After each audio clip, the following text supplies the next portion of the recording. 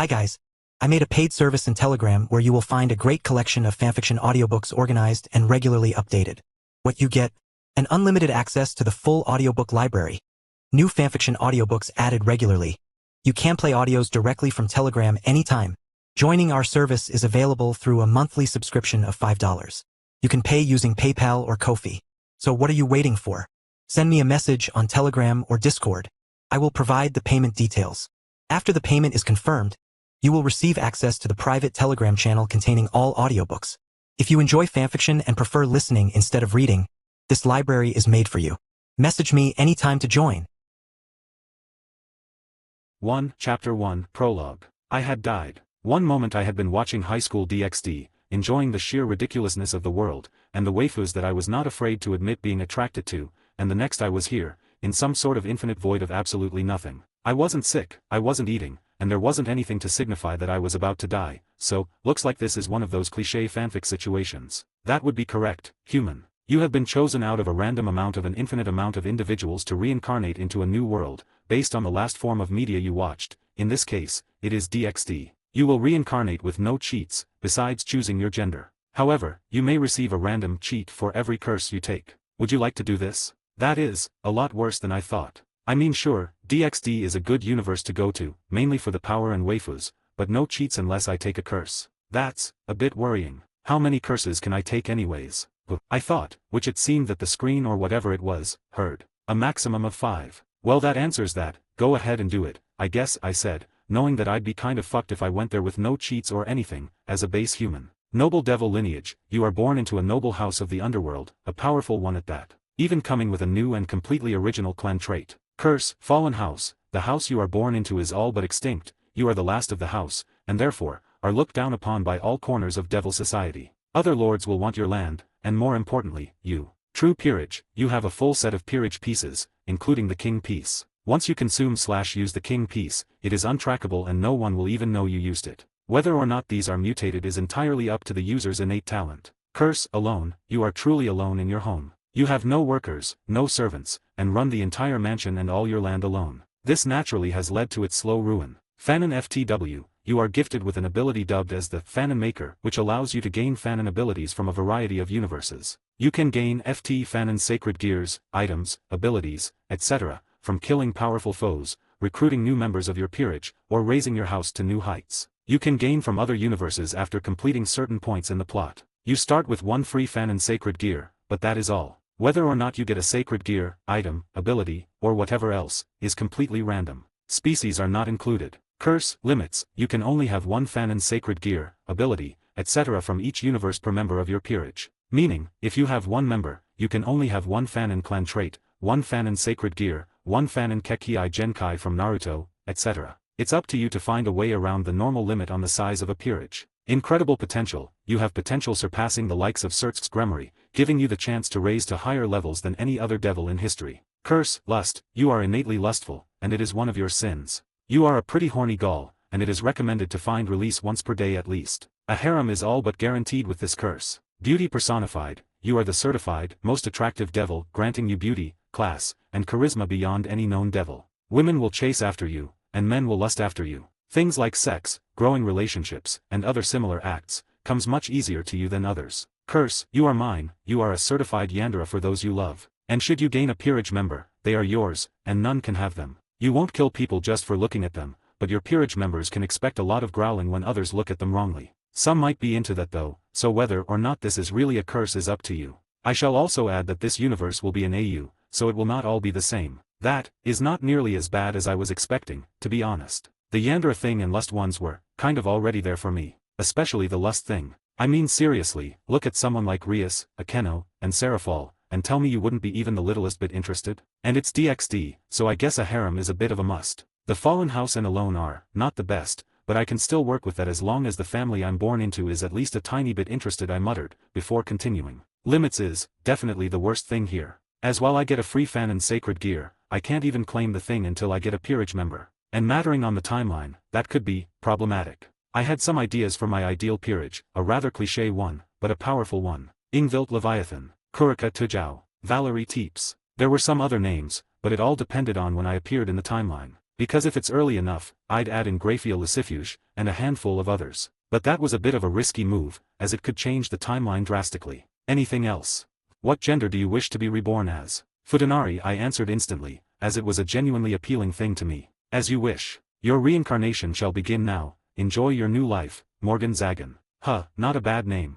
I called out, as everything slowly began to go dark, and I disappeared from the world. Third POV, somewhere in the underworld. Within a large fancy room, a lone figure lay. She was a tall 6 feet 2 inches teen with long platinum blonde hair with slight purple highlights. She had a curvaceous and rather gorgeous body, with large breasts and an equally impressive behind. And while her body was gorgeous, she was also noticeably pale, and had little muscle. Underneath her pants that she wore, a sizable member was hidden. Slowly her eyes began to open, revealing powerful pale purple-colored eyes. This was Morgan Zagan, the recent reincarnator. Slowly Morgan began to sit up, a low groan escaping her lips as memories not her own had filled her skull. Memories of the old Morgan, memories of her life, of the loss she had repeatedly went through, and memories of her clan's innate trait, a trait that she didn't have awakened until now, the trait known as processing. The clan trait was simple in nature and usage. It allowed the clan to learn, memorize, and compartmentalize new information much faster than normal. Through this, her clan had become especially adept at magic, and were basically the scholars of the Devil Society, the best of them at that. Their library was completely full of old rituals, spells, and all sorts of knowledge. But said library was only accessible by the lord of the house, and was guarded with the most powerful wards and barriers in the entirety of the underworld. However, Morgan, the original one, did not have any sort of clan trait inherited, which led many to dub her as the worthless child of the family. However, her parents didn't think that way, and adored her, even if she was born weak and different from others due to her member. Their family had been in the top 10 strongest at one point, but after tragedy, they had lost a lot of their wealth and power, leaving them a shell of their past selves. Especially after a rather unlikable lord of their family had sided with the old Mu faction during the Civil War, and lost miserably at the hands of Xerxes himself. After that, their family had been on a decline, and after her parents died of a powerful disease, Morgan was left all alone, with no servants, no guards, no teachers, absolutely nothing. This had caused the old Morgan to take her own life. All she had was the meager amount of wealth, a good amount of land, and the peerage pieces that she had now been given after being reborn. She had roughly middle-class power at the moment, which was embarrassing. Sighing at the current state she was in, Morgan slowly got to her feet. How annoying, she muttered, as she got up, and made her way out of her room, and into the dusty halls of the mansion she lived in. This is worse than I expected, but I guess the system did tell me this would happen, Morgan muttered with a small frown, knowing that this should have been obvious. It seems I'm a few years before canon, and from the looks of it, I'm roughly the same age as Riser, putting me in my teens. A perfect starting point, I'd say. Gives me a good amount of time to gather myself a decent peerage, while also having time to grow my own personal power, and there's Morgan hummed as she walked into her living room, and began to brew some coffee. I'd like to get my first member as quickly as possible, so that I can at least get that Fanon sacred gear, but, that is entirely riding on whether or not my family has information on a certain sickness, Morgan said, as she planned on recruiting Ingvild first. The girl was currently in a coma of sorts, one that was dubbed as the devil sleeping disease. The girl was over 100 years old, but she was powerful, very powerful. I suppose if this is an AU, there might be other chances to recruit members. Valle could have some potential, as he should be roughly around the age when he ran away from his father, meaning I could scoop him up before Azazel, Morgan hummed as she sipped on her coffee. She wasn't going to force him or anything, as she would never force anyone into her peerage against their wills, but she would certainly try her best to get him to join. After thinking for a while longer, Morgan slowly spoke, deciding on the first order of business. For now, let's see what sort of books my library holds. Gain access to an additional chapter early for each of my main fanfics, 4 chapters in total, as well as other bonuses, like more than 50 exclusive stories, on my Patreon for $3 a month, or $30 for an entire year. https://www.patreon.com/fanfiction770 UTM campaign creator Shari creator, or just look up Crazed Madman on Patreon and you should find me. That's the end of the chapter. This is my first genuine DxD FIC, so bear with me a bit, as I've been enjoying anime again for the first time in quite some time, and I thought why not. The upload schedule for this FIC is around 2 times a week with 2K word chapters at least. Sometimes it might be less chapters, but in return it'll be longer chapters. Anyways, have a good day. 2. Chapter 2, First Peerage Member. Third POV, 2 months later. Within the halls of Zagan Manor, soft pants echoed through a large room, as sounds of metal clanging filled the room. Within this room was Morgan Zagan, recent reincarnator, Lord of House Zagan, and a rather exhausted woman. Why was she exhausted? Simple, she was in the process of training. 2 months had passed since she had been reborn into this world. 2 months of constant training, learning, and growth. 2 months of visiting the library daily in order to figure out how to cure the disease Ingvild was under, and found that they indeed had a cure for it. But, it seemed to have been a recent discovery, as recent as the past few decades. She wasn't sure why her parents didn't release this cure, but she had a feeling politics was involved. During these 2 months she had been extensively training her body, using runes that she had begun to learn. These runes were Norse in nature, and were specialized in gravity and weight, and after copying the rune formation in one of the books she had read, she placed it upon weights that she had to wrap around her arms, legs, and waist. At the moment they were 150 pounds each with 2x gravity. The only reason she was able to learn the rune formation so quickly, was thanks to her inborn clan trait that made her very talented at magic, even more than anything else. She had potential in everything, but in magic more so. Over these 2 months, she had also found that her entire evil piece set was all mutated. From what she could tell, this was due to her basically having limitless potential for growth, and talent beyond even the greatest devil to ever live, who was publicly known as the most talented devil ever. She hadn't talked with a single soul during these 2 months, but that didn't matter to her, as she had finally finished the cure. It was a complicated thing that required some very expensive materials that her family thankfully had on hand, but only enough for 2 injections of it. Enough for what she wanted to do. Sighing as she gulped down her water, Morgan patted down her body as sweat trickled down her rapidly developing abs, and toned arms. "Seems I'll need to up the weight and gravity again, it's getting easier and easier to lift this," Morgan said as she got to her feet, the weight still on her form. Morgan stopped when she felt the wards around her property begin to go off, as someone had entered the premises, who, "They're injured," Morgan muttered as she sensed the intruder through the wards, and they were not looking good. Speed walking through the halls, Morgan made her way outside to where the dwindling life force was, only for her eyes to widen as she noticed a drop-dead gorgeous teen on the ground in front of her, blood soaking her form. Without hesitation, Morgan lifted the shorter girl into a princess carry and ran back into her home and took her to a spare room. The girl was on the edge of death, but not impossible to save. Summoning a vial of phoenix tears from the Zagan vault that only she could access, and even summon from wherever she was, she uncorked the top of the vial and trickled it over the teen's open gashes, as they rapidly healed. Sighing as the girl's health began to stabilize, after using a few more potions her family had, mostly ones involving nutrients and blood, Morgan sat back with a sigh, as the girl slept peacefully, instead of in pain like before. Looking over the attractive girl that seemed to be only a year or 2 younger than her, and definitely was not ordinary. A thought of who she could be came to mind, as she did remember the system or whatever it was, had told her about it being an AU, so if she went with that thought. If this is similar to all those cliché fanfics I've read, then this is more than likely a female Valley Lucifer.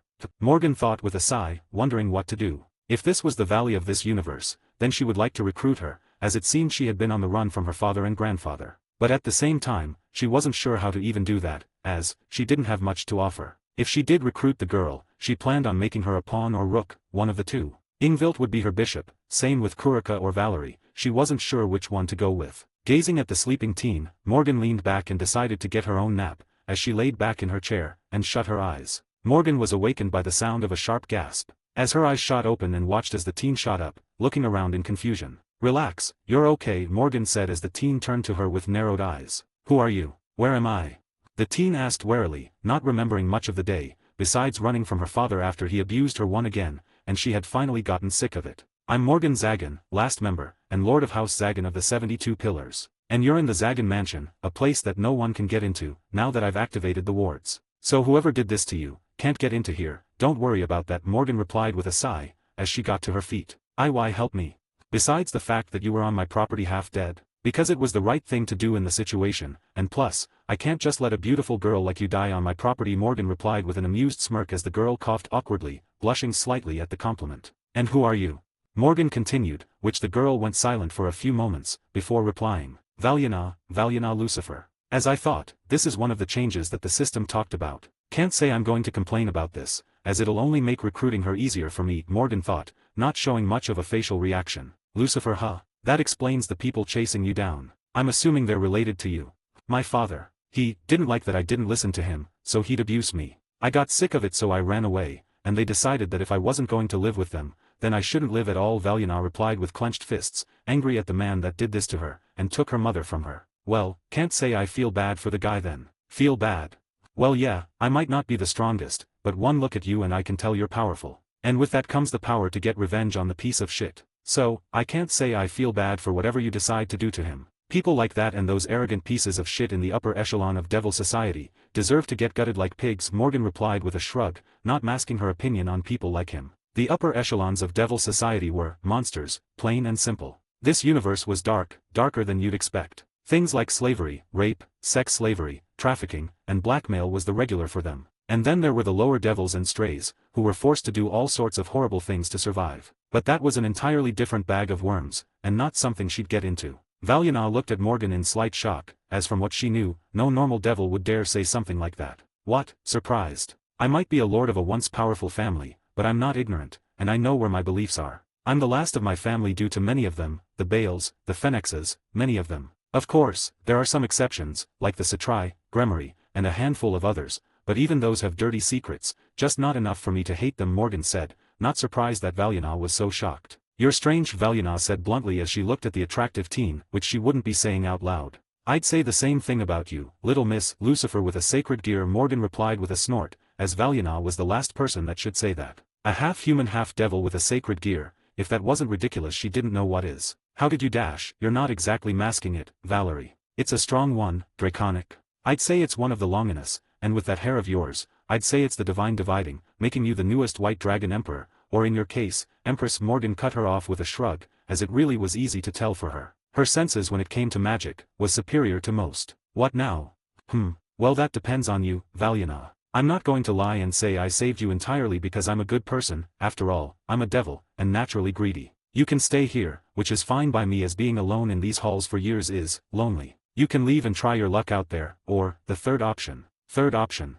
Valiana asked in slight interest. When I said I'm greedy, this third offer is what I meant by that, Valiana. A part of why I saved you, is because I wanted to offer you a place in my peerage. But, I'm not the type to force people, and I can't find it in me to do it against your will, so, I give you that as the third offer. And should you accept, I can promise you that you will become stronger than any white dragon emperor in history, and perhaps even get revenge and some good battles. Morgan replied with a small smile, as she noticed that Valiana genuinely looked interested, but she also noticed the conflicted look in her eyes. I don't dash, do it partner, a voice echoed in Valiana's head. Albion? But we just dash, Valiana, I have lived for thousands of years, and I don't say what I'm about to say lightly. This child in front of you, is the most potential-filled individual I have ever seen in all my years. Not only that, but I can tell she is telling the truth. And while her family is weak at the moment, the Zagans have access to the greatest library in not only the underworld, but of the three factions. Trust me when I say that it will be worth it. And plus, she would be a pretty good mate for you, Albion spoke to her inwardly. Valiana listened to what he said in surprise, before blushing slightly at the last sentence. Perverted dragon, Valiana thought with a huff, before looking at Morgan. Can she even reincarnate me? She seems weaker than me, Valiana asked Albion. I am certain she can, child. And I am certain that she will surpass you rapidly, should she use that potential of hers to its fullest, Albion answered, causing Valiana to let out a breath. But I just met her, Valiana weakly thought. And yet you can't deny that this girl is attractive, your draconic instincts tell you that much. Not only that, but she has saved your life, which had to have been an expensive thing, most probably with phoenix tears, which for a fallen house like this one, must have been immensely expensive. She has yet to lie to you, Valiana, and, you cannot stay alone, not with who you are, and this child can give you the companionship you desperately need. Take it from a dragon older than you can imagine, take this deal, and work with her, you will not regret it, Albion replied. I thought you were the dragon of supremacy. Isn't working under her the opposite of supremacy? I am, but I am also not a fool, and I'd rather not have my most talented host in centuries die out on me. You can display our supremacy all you like on others, but this girl will not be one that'll work on, Albion replied, growing exhausted with the girl's excuses. All the while, Morgan watched with a raised eyebrow, understanding that she was communicating with Albion. She let them speak, understanding that Valiana probably wasn't sure what to do, after all, she was only 15 or so. After a few more moments of thought, Valiana sighed, I hope I don't regret this, Albion, trust me, you won't partner. Alright, I accept, I'll join your peerage. Widely smiling at the answer, Morgan looked at the teen, before speaking. I look forward to working with you, my beloved pawn. Gain access to an additional chapter early for each of my main fanfics, 4 chapters in total, as well as other bonuses, like more than 50 exclusive stories, on my Patreon for $3 a month, or $30 for an entire year. https://www.patreon.com/fanfiction770 UTM campaign Shari creator. Or just look up Crazed Madman on Patreon and you should find me. That's the end of the chapter. Not sure if this was the right way to go, but, it's DxD, and Albion is old enough to know the right decision in this situation. I genderbent Vala because, I wanted to lol. Only one other character is going to be genderbent and that'll be it. I was originally going to make Valiana's name Valerie, until I remember there already is a Valerie, so if there is a Valerie in the chapter, just ignore it lol. This is a harem story obviously, and it'll be a bigger one than I've done in a long time, if ever before. Confirmed harem members, Valyana, Kurika, Ingvild, Valerie, Serafal, Rias. This will not be a Rias bashing fic, as in canon she's not that bad of a person. I will, however, be bashing certain members of her family, as they are, pretty awful to be honest, mostly her father. Anyways, have a good day. 3. Chapter 3 New Additions. Third POV. So, how do we do this? Valyana asked, as she stood across from Morgan. I simply pushed the pawn piece into you, and it'll do the rest. And you really think one pawn piece will be enough? Valyana asked with a deadpan, which Morgan chuckled at, as she brought out one of her mutated pawn pieces. I am. My pieces are, mutated Morgan replied with a grin. How many of them? Valyana asked, knowing that mutated pieces were stronger than normal ones, they also were hard to get, and only a small percentage of devils had one, much less several. All of them Morgan replied with a shrug. Valyana's eyes widened in surprise at this, as that was, unheard of. The most anyone had was 3 to 5, and that was the best of the best. But all of them, completely and utterly unheard of. How are you not well known? Valyana asked, which Morgan shrugged at. I only awakened them as mutation pieces recently. So, you ready to do this? And don't worry, I'm fairly certain you'll remain as a half-devil Morgan replied. How did you dash? Only a half-devil could have a sacred gear, Valyana Morgan replied with an amused smile, as the girl blushed, embarrassed that she forgot that. Right, I knew that, Valyana said with a nod, as she pulled her shirt down, revealing her cleavage. Morgan ignored this in favor of the mutated pawn, as she pushed it against the girl's chest, and in the next moment, it flowed into her with a bright crimson glow. The room was filled with magical energy as Valyana moaned. Eki anime are weird, Morgan thought with a deadpan as Valyana moaned loudly as she underwent her change. At the same time, Morgan let out a breath as she felt it, the Fanon Maker activating deep within her, as her two uses activated at the same time, as she got her first ability and her first sacred gear. Lethal Stigma Sacred Gear. Lethal Stigma has the ability to worsen injuries of living beings, turning a small scratch into a gaping wound as long as it is in the user's area of influence. If mastered enough, the user will be able to worsen even illnesses, turning a mild poison into a deadly toxin. The user may be able to even cancel out the effects of other healing abilities such as Twilight Healing, Phoenix Tears, Healing Magic, and Holy Resuscitation, stopping them from healing that specific wound. Does not have a physical form, and instead manifests as a red light on the wound targeted. It takes energy to use. Created by Devilslayer 123. Ignis Fatuus Clan trait, allows the user to create illusions which can alter the perception of a situation or idea, making the target, or targets, confused and led astray from their original goal. The user can manipulate each of the 5 senses of a target as they create these illusions, making them the highest grade of illusion possible. Weaknesses: if the target possesses sensory magic, or a sensory ability, such as senjutsu, then the target can potentially see through the illusion if their skill is high enough when compared to the illusion cast on them. Being overly familiar with the user's demonic power will allow the target to notice its subtleties, which would mark its use, allowing them to dodge, or even counter, the attack. The demonic power of the user must make contact with the target, which means, if the target possesses a way to block the space around them, or a way to nullify energy which enters a certain range, then they can nullify Ignis Fatuus. If the target possesses a skill in resisting or nullifying mental interference, then they can also block it. Created by ATD. Mentally looking at the sacred gear and ability, Morgan was underwhelmed. The clan trait was not really all that good. It had some use, but it was nothing in comparison to a majority of the other clan traits of the devils. The sacred gear, though, was actually pretty good, not so much on its own, but once she got more sacred gears and abilities, this would change to something truly incredible. A sacred gear involving poison would be the best at the moment, but the likelihood of getting that was small. As Valyana's moaning stopped, she slowly opened her eyes, panting slightly from the feeling of power that filled her during the assimilation of the piece. As she opened her eyes, she blinked several times before blushing bright red as she realized the reaction she had to the evil piece. Thanks for the show, my cute little pawn, Morgan huskily purred. Pervert Valyana blushed ever so slightly, realizing that Morgan definitely watched the entire thing, and seemingly enjoyed it. Says the one who was moaning, Morgan teased, causing Valyana to give her a small glare. Fine, I'll stop. So, how do you feel?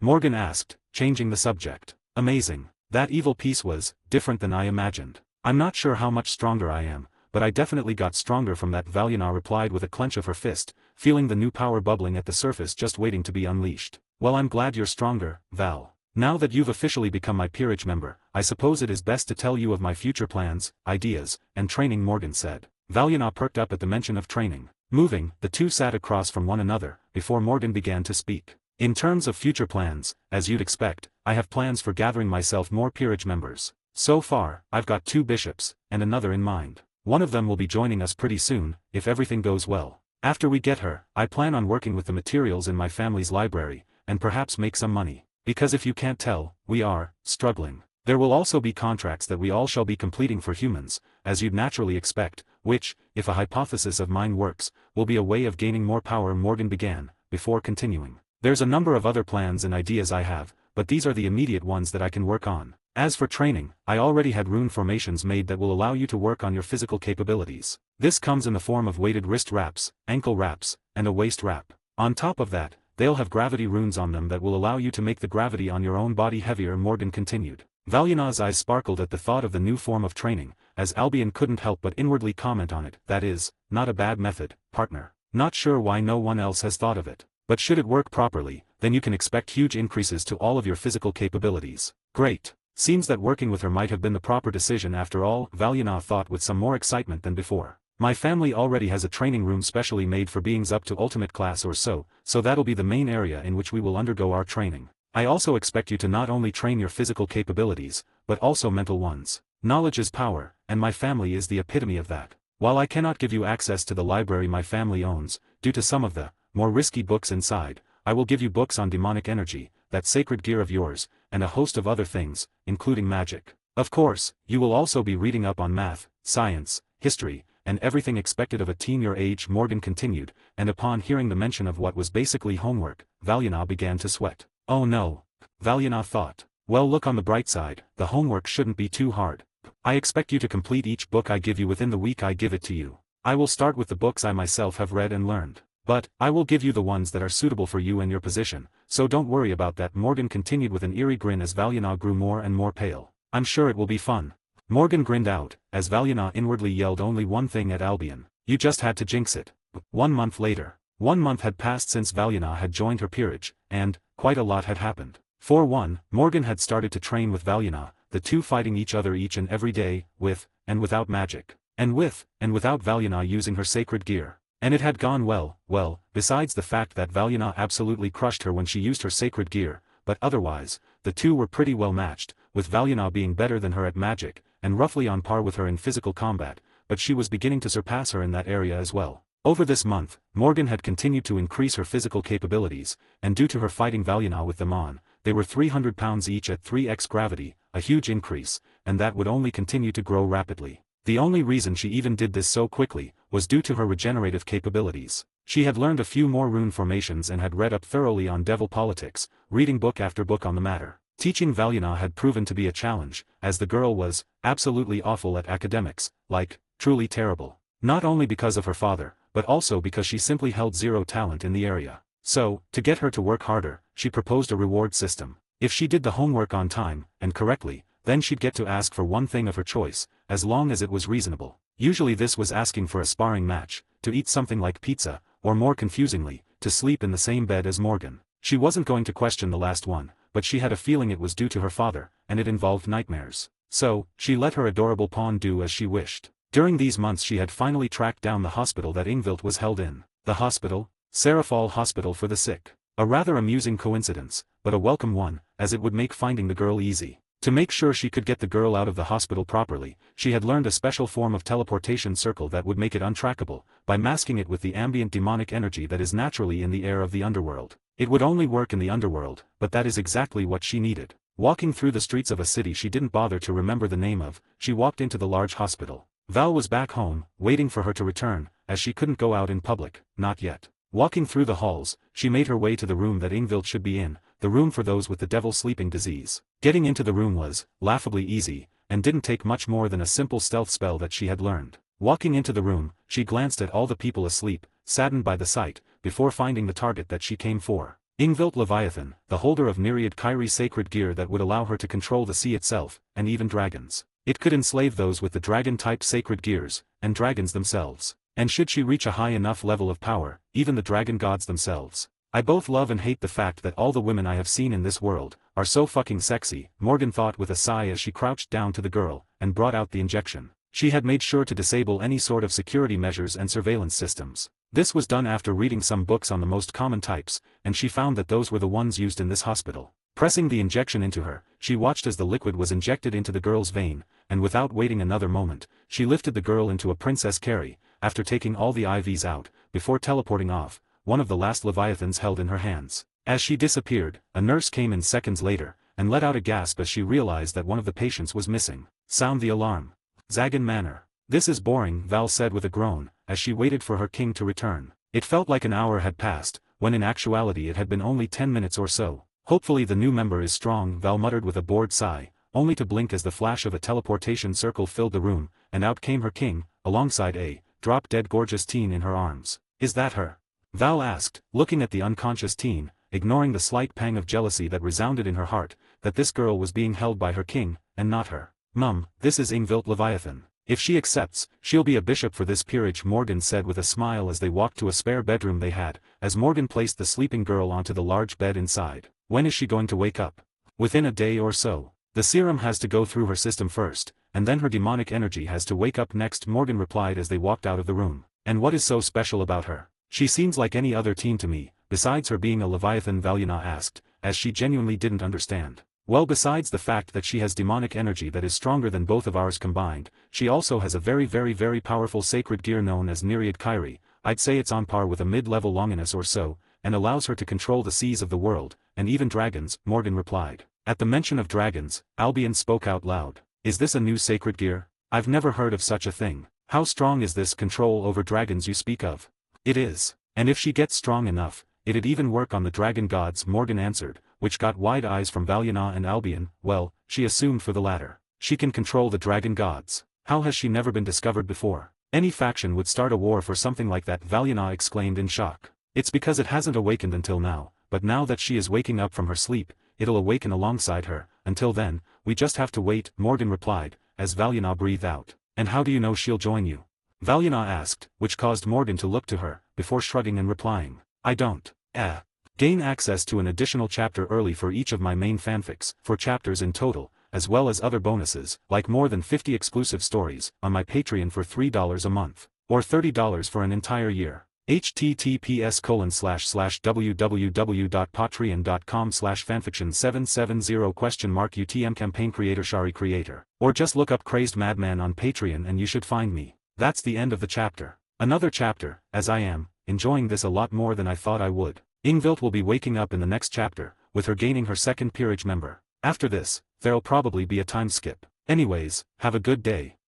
Chapter 4, The Bishop. Third POV. It was the next morning when Ingvild had finally awoken. Morgan and Valyana were both sitting at the dinner table, eating the breakfast the former had made, while Valyana was happily sighing at her king's delicious food. Turns out that Morgan had a natural talent for cooking. Why? She had absolutely no idea. Sitting at the table and eating their pancakes, the two conversed as they ate. So how do you know all of these things? Valyana asked, as she had noticed that Morgan knew things that she shouldn't, and couldn't. Like who Ingvild was, and what her sacred gear was. If the sacred gear hadn't been seen before, and hadn't even awakened until Ingvild did, how would Morgan even know of it? I can see bits and pieces of the future, Morgan replied with a shrug, as she bit into her pancake. This was the cover she planned on using, as it wasn't the weirdest thing you'd see in a world like this one, nor was it anything special in the long run. You can see into the future? Valyana asked in surprise. Certain points and periods, yes. It's pretty limited. But the thing I see more than anything, is people of importance that I can recruit into my peerage. And before you ask, no, I didn't see you. I knew you existed, but I didn't know you were going to appear here, Morgan replied, as Valyana nodded slowly, as she began to understand a lot of things now. And I'm assuming these other people you're interested in recruiting are the same. Yep. The two of them are going to be harder to recruit than you or Ingvild, should she join. One is on the run from Devil's Society and is a wanted criminal, and the other is being held by the vampires and is the user of a rather powerful sacred gear, Morgan answered with a nod. Wanted criminal? Valyana asked with a raised eyebrow. She was framed, so not actually a criminal. The only crime she has committed was killing the lord of a devil house, but the man she killed was going to experiment on her sister, and has done some awful shit to other people, so not exactly a person who deserved to live in the first place. And how are you planning on recruiting her then? Wouldn't that make the lords of the other houses mad? Oh, definitely. But I plan on recruiting her on the down low, so no one will even know until I get the evidence that proves her innocence. I also have to find her first, but she's likely in the human world, so it'll take a while, Morgan replied. Is she strong? Valyana asked, as she wanted a new foe to fight. Fighting Morgan was fun and challenging when not using the divine dividing, but she desperately wanted some sort of variety in fighting. I believe she is roughly high class in power, close to ultimate. She'd be the second strongest person in the peerage behind Ingvild, should she join. Of course, the two of us will probably be at that level by the time she joins us, Morgan replied after contemplating a few moments. Not hello. A soft-spoken voice sounded out, causing Valyana to jump to her feet, and Morgan to turn, only to smile as a nervous-looking Ingvild was standing there. I'm glad you're finally awake, would you like to eat? Morgan asked, motioning for Valyana to calm down, which she soon did. Now that Ingvild was awake, she could feel the power the Leviathan possessed, and Morgan certainly understated how powerful she actually was. Yes please, Ingvild said as she slowly moved to the table and sat. Looking at the plate of pancakes that soon appeared in front of her, Ingvild took a bite of it and let out a low moan of delight. Morgan breathed in deeply at the sight and Valyana coughed awkwardly. They watched in surprise as the girl practically inhaled the pancakes, and finished by downing her orange juice. Gulping down the final bite, Ingvild let out a sigh of content, only to blink as she looked up and saw the amused gaze of Morgan, blushing at the look. Sorry. It's quite alright, love. So, how are you feeling? You were asleep for a long time, Morgan asked, which caused Ingvild to look at her in slight confusion. I feel okay. How long was I asleep for? Ingvild asked, confused. She knew that she was asleep for a while, but the way this unknown and incredibly attractive teen spoke, made her think it was longer than she thought. Morgan's eyes softened at the question, before replying, you were asleep for 100 years. What? Ingvild asked, wide-eyed, horror filling her being. You got the devil sleeping disease, love. And due to that, you have been asleep for over 100 years. The hospital you stayed at was not doing much for you, so I decided to take it into my own hands and take you away from there and heal you, Morgan responded, watching with a small sigh as the girl sniffled as tears began to well up in her eyes. Then that means Mama and Papa are Ingvild whispered as tears began to trickle down her cheeks. She softly wept for all the time she had lost, and all the people that time had taken from her. And she wept as powerful arms soon wrapped around her, and soft words were whispered in her ears, as Morgan held her close, allowing the girl to soon break out into sobs as she cried into Morgan's shirt. Valyana watched on the side with a small, sad frown, as she didn't feel at all jealous at this moment, only pity. A little bit later, after Ingvild sobbed into Morgan's shirt, the girl began to calm down. She was left as a blushing mess as Morgan looked at her, amused. You all right now? Morgan asked as she moved to sit back into her chair. Ingvild nodded in response as she wiped her eyes clear of stray tears, and sat back down in her seat, ignoring the warmth in her cheeks at the hug from Morgan. Why did you save me? Ingvild asked after a few moments. At the question, Morgan sighed before replying, deciding to be truthful, just as she had been with Valyana. I won't lie to you, love. I saved you because I am greedy. You know of the peerage system, correct? Mum, Papa taught me about it. Does that mean you want to reincarnate me as one of your servants? Ingvild asked with a tilt of her head, that caused Morgan to inwardly coo at the adorable girl. Yes, but like Valyana here, I'd never force you into some I'll do it. Ingvild cut her off, causing Morgan to blink several times in confusion, with Valyana looking at Ingvild with a raised eyebrow. You understand what you're saying, right? Morgan replied, confused. I do, but, you saved my life and woke me up. You nursed me back to health and even gave me the most delicious meal I've ever had. Plus, Papa told me that my family, the Leviathans, aren't liked in the underworld, and if they ever found me, they'd do really bad things to me, right? Then becoming a member of your peerage is the best way to keep myself safe. And you must be nice if you've done all those good things for me, and you told me the truth. Ingvild replied with a smile. Morgan and Valyana looked at the girl in genuine surprise. This girl is naive, they both thought, looking at the girl. She was adorable and powerful, but she was very naive. She reminded Morgan of Asia, but as a devil, and far more powerful. Oh what is your name? Mine is Ingvild Leviathan. Ingvild introduced herself to them with a beaming smile. Morgan Zagan, last living member of the House of Zagan. Valyana Lucifer, one of the last descendants of Lucifer. At this Ingvild looked surprised that there was a descendant of one of the original Satans here, but just smiled. It's nice to meet you. Should I call you Lord? Or Master? Ingvild asked Morgan, who snorted. Just Morgan is fine, Ingvild. I'm not one for those titles, except in bed maybe, Morgan said, before grinning as both the girls blushed at that. Are you sure you want to join my peerage, Ingvild? You barely know me, not only that, but we will be fighting powerful people, dangerous ones too, Morgan asked. I am. I don't have anywhere else to go, and you seem like a good person, Ingvild replied with a nod. Sighing at the girl's naive personality, Morgan summoned one of her bishop pieces to her and got to her feet. Are you ready for this, Ingvild? Morgan asked, as she was inwardly questioning why this was so easy, before remembering the one boon she got from the being that sent her here, beauty personified. It gave her massively increased charisma, and made her more attractive than any other devil in the underworld. That was likely the reason, at least, that's what she believed. I am. Ingvild replied with a smile, as Morgan walked forward. Gripping the bishop piece in her hand, she smiled softly. Pull your shirt down a bit, this has to go against your chest, Morgan said, causing the girl to blush slightly as she did as she was told. Morgan masterfully ignored the large cleavage and the girl's large breasts, and instead pressed the bishop piece against her chest. "Be reborn, my cute little bishop," Morgan said with a grin as the piece flowed into her and began to glow a brilliant color. And just like with Valyana, a loud moan escaped Ingvild's lips and Valyana blushed bright red as she realized that was the noise she herself made, while Morgan just breathed in deeply, squashing the growing lust within her, and the slight throb from her groin, and instead focused as the Fanon Maker activated, and chose her next power. However, it wasn't just one, but two, as it seemed that recruiting both a Lucifer and Leviathan was considered as raising her house to a new height. Atomic Breakdown Sacred Gear. Atomic Breakdown allows the user to continuously weaken their opponents by emitting a unique form of magical radiation from their body to attack with. Not only does the radiation weaken others, but it also slows the rate at which they regain mana, demonic power, stamina, etc., until they can undergo semi-extensive healing as a kind of decontaminate process. Overuse of this sacred gear can cause the user to also become affected by the radiation, however it is possible to rid themselves of this weakness through training. Created by Sekis item. Sekis is a strong demonic sword that can channel and generate a massive amount of demonic power that is trumped only by the demonic emperor sword, Gram. It carries the power to distort and rip apart space. In spite of the capabilities of Sekis, it has one major flaw: whenever its wield loses control over their emotions in the middle of combat. The curse, which is its demonic power, is fully activated. It manifests a silver armor around their body and greatly enhances their strength. However, after its armor vanishes, the demonic power rebounds in their physical body, causing great damage. Created by Devilslayer 123. The item wasn't bad, but it was the sacred gear that really got Morgan's attention. As it was monstrous, simply monstrous. Not so much on its own, but combine it with her other sacred gear, and it could do some serious damage. The sacred gear would also be perfect in raiding games, something that she planned on taking part in once she reached a certain level of power,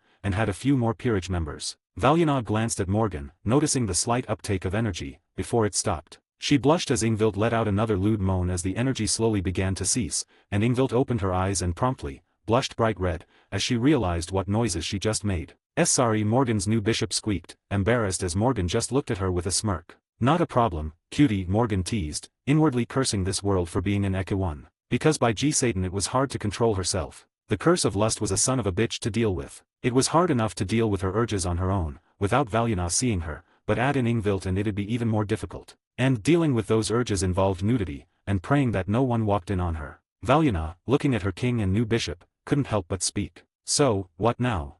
Gain access to an additional chapter early for each of my main fanfics, 4 chapters in total, as well as other bonuses, like more than 50 exclusive stories, on my Patreon for $3 a month, or $30 for an entire year. https://www.patreon.com/fanfiction770 UTM campaign creator Shari or just look up Crazed Madman on Patreon and you should find me. That's the end of the chapter. If you haven't already assumed, this FIC will be more lewd than most. Kinda obvious with the world being DxD. Guaranteed love interests, updated, Valyana, Ingvild, Kurika, Valerie, Konako, Serafal, Rias. The harem's going to be large, so be warned now. But romance won't be the main thing in this FIC, so it won't matter too much. Anyways, have a good day. 5. Chapter 5, The Pervert. Third POV, 3 months later. Months had passed since Ingvild had joined Morgan's peerage, and a bit had happened over that time. Her training with Valyana had gotten to a new level, after she began to use her new sacred gear. It had proven to be an absolutely monstrous gear when combined with her other one, as even with her own sacred gear, the atomic breakdown would constantly weaken Valyana the longer they fought.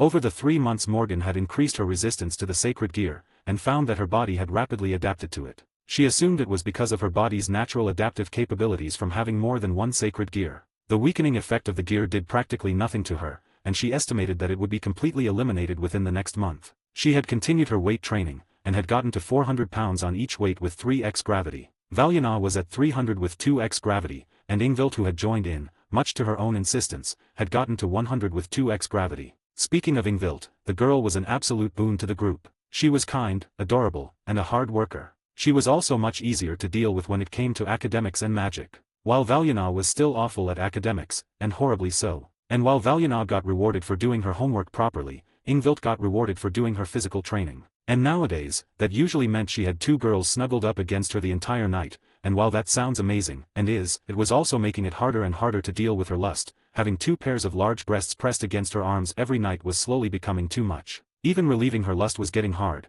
as she was pretty sure that Valyana made it her mission to interrupt her before she could get her release. Why? Morgan had no clue, but she hoped the girl would stop. Besides training and homework, Morgan had started to take contracts in the human world for the first time 2 months ago. And so far, she personally had roughly 20 contracts, while Ingvild had 12 and Valjana 5. Valjana had so few due to her personality in regards to many of them, while Ingvild had so many because she was a sweetheart. These contracts were pretty easy, and never involved anything perverted, as that was one of the things she banned from them, mostly because she didn't like the idea of her peerage members dressing up for anyone else. She did the contracts for one reason, and one reason only: power. She had found from the library that contracts were in fact connected to the very soul of those who underwent them. Meaning, she could ask for literally anything from the other individual, and as long as they had it, she'd get it. This included more impossible things, like their energy reserves, life force, and, even sacred gears. She had yet to find anyone with the latter, but she hoped to Satan that she would. It'd be a huge boon to find some and get them from the signee. She usually kept it to something like, I gain 10% of your daily stamina for 1 year, or I gain 1% of your total life force, or something like that. While it didn't seem like a lot, it was when it added up, especially when some of them were quite sizable. Valjana had taken 2 similar contracts, with the other 3's payments being in money, a living shit load of it, millions upon millions, as the ones she signed the contracts with were millionaires themselves. While Ingvild's was mostly for their stamina, with a couple of them being for books of note, with one of them even being a grimoire from a mage she contracted. Morgan hadn't talked to another devil even the littlest bit during this time, as she had no interest in something like the Youth Devil Gathering or any of that bullshit. Instead, she used her free time to make some decent potions, and began to sell them on the devil market, a special market that was run by some of the higher devils, and was completely anonymous. You could find practically anything there. And with it, she has sold roughly 4 dozen potions, and had a growing reputation, and a few neat objects. She planned on crafting items once she got a sacred gear that could help with it, as the library was completely full of all sorts of crafting methods that surpassed anything current Devil Society could offer. Even her potions were better than any on the market, which was why they were selling like hot cakes, with the Citrais buying 95% of them for their hospitals.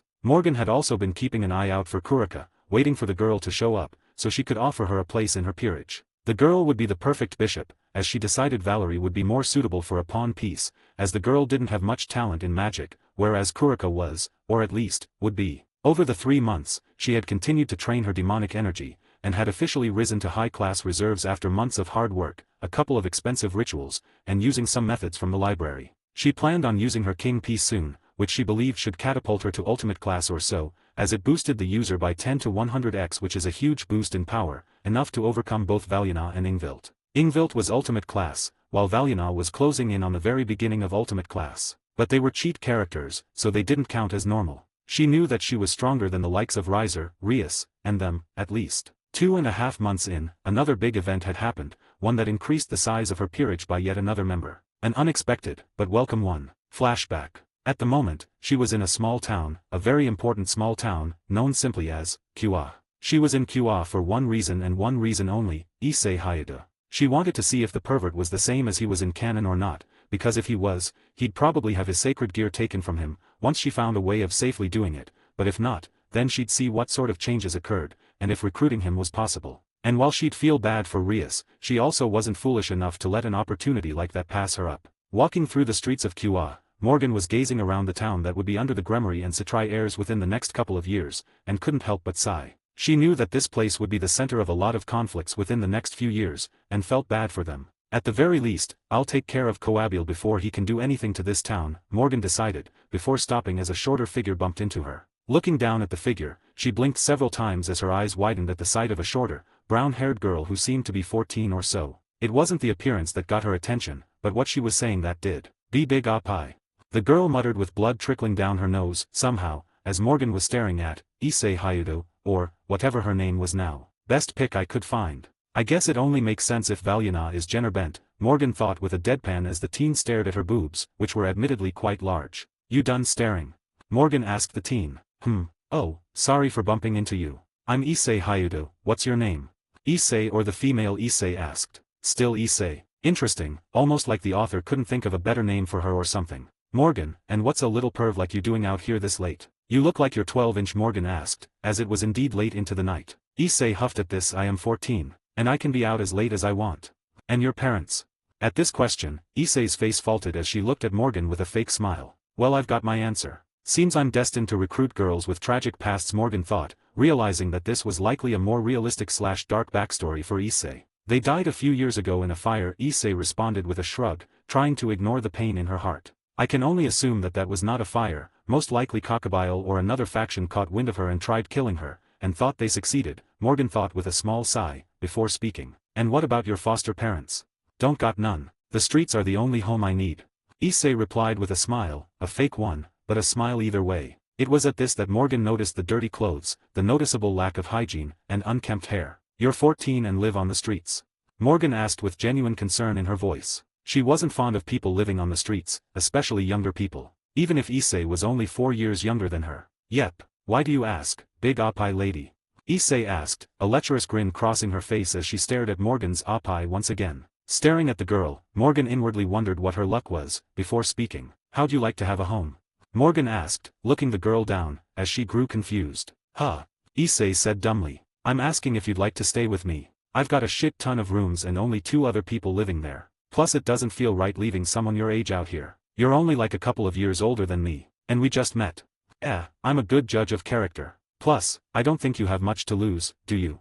Issei blinked at the question as she stared at the most beautiful person she had ever seen in her life, contemplating what she was saying. Did she have anything to lose? No, and for whatever reason, she felt that she could trust this woman. Fine, I'll come with you even if it was idiotic for any normal person. This was Issei Hayudo, and she wasn't exactly the smartest girl in the world. Perfect. Oh, and I'm a devil by the way, Morgan replied with a grin, and before the girl could even react, they were whisked away in a teleportation circle. Flashback end. Turns out recruiting the Red Dragon Emperor was laughably easy in this universe. The girl was homeless, had no friends or family, had little schooling, and didn't have money. Not to mention Morgan was like, drop-dead gorgeous and had huge oppai by Issei's standards. And while she did faint upon reaching the underworld and seeing her wings, she joined her within the same hour. Issei was easy to get even in canon, so Morgan decided not to question it, and instead focused on the fact that she now had both the Dragon Empresses in this case, in her peerage. A fact that wasn't lost on Albion or Valiana, who were both not fond of being a pawn alongside Issei.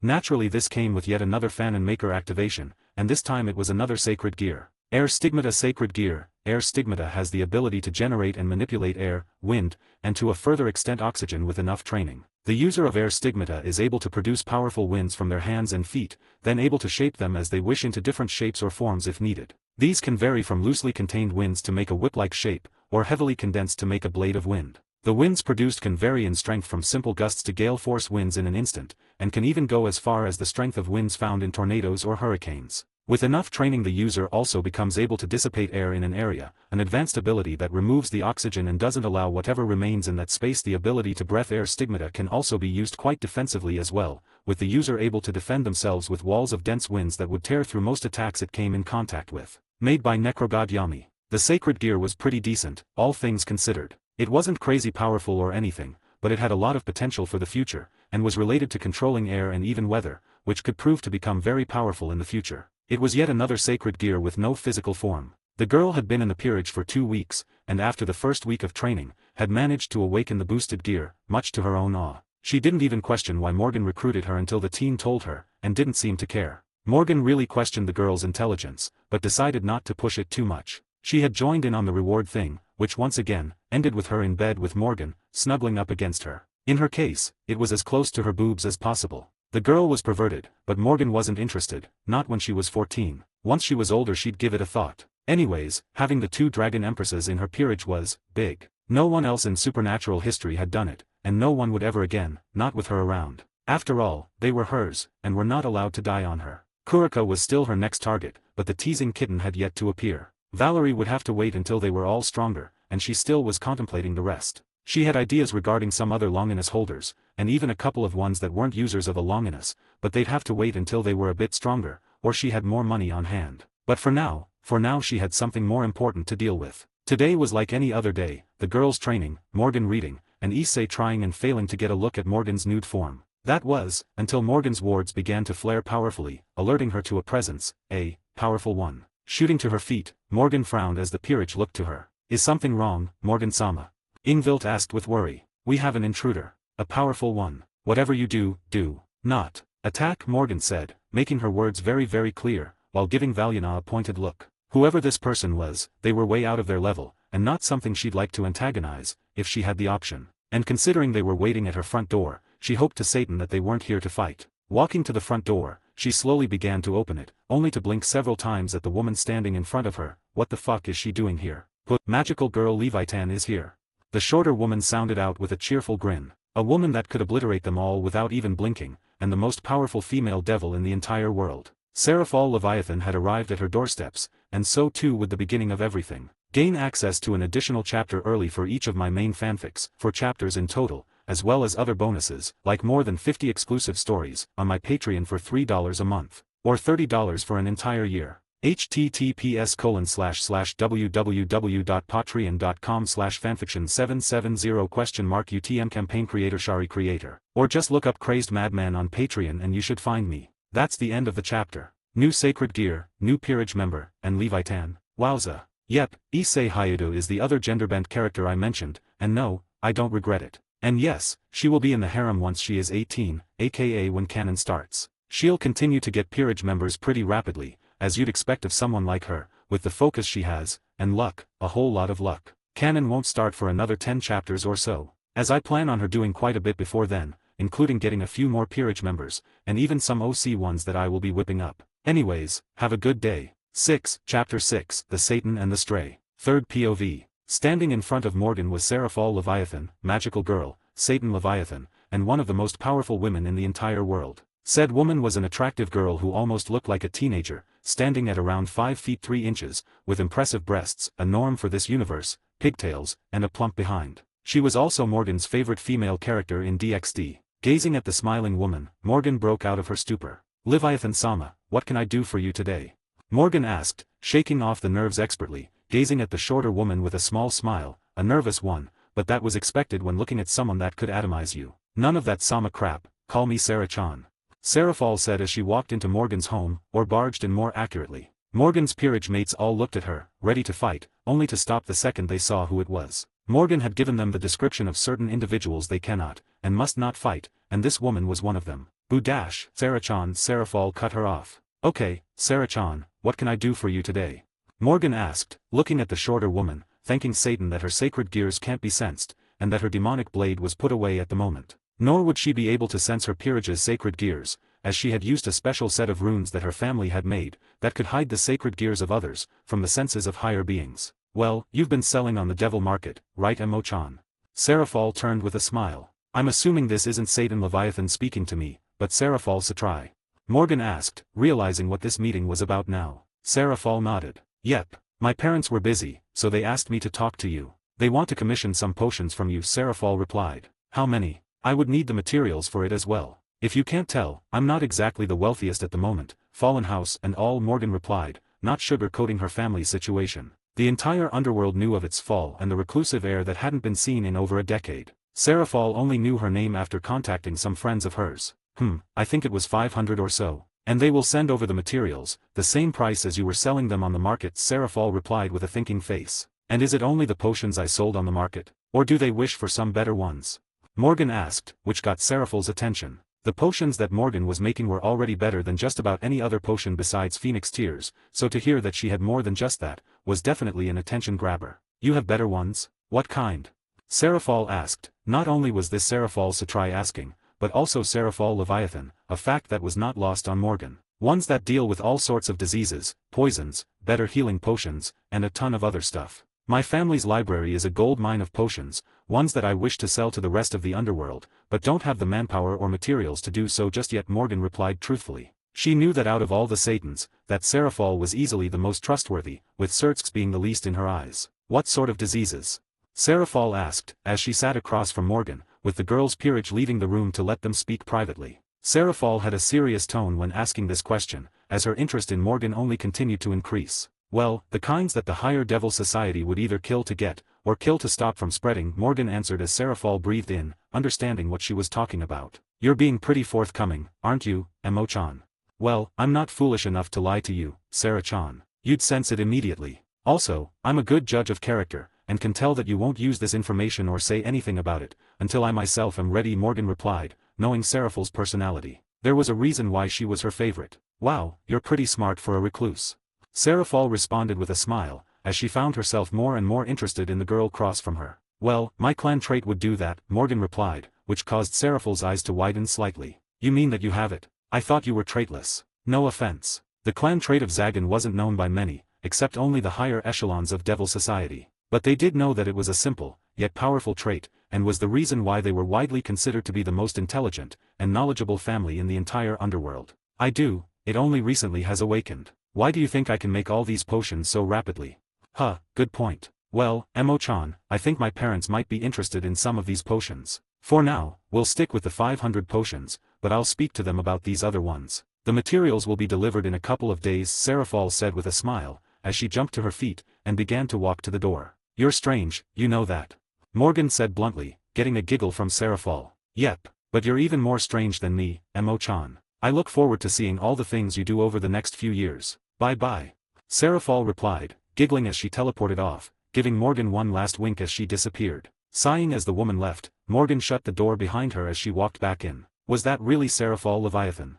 Valyana asked as she stepped back into the room, Issei and Ingvild walking in shortly after. Yep, unique, isn't she? That's an understatement, Valyana replied with a snort. She has nice eye, not as good as yours though, Issei said with a nod, as Morgan just deadpanned at her pawn's perversion. Did she notice me? Ingvild asked, which Morgan shook her head at. Nope, remember the seals I gave you all? They block out the senses of others, even Seraphol, so you won't need to worry about her noticing you, Morgan replied, waving away her worries. Where did they get something like that? Valyana asked in surprise. A seal/rune that could block out the senses of someone like Seraphol was incredibly impressive.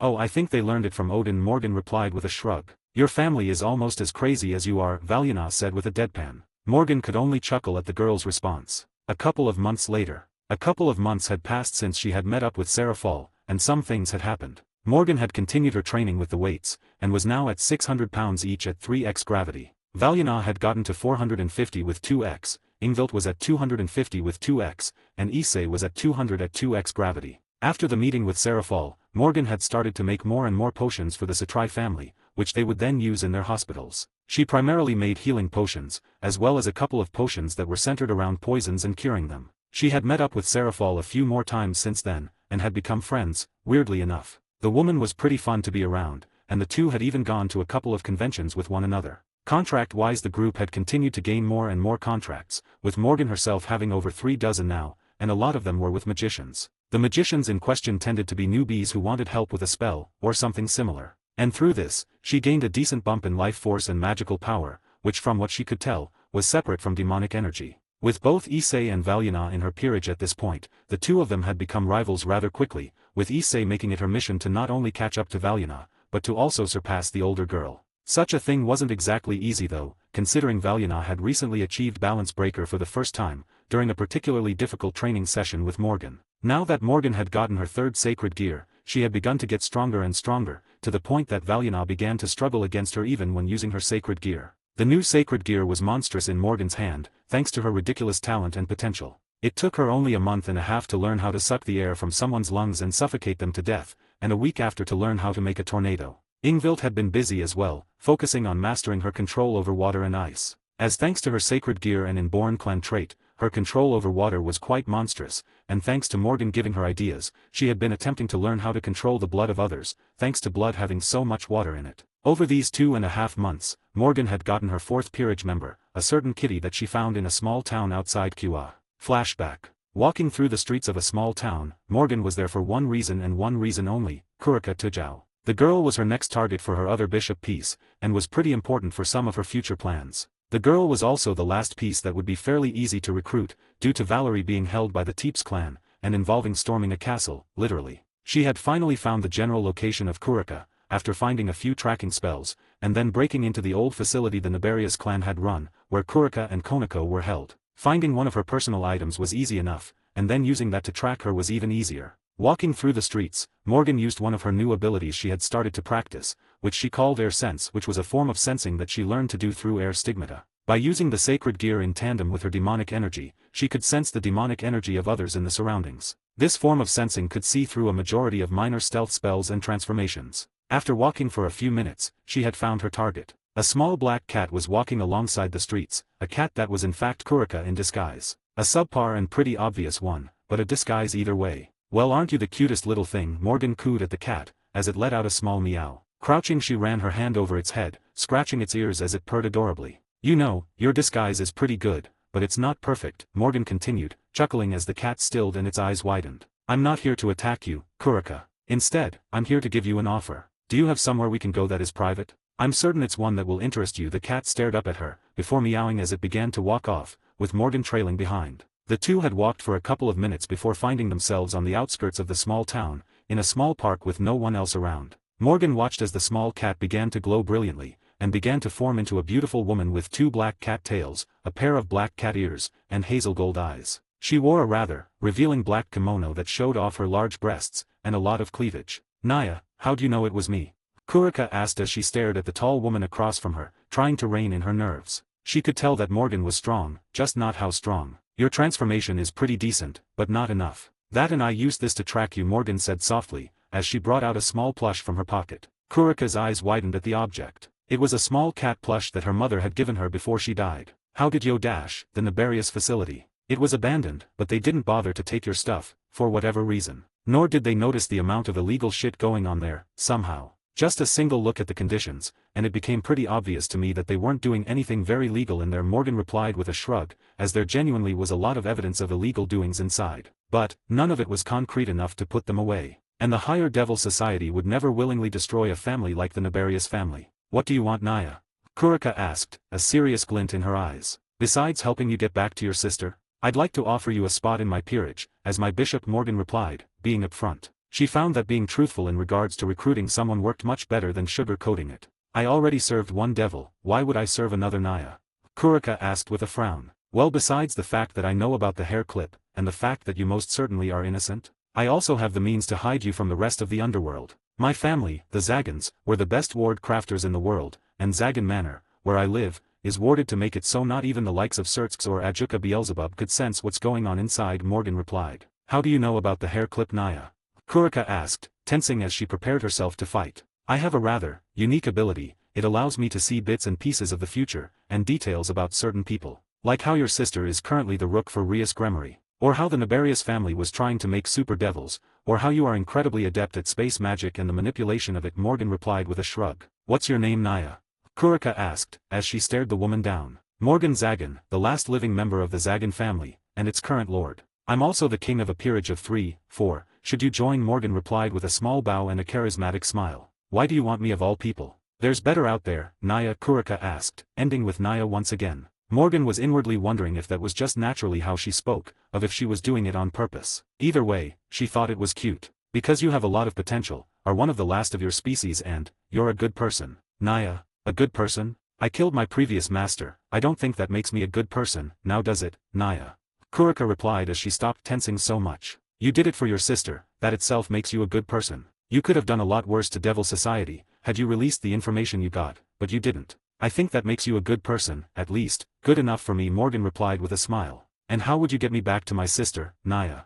I'd get the hair clip from her, and with your aid get the information off of it, and then give it to the Satans who would then pardon you of your crimes. Easy enough, as I plan on going to QA either way, and from what I've seen that is where she'll be for the new few years. Kurika looked at her as she listened to the plan, inwardly wondering how she didn't think of doing something similar. The idea was simple, but would most certainly work, especially considering her sister was a part of Rias's peerage, and Rias would then ask Sertsk to help. I was a part of another peerage, how do you expect to get the evil pieces out of me, Naya? Kurika asked, as she became more and more interested in the idea of joining this woman in front of her. Her Nekoshao instincts were screaming to trust this woman, and her instincts had never proven her wrong, nor had her Senjutsu, which was showing her Morgan's aura, which was also confirming what her instincts were telling her, and that was that the woman in front of her was trustworthy, albeit powerful. I've got a method, and no, it won't harm you. It'll be simple and easy. Should I take you asking this as confirmation that you wish to join me? Morgan asked with a small smile, inwardly pleased. And you promise that I'll get to see Chiron. I swear it on my family, that you will see Chiron, not for a couple of years, as we have things to do before we can go to QA and deal with the Gremories, but I swear to you that you will, Morgan answered truthfully, as the cat looked at her, before a sensual grin formed on her face. Alright then, I'll join you, master. Flashback end. And so, she had gotten her second bishop, in the form of a perverted cat, who had made it her life's duty to rile her up whenever possible, after realizing that she had a member hidden below. She wasn't the only one to find this out, as they had also found out after they went to her side of the hot spring that she had on her land, only to watch her stand up, showing off her nude lower form, including her member. Naturally, recruiting Kurika had given her a new fan and maker use, but this time, it was not 1, but 2. Thanks to it counting as bringing her family to a new height, which she expected was due to having one of the last 2 members of a nearly extinct species in her peerage. This had given her 1 new sacred gear, and a new ability. Limit Breaker Sacred Gear. Limit Breaker's ability is the enhancement of the physical and natural abilities of the user, granting them immense speed, strength, durability, dexterity, reflexes, senses and the rate at which their brain can function to levels that can only be considered as superhuman. The Sacred Gear also modifies the user when activated so that their body can handle the power of the Sacred Gear. When using full power, circuit-like markings appear on the skin to symbolize the power running through their body. Created by Superboy 19. Infusion Clan Trait. Infusion allows the user to infuse their body with their demonic power, increasing their strength, speed, durability and so on significantly. Skilled users are capable of directly infusing their bones, muscles and even blood vessels with demonic power, drastically increasing his physical capabilities at the risk of damaging their body. Made by Necrogod Yami. Her new Sacred Gear and Clan Trait were both pretty strong when combined, increasing her physical strength by a massive margin, to the point that her weights were far stronger, now at 1,000 pounds on each, and were at 4x gravity. That was 5,000 pounds in total x4, meaning she was basically carrying around 20,000 pounds. At the moment she was sitting in her office, sipping on her coffee as she contemplated what to do next. I've already got around 40 contracts going, which is constantly giving me a decent bit of magical power and life force. My wealth is at a constant uptake due to the Satrise commissions and my sales on the devil market. My peerage is powerful and will continue to grow rapidly. And my own personal power is around mid-high class at base, and should be at peak high class when going all out. So, I think it's time to finally use that king piece of mine. If I wait too much longer, then there's a good chance I'll just blow up, Morgan thought, as she knew the king piece would catapult her to ultimate class, or very close to it. Either way, she hoped to be near Satan class by the time canon came around, if not higher. As once canon started, things would really begin changing, considering she had taken both the White Dragon Empress and Red Dragon Empress for herself. Kurika was no longer a member of the Cows Brigade, and Ingvild wasn't asleep as she normally would have been. She expected to have Valerie within the next year, but after that, finding peerage members would be much more difficult. As someone like Lint Selzin or Meredith Ordenton, one of them having Incinerate Anthem, and the other having what would become one of the 5 Longinus, in the form of Elfeka Tyrant. Levinia Rennie was another person of interest, but she was pretty certain she was already a member of the Grigori, or at least associated with them through Tobio Akius. If she was to recruit Lint and Meredith, she would have 6 Longinus, the most any one peerage had ever had at the same time, and the most one faction would have at the same time. But that was a dangerous game, and was entirely why she wasn't doing raiding games. She didn't want Heaven, the Grigori, or the Cows Brigade to find out about them, not yet at least, not until they were all high class at least, and Issei was not at that level yet, she was only low class at the moment. Either way, she'd need to think carefully on who to recruit. Seeing as waiting any longer would be a bad idea, Morgan got to her feet and activated the wards around the office, which would make it so no one could go inside or hear inside of the room until she deactivated them. Breathing in, she gripped the Crimson King piece that was glowing powerfully, before slowly pressing it against her chest, and the second she did, everything went dark. Gain access to an additional chapter early for each of my main fanfics, 4 chapters in total, as well as other bonuses, like more than 50 exclusive stories, on my Patreon for $3 a month, or $30 for an entire year. https://www.patreon.com/fanfiction770 UTM campaign creator Shari creator, or just look up Crazed Madman on Patreon and you should find me.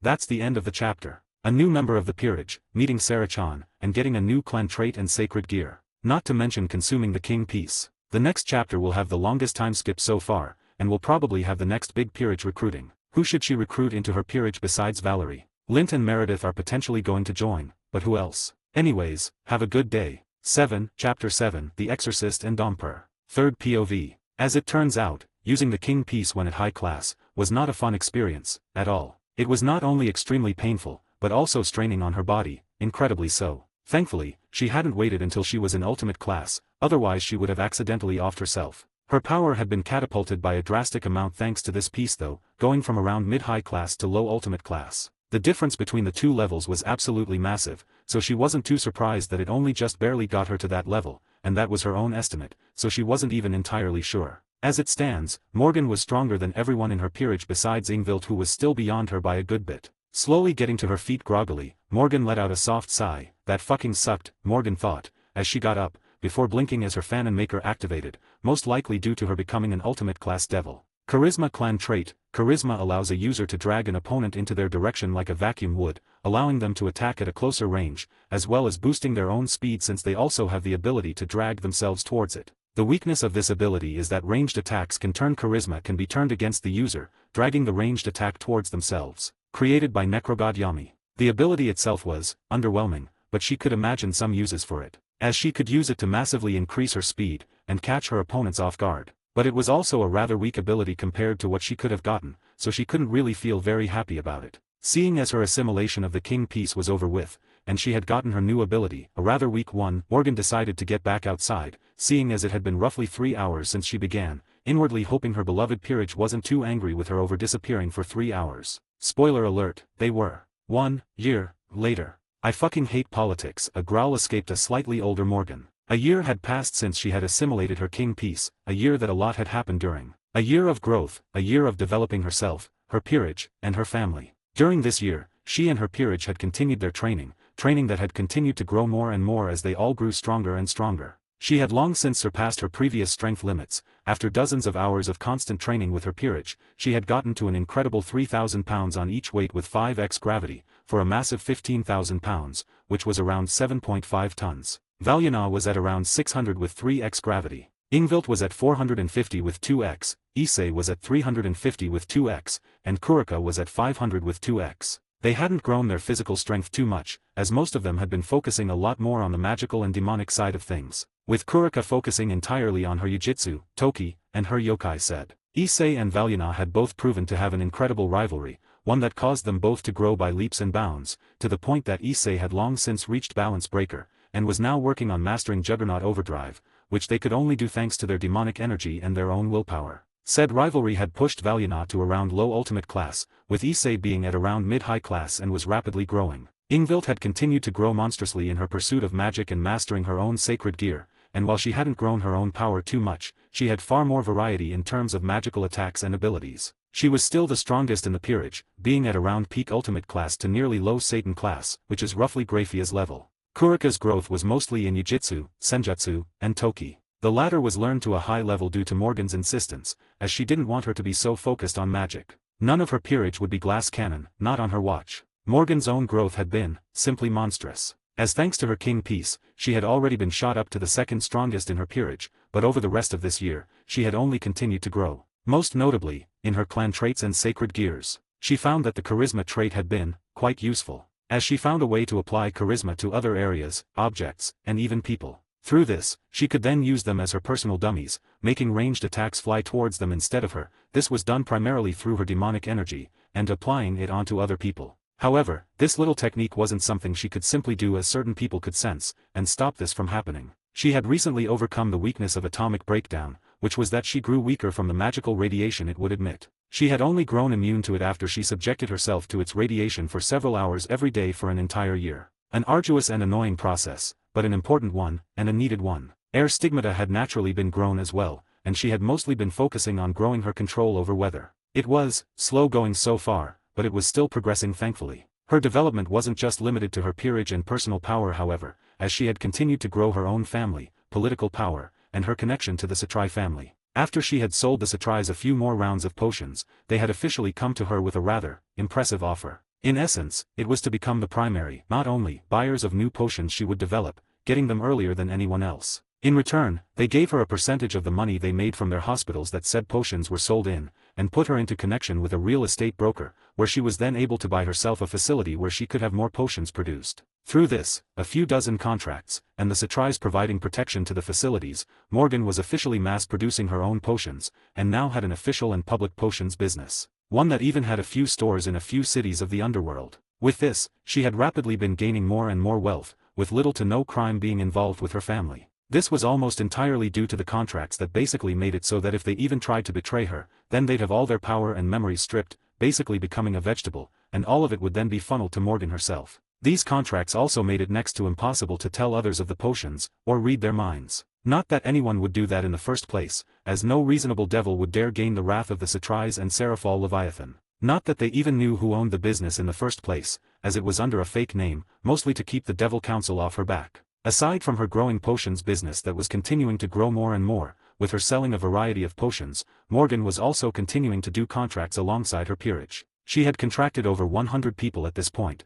with more and more magical individuals taking part. And most notably, she had gotten a total of 2 sacred gear users so far. One of them had Mirror Alice and the other had Gravity Jail. She had gotten Gravity Jail from the man, after healing his mother of a rather nasty disease, and gave it to Kurika, who had been using it splendidly. Mirror Alice, on the other hand, had stayed with the woman who had it, as she didn't really have anyone to give it to. Her relationship with her peerage had recently reached a rather interesting level, after they had accidentally walked in on her relieving herself, in which they got a clear and full sight of her hardened and massive member, which mostly involved blushes, stuttering, and a low mewl from Kurika at the sight. Sadly, they didn't do anything, not yet at least. Her relationship with Seraphol had continued, with her going to a few more conventions, and had dressed up as a dark magical girl, which involved a tight-fitting suit that showed off her well-developed abs, which she was pretty sure Seraphol had drooled at, literally. But it was 3 months after getting the king piece when Morgan had found a rather interesting individual, and her newest peerage member, her first night. 9 months ago, flashback. Morgan had been contracted by a nice older woman to visit a nearby church,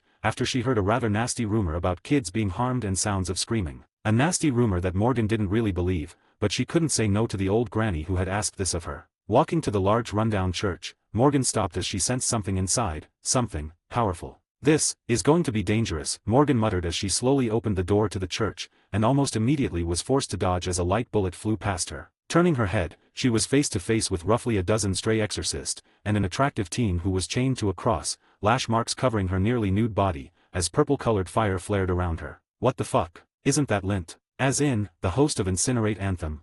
Morgan thought with a frown, as she wondered what was happening. As the girl wasn't even supposed to have it yet, instead it was supposed to be held by a girl named Walpurga, who was a stray magician. Instead, Lint had it. I knew that canon wouldn't be the same due to my existence, but I can't say I was expecting this, Morgan thought with a frown as demonic circles formed around her, and almost immediately bolts of lightning flew and struck the group of weak exorcists. None of them were a threat to her, except for the girl herself. A girl who was writhing in pain as she struggled against her bindings. From what she remembered about the girl, she was basically a sibling of Fried Selzen's, and was a test tube baby made from the blood of Sigurd, in an attempt to create someone who could wield Gram. She was also basically the twin sister of Fried Selzen, the psychopathic rogue exorcist. The fact that she was trapped by these exorcists was a bit concerning, but Morgan expected that there was a lot more than just these ones originally, and there probably wasn't just exorcists involved. Walking closer to the girl, she flinched slightly as the holy flames of Incinerate Anthem surged towards her, before flicking her wrist as the chains surrounding her shattered from pure demonic energy. The second they did, the girl fell to the ground, only to be caught by Morgan, who looked down to the unconscious girl in her arms. "Tita K kids dash, it's alright, I'll help them. For now, just rest, okay?" Morgan said softly as Lint soon fell limp in her arms, falling unconscious as Morgan growled in annoyance. "The church and their fucking rogue exorcists are growing annoying," Morgan growled out, as she had run into a lot of these rogue members, even more than stray devils, and there were a lot of stray devils. Her peerage had been given some contracts by Seraphol herself to wipe them out, getting paid a pretty penny to kill the ones no one else would. Placing the girl softly onto the ground, Morgan walked off, ready to hunt some more exorcists, and hopefully save some children. Flashback end. After that, Morgan had given the girl the usual "I saved you, but I don't expect you to join me" speech she had given every time, and similarly to Valjana and Ingvild, the girl joined her. Mostly because she didn't have much of a choice, as she was deemed as a rogue exorcist by the church, after she had found out about some of their more inhuman experiments involving children. And thus, she had gotten her 5th peerage member, and her first knight. As the girl was an excellent swordsman, roughly on par with the canon Zenovia and Kiba, and it was still years before they got to that level, giving her more than enough time to far surpass them. Naturally, this had given her yet another Fanon Maker use, and a new sacred gear. Enigma Strike Sacred Gear. Unlike what many think, if used correctly, this sacred gear can become awfully useful. Enigma Strike has the ability to replicate its wielder's actions, meaning that if they, for example, throw a punch at an enemy, a second one, created by the sacred gear will be sent from a different angle but in the same direction. This sacred gear works as following: the wielder decides to perform an action, action starts, sacred gear confirms action and begins to make a replica, action ends, sacred gear uses replica, performing the action once again. This means that, even if a strike doesn't connects, the sacred gear can still hit the enemy, given that the replication does not takes in account if the action in question succeed or not. The replica can also extend farther away than the user originally could, making it very tricky and dangerous if someone is not careful enough. Enigma Strike appears in the wielder's eyes, as a ring of sorts around the iris. It creates a phantom replica of whatever object/part of the body/etc. was used to perform an action, in order to replicate it, although it disappears once the action ends. the phantom replicas appear around the wielder's body. The sacred gear by itself was pretty weak, but combining it with her other abilities, and it was genuinely one of the best sacred gears she had at the moment, as it even was able to replicate her blade Sekis, allowing her to attack twice with one strike, with only a bit of stamina being taken. And the better sacred gears and weapons she got, the better the combinations. The only weakness being her own stamina, which she had begun training the second she gained access to it. With Lint in her peerage, Morgan had found that Incernate Anthem had not been fond of her being a devil, a fact that had caused some serious damage to Lint herself, and forced her to push forward with her plans, leading to a rather difficult situation the next month. A situation that led to her breaking into the dungeons of an ancient castle, taking away a vampire princess, and gaining her third pawn. Flashback, 8 months earlier. "Are you alright, Lint?" Morgan asked as her, Lint, and Kurika trekked through the mountains of Romania, where she had found out that the Teeps castle was, and Valerie Teeps was held. "Why yeah, my sacred gear is just being a brat right now," Lint replied with a grunt, feeling the burning of Incinerate Anthem. It was an avatar-type sacred gear, meaning it had its own sentience, and could change hosts on its own. It didn't normally do this, and only did it if the host really fucked up. But with Lint being a devil hosting such a sacred gear, it was having some rather nasty side effects that only the Sephiroth Graal of Valerie could help with. Her Longinus was a subspecies at the moment, coming in the form of 3 separate holy grails, each with their own abilities. One was able to heal, one was able to resurrect, one could reduce weaknesses, and she even had the ability to reverse the aging of people, bringing them back to their youth. The downside was the fact that it essentially told the user how life and souls are made, and also taking in the mind and concept of death, living, and other similar things when using the gear. This naturally was not healthy for the mind or soul, leading to some serious side effects if the gear is overused. The gear had some other abilities that were quite interesting, like the ability to look into the principles of life, using that to then find the location of others, and could even summon and control souls. Morgan was mostly interested in its ability to heal and reduce the weakness of others, so that Incinerate Anthem won't accidentally kill Lint. That, and having a higher resistance to light and holy elements would be very useful, but she wouldn't be forcing Valerie into that sort of thing. "Are you up for breaking into the castle, or should I just go alone?" Morgan asked, looking at the girl. She didn't want her knight to hurt herself by being here. Yeah, I can do it, let's just get this done quickly, please," Lint said, as Morgan nodded before turning to Kurika. "Can you get through the wards?" Morgan asked the kitten. She could do it herself, but it would be a lot less inconspicuous, as Kurika was genuinely incredibly skilled when it came to manipulating space, wards, and other areas like that. It'll be easy peasy. I hope I get a thorough reward later," Master Kurika purred as Morgan let out a sigh. Kurika just pouted at her king's lack of reaction, before the 3 teleported off, breaking directly through the ward stealthily. Reappearing in a rather dark room, Morgan looked around. "So these are the dungeons, about as I expected," Morgan thought, glancing at the dust and grime that caked the area, before slowly turning as she found the reason they were here. Valerie Teeps laying against the wall, dirty and sleeping silently. But even with the dirt on her form, she was gorgeous. Looking at the unconscious Domper princess, Morgan glanced at Kurika and nodded, as the cat shattered the locks surrounding the cell. Valerie muttered as she rubbed her eyes, and looked up in confusion. "I'm here to break you out, Miss Valerie," Morgan softly said as she lifted the weak girl into a princess carry, Lint and Kurika watching closely for any vampires coming to check in. Who are you?" Valerie asked softly, coughing slightly as if she hadn't drunk anything in forever. Seeing this, Morgan looked the girl in the eye before smiling as she moved her neck slightly. "Go ahead and feed, Valerie. We'll speak after you're full and we're out of this shithole," Morgan replied, as Valerie eyed her neck, glancing between it and Morgan's kind smile. Leaning in, Valerie softly bit on her neck and began to suckle on it, a soft moan escaping the adorable vampire as she began to drink Morgan's blood that she found to be absolutely delicious. Morgan's eyebrow twitched slightly as the vampire moaned and sucked on her neck. "Naya, seems you're going to have another woman gunning for your affection, Master," Kurika giggled as she noticed Valerie happily drinking Morgan's blood. Morgan just rolled her eyes at her kitten before stopping as they heard loud stomping. "As amusing as the idea of seeing their reaction to her disappearance is, I believe it's time we get the hell out of here," Morgan said, as she'd rather not deal with an army of vampires, many of which are high class to even ultimate class. Hearing this, Kurika nodded seriously, as a demonic circle formed under them, and they were whisked away, with the vampires entering the dungeon moments later, only to see that their most powerful weapon was gone. Flashback end. Turns out, Morgan's charisma was much more monstrous than she had ever expected, as Valerie had also joined her a couple of days later, after a lot of rest, and contemplation, and a lot of feeding, to the point that Morgan was getting annoyingly horny whenever the vampire would feed on her. It was her joining that allowed them to not only massively reduce their weakness to light, but to also get rid of the side effects that Lint was undergoing. Naturally they had to do this weeks apart to not harm Valerie, but it was done nonetheless. And with that, Morgan got a new vampire who was absolutely addicted to her blood, and grew to very much enjoy climbing onto her lap, and sucking on her blood while unknowingly grinding against her. The fact that she was getting peerage members so easily was not lost on Morgan, and confused the living hell out of her. But she also came to the conclusion that it was due to two things. 1. Beauty personified, the ability she had gotten in the very beginning. And 2. All the members she has recruited have been in perilous situations, or didn't have any other options that were better. It was mostly her luck that had led her to this, luck that had led to her getting yet another sacred gear from recruiting Valerie.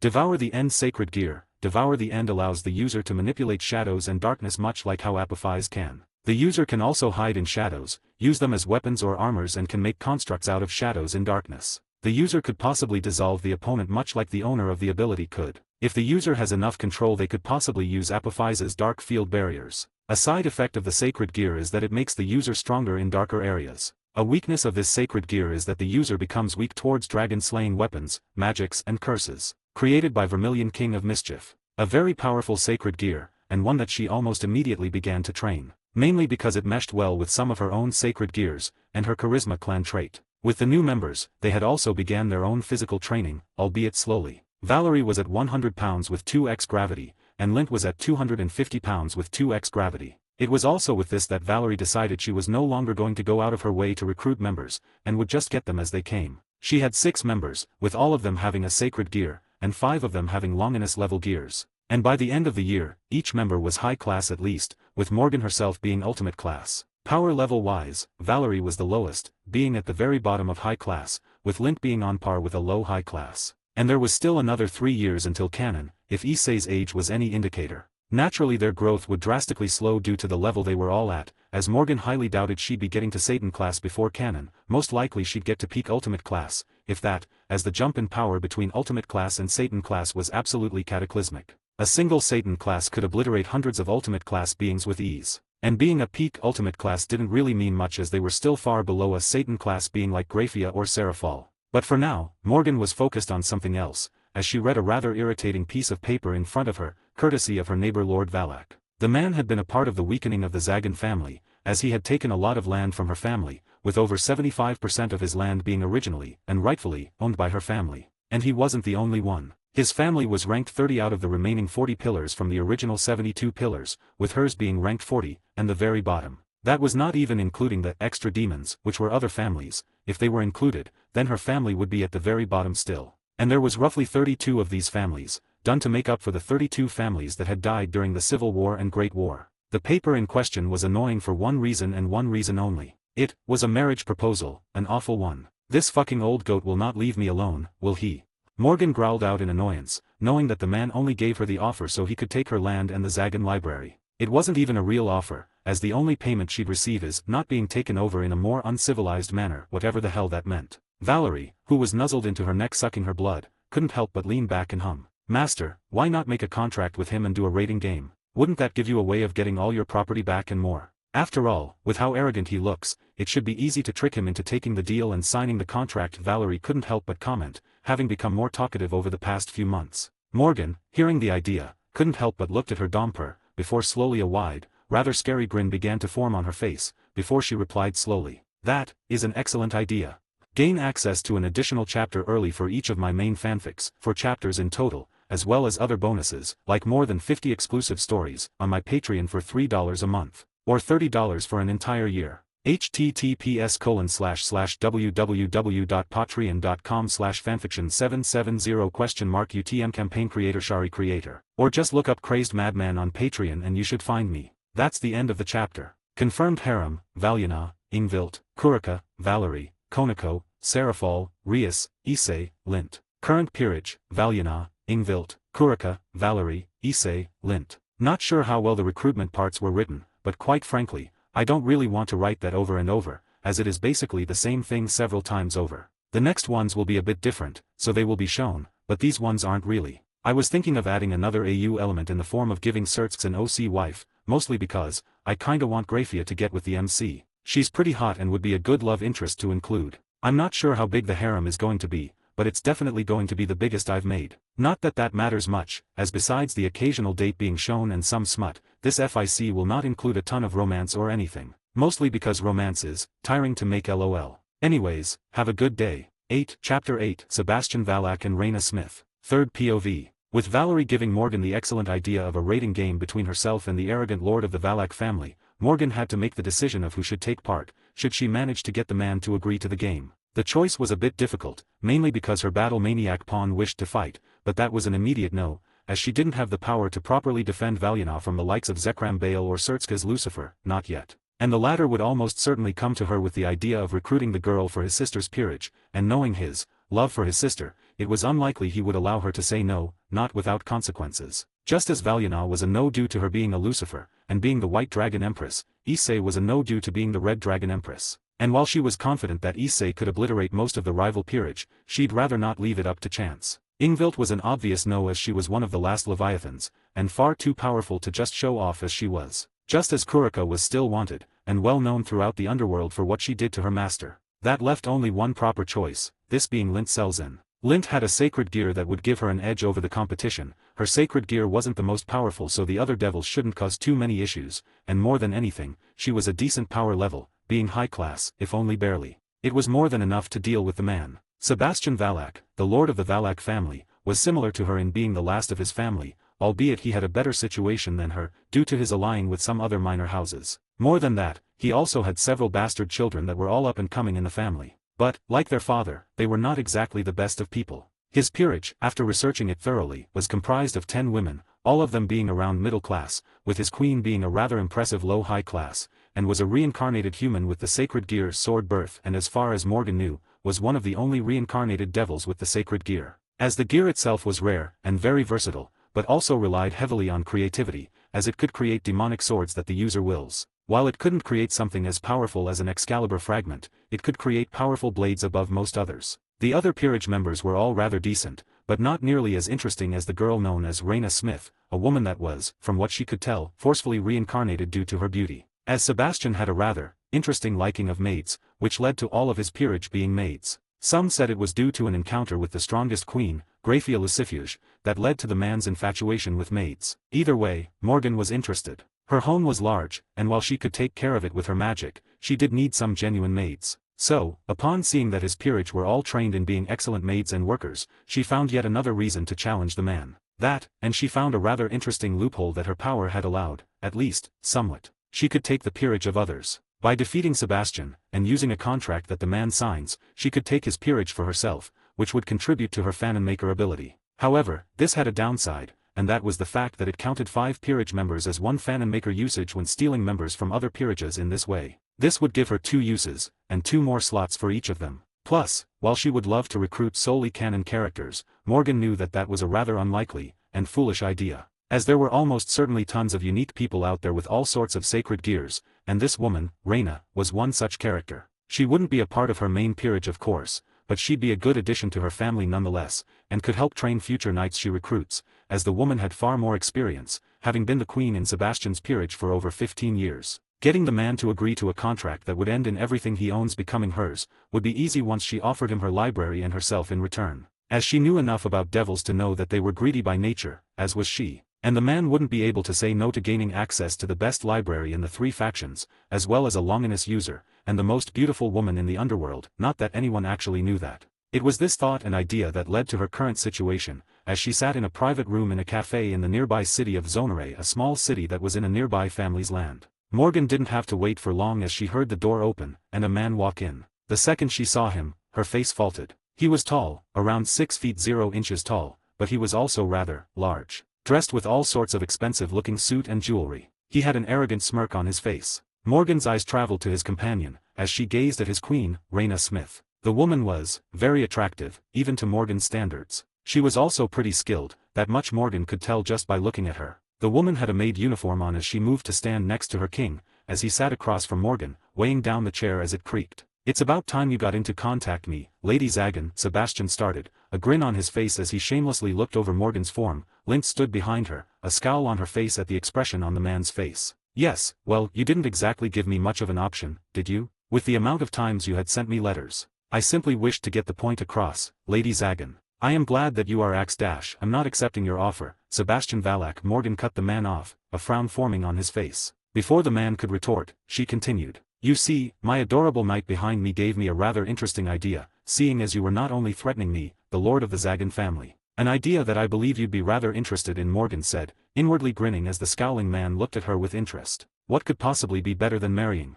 A rating game, Morgan replied, as she pulled the contract out of nowhere, causing the man to look down to it with a growing frown. A rating game? Do you take me for a fool? You have 1 member of your peerage, I have 10. Cease your foolishness. If you win the game, you will receive access to the Zagan library. Morgan cut him off, as the man's eyes shot wide. The Zagan library was a rather special piece of property. As unlike the usual inheritance, the library could not be accessed by anyone but the Lord of House Zagan, and could not be accessed by anyone but those accepted by the library itself, or granted access by the Lord. And this access was restricted to very specific areas of the library, ones with public knowledge, and none of the things that made the Zagan so very dangerous. Go on, Sebastian said, as he heard the offer. Even though he was an arrogant man, he was not a fool. Even the likes of Zekram Baal, the great king, would want access to the library. As does just about any devil in the underworld, but none could, not with the wards and defenses in place. Wards that kept even the likes of Sertzka's Lucifer and Ajuka Beelzebub out. It's simple. We sign a contract. If you win the game, you will get my hand, my peerage, my land, and access to the library. The Zagan family will be no more, and will be absorbed into the Valak family. And if I win, I get everything you own, your peerage, your land, your wealth, everything. A fair trade, no. After all, a single book in that library is worth more than a family like yours, Morgan explained. The man's face grew red with anger at the comment, but he calmed himself before he blew up. The idea itself was incredibly alluring. As he had 10 members, while Morgan had 1, to his knowledge. She was only middle class, from what she allowed him to see, and he was high class. Literally every single piece of information he knew of her pointed towards his victory. It wasn't much of a gamble in his eyes. After all, how could a nobody who didn't inherit her clan trait possibly beat him? Someone who held his family's clan trait, reinforcement. Reinforcement, a clan trait belonging to the Valak family. This trait is a rather simple, but effective one. The Valak's demonic energy is incredibly durable in nature, granting the family the ability to reinforce themselves, objects, attacks, and all sorts of things, drastically increasing their durability beyond what they normally would be able to. The clan trait was rather decent all things considered, but not much in comparison to something like that of the Baals or the Phoenixes, hence their lack of high ranking. This is, when would the game take place? Sebastian asked, going silent in thought. I could care less. We could do it one day, 1 week, or even today. It matters not to me, Morgan replied, as it really didn't. Reyna was the only member of the man's peerage that was at all a threat to her or Lint, and that was only a little bit. Lint's sacred gear gave her a clear, and easy advantage over other devils like Sebastian or Reyna. How does 3 days sound? Sebastian asked, looking up to Morgan, who grinned. Sounds fine to me. Now, let's sign this contract and get this part over with, Morgan said, as the man nodded slowly, leaning forward and signing the contract with the blood pen. A pen that extracts the signer's blood in order to cement the contract through blood. Morgan inwardly snorted at the fool for not reading the contract thoroughly, as he would have seen the mention of also getting his demonic power and even clan trait, had he done that. For her contracts were superior to the other devils, and could take even that from them. Signing the contract, Morgan watched as Sebastian got to his feet. I hope you are ready to get crushed, Lady Zagan. My queen will notify you of the location of the game in the coming days. And make sure to ready yourself for after. Breaking you will be a real treat. Sebastian lecherously grinned before teleporting off, leaving a fuming Lint behind and a sighing Morgan. How dare that bastard talk to you like that? I oughta dash, relax, my little knight. The man is horrible, but he is also an arrogant little fool. After all, he didn't even read what he was signing up for. Morgan grinned, as she knew that this would be a good addition to her demonic energy, and more than that, would give her a part of her lands back, and a good bit of wealth. And you're sure we can beat him? That queen of his felt strong, about as strong as me, Lint asked warily. I am. The rest of his peerage is middle class at most, and none of them have sacred gears. Him getting Reyna was simply luck, nothing more nothing less. And if it really comes down to it, I'll undo the seals and use all my power on him. After all, he's but a high-class man, while I am ultimate class, and that is without going all out. Morgan calmed Lint, knowing that the knight was just worried for the woman that saved her life. Yeah, well, it's just hard not to worry about you, Morgan-sama, Lint replied. And I am honored that you worry, but trust me, Lint, I am confident in dealing with the man. Morgan smiled, knowing inwardly that the man had absolutely no chance to win this battle, as it would take someone far stronger than him to properly challenge her. But who was she to complain? After all, this was easy power, both politically and demonically. 3 days later. 3 days had passed since the short, but important meeting, and as he had promised, Morgan was contacted by Reyna. The man had gotten them a rather simple arena to fight in, with a flat land so the battle would be frontal and without hiding like rats. This was in his favor, but Morgan didn't complain.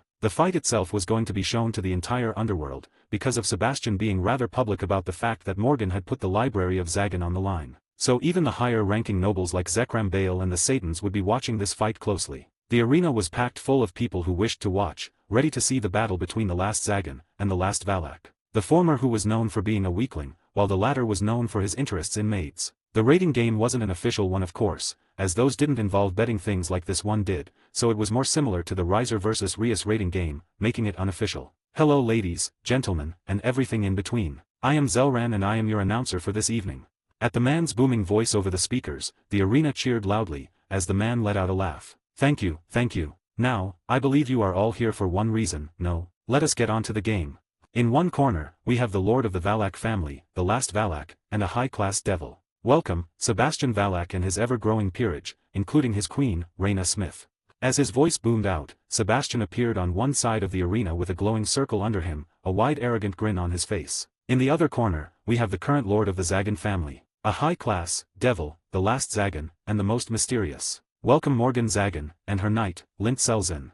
Zelran's voice boomed, as more cheers sounded out, but much quieter, until they saw Morgan's appearance. The cheers shot up in volume as the men saw her beauty. Morgan just chuckled at the reaction, as she glanced around, Lint at her side, not nervous in the least. Now, we have some ground rules before we begin, rules agreed upon by the two lords you see before you. First, all holy artifacts are completely banned, as are phoenix tears and any sort of healing artifacts. Sacred gears are completely allowed, regardless of their ability. All clan traits are allowed. This is a battle to surrender or death.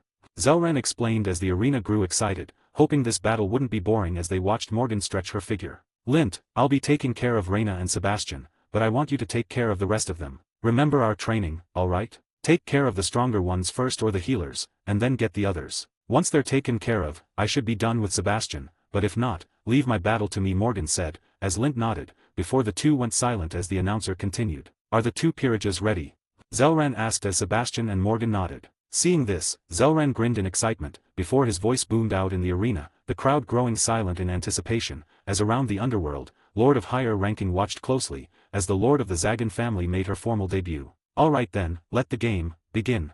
Gain access to an additional chapter early for each of my main fanfics, 4 chapters in total, as well as other bonuses, like more than 50 exclusive stories, on my Patreon for $3 a month, or $30 for an entire year. https://www.patreon.com/fanfiction770 UTM campaign creator Shari creator, or just look up Crazed Madman on Patreon and you should find me. That's the end of the chapter. I feel a little evil right now, lol. Next chapter will be the rating game, new power, and a host of other things. Not sure if this chapter was rushed or not, but I did my best with it. Some more slice of life stuff will start being shown once we get closer to canon, so things like more interacting with the peerage, training, her relationship with each of her members, and more. Anyways, have a good day. 9, Chapter 9, The Rating Game, 3rd POV. As the words escaped Zelran's mouth, the crowd grew silent, as all sounds were blocked out, so that the fighters could focus entirely on the battle. The only noises that would enter the arena were the announcements of servants being retired. You know what to do, I'll take care of the fool and his queen, Morgan spoke simply as Lint nodded,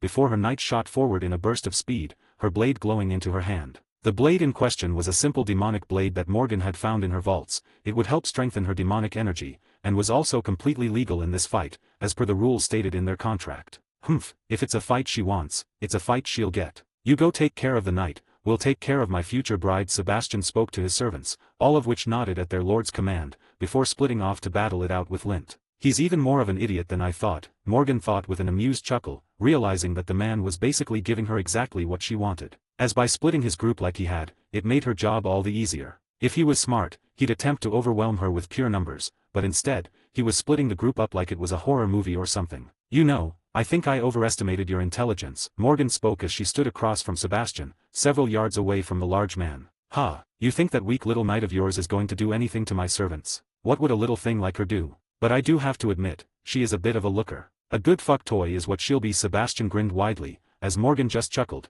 while Reyna looked supremely uncomfortable with what the man was saying. I'm going to enjoy killing you, Morgan said, a wide eerie grin on her face before she turned to Lint, who had launched what seemed to be the man's rook back. Lint. The girl turned to her king. Grinning, Morgan nodded, go ahead and show off, I'd rather we get this done quickly. Morgan yelled to her, as Lint's eyes widened, before she grinned widely. Just know that you brought this on yourself, Sebastian Valak, Morgan spoke, as the man in question flinched as a primordial suppression began to overwhelm him, paling fiercely as flames began to form around Lint, the flames of a powerful sacred gear, the flames of a Longinus, the flames of Incinerate Anthem. Is that, it can't be, it truly is. It's Incinerate Anthem, the Longinus class sacred gear. Morgan Zagan has recruited a Longinus. The announcer's voice shook the arena, as the devil's eyes widened in shock, before. Roar! The crowd roared in excitement, as for the first time in so many years, a Longinus class sacred gear has been recruited to the underworld. Around the underworld figures breathed in deeply as they watched the flames burst from Lint, gasps rocked the Satries as they saw their friend reveal her first peerage member. 3 of the 4 Satans watched in shock at the appearance of the Longinus, while a green-haired man wondered how she was recruited with a sacred gear like hers. In the Gremory mansion, a handsome crimson-haired man watched in interest, a calculative look appearing in his eyes. In the Baal mansion, a great king sat, a flicker of surprise forming on his face, before it formed into a frown. It seems the last Zagan is going to be troublesome. Around the underworld, all the lords watched in a mixture of shock, awe, horror, and more than anything, greed. Both of Sebastian Valak's rooks have retired. So, do you still believe you can win this? Morgan asked, turning to the paling man as he realized what was happening now. As he realized that he was doomed. For a Longinus class sacred gear was already terrifying, but add in the fact that it was Incinerate Anthem of all things, and you have an incredibly deadly combination, to devils most of all. Just standing in the arena made the man sweat. Why you trick me you bitch? Sebastian roared. Reyna, kill her before her knight can do anything more. As you wish, my king. Reyna spoke darkly, as she dashed towards Morgan, who watched her calmly. I apologize for this, Reyna Smith. However, just know, that your life will be much better when your mind. Morgan said simply, as before Reyna could even react properly, Morgan blurred in front of her, a singular, powerful strike slamming against Reyna's stomach as she spat out blood, curling over in pain before another strike hit the back of her head. Don't worry little queen, I'll make sure you're well taken care of, Morgan softly said, as the woman was forced unconscious. Sebastian Valak's queen has retired. Sebastian Valak's pawns have retired. Why you hid your power from me. Sebastian growled out, as demonic energy began to flare around him, his fat-covered face growing red in fury. Well of course I did you stupid prick, Morgan replied with a snort, a laugh escaping her as the man's face was more and more similar to that of a tomato as time went on. Glancing to the side, Morgan saw that Lint was skillfully wiping out the remaining members of the peerage, Incinerate Anthem making the task far easier than it would have been normally. So, are you ready to die Sebastian, or are you going to man up and actually try? I'll kill you you stupid cunt.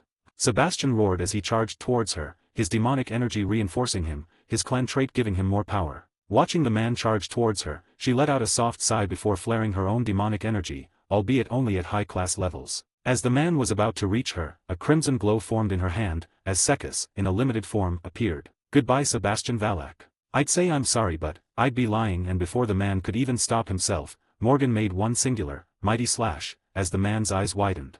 How he stuttered, before his head slowly slid from his body, collapsing to the ground akin to a puppet with its strings cut. Sebastian Valak has been eliminated. Lord Morgan Zagan is the winner.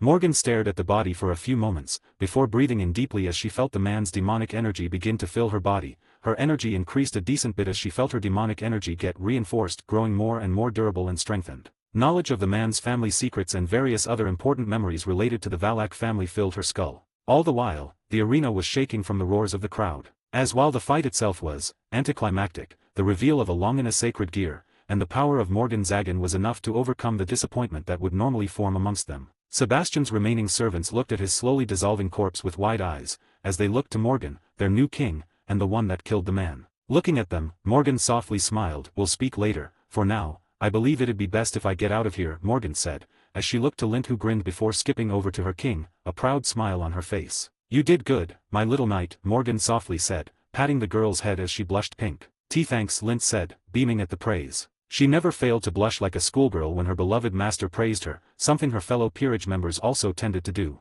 I'll make sure to find a proper reward for you later, all right.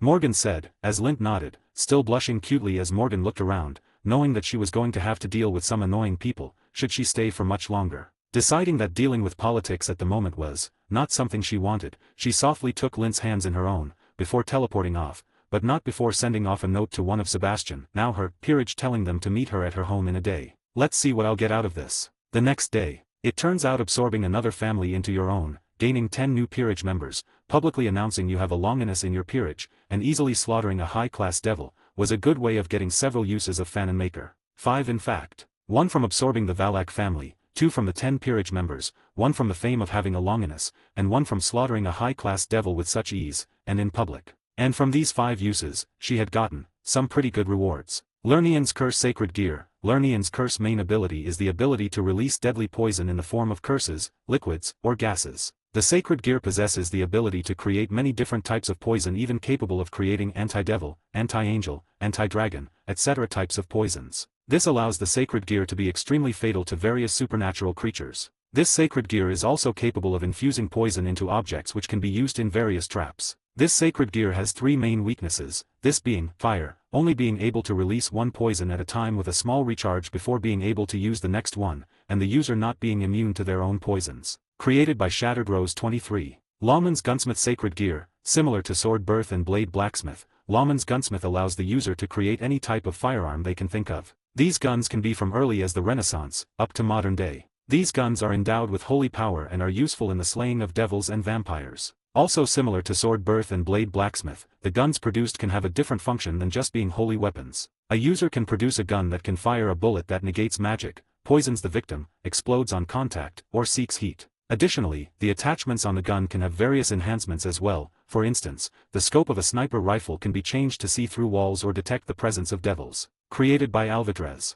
Joyous item. Due to same materials forged alongside Durandal, it possesses and can generate an immense holy aura that is capable of destroying and kill evil and darkness beings. It also has the power to create up to 4 clones of himself. The clones only retain a fraction of the original's power, with one clone having half the power level of the original. The halved power level is divided among each additional clone. Madness Clan Trait. Madness draws out the user's innate power, increasing their physical abilities and instincts, resulting in their body's natural healing being boosted too, healing small wounds quicker. A master can access this state on command, letting him face an entire army alone, but this requires training and dedication. After this, the user can forcefully draw out more of their latent power to the limit, leading to some achieving power that is greater than the norm. Despite its advantages, as per the namesake, madness leads them to mental and spiritual imbalance, causing them to lose their sense of humanity and act brutally in combat. That aside, this state drains stamina in those who are inexperienced and would need to be further developed. If one reaches the 2nd level, it could lead them to draw out their darkest side. Created by Devilslayer 123. Eyes of Pride Clan Trait. The Eyes of Pride allow their users to exert their force of will upon the targets in the form of pressure. This can be done in a number of different ways, which could be anything from increasing the intensity of gravity for specific individuals to just amplifying the force of the user's strikes. Like you would expect, the targets typically have to be within the user's field of view in order to be affected, though it is not impossible that an exception could eventually manifest. Created by Alphaverse. The rewards that she really paid attention to was the Eyes of Pride, which when used, made her eyes glow a powerful silver color. And Lernian's Curse, which when combined with her other sacred gear, Lethal Stigma, was going to be absolutely monstrous. Lawman's Gunsmith was also pretty good, as it would give her a means of always having a weapon on her, while also giving her a good ranged attack besides her demonic energy. Madness was questionable, to be honest, as she wasn't sure that she liked the idea of losing her mind when using the power, even if it would boost her power dramatically when used. At least it would increase her physical attributes and increase her healing speeds as well. The item was pretty underwhelming, to be honest. It was negligible in her eyes, so she planned on handing it over to Reyna or Lint, most likely Reyna, as the woman seemed more suited towards a blade like that one. After returning home, Morgan had been hounded by her peerage, making sure she was okay from the battle, with Valiana surprisingly being the most worried for her well-being, scanning over and patting down her body to make sure she was okay. She did so without realizing that she had gotten rather handsy with her king, only to realize after the fact, blushing cutely as she realized. Morgan had spent the rest of that day preparing for the proper assimilation of the Valak family and its assets, and taking care of the man's illegitimate children. There was 3 boys, all of which were very similar to their father, and had already been getting some truly disgusting rumors spread about them, all of them involving the rape of others, including some less than legal-aged girls. Safe to say they weren't alive by the end of that day. She had only found this out after looking through the memories she had gotten from Sebastian, albeit there weren't a lot of memories. But now she was sitting in her living room, staring across from her at Sebastian's old peerage, which had become hers. Reyna sat across from her, a slightly nervous expression on her face, knowing that this was her new king, a king that had slaughtered her old one with a scary amount of ease. Morgan looked at the woman for a few more moments, before smiling. So, shall we begin?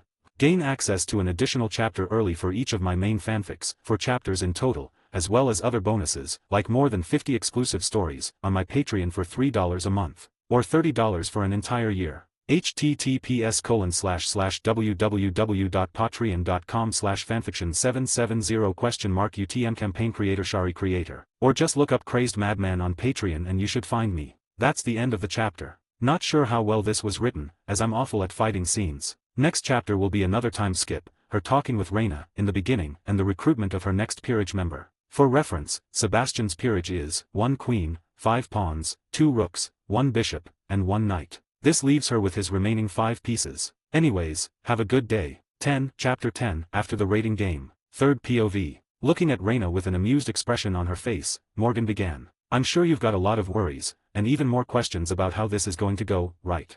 Morgan began, as Reyna slowly nodded. Good, I'll be sure to answer all the questions I can. But after I'm done explaining your new duties, and what I expect of you, as members of my second peerage and my servants, Morgan watched their expressions closely before continuing. You'll continue your duties as maids, but will now be receiving a proper wage befitting your station. You will be given your own rooms, clothes, off time, and everything needed to enjoy your life a bit more than whatever Sebastian had you under. In return, you will, as said before, continue working as maids. But I also expect you to undergo the training the rest of my primary peerage undergoes, including physical and mental methods, and learning everything required to be proper members of my household, Morgan said, as Reyna looked at her in confusion. A wage? We are your servants, master, we do not need wages. And yet you will receive them. You are not only my servants, but members of my household, making you members of my beloved family, just as my primary peerage is. And you deserve to properly be paid for what it is you do as maids. I am not Sebastian Valak, Reyna, and I will not be treating you how that man did, Morgan replied.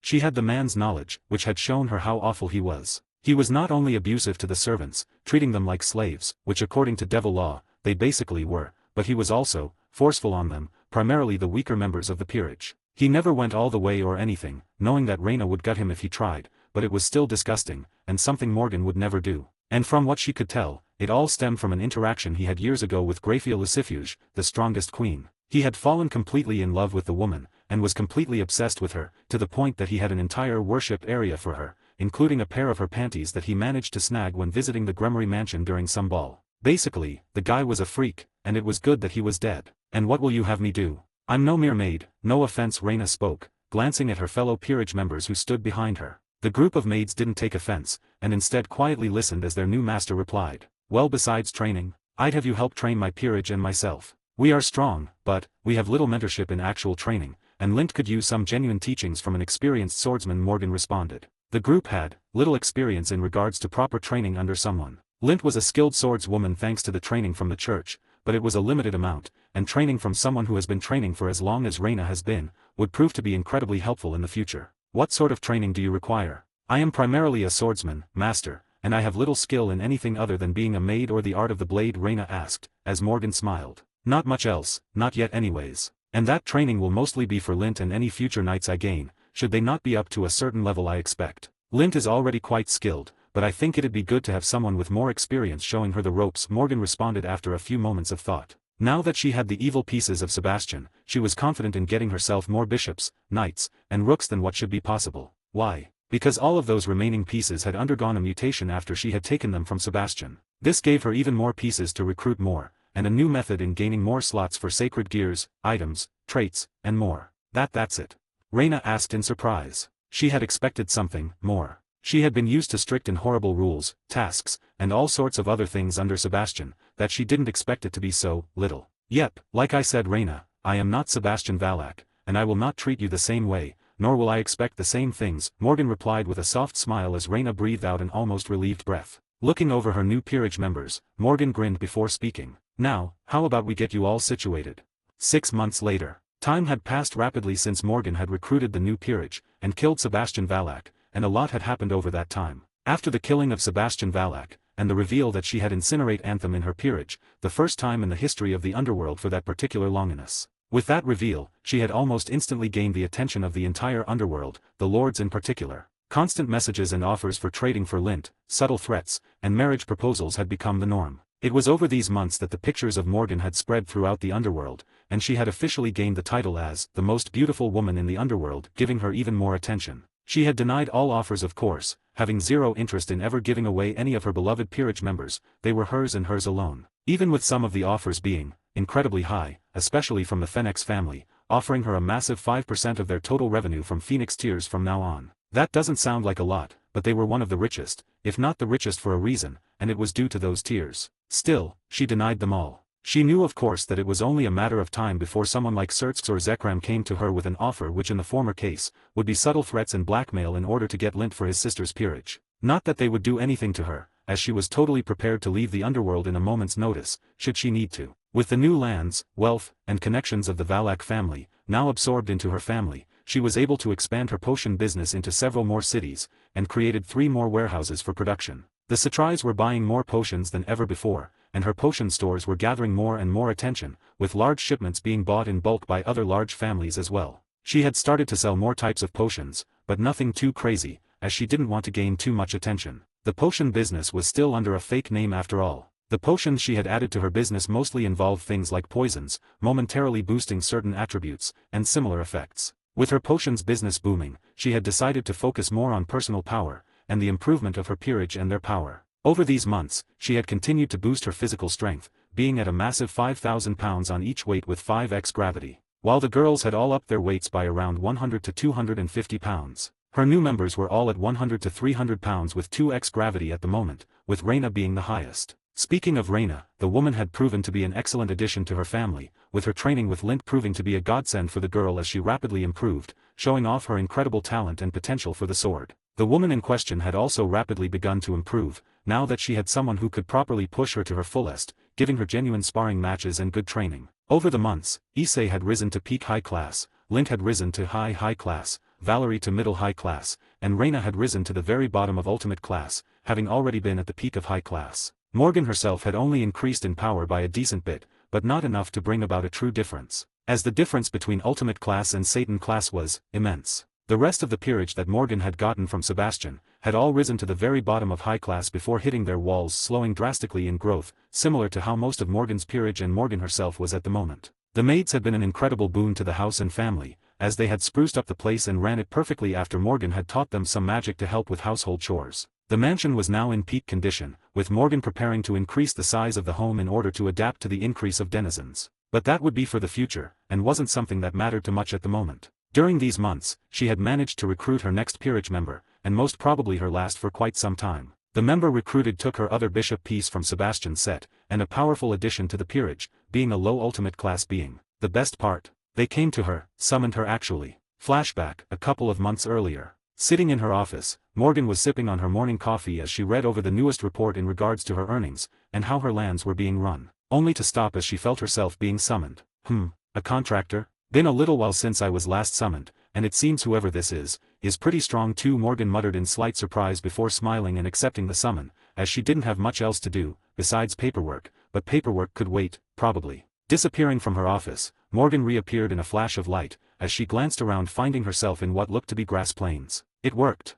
A voice cheerfully exclaimed as Morgan turned, only to raise an eyebrow at the woman that stood there. She was, as all women in this universe seemed to be, drop-dead gorgeous. She had a slim voluptuous figure with long blonde hair and gleaming sapphire blue eyes. But Morgan recognized her as someone else, as a woman known as Levinia Rennie, aka the Older of Absolute Demise, the Long in a Sacred Gear, and the Counter to Incinerate Anthem. Gazing at the attractive woman, Morgan began, "So, what is it you have summoned me for?" "Oh sorry, I'm Levinia Rennie, and I would like to join your peerage." Levinia exclaimed, a somewhat nervous, but excited smile on her beautiful face. Blinking several times at the reply, Morgan looked at her befuddled. "May I ask why?" Morgan asked after collecting her thoughts. She hadn't expected such a request, and certainly not so abruptly like this. She had been interested in Levinia due to her power and knowledge, but she wasn't sure if she was a part of Dog or not, and whether or not she was working with Tobio and the Grigori. "Well, I did some research and I found out that the Zagan family has the largest, and most precious library in all the factions. And with that knowledge, I can further my magic. And as much as I love where I used to be, with the Grauzauberer, I think it's time for a change, and I think this is the one I need," Levinia replied, practically oozing with confidence in her decision, as Morgan stared at her. "You do understand that you will be mine after this, right? A part of my peerage, a devil who will be working with me. You won't be able to work like you used to, and you won't be a part of this faction any longer. You will be able to work with them still, but not like you have been," Morgan replied, while inwardly grinning in excitement at the prospect of recruiting yet another member for her peerage. She wondered if there was something more at play, as it was beginning to get obvious that it was more than her charm that was causing all of this. She began to think that the charm wasn't just physical, but also affected things like luck and the likelihood of getting what she wants, almost like the golden rule that Gilgamesh has, or something similar. Yep, I already was prepared for all of that. And I think you'll be a lot better to serve than most other devils, Lavinia replied with an innocent smile. Morgan looked at her before sighing, understanding that this woman was similar to Ingvild in that aspect. But from what she remembered, she was also innocent in terms of her own beauty and things like nudity, meaning she was going to be subject to a lot of unknown teasing, and more than that. Well, I don't see why not, Morgan replied with a sigh, knowing that her peerage was going to become even more ridiculous. I wonder who I'll be running into next.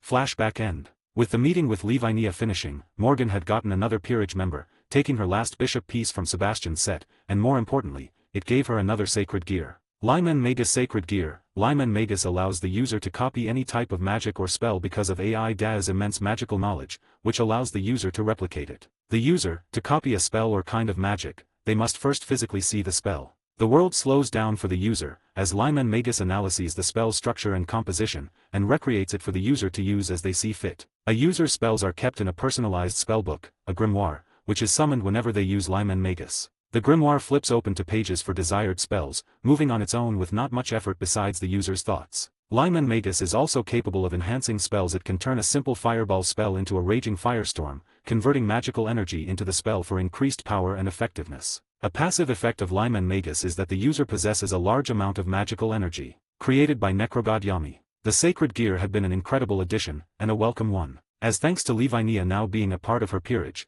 and through this grimoire, Morgan had learned dozens of spells, and mastered all of them. The sacred gear had basically made her an absolute monster in all things magic, even more so than before. Lavinia had been a welcome addition to the peerage, as not only was she an excellent teacher to her existing bishops, she was also just a really nice person. That, and she was incredibly talented, having learned tons of new spells in her time in the peerage. And just as Morgan had expected, the woman had begun to sneak into her bed at night innocently, cuddling up to Morgan half naked, not even realizing the sort of effect it had on Morgan. The other girls had gotten jealous when she began to do this, which led to Morgan regularly waking up to a bunch of half-naked women cuddling up against her. It was safe to say that she was being pushed to the edge. The new addition had also been a welcome one due to Lavinia's power level, being low ultimate class being off the bat, thanks to her extensive training and magical prowess. She had learned that Lavinia had interacted with Tobio Accius, aka the host of Canis Lycaon and member of Grigori, a couple of times in order to aid with some of his missions, but nothing more, not like she had in canon. If it went by canon, then she would be a close friend/lover to the man,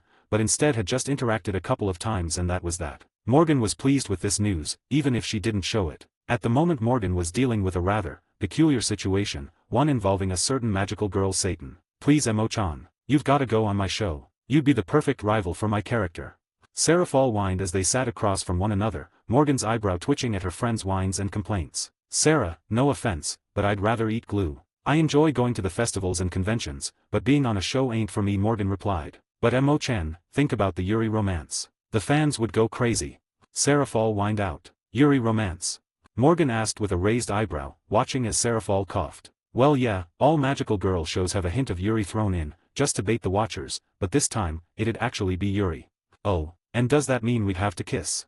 Morgan asked with a small smirk as she watched Seraphal blink several times in realization, a soft dusting of pink coating her cheeks. Oh, on second thought, maybe we can just go to a convention. There's a big one happening in a couple of days, Seraphal replied as Morgan frowned. I'm not sure if I'd be able to do that, Sarah. I'm pretty busy nowadays. Really? Man, and here I thought you'd want to visit Kyoto with me. A beautiful girl all to yourself, Seraphal pouted, only to stop when she noticed Morgan's interested look, a gleam in her eyes as she stared at Seraphal creepily. Emo-chan, you're kinda scaring me, Seraphal said, as Morgan smirked and leaned forward. Kyoto you say? Tell me more about this convention. Gain access to an additional chapter early for each of my main fanfics, 4 chapters in total, as well as other bonuses, like more than 50 exclusive stories, on my Patreon for $3 a month, or $30 for an entire year. https://www.patreon.com/fanfiction770 UTM campaign creator Shari creator. Or just look up Crazed Madman on Patreon and you should find me.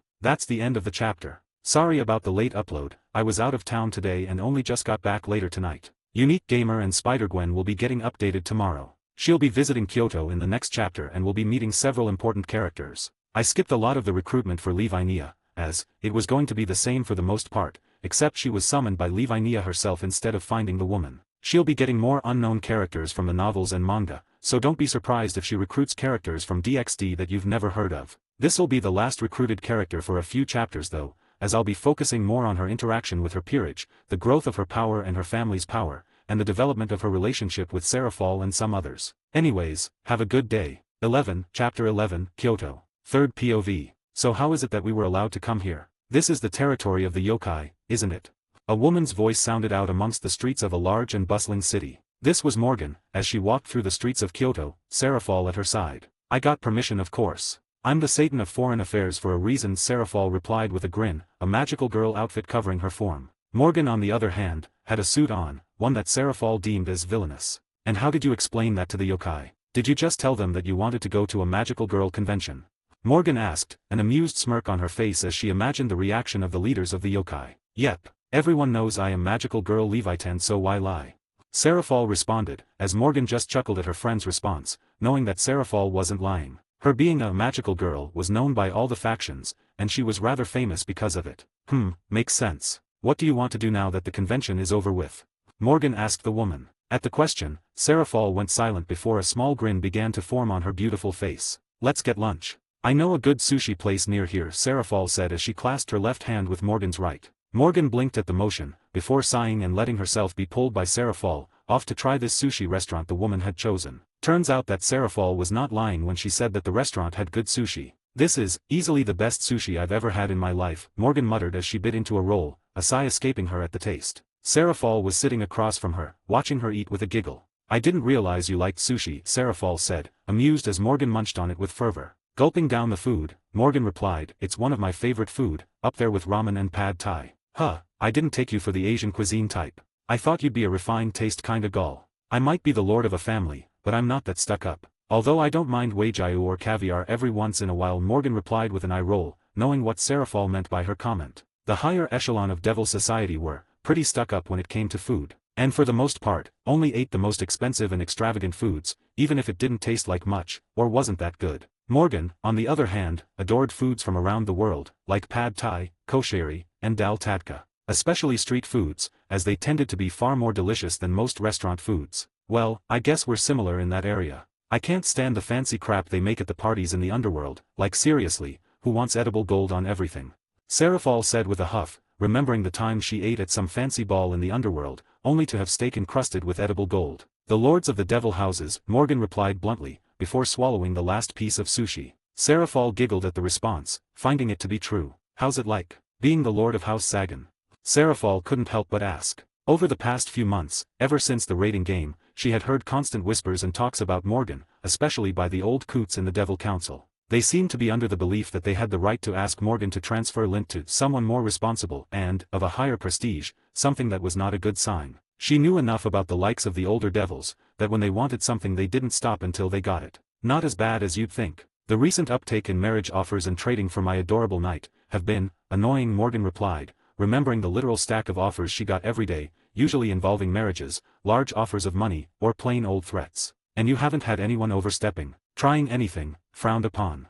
Serafall asked, going into Leviathan mode for a moment. She did this to not only make sure that her beloved friend was okay, but the Lord of House Sagan, that was rapidly rising in power, and the king of the Longinus wielder. Nothing too crazy, just a shit ton of marriage proposals, offers for trading, and a few threats here and there. I expect someone to try something sooner or later though, but I've kept an eye on that little threat, Morgan replied, as she was talking about a certain Satan Lucifer. The man was almost certainly going to come to her in the future regarding Lint, and potentially trading her to Rias. She knew that man was a huge sister con, to the point that it might be a little creepy. With his sister potentially being forced into a marriage with Riser Fenix, it was an inevitability. Whether it was in the next month, or the next 2 years. And who is that? I can maybe help with the problem if I know who he is. Same with all those threats, Serafall asked, frowning at the mention of her friend getting threatened by other lords of the underworld. I doubt it, considering it's your fellow Satan, Morgan replied with a snort. Yeah, you mean Sertsks? Why would he do anything?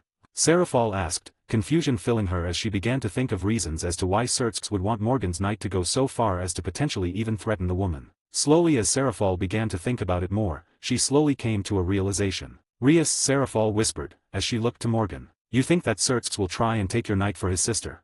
Serafall asked, wanting confirmation. I think that he adores his sister enough to not allow the likes of Riser Fenix marry her, and I think he would gladly take my knight from me if he has to do that to save his sister. I know enough about the man to know that he would kill me if he needed to, Morgan replied bluntly, knowing better than to sugarcoat something like this. That is concerning. I'll keep an eye on the situation, thank you for bringing this to my attention, Serafal said, as she felt worried about what sort of things Serx might try. She knew the man enough to know that Morgan wasn't entirely wrong about what sort of things he was willing to do for his sister, similar to what she was willing to do for her sister. Thank you, Sarah, Morgan said genuinely, knowing that Serafal wasn't lying. No problem, Mo-chan.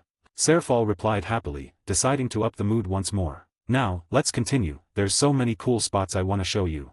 Serafal said in excitement, as Morgan just chuckled. Later in the day, after she and Serafal parted ways, with Serafal returning to the underworld and her opting to stay in the city for a while longer, Morgan was walking through the outskirts of Kyoto, taking in the surroundings. She had been interested in the yokai of this place, as well as the 5 principal clans. The later was a group of 5 clans that were all human, their clans incredibly proficient in purifying ancient spirits, killing yokai, and for their sacred beasts. These being, Azure Dragon, Black Tortoise, White Tiger, Vermilion Bird, and Yellow Dragon. These beasts were given to hosts that had proven themselves worthy through power, influence, etc., within the clan that they were a part of. The reason why she was so interested wasn't entirely because of this, but because of one of the 5 clans. This being the Hinjima clan, the same clan the half-fallen angel, Akeno Hinjima, was a part of through her deceased mother. It was this same clan that killed her mother. Besides being interested in the clan because of that, she was also interested in the current wielder of the clan's sacred beast, the Vermilion Bird. The wielder was Akeno's cousin, Suzaku Hinjima, and a woman she was interested in recruiting into her peerage, should she be able to. The only problem with this idea was the fact that the 5 clans were intricately connected to the Shinto gods, who ruled all of Japan, and were far above devils in power, with the leader of the pantheon, Amaterasu, being in the top 15 strongest beings in the world. The clans were blessed by the gods, and because of that, were under their protection. So she'd have to tread carefully if she really did try to recruit Suzaku. Morgan was cut off from her thoughts as a frown formed on her face. She could sense something. Going silent, she snapped her fingers and went invisible, a magic circle forming as she began to walk towards whatever it was that she was sensing. Soon, she heard sounds, voices belonging to men. This little bitch bit me. A man roared in anger, a backhand slamming against the cheek of a small figure, sending them to the ground, as sobs escaped their lips. Stop bitching, Rain, and help me get this bitch out of here. We don't got a lot of time before someone notices, and the Lord wants his new pet to be sent safely. Another deeper voice exclaimed, as Morgan frowned deeply. Glancing at the small figure, her eyes went wide in shock as she recognized the figure. No. The child. 9 golden fox tails swishing behind her waist, 2 golden fox ears twitching at the top of her head, and tears streaking down her childish face. Lying on the ground, crying out in pain, was the one and only, Kunu. Kunu was the daughter of Yasaka, aka the leader of the West Yokai faction, and an ultimate class 9-tailed fox, the last 9-tailed fox besides her daughter. Yasaka was powerful, very very powerful. And thanks to her intricate connection to the ley lines in Kyoto, she was very nearly at the level of a Satan. The only ones that could compare to her, yokai-wise, were the East Yokai faction leader, Nurari Heian and Sun Wukong, though the latter is no longer much of a yokai, now being a Buddha. This is another effect of me existing, isn't it? Morgan thought, frowning deeply as she gazed at the 2 devils. If she had to guess, they were both around high class, making them much stronger than the young 9-tailed fox. Alright, relax. The bitch will be fun to use when the Lord is over with her. I've always wondered what yokai pussy is like, the first man said lecherously, a wide grin forming on his face, soon followed by the grin of his friend. Sadly for him, and not so sadly for the rest of the world, that was the last smile his face ever held, as within an instant of hearing this comment from the horrid creature, Morgan blurred, and similar to how he backhanded the young child, she backhanded his head clean off his body, with his friend's head flying moments later. Fucking trash, Morgan spat, growling as she gazed at their corpses that dropped like their strings had been cut. Turning, her eyes softened as Kuna shrunk fearfully. Crouching down as the bodies behind her were consumed by shadows, her devour the end sacred gear, Morgan softly began to speak to the terrified child. You're okay now, little princess. I'm not here to hurt you, Morgan said, as Kuna didn't seem convinced, continuing to sniffle in fear. Is it okay if I look at your wound? I'd hate to have it bruise, Morgan asked softly, as Kuna looked up at her. Who are you? Kuna stuttered, gazing at the unknown woman. Hearing this, Morgan grinned. I am Morgan Zegan, magical girl extraordinaire, lover of everything cute, and hero in the night. Morgan said with a wide grin, as she decided to go into an over-the-top introduction, hoping to get a giggle out of the girl. And if the small noise the kitsune made was any indicator, Morgan was able to do so. And as the lover of everything cute, and hero at night, it's only right I help and heal a cutie like you. Morgan exclaimed, as Kunu looked at her for a few moments before softly speaking, fighting off the urge to giggle at the strange woman. "Oh okay. Excellent. This'll be over in a moment, alright," Morgan softly said as she walked forward to the girl. Laying her hand on the kitsune's cheek, a small magical circle formed around it as Kuna's eyes widened fearfully. You're a devil." "Yep. But don't worry, I'm not like those little things that hurt you, I promise," Morgan replied. As the circle slowly disappeared, so too did the wound on the girl's cheek. "Can you stand now, or do you want me to carry you?" Morgan asked as the young girl tried to get to her feet, only to whimper in pain as she collapsed into Morgan's arms. "It's alright little one, I'll carry you," Morgan said softly as Kuna looked up at her. "Why are you helping me? Mama said that devils hate yokai." Well, your mama isn't entirely wrong, but that is only most devils, and I am not most devils, so don't worry about a thing, okay?" Morgan replied. "Plus if your mama is who I think she is, she'd probably eat me alive if I hurt you, wouldn't she?" Morgan replied with a small smirk, as Kuna couldn't help but giggle. "She would, Mama says she would burn the world for me," Kuna replied, as she slowly allowed Morgan to lift her, only to blink in surprise as the woman placed her onto her back in the form of a piggyback. "Now, do you have any idea where you live?" Morgan asked the young girl, who she estimated was around 9 to 10 or so. No, Mama didn't let me out very much," Kuna replied, sniffling slightly as she feared she wouldn't be able to find her way home. "Well, it looks like you and I will just have to find it then. I'm sure your mama is already looking, so it won't take long." "Ah, and what is your name, princess?" Morgan asked the young girl as Kuna down at her in surprise. "Kunu." "Well Kunu, let's find this mama of yours, onwards to adventure," Morgan said with a wide smirk, as she began to march off, Kunu on her back as the young girl couldn't help but giggle. Inwardly, however, Morgan had slightly different thoughts. "I wonder if Yasaka is as gifted as she was in canon," Morgan mused, remembering the impressive shape of the woman. She was also, embarrassingly enough, Morgan's favorite MILF waifu in the series. "Actually, let's just hope she doesn't actually eat me alive." Gain access to an additional chapter early for each of my main fanfics, 4 chapters in total, as well as other bonuses, like more than 50 exclusive stories, on my Patreon for $3 a month, or $30 for an entire year. https://www.patreon.com/fanfiction770 UTM campaign creator creator, or just look up Crazed Madman on Patreon and you should find me. That's the end of the chapter. Morgan meets Yasaka next chapter, has some more talks, and a lot more. It's also longer, at over 3.5k words.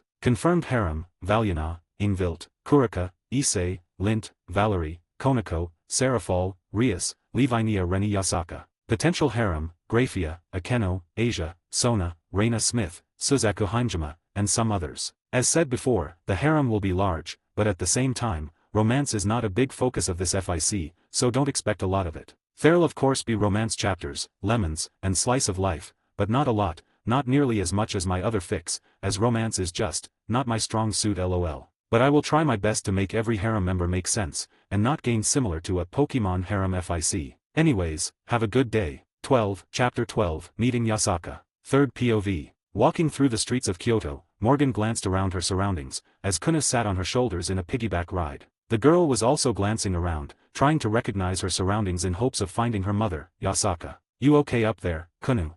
Morgan asked the girl. They had been walking around for nearly 30 minutes, taking in the sights while also looking for Kuna's home, which was hidden from human eyes through various seals and yokai magic. "I'm okay, your shoulders are comfortable," Kuna replied with a happy smile. Sitting on the tall woman's shoulders gave her a higher view than she had ever seen before. She felt like a mountain or something. Her mama used to give her piggyback rides when she was younger, but now that she was 9, it was a lot harder for her mama to do something like that. "Well, I'm glad my shoulders are up to par," Morgan replied with a grin as she began to think of something, before continuing. "Say, how would you like some candy?"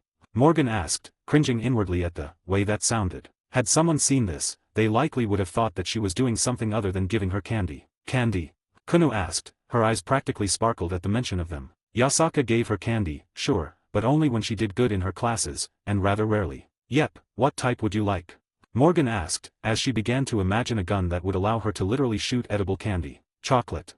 Kunu instantly replied, her favorite being all sorts of chocolates. Hearing this, Morgan chuckled as she began to imagine a gun that could shoot edible chocolate that would taste better than just about any other. Kunu watched wide-eyed as a glow formed in Morgan's hand, a gun forming. The gun itself looked exactly like a gun, but had the color of chocolate. Looking at the gun, Kunu watched in awe as Morgan pressed down on the trigger, gasping as a small burst of chocolate shot out from the end of the gun, landing squarely into Morgan's hand. "Here you go, little lady," Morgan grinned, handing the chocolate to the odd girl. Taking a bite, the girl let out a small gasp at the flavor, before munching on it like a chipmunk, the chocolate making her adorable cheeks bulge. So cute, Morgan cooed, as she looked up at the girl, wanting nothing more at that moment than to pinch her cheeks. She had a weakness for cute things, sue her. Thank you, Miss Morgan, Kunu said after swallowing the bite with a happy smile. No problem, Kunu, and you are welcome to just call me Morgan, Morgan replied, smiling as the girl nodded. Do you think Mama will find us soon? Kunu asked the woman, munching on a piece of strawberry chocolate that tasted like a chocolate-covered strawberry with bits of strawberry throughout it. It was very tasty, even to Kunu's standards, who was used to some of the best foods in all of Japan. I imagine she will. Your mama is powerful, and probably has all sorts of people around Kyoto to find you. I'm more afraid of what your mama will try to do to me, than them not finding us, Morgan replied. She knew that Yasaka would likely be finding them very soon, but she also knew that Yasaka would more than likely think that she was the one who kidnapped young Kunu. Kunu giggled at the response, knowing her mama would probably beat up Morgan if she had to, not that Kunu would let that happen. After all, Morgan saved her life, and gave her tasty chocolate. She might not like devils, but Kunu decided to make an exception for Morgan. Don't worry, I won't let Mama hurt you, Morgan, Kunu said. Well, I'm glad you'll protect me, Princess, Morgan replied with a chuckle, only to stop as she sensed someone incoming. Seems one of your mother's people have found us, Kunu, Morgan said. Hearing this, Kunu looked surprised only to hear a man's voice sound out. Let go of the princess, devil. He yelled from behind them, turning they found a rather interesting-looking yokai. A yokai with black wings and a crow head, a type of yokai known as Karasutengu. They were usually hermits, but it seems this one worked under Yasaka. The man himself was around high class at most. Wait, Karasuji Danti hurt her, she saved me, Kunu said, jumping down from Morgan's shoulders, standing between Morgan and the yokai now known as Karasuji. Morgan didn't need the protection from the man, but she admired the courage the girl showed. But Princess no, take me to my mom. Both of us, I'm the princess, so you have to listen to me, right? Kunu yelled at the man, cutting him off. Seeing this, Morgan cut in. Kunu, calm down. The man is simply doing his duty to your mother, and you, no need to treat him unkindly. It is only right he treats me with distrust, with the actions of other members of my species, Morgan said, glancing at the man who slowly lowered his blade upon hearing the unknown devil. At the end of the day, he did have to listen to Kunu's order. And while Yasaka said to bring back Kunu, she didn't say anything about taking back the devil that saved her, just the devil that kidnapped her. And one look at the way Kunu was protecting Morgan, and it became obvious to Kuresugi that this woman did not attack the young princess. As you wish, princess. But one wrong move from this woman, and I won't hesitate to kill her in order to protect you, Kuresugi said seriously. As I'd expect of you. Now, can we please go? I'd like to meet with Yasaka in person, lest she come here and try to kill me, and I doubt you want a pissed Serafall breathing down your necks, Morgan replied. At the mention of Serafall, Kuresugi's eyes widened. You're the one who came with Serafall, Kuresugi said, remembering Lady Yasaka talking about how Satan Leviathan wanted to enter Kyoto with someone for a nearby convention. The woman had only accepted it as she knew Serafall was the least likely Satan to try anything in Kyoto, being the Satan of foreign affairs and all. Yep, Serafall wanted me to go to a magical girl convention with her, Morgan replied with a smile, knowing that the likelihood of the man attacking her was far less than before. Had he actually killed her, it could have potentially caused some serious issues. After all, she was the lord of the Zagan family, and had a Longinus in her team, a combination that made her very valuable and important to the underworld. I apologize for before, had I known it's not your fault, Kuresugi-san. I would have done the same in your position, and I don't expect you to trust me even now. But I do need to meet with Yasaka, mostly about the attackers that had caused this, as I do believe I know the devil behind this, Morgan replied, having an idea. Hearing this, Kuresugi looked at her with a serious glint before nodding, follow me. Beginning to walk after the yokai, Morgan inwardly breathed a sigh of relief, all the while thinking, let's hope this goes well. After walking with the yokai for a little while, the three began to get into more busy areas of the city, areas that Kunu had recognized the second she saw them. This was enough to tell Morgan that she was about to enter the yokai side of the city, an area that was locked away from normal humans, only accessible by yokai who were given permission to enter, or guests who were allowed to enter. This alternate dimension was known as Yurikito. I must warn you that once we enter Yurikito, it is likely that we will immediately be brought to Yasaka-sama. She does not know of your saving of the princess, so I suggest you tread carefully once we are brought to her palace, Kuresugi said, giving Morgan a rather important warning. With Yasaka not knowing of her saving her daughter, she could potentially attack her, which could end poorly. I shall make sure to listen to that. I'd rather not get eaten alive by her mother, literally, Morgan said, muttering the last part as they walked to what was seemingly a harmless alleyway, only for Kuresugi to hold up some sort of paper, as he walked through the wall. Following through, Morgan blinked at the other side, which was now an open walkway, a bustling street with yokai coming and going, with all sorts of yokai walking around. There were stalls where things were being sold, children running around, and basically everything you'd expect from a well-run town. Welcome to Yurikito. Now, let us get to the palace, we cannot keep Yasaka-sama waiting, Kuresugi said seriously. He knew that Yasaka still had no knowledge of her daughter's safety, but now that they entered the city, she would, but it also meant that she likely knew of Morgan, which could present some dangers for the savior of Kunu. Heeding his words, the group began to briskly walk down the streets towards the large palace where Yasaka seemingly lived and ruled from. Something like this. The walk itself didn't take long, with Yurikito not being all that large, dimensions were finicky, and making them too large could prove problematic for a species like the yokai. Seems Yasaka knows we're here, Morgan thought, as they soon entered the palace through the doors. It seemed that the guards were all sent out to find Kunu, and were likely on their way back now that she was confirmed to be safe. After walking through the halls of the large palace, they soon found themselves in what seemed to be a private area of the palace, likely where Yasaka and Kunu lived. Opening a large door to one of the rooms, Morgan was instantly sensing the power of the one inside, as she entered. Entering the room, Morgan showed no reaction as standing there was an absolutely voluptuous woman. 9 long fox tails swished behind her, with 2 ears upon her head. With her hair, ears, and tails being blonde in color, she had gleaming golden yellow eyes. The most noticeable aspect of her that Morgan completely ignored the best she could, was her incredibly large assets, barely hidden by the shrine maiden attire she wore, that showed off a large amount of cleavage. She had the figure that Morgan herself found to be perhaps the most alluring and sensual she had ever seen, culminating in exactly Morgan's type of woman. Basically, a sexy fox MILF with large breasts and a fat ass, and a gorgeous face. This was Yasaka, leader of West Yokai faction, and the most powerful yokai in the world. Literally the best art I could find, lol. But it's DxD, so I'm not even surprised. Let me know if it's too much. Gazing at the woman, Morgan controlled herself as Kunu barreled towards her. Mama. Kunu sobbed, jumping into the embrace of Yasaka who held her close. Oh Kunu, I'm so glad you're okay. You're not hurt, are you? Yasaka said, a stray tear leaking down her cheek as she held her daughter close, not wanting to let her go ever again. No mama, I'm okay. Morgan-san saved me.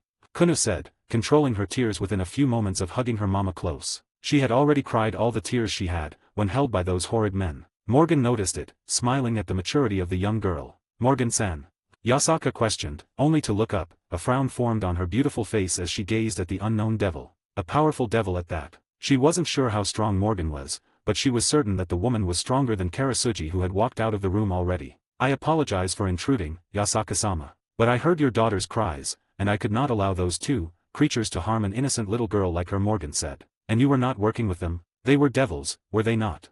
Yasaka asked with thinly veiled distrust. They were devils, yes. But I would never work with worms like them, Yasaka-sama, that much you can be certain of. The one they serve had a brother that hurt someone very close to me, so I'd never work with them, Morgan replied, as she knew who they worked under. They had a very specific crest on them when she consumed them with her shadows, a crest that meant a lot to a very specific member of her peerage. And who would that be? Yasaka asked, not believing the woman at the moment, but stopped when she felt her daughter pull on her dress. Looking down, she saw her daughters giving her pleading eyes, before softly sighing. I apologize, I suppose having my daughter taken from me has made me antagonistic. I thank you for saving my daughter, not only as the leader of the West Yokai faction, but also as a mother. I will make sure to repay you for this, Yasaka said, causing Morgan to blink several times before shaking her head. No need for that, Yasaka-sama. I'd have done it whether or not it was your daughter. But would you have given them chocolate like me? That chocolate gun was so cool. Kunu cut in, causing Morgan to inwardly sigh as the child brought up a chocolate gun. Chocolate gun? Yasaka asked, as she couldn't help but giggle slightly, growing amused. Mum, she made a chocolate gun. It looked like chocolate and shot out the best chocolate ever. There was strawberry, banana, and tons of flavors. Can you maybe give Mama some, Morgan-san? Kunu asked. Morgan was going to deny her, only to stop as the girl looked up at her with big eyes. You little fine, damned puppy eyes, Morgan huffed, as Yasaka giggled. They are impossible to say no to, aren't they?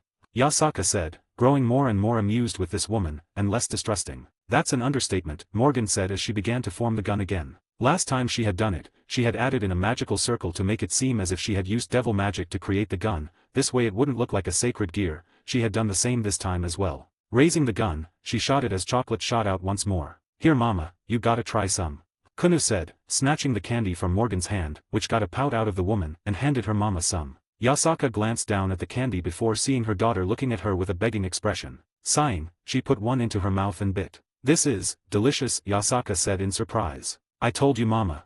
Kunu said with a grin, as Morgan just silently watched with a small chuckle, wondering what was even happening right now. One moment she was worried that Yasaka was going to try and kill her, and the next Kunu had calmed her down, and got her to eat some chocolate from a gun. What a strange world, Morgan thought, while inwardly understanding that her charisma was once again at work. How did you make something like this, Morgan-san? Yasaka found herself asking. Well, I was going to use it for a friend of mine who likes sweets. I thought it'd be a fun little surprise for her, Morgan replied with a shrug. And this friend of yours is? Seraphol Leviathan, Morgan replied as Yasaka looked at her in surprise, before realization hit her, a small teasing smirk forming on her face. Era, does that mean you were the one she invited on a date? I can certainly see why, Yasaka said with a small teasing purr, while looking down at where Morgan's member was hidden. Why am I not surprised she knows? Morgan thought, groaning as she realized the fox might be similar to a certain kitten of hers, who was constantly bringing up having tons of half-devil kittens, but in this case, it would be tons of half-devil kitsune. Yokai tended to gravitate towards strong beings, as well as ones that were equipped to be their mate, which is basically just their word for lover, and Morgan was kinda perfect for that sort of thing, considering her power, ranking, saving Kunu, and her equipment size. I'd appreciate it if you don't try and tease me more, Yasaka-sama. I already get that enough by my peerage as it is. And with someone as beautiful as you doing it too, it'd become a bit problematic, Morgan replied, as Yasaka got the gist of what she meant, which basically was, if you keep teasing me, I'm going to get a hard-on. Yasaka giggled at the response, with a small dusting of pink on her cheeks. Kunu looked between the two in confusion, wondering what they were talking about. Now I am going to expertly change the subject, Morgan began, before continuing. I know of the one who caused this attack on the little princess. I can take care of them, but I'd like to speak with you, preferably without a little one like Kunu here, Morgan said, looking at Kunu, who pouted. I am not little. I'm 9.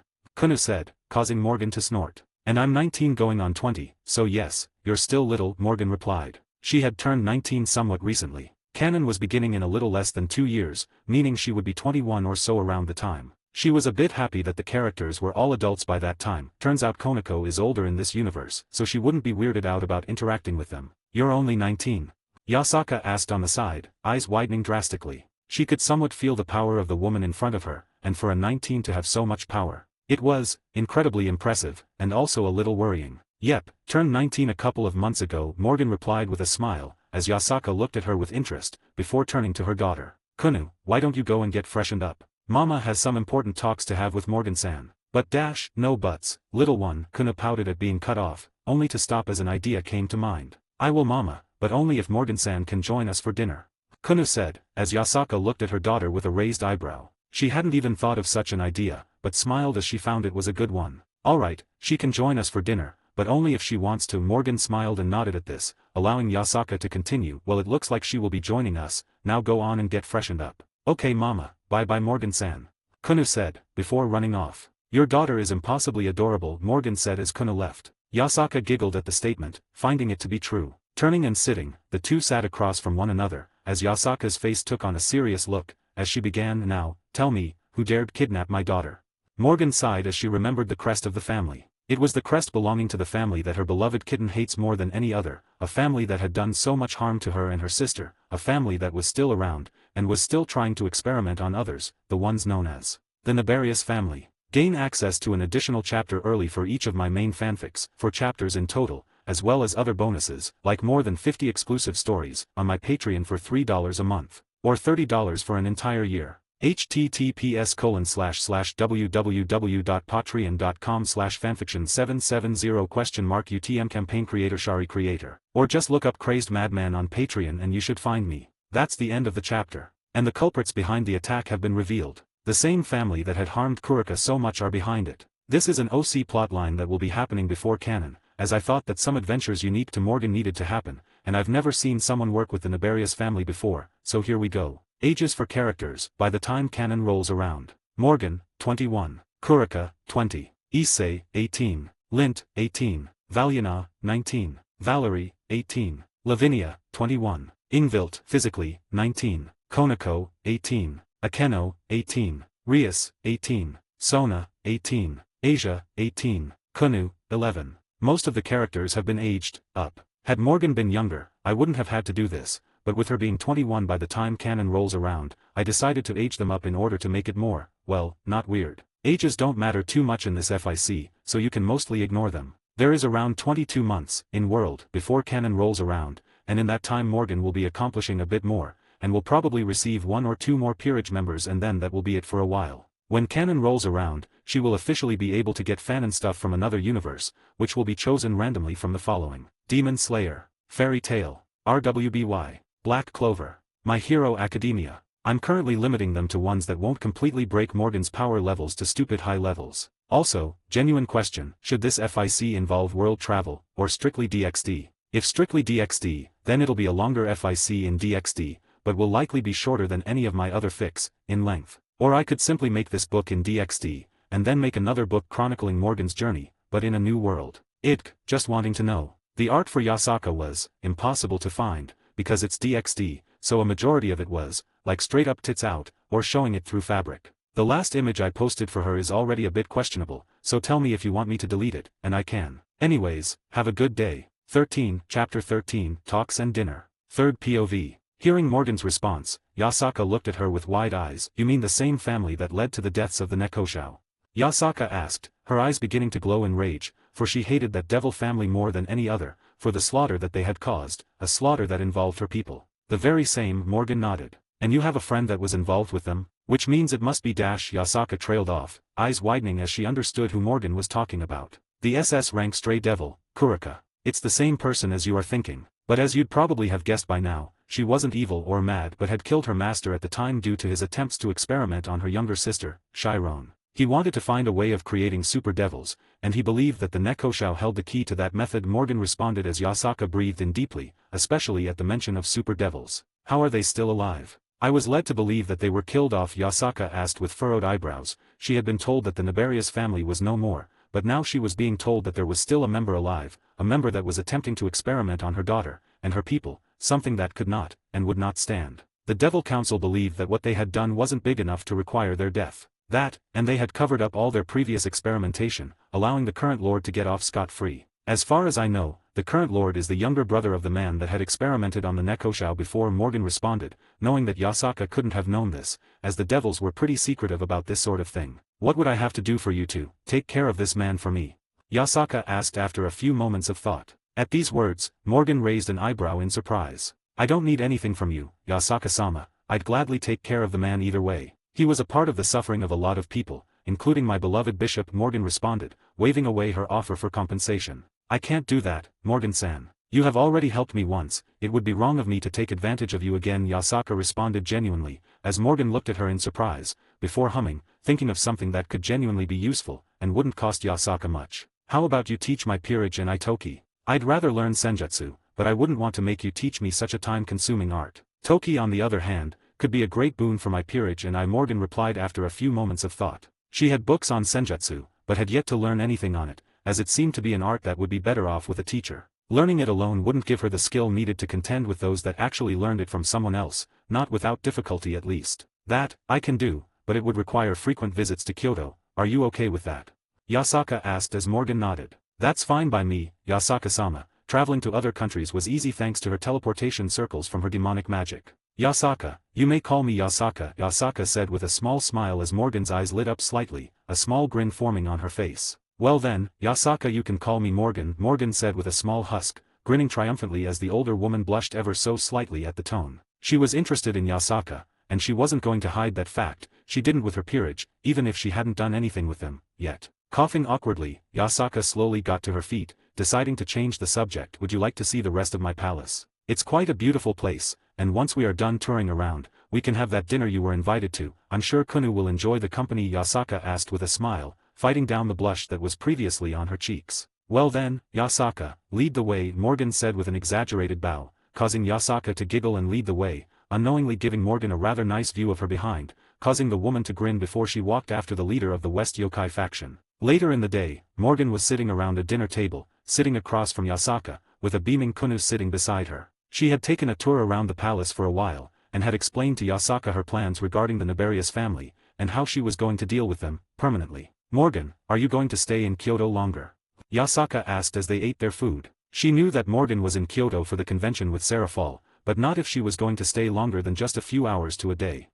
Not sure to be honest. I have my peerage to get back to, so I'll probably get back to them after this dinner. But I can visit every few days if you want. I was already planning on buying a property here anyways, Morgan replied to Yasaka. She didn't mind visiting Kyoto, as it was easy to get there, and with Yasaka being her friend, she could do so without worrying about the yokai getting mad at her for teleporting into Kyoto. Please, I still gotta show you around Kyoto.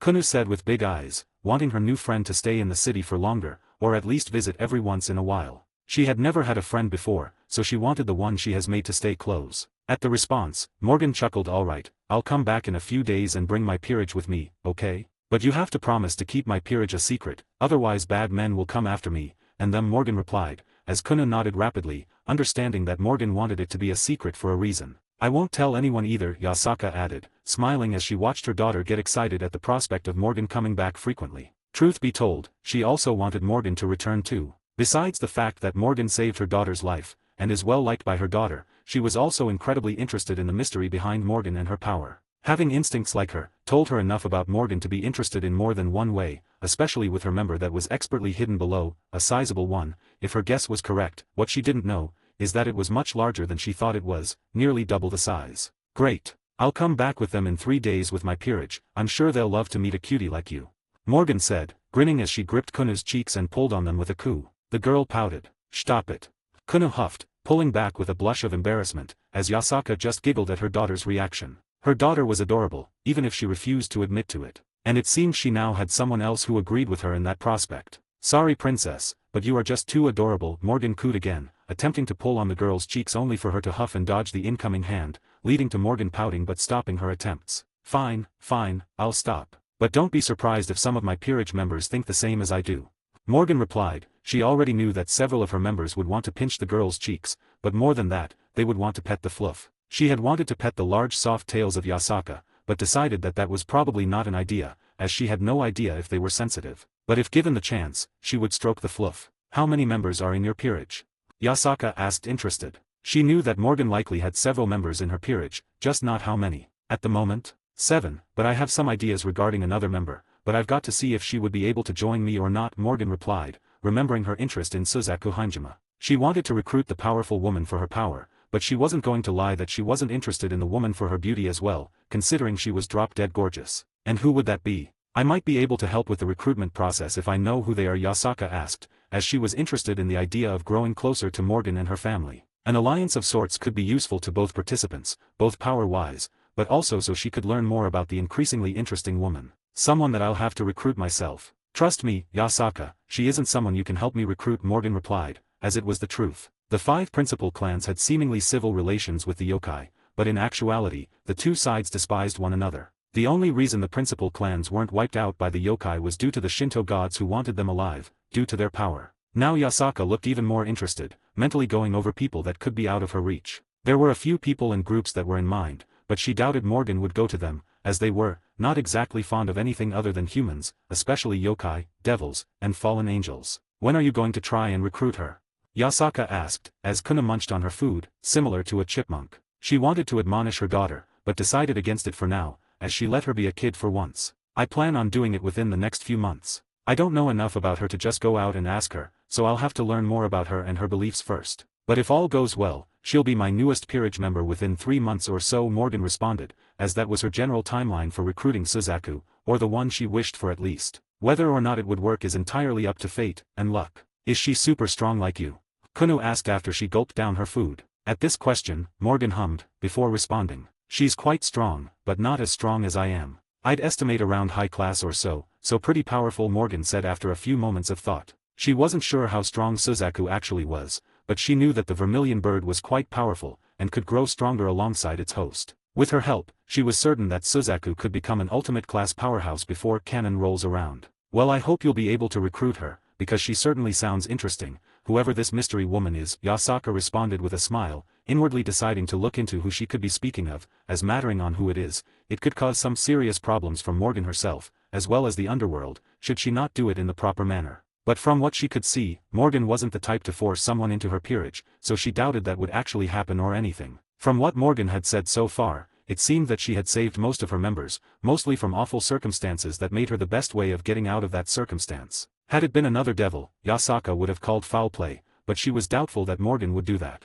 The rest of the dinner continued smoothly, with nothing crazy happening, besides a lot of flirting between Morgan and Yasaka, and a confused Kuno watching it all, wondering what her mama was doing with her new friend. The day ended as Morgan watched Yasaka carry Kuno into her room, the little kitsune falling asleep in the woman's arms as she put her into bed. I'll be back in a few days, Morgan said after watching Yasaka walk out. Hearing this, Yasaka smiled softly. I hope you mean that, my daughter will be saddened if you don't. And I will too, Yasaka replied, as Morgan just chuckled. I promise, Morgan said, as Yasaka looked her over, before leaning forward and pressing a kiss against Morgan's cheek. "Have a good night, Morgan," Yasaka purred, as she turned and began to walk off while making sure to sway her hips, leaving a pent-up Morgan who could only chuckle at the woman, as a teleportation circle formed under her. Morgan disappeared back to the underworld, all the while uttering only one thing: "What a sly fox." Gain access to an additional chapter early for each of my main fanfics, 4 chapters in total, as well as other bonuses, like more than 50 exclusive stories, on my Patreon for $3 a month, or $30 for an entire year. https://www.patreon.com/fanfiction770 UTM campaign creator Shari creator. Or just look up Crazed Madman on Patreon and you should find me. That's the end of the chapter. Basically just a chapter of talking and some slice of life. Next chapter will be a time skip with some stuff happening in that time, as well as the next peerage member being recruited, leaving only one more before canon begins. Morgan will be getting with at least 1 or 2 people before canon, with the rest of them getting with her during canon. So you can expect some smut before canon begins. Next chapter will come in a couple of days or so. Anyways, have a good day. 14, Chapter 14, The Second Night. Third POV. Time had passed on by just as it always did, since she had visited Kyoto with Sarah Fall. And quite a bit has happened since then, both in the underworld, and in Kyoto and its surrounding areas. Mostly due to the influence and help of Morgan. Over that time, Morgan had continued to grow her power and wealth. Power-wise, she hadn't gotten too far, as she had already reached a bottleneck of sorts, with demonic energy that is.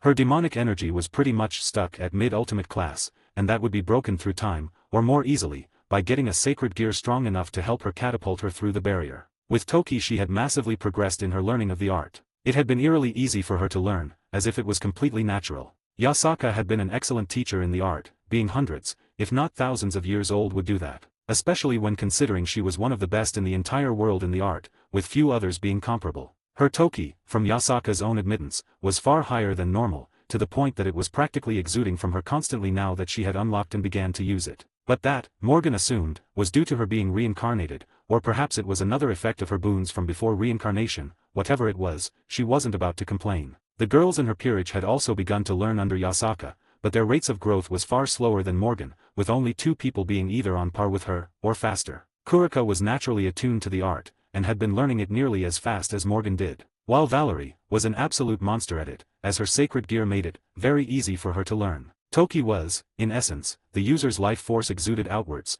wrapping them in a sort of aura that strengthened them in various ways. And when you have someone like Valerie, who has a sacred gear specializing in life forces and similar areas, it makes for a monstrous combination. Morgan would naturally overcome her with the right sacred gear, but at the moment, she was trailing behind her adorable vampire. Her growth in Toki had boosted her overall power level to high ultimate class. Enough to contend against someone like Kakabile with relative ease. The man being a rather underwhelming ultimate class being in comparison to Yasaka or some of the others out there. Yasaka herself would have slaughtered the man with ease, as she was at the very peak of ultimate class. Her growth in the underworld had continued over the past 5 months, as her wealth began to rapidly hit an uptake of sorts thanks to her potions becoming more and more commonplace. The potions were used in practically every single hospital in the underworld, and were more commonly used than Phoenix Tears. There had been a few attempts at stealing from her, or stealing the recipe, but they were taken care of after Seraphol got word of it. And with the potions business being under the protection of several high-end families, most notably the Citries, it wasn't long before those attempts had completely stopped.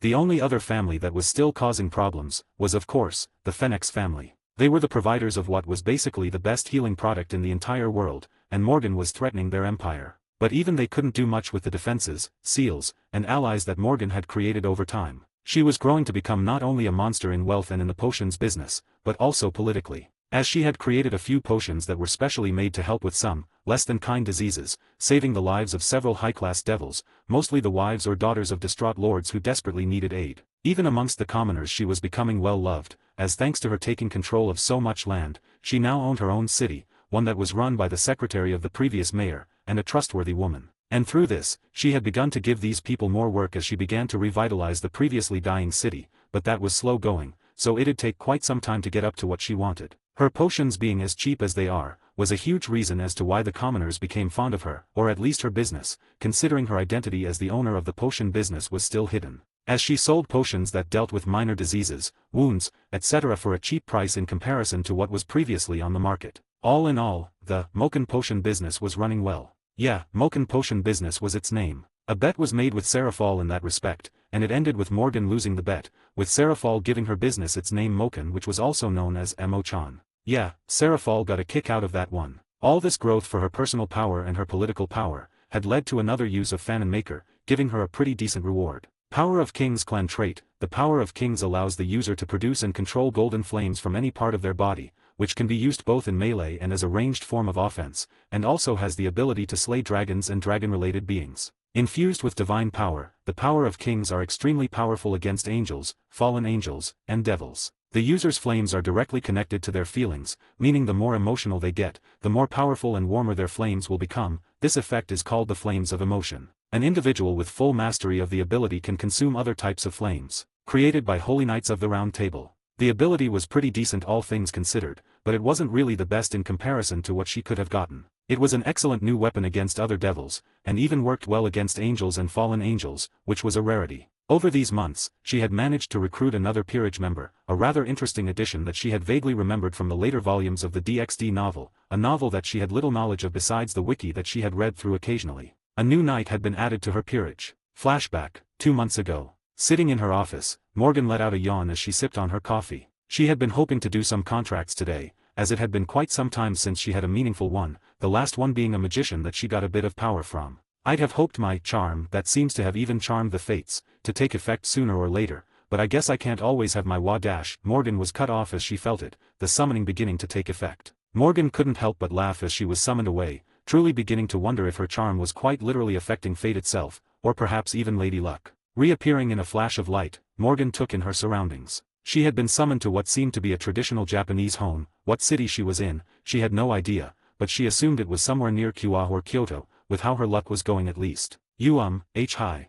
A voice soon entered Morgan's ears as she turned. Her eyes widened slightly the second she did, as she gazed at someone she was not expecting to see, not so soon. An incredibly attractive teen with long black hair with pink streaks traveling throughout, vibrant, practically glowing dark pink eyes, and an impressive figure, as was the norm in this universe. The teen was seemingly the same age as Issei or so, and was someone that Morgan knew. The girl was known as Zeka Miyamoto, a character from Junior High School DxD, a spin-off of the mainline series, as well as a direct descendant of Musashi Miyamoto himself, and the host of a rather interesting sacred gear known as Eden's Duel. The sacred gear in question was made up of 2 swords, but one of them was missing, so the girl was left with Tensei, the first sword. The sword had a number of abilities, which involved stealing the energy of others, turning that energy into Toki or high-speed regeneration, and could even momentarily steal/copy the unique power of another person, such as the power of destruction, but in most cases she could only use it once. The sword also had a consciousness, and a rather interesting love of breasts, to the point that the sword quite literally refuses to steal energy from anything that wasn't a woman,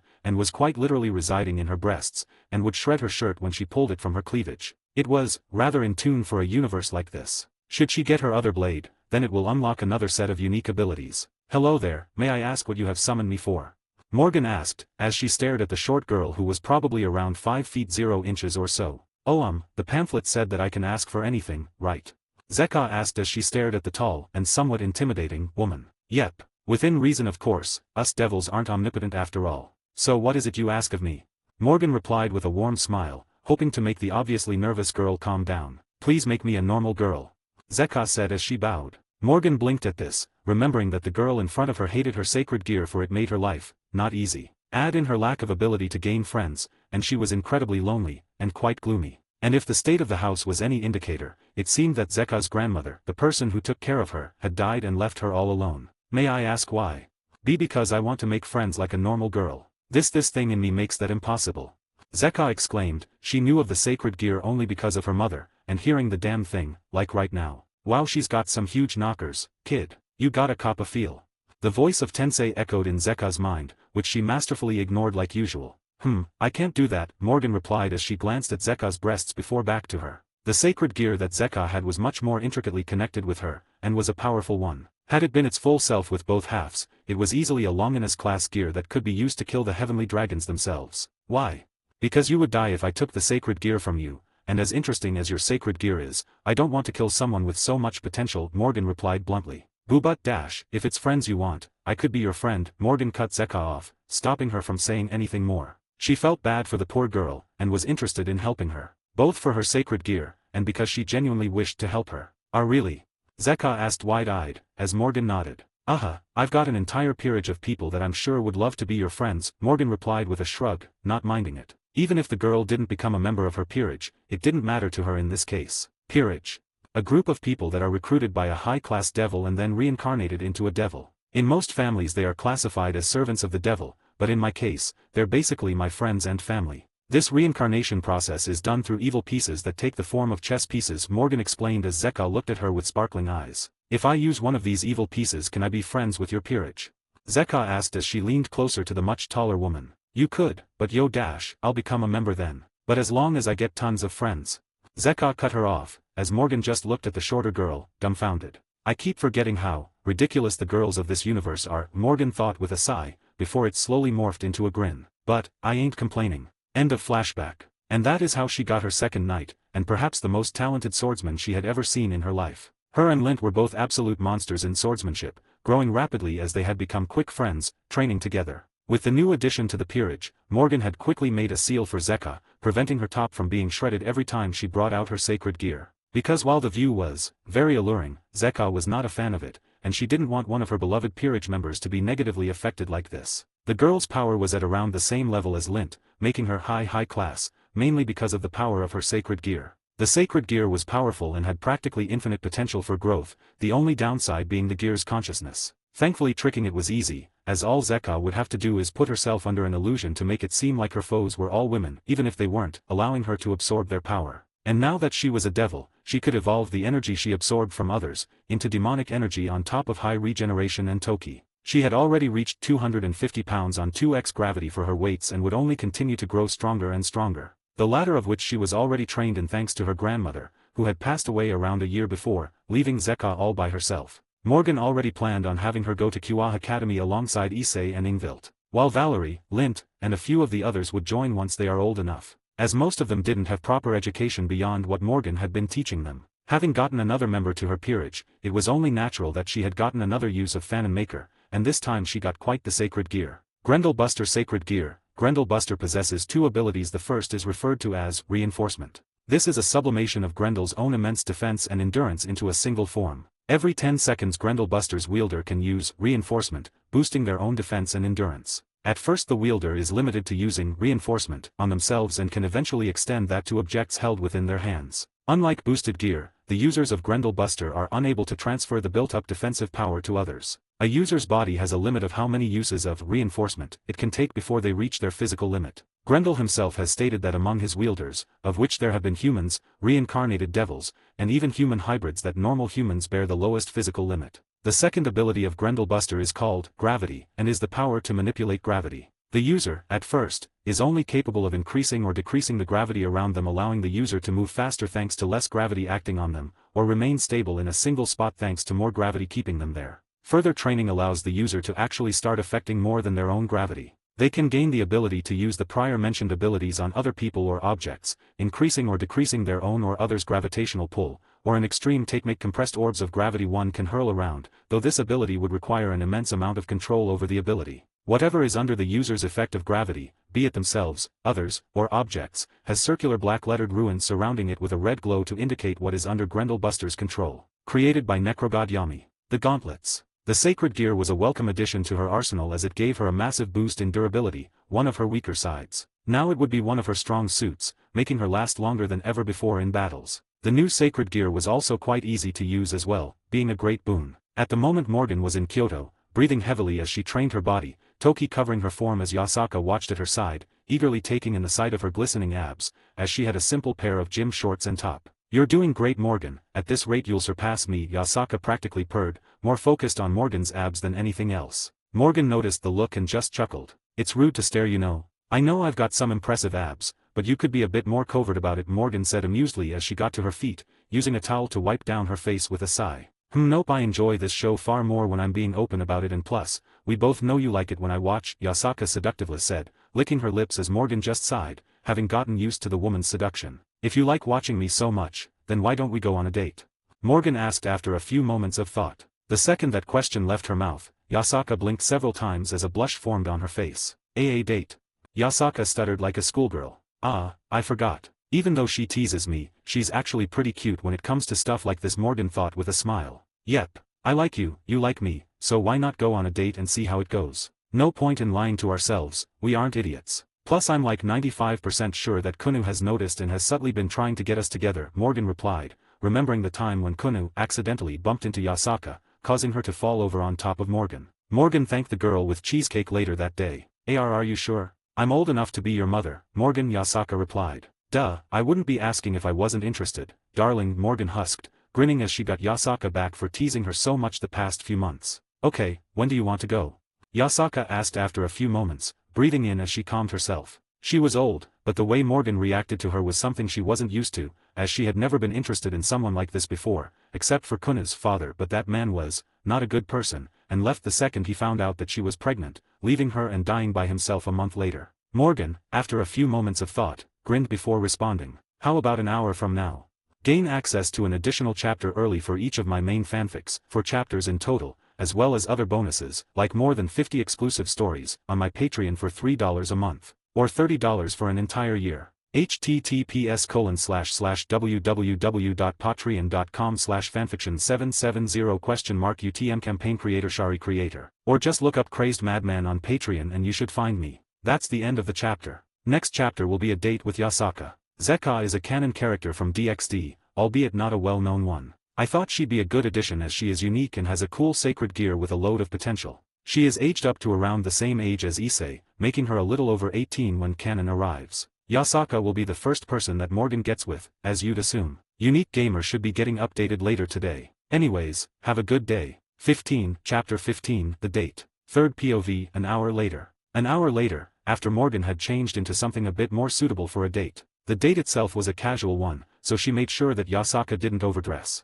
Morgan wasn't really the type to do fancy dates, and she doubted that Yasaka wanted to go on some super fancy date, as that would be rather cliché for someone of her status. Instead, she was going to do something cheaper, but actually fun. Walking to the door to Yasaka's room, Morgan slowly lifted her hand and knocked on the door, as it was opened, revealing Yasaka in her casual wear. Morgan shamelessly took in the figure of the older woman, as her clothes clung tightly to her body, accentuating certain aspects of her figure. Wow, even in casual clothes you look beautiful, Morgan said as she looked over Yasaka's form. Yasaka giggled at the compliment, blushing slightly as the woman that she had grown increasingly attracted to, shamelessly gazed at her figure. Although Yasaka was doing the same, so it was an equal exchange. Thank you, Morgan, you look incredible as well, Yasaka said, looking over Morgan's form. She was dressed up in a casual outfit as well, glasses on her eyes that Morgan had recently begun to wear. These glasses were actually enchanted to allow her to read and comprehend things faster. And when that ability wasn't activated, they allowed her to see through illusions of others, and some other pretty unique abilities. Why thank you. Now, where do you want to go first? I have plans for a movie, a dinner, and some other stuff. Where we go first is entirely up to you, Morgan asked as she looked at Yasaka. Hearing the question, Yasaka looked slightly surprised at the simple date, but was inwardly happy, as she really didn't want to deal with any fancy crap today. Perhaps the movie and then the dinner. Some popcorn sounds amazing right now, and I'd hate to be full before having any, Yasaka replied after a few moments of thought. That sounds perfect, Yasaka. Now, why don't we get going? Don't want to waste the day away, after all, Morgan said as she stretched out her hand. Yasaka looked at it with a small smile, before clasping it with her own, as the two began to walk through the halls of the large home, off to the first part of their date. Let's hope this goes well, both Yasaka and Morgan thought. Turns out Yasaka was not a fan of horror movies. You'd expect someone like her to be immune to being scared by that sort of thing. But the second they walked into the movie and Yasaka realized it was a horror one, and had pretty much clung to Morgan the entire time. Hell, she had even used the woman as a blocker when certain a jump scare would show up. Whereas Morgan was just laughing the entire time, as she had watched this movie in her past life. The movie in question was Paranormal Activities, the first one. She had been scared of the movie in her first life, but now that she was in a new world like this one, it did little to scare her. While Yasaka was just adorable with the way she was reacting to the movie. Whether or not it was real fear or if it was just her using it as an excuse to fondle Morgan's abs, she didn't know, but either way, she sure as hell was not complaining. Especially with the sensation of Yasaka's huge breasts pressed against her, which she was pretty certain the woman was doing on purpose in order to get her pent up. Which Morgan was not ashamed to admit was working pretty well. Walking out of the theater, Morgan had a wide smile on her face as Yasaka pouted at the taller woman. Morgan, you could have warned me it was a scary movie. I'm awful when it comes to them, Yasaka said with a pout. Morgan just laughed at her reaction. Really, but you were fondling my abs so much that I thought you enjoyed it. Morgan teased, grinning widely at the blush that Yasaka soon sported, as she coughed awkwardly. Yes, well, I had to use what I had to block out that movie, Yasaka said, using a rather amusing excuse. Morgan just looked at her with a raised eyebrow, as she responded. Well, I'll have to remember that for next time. After all, your reactions were adorable, Morgan teased, as Yasaka huffed and softly slapped her shoulder. Stop it. Yasaka huffed with a fake scowl, which got Morgan to just laugh at her, before leaning in and pecking her on the cheek. What was that for? Yasaka asked with a small stutter, the kiss on her cheek coming out of nowhere. The woman was trying her best not to fall for Morgan, but after months of knowing her, it was getting very hard. Just thought you were cute and deserved it, Morgan replied with a smile. Cute? Yasaka asked, confused. Usually it was something else like intimidating or sexy, not cute. Cute, sexy, hot, beautiful, seductive. I could go on honestly, Morgan replied with a shrug, listing all the different terms she could use to describe Yasaka, appearance-wise at least. The woman was taken aback by the bluntness, but couldn't help but feel her heart flutter at the genuine words, as a blush once again dusted her cheeks. Well, you're quite beautiful as well, Yasaka responded with a small smile on her face. Thanks. Now, let's go and get dinner, shall we? I found a place around here that serves really nice ramen, Morgan replied. It had been a while since she had any sort of ramen, as she had been eating a lot of American and European dishes recently, mostly to switch it up. I'd love that. It's been quite some time since I've had a meal that isn't so lavish, Yasaka said, remembering all the over-the-top meals she had been eating, at the insistence of her servants. Where in actuality, all she wanted was to eat some delicious meals that weren't covered in caviar and other over-the-top crap that didn't taste like much. Well then, let's get going. Morgan exclaimed in an over-the-top manner, causing Yasaka to giggle as she was pulled along with Morgan, a smile on her face the entire time. A bit later, sitting across from Yasaka, after the two had ordered their ramen, Morgan leaned back in her chair with a sigh. Something wrong? Yasaka asked, noticing the woman's sigh. Ah, sorry. It's just, with all the crap that I've been dealing with in the underworld, it's been a while since I've been able to properly relax like this. Not that I don't love what I do, it just, too much sometimes. Yiska answered, a soft smile on her face. Morgan let out a small laugh. Right, I probably shouldn't be complaining about this in front of you of all people. You've got a harder job than most faction leaders. Having to deal with the gods, the other factions, the principal clans, stray yokai, and all the other crap. The stuff I have to deal is probably nothing compared to what you have to deal with every day. It isn't as awful as you make it sound, as I have a lot of aid from close allies. And you are allowed to complain to me, Morgan. I'd prefer if you did. I like hearing your thoughts. Beyond that warm smile of yours and the teasing attitude, Yasaka responded with a soft smile as Morgan looked her in the eyes, a small blush dusting Morgan's cheeks, as she tried to fight the blush off, but failed. Is that a blush I see on those cheeks? Yasaka purred, happy with the reaction she got out of Morgan, as she found it to be cute. Shaking off the blush, Morgan huffed, what blush? And you do know I'll be getting you back for this, right? Oh, and how will you do that? Yasaka asked, leaning forward slightly as she purposely showed off her cleavage to Morgan, who glanced down at the large cleavage with a sigh. I've got a few ideas, Morgan responded, as Yasaka giggled. Perhaps you can show me these ideas later. But for now, I'd love to hear more about you, Yasaka said, deciding to leave that alone for a little while, even if she was getting excited at the prospect of these ideas and what they could entail. And what would you like to hear about me, besides my status as the lord of the Zagan family? Morgan asked, raising an eyebrow. Like what are your interests?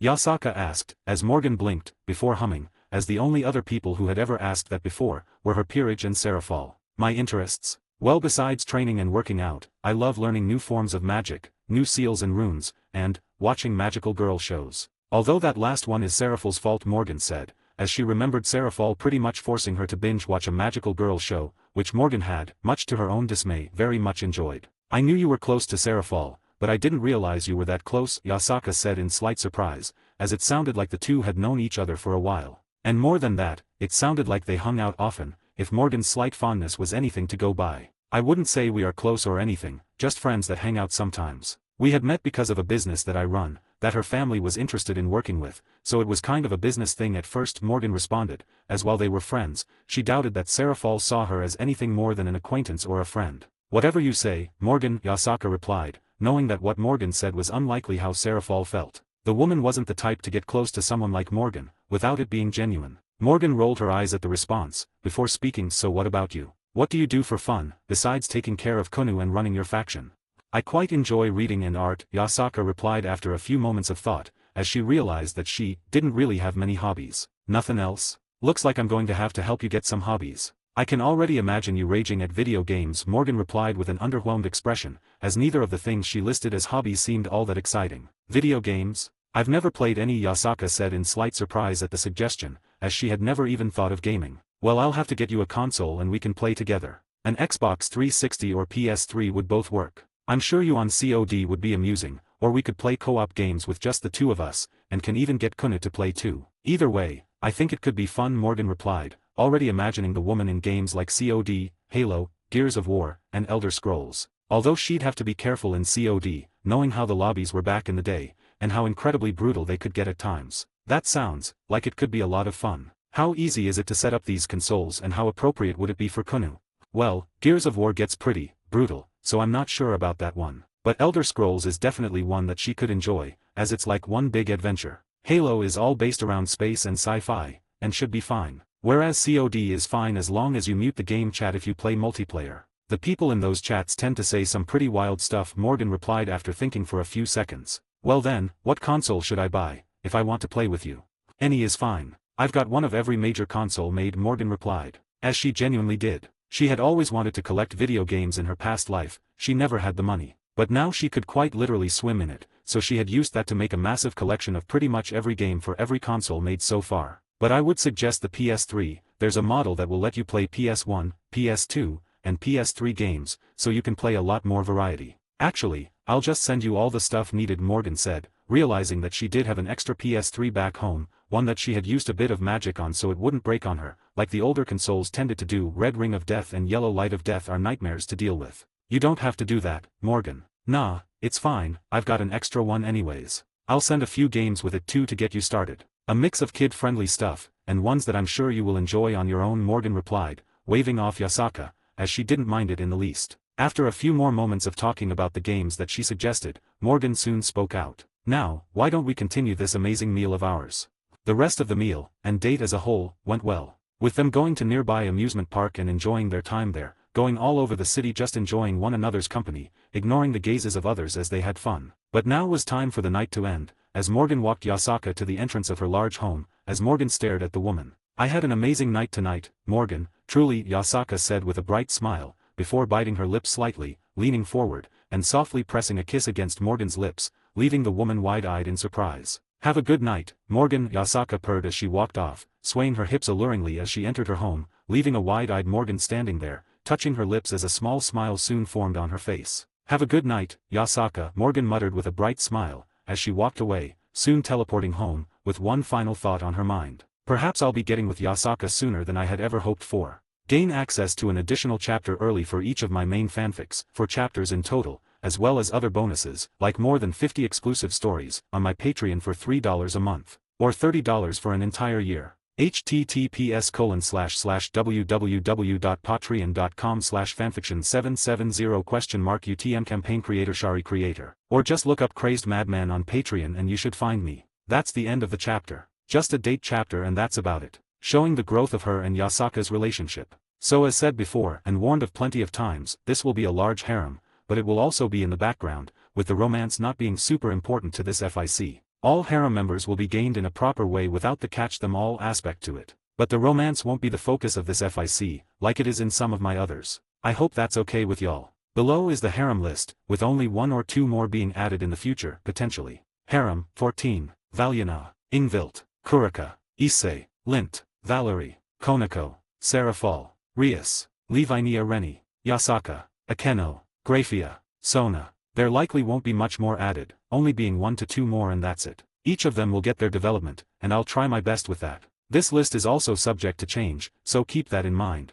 but by subject to change I mean getting smaller, not larger, besides 1 to 2 more. Anyways, have a good day. 16, Chapter 16, The Reincarnation. 3rd POV. Time had flown by since the date with Yasaka, a lot of time, around 7 months in fact, leaving around 10 months before Kennen would come around, 10 months to get a bit more done. 7 months was a lot of time in underworld speak, and it was a lot of time to Morgan as well. During these months, she had continued to grow her potions business, a business that was already one of the largest in the underworld, but thanks to some deals with major families, it was now growing into an empire of its own, as more potions were developed, released, and sold. And no matter how hard people tried, none of them could find ways to recreate them, or even really steal them, thanks to the security measures that Morgan had put up in every shop and factory. Morgan had developed new potions that would grant the wielder momentary immunity to fire, potions that allowed the user to breathe underwater, potions that dealt with some of the most powerful poisons on Earth, potions that would regenerate the user's demonic energy reserves, and more. She had also started to begin production of things other than potions, called scrolls. These scrolls were basically one-time use demonic spells/attacks that could be used to defend or attack when the user doesn't have much energy remaining, or needs a bit of a stronger attack they themselves cannot make. It was mostly for the weaker devils in society, but it was quickly becoming popular as well, especially in the noble circle for the heirs, just so they have a defense for themselves. These scrolls were all completely banned from the raiding games, thanks to the boost it could give, being seen as unfair. But some of the unofficial games had been using them as of recently. The absolute strongest scroll that Morgan was able to produce at the moment was the Ultimate Scroll, which could create an Ultimate Class Attack or Ultimate Class Barrier, but only once. This scroll was sold in an auction for hundreds of millions, and was bought up by an unknown buyer. Morgan knew who it was, thanks to the spells and defenses that were put on the scroll. She also knew that the man had given it to his little sister for her protection, in case anything ever happened. With the growth of her personal potions business, came the growth of her land. The city that she owned was quickly beginning to grow larger as more job opportunities than ever were offered. A lot of them are from the Moken business. The potions business paid them well, and more than that, led to free potions for sickness, or discounts mattering on the potion. Her own mansion was now increased in size through her own hard work, and a bit of magic. Her bedroom especially, as she increased the size of her bed to acclimate to the amount of people that now slept in it with her. She had long since given up on stopping them from climbing into bed with her at night, and got used to being surrounded by her adorable peerage as she slept, with Zeka joining them at night now. The power levels of the peerage had all gone up a bit, with Issei finally getting into the very bottom levels of ultimate class, while Valerie was finally at high class. The rest had stayed mostly the same, besides growing their power and control over Toki as Yasaka continued to train them in the art. Speaking of Yasaka, her and Morgan's relationship had continued swimmingly, as they had gone on several dates since the first, and regularly played together online. Yasaka had come to love COD, with the two regularly playing that and Gears of War together all the time. They even got Kunu on sometimes when they played games that were more appropriate. Their relationship had grown to the point that it was hard to tell if they were dating or not, with them regularly making out around Yasaka's home, usually away from prying eyes. The make-out sessions have never grown beyond that, but Morgan knew it was only a matter of time before it did, as the woman had already started to climb on her lap during their little sessions, using it as an excuse to grind up against her. Morgan doubted it'd be long before she and Yasaka were officially together. The other peerage members that knew of their relationship, aka all of them, were quite jealous, but after Yasaka had done her one-on-one sessions with each of them, they were all creepily giggling by the end of it. So Morgan had a feeling it was only the start of new relationships. Besides her relationship with Yasaka herself, she had also been looking out for the Lord of House Naberius, and after putting a few of her peerage up to the task, she had found a few leads to find the man. But it was going to be a while before she could actually get rid of that little issue. Over these months, Morgan's personal progression had grown a bit, with her primarily focusing on growing her Toki, and more than that, her new sacred gear, Grendel Buster. Grendel Buster had proven to be an absolutely monstrous little sacred gear in her hands, as it would basically make her a walking demonic tank that took even the strongest punches from her peerage with little difficulty. She could take around 15 reinforcement before it was too much for her body to handle, and she began to break down. The gravity control had been very helpful, being abused in combination with the weights on her body, that was now over 10 tons in total on her, and the already existing gravity her body was put under. Over these months, she had also been looking for ways of recruiting her next peerage member. The woman she initially wanted to go with, Suzaku Heinjima, was a bit of a difficult person to recruit at the moment, thanks to her background, so she decided to push recruiting her off, until she had a proper way of doing it. That, and she needed to actually meet and grow closer to her before she can even think of recruiting her. So instead, she sought out someone else. She had 2 knights at the moment, with 1 piece remaining from Sebastian's evil pieces. This meant that she could recruit 1 final knight for her peerage, and while there were a few options that she could go with, she ended up deciding on finding and recruiting the one who carried the spirit of Joan of Arc aka Jean. Finding the girl hadn't been too difficult, as she had been in France, in some sort of group home for orphans. Said group home was not a good place, and led to her fleeing from them, and put her in a position that was similar to what Issei was going through when she found her. Basically, she was homeless, and had been for quite some time now. 4 months ago, flashback. Walking through the streets of Paris, Morgan was walking alongside Valiana, who decided to get out of the mansion for the first time in a while. So this is Paris. It's a bit of a shithole, isn't it? Valiana said, as they walked through it. Yeah, you're not wrong. I guess all that city of love and romance crap was just crap, Morgan said, cringing as she ignored the rather strong scent that came from some of the alleyways. Well, at least the Eiffel Tower is kinda cool, Valiana said, looking at the large tower that was the centerpiece of the entire city. I guess it is, isn't it? Morgan said with a small smile, looking at Valiana with warmth. The girl blushed slightly at the look, tucking a hair behind her ear. What were you staring at me for? Just thought you looked beautiful, that's all, Morgan replied with a grin. Valiana blushed a brighter pink, before Morgan stopped as someone briskly walked past her, bumping into her. Not so fast, Morgan said, catching the person's arm before they could walk off. Ow, hey, let go of me. The person replied with a yell, as Morgan got a good look at her, her eyes widening slightly in recognition. Long blonde hair, powerful blue eyes, a gorgeous, borderline divine beauty, and a perfect figure. This was Jean, but she looked a bit different than what Morgan had remembered from the anime. Eerily similar to someone from another universe, another Jean. Why does she look so similar to Jean from Fate? Is this something that the being that sent me here had changed? Are there others out there that look similar to their Fate counterparts? Or even worse, have similar powers? Definitely going to need to look into this immediately, Morgan thought, realizing that she'd need to look into this. She doubted it was some sort of merger between Fate and DxD, as she would 100% have noticed, but it seemed that certain people might look different than normal. Are you going to let me go, or not? Jean said, trying to pry herself free, only to fail miserably. And are you going to give me what you stole back, or are you going to keep trying to run off? And I suggest you don't try and bring out that weapon of yours. I don't think either of us want to make this situation any worse, Morgan said, noticing that this Jean definitely had something more than just a mere blade blacksmith. And she had a feeling it had something to do with Jean Dark, perhaps even some sort of replica/mimic of her noble phantasms from Fate. Whatever it was, it only made Morgan more interested in her. What? I didn't steal and dash. Jean was cut off as Valiana walked over and snatched Morgan's wallet back from Jean's pocket. The surrounding people just ignored the incident and walked past, not caring enough to intervene. You sure? Because I'm pretty sure this is hers, Valiana said with a deadpan as she handed the wallet back to Morgan, who put it back in her pocket. Jean at this, paled as she realized she was caught. PL, please don't call the cops. I just needed money to eat, that's all. Jean explained, fear beginning to fill her. She didn't want to go to jail or anything, and she doubted she'd survive if she did. Glancing at Valiana, Morgan slowly smiled. How about instead of stealing money for a meal, I'll just buy you one? Morgan said, as Jean's eyes widened. But I stole from you, Jean said in surprise. The other times she had gotten caught stealing, she had been beaten black and blue. Yeah well, I've got a heart of gold. Now come on, let's go get you a meal, Morgan said, walking off as Jean's eyes widened and she ran after them. Looks like I'll be getting my last night today. Flashback end. She didn't get her last night that day, but around a week later, after finding the girl struggling to breathe after being rather viciously attacked by another homeless person. She had given the girl the offer then and there, and she took it, even after Morgan informed her that she could heal her without the evil pieces. She had taken to the peerage well, and had almost instantly hit it off with Lint and Zeka, joining them in their sparring matches, and quickly growing in swordsmanship under the mentorship of Reyna. The girl had risen to middle-high class in 4 months of growth, which was incredible. But it wasn't this that had really got Morgan's attention, it was the fact that even after turning into a devil, Jean could still use her sacred gear that made holy swords, and even more than that, she seemed to be immune/resistant to their effects, even without the aid of Valerie. Something that Morgan realized was due to her having the spirit of the original Joan or perhaps being her reincarnation. Either way, it proved to be an incredible boon for her peerage, and for Jean herself.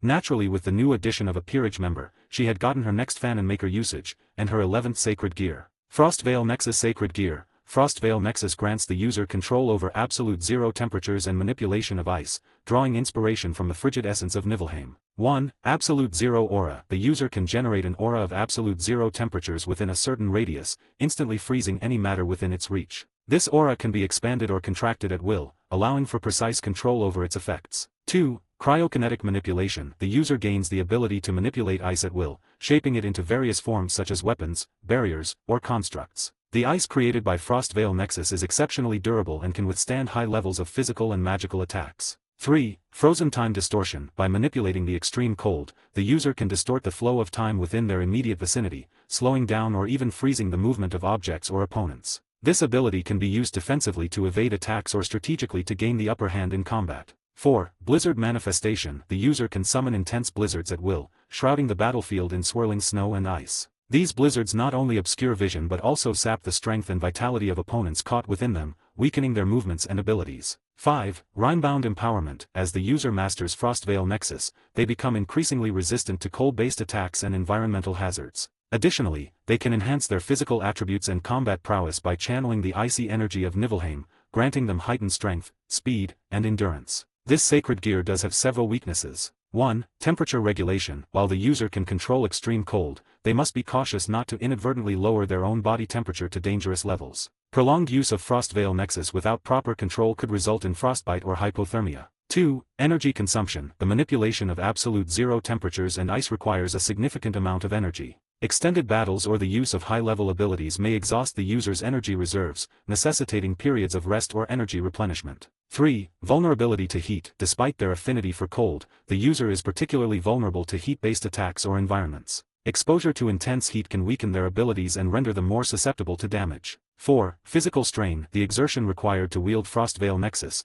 especially during intense combat situations, can impose a considerable physical and mental strain on the user. Overexertion may lead to fatigue, decreased reflexes, and diminished combat effectiveness. Created by Ragnarshade. The Sacred Gear had been a welcome addition to her arsenal, as she had gotten a brand new weapon for her future fights. The Sacred Gear would be powerful against certain foes that she would be dealing with in the future, and while it wouldn't be completely unstoppable, it would be strong in her hands, especially when combined with her poisons. With the new power, she had risen to high ultimate class just at base, and peak ultimate class when she started to use her Toki in tandem with her demonic energy. At the moment Morgan was sitting in her office, humming as she sipped on her coffee, looking over the earning reports for the week. She was cut off from this, as the door to her office slowly opened, revealing Lavinia. Morgan, you've got a letter," Lavinia said, seemingly nervous as she handed a letter to Morgan. Glancing down to it, her eyebrow shot up to the sky at the sight of the Bale logo on the back of it. "Thanks, Lavinia," Morgan said with a smile as Lavinia walked out of the room. Ripping the seal open, Morgan read through the note as her eyebrows shot higher and higher, wide-eyed as she read through it all. By the end of it, she let out a small laugh as a wide grin formed on her face. Getting to her feet, opening her mouth, she spoke. "Looks like it's time to meet the heir of the Bale family. It's time to meet Saray Org. Gain access to an additional chapter early for each of my main fanfics, 4 chapters in total, as well as other bonuses, like more than 50 exclusive stories, on my Patreon for $3 a month, or $30 for an entire year. https://www.patreon.com/fanfiction770 UTM campaign creator creator. Or just look up Crazed Madman on Patreon and you should find me. That's the end of the chapter. The next chapter will be the meeting with Saray Org and some more. I decided to spice the FIC up a tiny bit, by adding in Jean and a couple of other characters that are more in line with those they are the reincarnation of, like Jean and Jean Dark. There'll be a couple more, and all of them will be joining Morgan's peerage. Morgan will have a large harem, but Asia will not be in it. I've decided that instead, she'll be a cute little sister that Morgan can spoil to hell and back. Morgan won't be getting any more peerage members until canon rolls around, as she's got enough for now. She will get more during canon though, and at a faster pace. Anyways, have a good day. 17, Chapter 17, The Meeting. Third POV. In a small reserved restaurant, in a city near Morgan's land, Morgan sat. She had been invited to this place by Saray Org for a meeting. The entire restaurant had been reserved and bought out by Saray Org for this meeting. What the meeting entailed, Morgan didn't know, but she had an idea that it involved his mother. His mother was most likely the reason why he called for the meeting, and seemed so desperate. The reason as to why he was so desperate, was because his mother had the same disease that Ingvild had, the sleep disease, putting her into a coma that she wouldn't wake from, at least, not for a long time. He had not made the letter for Lord Zagan, but instead, the owner of the Moken potion business. He most likely thought that she had some sort of potion, or perhaps had the knowledge required to create a potion that could heal his mother. It was a pretty sound idea, considering she did indeed have the potion and knew how to create it, thanks to the books in her family's library, one of which held the cure. But, using that cure was a bit of an issue. As if certain families knew of it, it could cause some serious issues. Mostly because certain factions didn't want for it to be cured, because the people it tends to infect were the higher society, for whatever reason. From what the book had hypothesized, it had a connection to the bloodline of the high-class devils, and their demonic energy. Almost like their demonic energy was too much for their bodies to handle, forcing them into comas. Either way, Morgan was going to help the man. He was one of the few devils that she actually liked, and he was also a strong one, being the heir to the Bale family, the most powerful devil family in the underworld. And while he didn't have the power of destruction, he did have Toki, and a Longinus of his own, in the form of Regulus Nemia. He was probably in the same range of power as Morgan, if not stronger, but Morgan wasn't too sure about that, as she'd have to fight him all out to decide that one. She hoped to eventually spar with him, but she doubted that would be today. At her side was Lint, who was boredly yawning, waiting for Saray Org and his queen, Kuisha Abaddon. Kuisha was a member of the Abaddon family, an extra demon family. She had the power of Hole, which was a rather interesting little trait that can make holes that will absorb attacks and then redirect it back at the attacker. They had some other interesting abilities that made the ability quite strong, but that was the primary one. While Saray Org was about as powerful as Morgan, his peerage was far weaker than her own. Ingvild alone could take down his entire peerage, and that isn't even talking about Issei, Valyana, and the others. The strongest members of his peerage is Kuisha, who is peak high class, and his pawn, Regulus, who was the avatar/spirit of the Longinus Regulus Nemia. The pawn in question was stronger than Kuisha, and was likely in the middle to high levels of ultimate class. "They're cutting it close," Lint said, glancing at the time as it was growing closer and closer to the time that they were supposed to be here. "And should they be late, well, it'll be rather insulting." "Not to worry, Lint, they're here," Morgan said with a smile as the door to the restaurant opened, as a tall black-haired man walked in, alongside a shorter blonde woman. This was Saray Bale. "And Kusha Abadan. I'm sorry we took so long, we had some other responsibilities we had to deal with." Kusha apologized as Morgan waved off her apology. "It is fine. It's nice to finally meet you, Bale. I am Morgan Zagan, Lord of the House of Zagan, and owner of Moken Potions." Morgan introduced herself, as she shook the tall man's hand. He looked surprised at the mention of the Zagan family, as he knew about them from his studies of the different houses in the 72 Pillars, and to hear that the potions business he wanted to work with, was in fact owned by the last remaining member of the Zagan family was a shock. "You look surprised. Although I guess I can't blame you, I'm quite secretive with what I do," Morgan said with an amused smile as she moved and sat back down at the table, the man sitting across from her and Lint. I apologize, I was not expecting for you to be the owner," Saray said with a cough, awkwardly moving past his own shock. Kusha sighed at her king's reaction, but inwardly she was the same. Sure, she knew that Morgan had fought and obliterated Sebastian in battle, and had a Longina sacred gear of her own, but she didn't expect her to be the owner of the fastest growing business in underworld history. "It's okay, I don't blame you. Now, what is it you wish to speak to me about?" "It's not every day that someone of your status asks for a meeting with me," Morgan asked, as she looked at the man who breathed in deeply. "It is about my mother. Miss LaBale, she is sick. The sleep disease that has been ailing many devils has put her into a deep coma, and with the enemies who are not fond of me being the heir to the Bale family, I wish for her to be healed. Nothing has worked so far, and so, I come to you in hopes that you may have the cure, or perhaps can work on 1 inch." Saray began, as Kusha placed her hand on his arm, giving him a comforting smile. Morgan glanced between the two with a small raise of an eyebrow, understanding what that was, before looking the man in the eyes as he continued. I will do anything if you can save my mother, even if it means losing my title as heir, or dash." "No need for any of that, Saray." Morgan cut the man off. As interesting as it was to think about having the man in her peerage, she also knew that that was not really a good idea, at all. Zekram Bale was not someone she could mess with, not yet. Even the 4 Satans couldn't mess with the great king because of his political influence. And while Morgan would eventually be dealing with that man, she couldn't yet, not before she gets more personal power, and more political power. "But dash, as interesting as the offer is, I won't be taking it." Saray. "This is your mother we are talking about, and it'd be wrong for me to take advantage of the fact that she is in a coma, to get something from you. Instead, all I'll ask is for you to consider me a friend, and perhaps help me with something in the future, as I will probably be needing it," Morgan responded, as the man went silent. "Does this mean you have the cure?"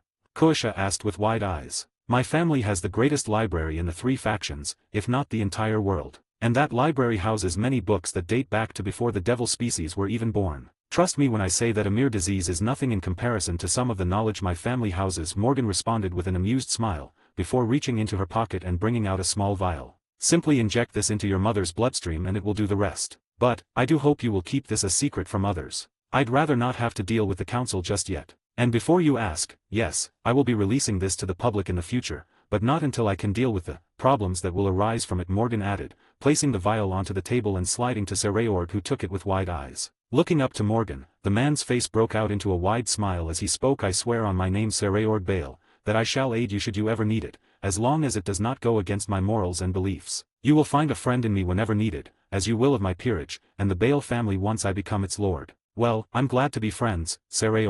But I think it's about time you go and wake up that mother of yours, don't you think?" "Should I need your help, I'll send you a message," Morgan said as she got to her feet. Shaking the man's hand as he had a happy smile, they exchanged a few more words before teleported off, ready to finally wake his mother up, after years of her being unconscious. "Are you sure that was okay, Morgan? You could have had him as a new peerage member, like a rook," Lint asked as Morgan chuckled. "If I want him as a peerage member, I'd much rather he come to me on his own rather than being forced into it because I have something that can cure his mother. That, and I'd rather not deal with Zekram Bale, not yet at least. The man might be weaker than me, but politically he'd crush me," Morgan replied, as she did like the idea of having Saray as her rook, but the political fallout that would cause if anyone found out, was far too much for her to handle, yet. Should she become a Satan-class being on par with Serafal, then she would be more interested in the idea of recruiting him into her peerage. "For now though, let's get back home, I've some other business to deal with," Morgan said, as they two left the restaurant, the meeting having gone well. 6 months later. 6 months have passed since the meeting with Saray, and a bit had happened in that time. She had met up with the man a couple more times, and had even met his mother after she had gotten healthy enough to walk around, the cure working on her perfectly. She had yet to spar with the man, but their meetings were good either way. They were usually just talking as friends and some conversation about the other younger devils in Devil Society. The two were similar in age, so they were quickly friends. Her research into the Nefarious family had started to show some proper progress, as she had found out the man had recently been seen in the territory of the Phoenix family, which was a little concerning. From looking into it further, it seemed the man was doing some sort of underground deal with a cousin of the main family, for some Phoenix tears. And knowing what the Nefarious family got up to, that was not a good sign. She had her peerage looking further into it, but the man had left the Phoenix territory before they could get to him. But, Morgan knew that she was getting closer and closer to finding him, as she had used a rather neat tracking spell that gave her the general area of where he was, and it seemed he was near Bale family territory, which was not a good sign. She just hoped he and Zekram weren't in league with one another, as that would make things far more complicated. Over the months, thanks to her progress in growing her family, and becoming friends with Saray Ord, she had gotten another fan and maker usage, two in fact, both of which giving her good rewards. Evil Fist Technique. Evil Fist is an exclusive branch of Senjutsu that goes one step beyond and absorbs a portion of the malice and ill will that floats around the world, a consequence of inappropriate use of Senjutsu by novice practitioners. Senjutsu users of strong will and Evil Fist practitioners, however, will be able to fight back the corruption and control the evil and malicious chi absorbed, using it as a weapon and enhancer, in the shape of a dark aura of pure malicious and evil chi the user will wear around their body, similar to Toki. Evil Fist practitioners will have a tremendous increase in attack, defense, and speed, even more than Toki users, and will be able to use the malicious aura cloak as a weapon, capable of melting, corrupting, decaying and even exploding anything that it touches. Evil Fist has also indirect effects, such as the ability to shield or absorb proper Senjutsu attacks, corrupt Senjutsu and Toki users with their own evil aura and even make the user exhale an extremely volatile killing intent, which can knock out weaker opponents in their presence and can even visibly age victims of a direct stare. Created by Hooki Minami. Hubris item. The special thing about this book is that it changes the spells inside of the book to fit the desires of the wielder, making it very unique and powerful, being considered a magician's sacred gear by some like Azazel. For example, someone like Gray who is a warrior/fighter, the book will hold a book of fighting spells. Meanwhile to Asia who desires to help her friends and to protect others around her, the book will appear as basic spells that boost stats and creates barriers. The only drawback to this is that the spells can't be something illogical or too strong for the wielder to handle. For example, the spell won't give someone a list of spells on how to kill gods if the user isn't strong enough to kill gods, meaning in order to gain access to powerful spells you have to train and push yourself to the limit. However, Gray considers this to be the book's greatest strength as well and was the motivation for giving it to Asia. If the book is burned or destroyed, it will reform in time through its former user, however this process is shown to take a few days at most or even years at worst, depending on the one who destroyed it. Gray later states if the book was destroyed by a powerful god it might take decades to repair. Created by Shattered Rose 23. Both of the rewards had been well received by Morgan, especially the grimoire which had surprisingly been absorbed into one of her sacred gears, Lyman Magus, the same sacred gear that specialized in magic. This absorption granted Lyman Magus all the spells and abilities of Hubris, while also requiring her to a certain level of power to use those spells, but that only applied to the spells granted by Hubris. Evil Fist on the other hand, was a bit of a complicated technique that she had to be very careful when using, as she hadn't practiced or used Senjutsu yet, and had been solely using Toki. But she had found that she could use both her Toki and Evil Fist in conjunction, boosting her power massively, but it was also hard to control, and required a lot of willpower to not let herself go berserk. She hadn't tried to combine it with her demonic energy as well, as she had no idea what sort of effect that would have on it. She decided to master Evil Fist first, before moving on to trying to combine it with her sacred gears and demonic energy. At the moment Morgan was in her living room, gazing at Seraphal who was sitting across from her with a smile on her face, as Morgan deadpanned after hearing what she had just said to her. "Come on Emo-chan, it'll be fun. And I'll give you a big reward too," Seraphal purred, as Morgan just deadpanned. "Seraphal, you're asking me to go to a small city in the middle of nowhere, just so I can train your sister, and keep an eye on her. Why in the hell should I do that? I've got a lot of things to do here you know," Morgan replied, as Seraphal pouted. "Because I'm your friend and I'm asking, plus, I wasn't lying when I said I'd reward you," Seraphal said, leaning forward as her cleavage showed clearly to Morgan, who just stared at her with a deadpan still on her face. "Sarah, we both know that won't work on me. Even if you're hot as fuck, I won't get manipulated so easily. So can you really tell me why you want me to watch over your sister?" Morgan asked, as Seraphal looked her in the eyes, a pout forming on her face before leaning back with a sigh. "There's been some movements recently. Rogue members of the Grigori have recently been sprouting up in the area, and I am afraid of what they might be doing there. I'd interfere myself but you are a Satan and it could end badly if the Grigori get word of it," Morgan interrupted as Seraphal nodded. Staring Seraphal down, Morgan let out a sigh. Fine, I'll watch over your sister and the Gremory heiress, but you owe me for this, Sarah." Thank you."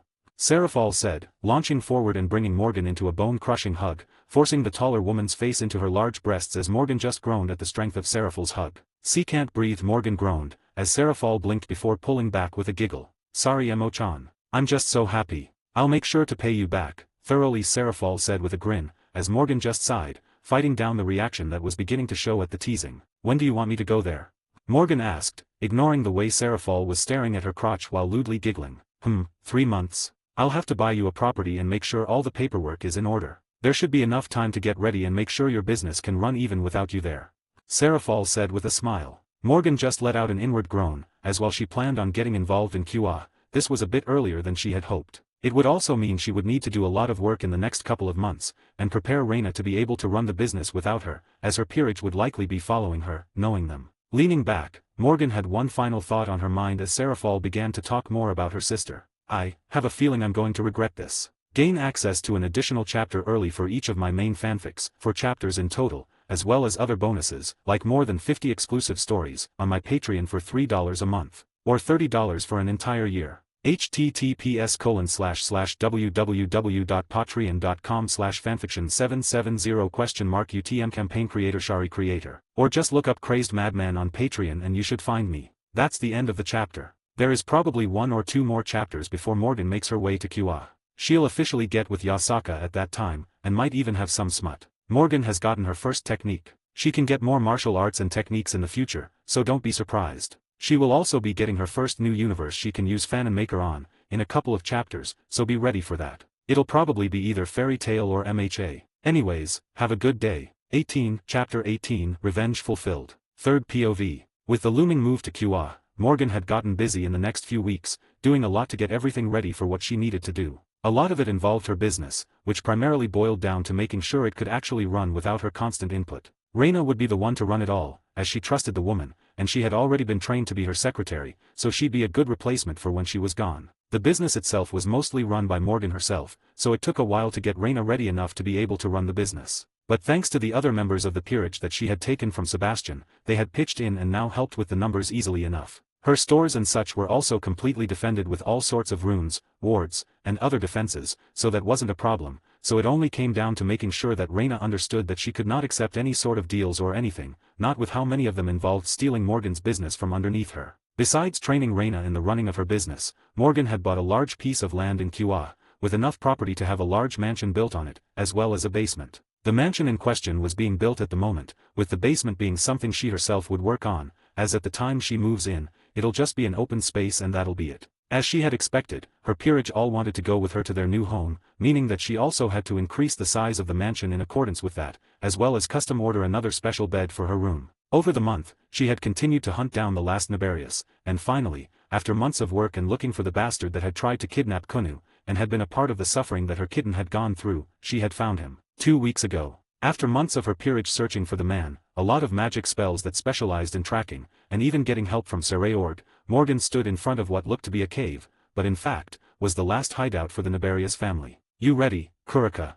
Morgan asked Kurika. She had brought Kurika and Valyana with her, as Kurika deserved her vengeance, and Valyana's sacred gear would make this a hell of a lot easier on her. As from all the research she had done into the man, he was a proper ultimate class, and a decently skilled one at that. "I've never been more ready in my life," Kurika said, all of her teasing attitude gone, a serious glint in her eyes as she would finally be able to take out the final member of the family member that had caused so much death and agony on her people, and her and sister. "How many are in there?"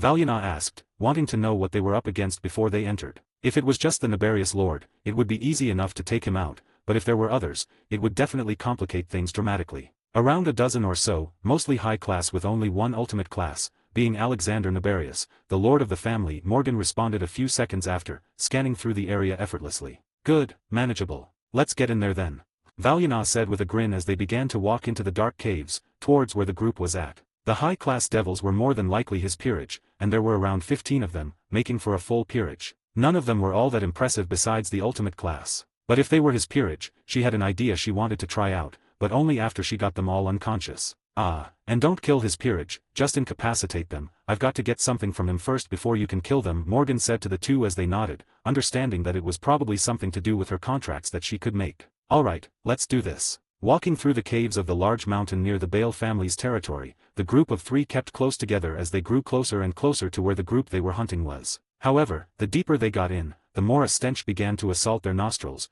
before eventually, they walked into a large opening, as their eyes widened. Horror entered the eyes of Kurika, while rage entered Morgan and Valyana. Littering the ground were the corpses of young yokai children, ranging from what seemed to be the ages of 2 to 10. Most of them were covered in bruises, cuts, and were missing different parts of their bodies. Even more than that, each of them seemed to have their yokai traits, like ears, cut halfway off, making for a gruesome sight. Valyana, you know how I said to hold back. Yeah, fuck that, go all out on the monsters that did this, and make sure to keep them alive, for they will wish they died once I am done with them, Morgan said coldly, as Valyana nodded. Marching forwards, Kurika's eyes glowed with rage as she snarled. Who dares intrude? The voice of a tall ugly man echoed through the room, only for a fist to slam into his stomach, launching him back, as a voice called out behind him. Balance breaker. Wah dash, you thought you could just get away with this shit and no one would notice.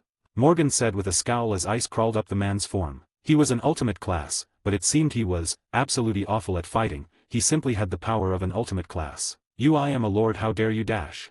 Shut the fuck up, you piece of shit. Unless you want to die by my hand, I suggest you sign this paper right now, or I'll get you like the little pig that you are, Morgan said, her killing intent flaring around her as the man began to sweat fiercely, as a rather gross smell began to emanate from him, before he signed the small paper. Good, you can take it from here, Kurika, Morgan said with a cruel smile as she walked off. But you said dash. I said by my hand, not hers. Morgan cut the horrid creature off, as Valyana floated in front of her, bodies slung over her large shoulders, the bodies of the currently unconscious peerage members.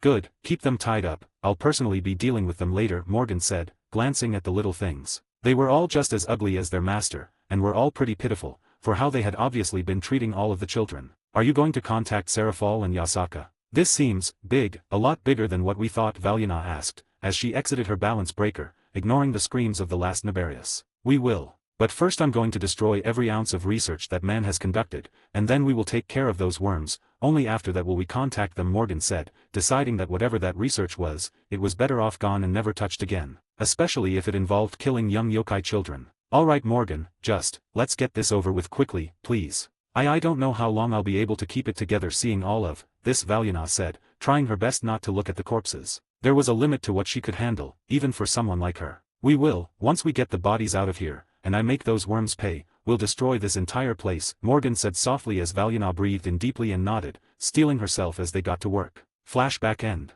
The death of Alexander Nabarius, and the reveal of what he had done had not gone down well with Yasaka. Morgan had never seen the woman so full of rage, to the point that even Serafal was sweating when the nine-tailed kitsune began to shake the surroundings with pure energy. The sight of the dead corpses of young yokai children that were missing, and the fact that this could have been Kunu, was the primary factor. Serafal had been angry too, but more so at herself for allowing something like this to happen. She and Yasaka had grown to be friends as of recently, as she had joined in on some of the gaming nights, and enjoyed the woman's company. Not to mention the talk they had involving Morgan, which Morgan had a feeling it involved seducing her, and a harem, but she wasn't complaining. The other Satans had gotten involved as well, but quietly so as to not cause the council to notice, because if they did, they would try their damnedest to make it seem a lot less severe than it actually was, and would cause a lot more harm than good, making the entire situation a hell of a lot worse. The contract that Morgan had made the man sign, was in fact, a similar one to Sebastian's. All of Alexander's ultimate class power had flown into her thanks to it, and she gained ownership over his peerage, a peerage that soon was ripped to shreds,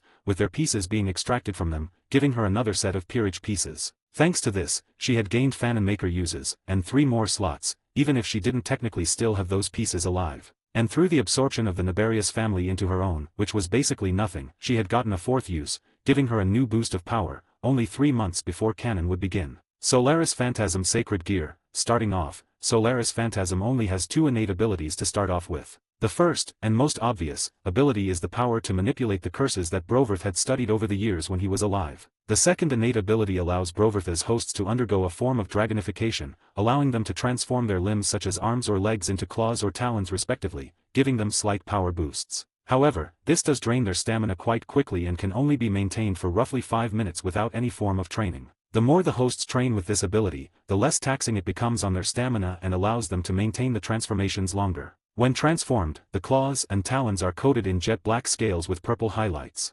Solaris Phantasm takes the form of a dragon head-shaped pendant that hangs around the host's neck when summoned. The pendant itself appears to be made out of a combination of carbon steel, gold and dragon scales while their eyes appear to be amethysts. Created by Silent Sakura. Something like this. Zephyr Shift Sacred Gear. The Zephyr Shift has the ability to generate/manipulate the element of wind, which is capable of being used as a weapon to form an unstoppable slicing wind that is capable of tearing apart anyone from almost any distance. She can also be used to glide through the air using the wind as a medium, along with being capable of floating mid-air to the point of looking as if they're almost standing on the air. From the user's own mastery of this sacred gear, they can be capable of creating a powerful whirlwind, tempests or hurricanes, or allowing them to create a powerful vacuum that allows them to suffocate with opponents, along granting them a defense against all fire and sound-based abilities, as both require atmospheric air as a medium to function, being capable of a powerful destructive implosion and a far more sharp vacuum blade. And if the user is capable of mastering this sacred gear, they could be capable of manipulating the atmosphere if they're capable of mastering it. Created by Devilslayer 123. Alpheka Tyrant AU. Alpheka Tyrant has the ability to generate, control and manipulate a powerful stasis field for offensive and defensive purposes in the battle. For offensive purposes, it allows the user to create a powerful stasis field that can slow down and stop the movement in its area of effect. It is also able to drain and cut down the power of his opponent's strength, and at the utmost power, it can even cause considerable damage to the surrounding environment to use for field advantage. For defensive purposes, the user can nullify and counter all offensive forces, shielding the user from enemy attacks while suppressing the life force and power of all things within his vicinity. While the Longinus is extremely reliable due to its extremely powerful defensive and counter abilities, it does come with a few weaknesses. First, the stronger the power of the field is exerted on the outside, the more vulnerable for the user inside. Should the opponent manage to breach through the stasis field, the user could be vulnerable to a critical blow. Also, the movement of the user is limited by the power exerted on the field. The stronger the field, the less mobility the user has inside the field.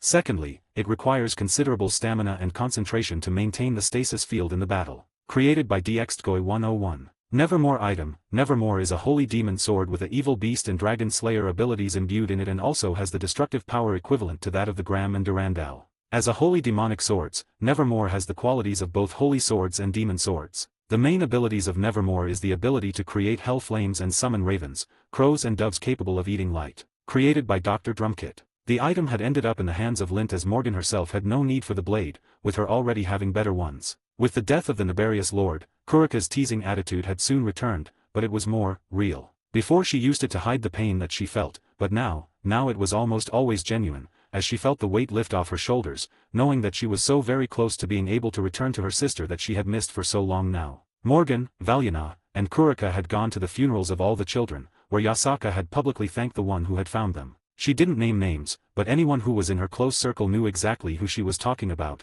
making them forever grateful to Morgan. Thanks to the death of Alexander, Morgan now no longer needed to worry about tracking anyone down, giving her peerage a lot more free time, which allowed some of them to find their own hobbies, which for the most part seemed to form into gaming, reading, art, cooking, and surprisingly enough, in Valyana's case, collecting Pokemon cards. Because she thought they were cool looking and they looked like they'd be fun to fight. She said this, but Morgan had seen her growing collection of EV, so she doubted that was the truth. At the moment Morgan was in Kyoto, as she had received a call from Yasaka who wanted to talk to her for some reason. She wasn't sure what it was for, but she imagined it was to talk more about Alexander and what he had been up to. Walking through the halls of Yasaka's mansion, she made her way to Yasaka's room, where they usually tended to do their little meetings. Walking up to the door, she lifted her hand and knocked. "Yasaka. I'm here," Morgan said outside the door, as Yasaka's voice called out from inside. "Come in," Yasaka's voice purred, as Morgan opened the door and walked in. "What the dash?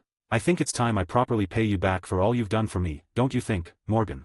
Yasaka said, as Morgan's brain stopped functioning, as she stared at her. "Why?" "Because." Yasaka was completely naked. When Morgan's brain began to work again, she only had one thought on her mind. "I love my life." Gain access to an additional chapter early for each of my main fanfics, 4 chapters in total, as well as other bonuses, like more than 50 exclusive stories, on my Patreon for $3 a month, or $30 for an entire year. https://www.patreon.com/fanfiction770 campaign creator Shari creator. Or just look up Crazed Madman on Patreon and you should find me. That's the end of the chapter. Sorry if the quality wasn't the best, but I am dead tired right now. I got like 2 hours of sleep, so I'm about to go back to sleep. The next chapter will at least partially smut. This'll be the last Sacred Gears for a while, as she'll focus more on getting new powers once she gets a new universe she can pull from. Anyways, have a good day. 19, Chapter 19, Claiming a Kitsune. Beginning of smut. Third POV. "Do you like what you see?" Yasaka purred as she pressed her large, nude breasts together, causing Morgan's eyes to trail down to them. Absolutely, Morgan said, a grin forming on her face as Yasaka sauntered towards her. Morgan happily looked over her form as she took in the sight of the slight bush above her slit, thick juicy thighs, a fat juicy ass, and huge breasts with cute nipples. How about we get all these pesky clothes off, Yasaka said as Morgan just chuckled before pulling her top off, revealing her muscular abs and her own pair of large breasts that were still hidden with a sports bra. Yasaka licked her lips as she saw Morgan's abs, before slowly she began to drop to her knees. I think this particular clothing is struggling, isn't it? Yasaka said, noticing the large bulge in Morgan's pants, as Morgan just chuckled, allowing Yasaka to pull her pants down, revealing her boxers that were straining from her growing cock. Slap. As Yasaka pulled Morgan's underwear down, she breathed out a low moan as Morgan's hung member slapped out against her face. Around 12 inches of cock throbbed against her face, as Morgan sighed at the sensation of Yasaka's breath against her member. Oh gods, it's so big. Yasaka said in genuine shock as she pulled back, blushing at the fact that Morgan's cock had just been on her face. Her mature pussy dripped with desire as yokai and kitsune instincts were practically begging her to mate with the alpha in front of her. Glad you like it, darling, Morgan grinned, as she could literally smell Yasaka's desire. Mkuna's father was nowhere near this big. Ive got no idea what to do, Yasaka said, embarrassed. The worm that Yasaka had been with before was quite literally 1/4 the size of Morgan's member, which wasn't bad, respect to all my normal homies, but not anything like this. Just do your best, love, Morgan said with a small smile, finding the reaction to be adorable. Hearing this, Yasaka nodded as she moved forward, and pressed a singular, long kiss against the tip of Morgan's cock, causing the devil to let out a low sigh as Yasaka began to press more kisses against the tip of her cock, before slowly moving further down. Good girl, Morgan breathed out, as Yasaka began to take the tip into her mouth, as her hands began to work her cock, stroking it the best she could. The girth of her cock was also large, making it hard for the woman to wrap her hands around its thickness. Yasaka couldn't help but feel her pussy flutter at the praise, as she began to take her deeper, her pussy dripping more and more at the taste of her beloved's cock. SLRRP GLAC GLRCKHCK. Soft noises filled the room as Yasaka began to give Morgan a blowjob, swirling her tongue around the Futanari cock in her mouth, while her hands worked at the rest of the cock she couldn't take into her mouth, as well as her thick balls. Fuck, you're incredible, Morgan groaned, her right hand softly running through the woman's hair. As Yasaka did her best to bring her love as much pleasure as she could, while trying not to come at the taste of Morgan's cock. What Morgan didn't realize, was that her initial trait, beauty personified, also made her cock a bit of a dangerous little thing, as it tasted and felt divine to those that would take it, making it hard for Yasaka not to come just from sucking the thing. Had it been someone younger, like one of Morgan's peerage, they would have come like a fountain the second it entered their mouth. Fuck, I'm almost there, baby. Morgan groaned as she inwardly said, fuck it, and grabbed the back of Yasaka's head, and slammed every inch into the back of the MILF's throat. Yasaka's eyes shot wide as a deep groan escaped Morgan's throat. Fuck, I'm coming. Swallow it all, Yasaka. Gulp gulp gulp gulp. Yasaka shook as an orgasm rocked her form, baby batter splattering into the back of her throat, as Morgan's large balls throbbed against her chin, her mouth being painted white as she saw stars, her pussy quivering as her entire form shook in pleasure. You are incredible, Morgan sighed out, as she slowly pulled her cock out of Yasaka's mouth with a soft pop sound, as Yasaka just let out a mule, as she swallowed the last bits of cum. Show good, Yasaka slurred, hearts practically in her eyes after swallowing Morgan's semen. Well, I'm glad you enjoyed it so much, because now is time for the main event, Morgan grinned, as she lifted the woman into a princess carry, before pushing her onto her bed, looming over the woman with a smirk. Are you ready for this, Yasaka? Morgan asked softly as the woman nodded with a smile. I am. Take me, darling, Yasaka replied, as Morgan smirked. Gripping her cock, she slowly pressed it against Yasaka's soaked cunt, before slowly entering her, deeper and deeper as Yasaka let out soft moans at the sensation. MMGHH, fuck, you're tight, Morgan groaned slightly, as she felt herself bottom out inside of the woman who was breathing heavily. So full, Yasaka mewled as Morgan just grinned, before pulling back, causing the woman to whine, only to let out a deep moan as Morgan slammed back in. I hope you're ready, my little vixen, because I'm about to show you why you belong to me, Morgan growled, as she began to thrust into the woman who let out passionate moans. The sensation of Morgan's hung cock inside of her was simply incredible. HNNGH, on, harder darling, Yasaka whined as Morgan grinned widely, her eyes glowing with a possessive light, as she flipped the woman over, her face being pressed into the pillow as she gripped her hair and pulled on it, forcing her to look up. As you wish, Morgan said with a grin as she slammed balls deep inside the woman. PLAP clap, PLAP slap, SLCK PLAP. Her fat juicy shook like waves as Morgan slammed into her from behind, in the doggy-style position. Her 9 tails swished and shook as Morgan gripped her waist. Yes yes yes. Harder darling, harder.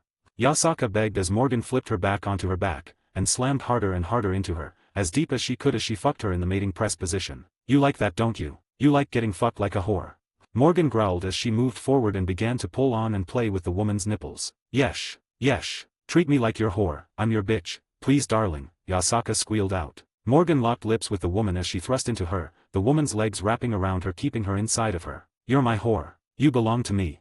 Morgan snarled, the curse known as "you are mine" officially activating now that she had claimed her first woman. This would also mean a lot more, Yandere tendencies would begin to show. I'm yours. I'm yours. Fuck. I'm coming. Take it all my slutty little vixen.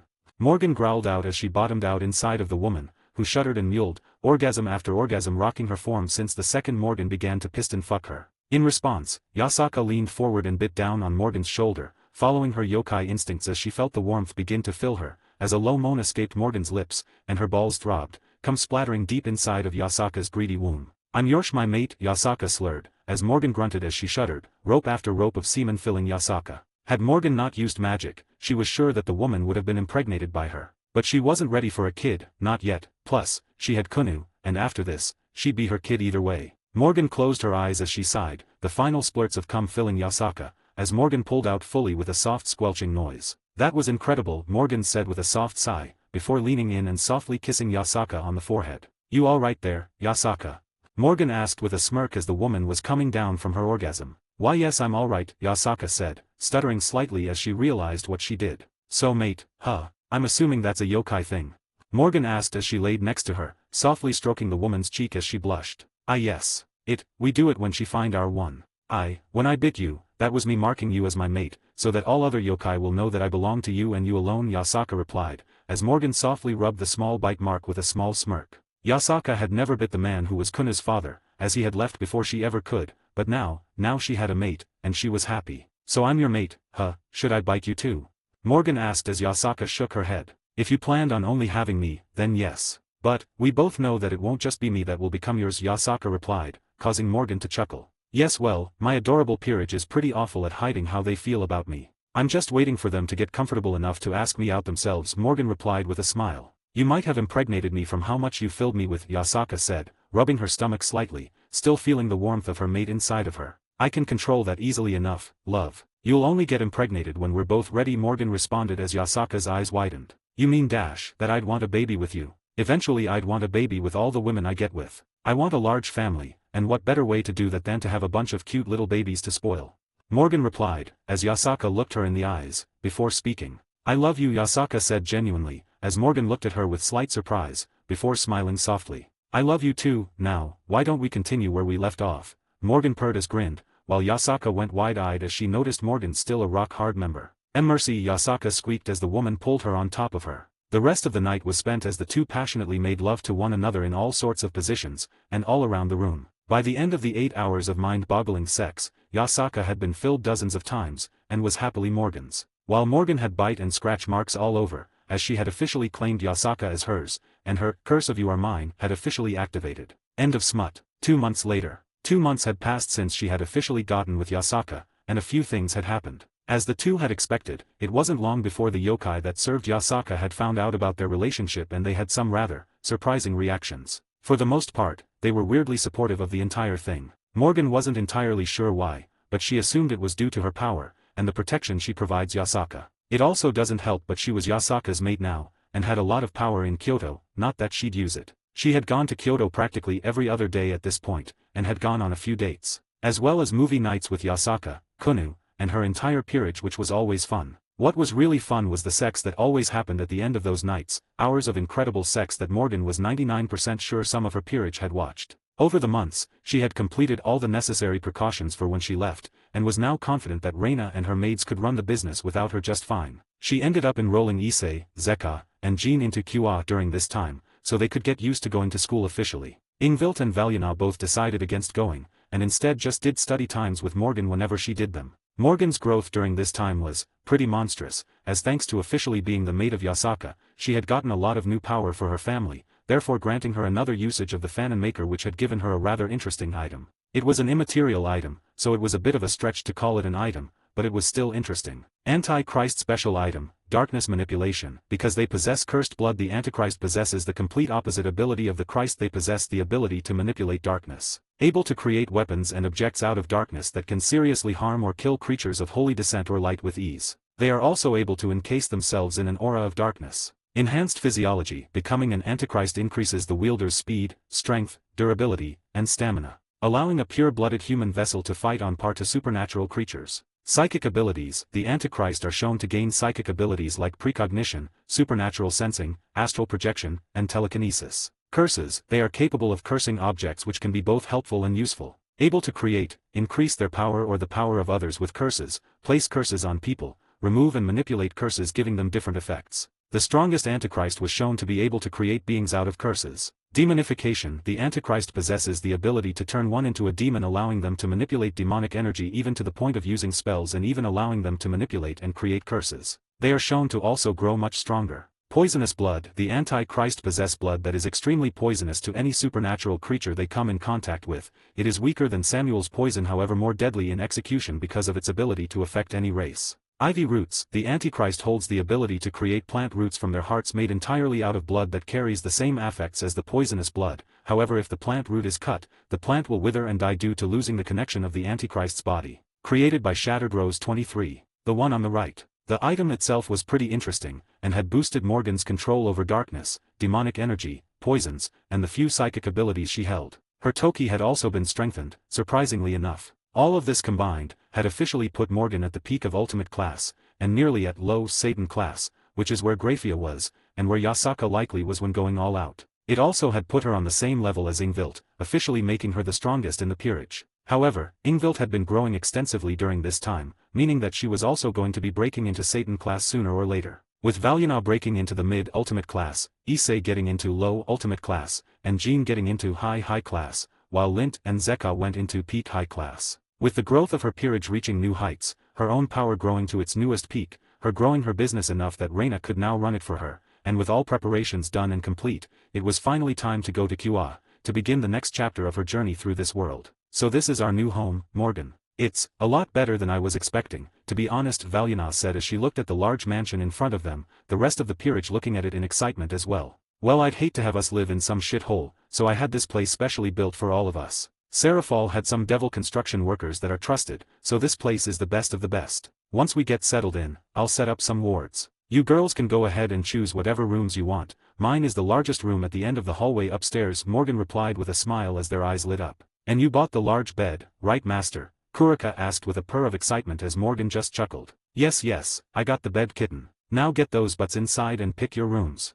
Morgan said as they all beamed and ran off, leaving Morgan alone, staring at her new home with a small smile, with one final thought in mind when she walked in after them. Looks like I'll be meeting the Satrai heiress soon, let's hope this goes well. Gain access to an additional chapter early for each of my main fanfics, 4 chapters in total, as well as other bonuses, like more than 50 exclusive stories, on my Patreon for $3 a month, or $30 for an entire year. https://www.patreon.com/fanfiction770 UTM campaign creator Shari creator. Or just look up Crazed Madman on Patreon and you should find me. That's the end of the chapter. Not sure how well the smut was made, as it's the first time I've made smut in like, months. Mainly because smut just isn't something I'm good at. There'll be a smut chapter for each of the girls in the harem, as well as some others. Anyways, have a good day. 20, Chapter 20, The Satrai Heiress. Third POV, the next day. It was the next day and Morgan was sitting in her living room, sipping on her morning coffee as her peerage were conversing around her, mostly about what they were going to do for the day, considering they were now officially living in QA.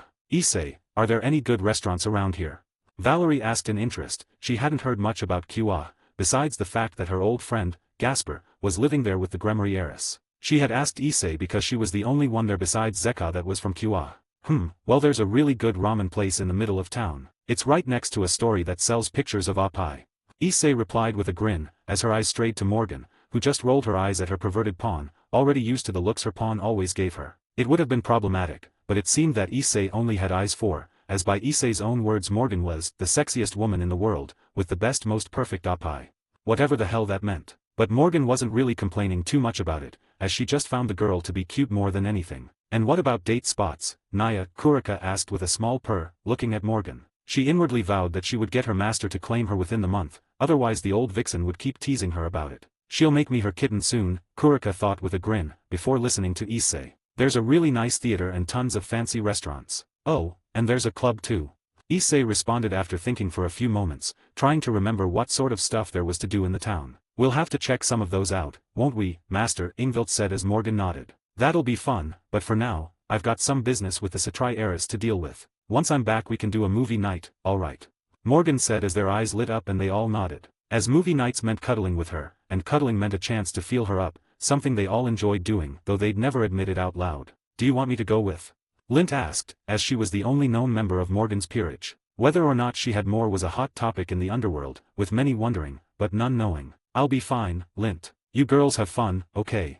Morgan replied with a shake of her head, as they all looked at one another before smiling, already deciding that they were going to go shopping and maybe buy some clothes to show off to their beloved master. Waving her peerage goodbye, she teleported off, ready to meet up with the Sona Satrai. Hopefully this goes well. Reappearing outside of Kua Academy, Morgan began to walk towards the entrance to the school, as the meeting would take place in the student council room. Rias and her peerage would be met later on, as from what Serafal had told her, Rias wanted to meet after she met with Sona. Why? Morgan and Serafal had no idea, but she imagined it had something to do with the lack of peerage members, or perhaps involved a certain Phoenix. Walking into the school, Morgan was greeted by a tall black-haired teen in a Kua Academy uniform. This was Tsubeki Shinra, the queen of Sona Satrai, and her right-hand woman. It is an honor to meet you, Zagan-sama, Tsubeki said with a lowering of her head, knowing her place. As Morgan was the lord of the Zagan family, a family that was rapidly growing in power, and was as of recent, close allies to the Satrai family. More than that, this woman was close friends with Serafal, and she could not be offended.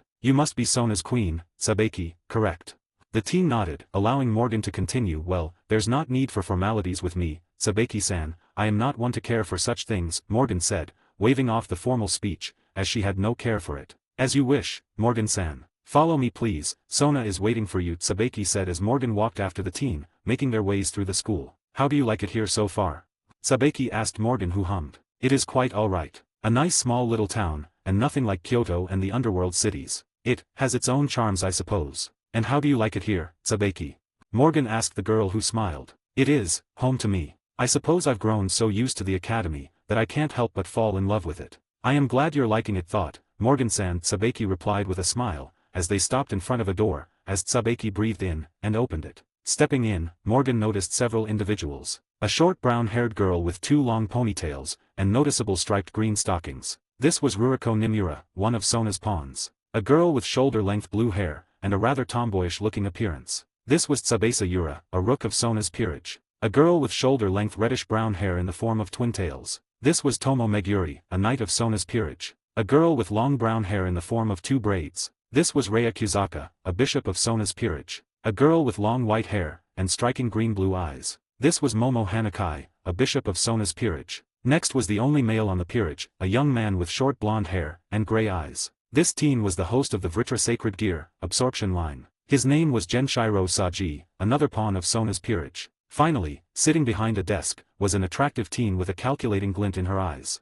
She was a short young woman with short black hair in a bob cut, and glowing violet eyes. She, in Morgan's eyes, was a rather cute little thing. This was Sona Satrai, the heiress to the Satrai family, and Serafal's beloved little sister, as well as the one she was here to teach. It's an honor to formally meet you, Lord Zagan, Sona greeted, as Morgan instantly noticed the way her pawn was looking at Morgan. It seems I'll be beating the snot out of him to get rid of that arrogance of his, Morgan thought, noticing the look he had. It was basically screaming arrogance, the type that would get someone killed if it wasn't dealt with soon. And it is nice to meet you as well, Heiress Satrai, Morgan greeted with a small smile, as she moved to sit across from the teen, ignoring the way the peerage was watching her closely. My sister told me you're here to train me.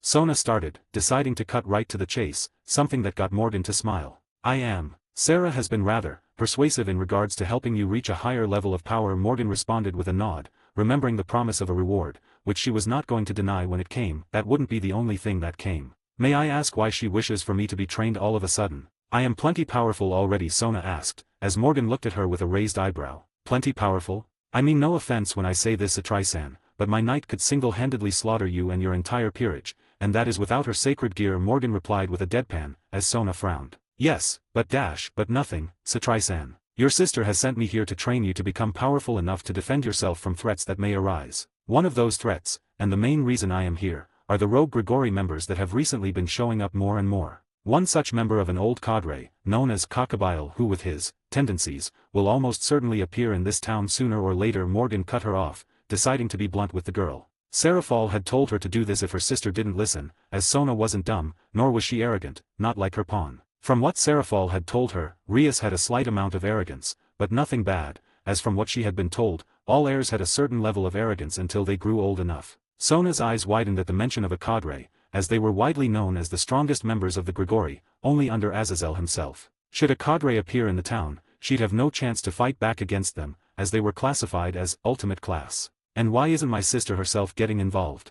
Sona asked. Because she is the Satan of foreign affairs, and cannot afford to get involved, unless she wants to potentially start an incident with the Grigori. No, instead she has asked me a favor in the form of training you, and taking care of Kakabile should he appear, Morgan replied as Sona registered what she was saying. I mean no offense, Zagan-san, but can you truly beat a cadre? They're classified as ultimate class beings for a reason, Sabeki asked on the side, but in a respectful manner. I can, my knight can as well if she needs to. Kakabile is an ultimate class being, but he is on the weaker side of them, Morgan replied simply, as Sona breathed out. What sort of training would you have my peerage do? Sona asked, as Morgan smiled. The same type of training my knight does. A lot of which is physical in nature, using specially made runes that apply higher levels of gravity on you, as well as weights. I also do training in regards to various forms of magic, as my family is the most adept in the entire underworld in regards to magic, thanks to our large library. I will also be teaching you strategy in battle, and what your strengths and weaknesses are. There are many more, but those are the primary ones, Morgan said, as a scoff sounded out. Weight training, really? What the hell would that do for us, huh? I took 5 pawns, something like a little bit of weight is AGCHK. Saji was cut off as Morgan lifted a singular finger, and pointed down, forcing him to the floor as he struggled to move, gravity restraining him. I'd suggest you watch the way you speak to me, boy, Morgan said, the room shaking slightly as they all paled, feeling her aura flare around her. Sona, seeing how this could go, instantly got to her feet. I apologize for the actions of my foolish pawn, Lord Zagan, please spare him. Sona yelled, as Morgan glanced at her, before letting out a soft sigh. The gravity stopped as the man groaned in pain. It's all right, Sona. But your pawn is going to need some rather thorough training to get it through his skull, that he is nothing in the grand scheme of things. But he has the potential to become something, just as the rest of your peerage does. I just hope you all will trust in my methods, as I'd hate to explain all of this to Sarah, Morgan replied with a small smile, one that promised pain should she have to do that. Serafal loved her sister, but she would be furious if she found out that she denied training from someone like Morgan, and she would be even more furious if it ruined her relationship with Morgan, someone she had become very close to. I see. Thank you, Lord Zagan, and again, I apologize for the actions of my pawn. Sona stuttered slightly, beginning to understand why her sister chose this woman. As she was powerful, far more powerful than anyone else she had met, besides perhaps the Satans, and maybe Graphia. Hearing this response, Morgan smiled softly, and spoke, as her eyes glowed with amusement. Now, why don't we continue this conversation of ours?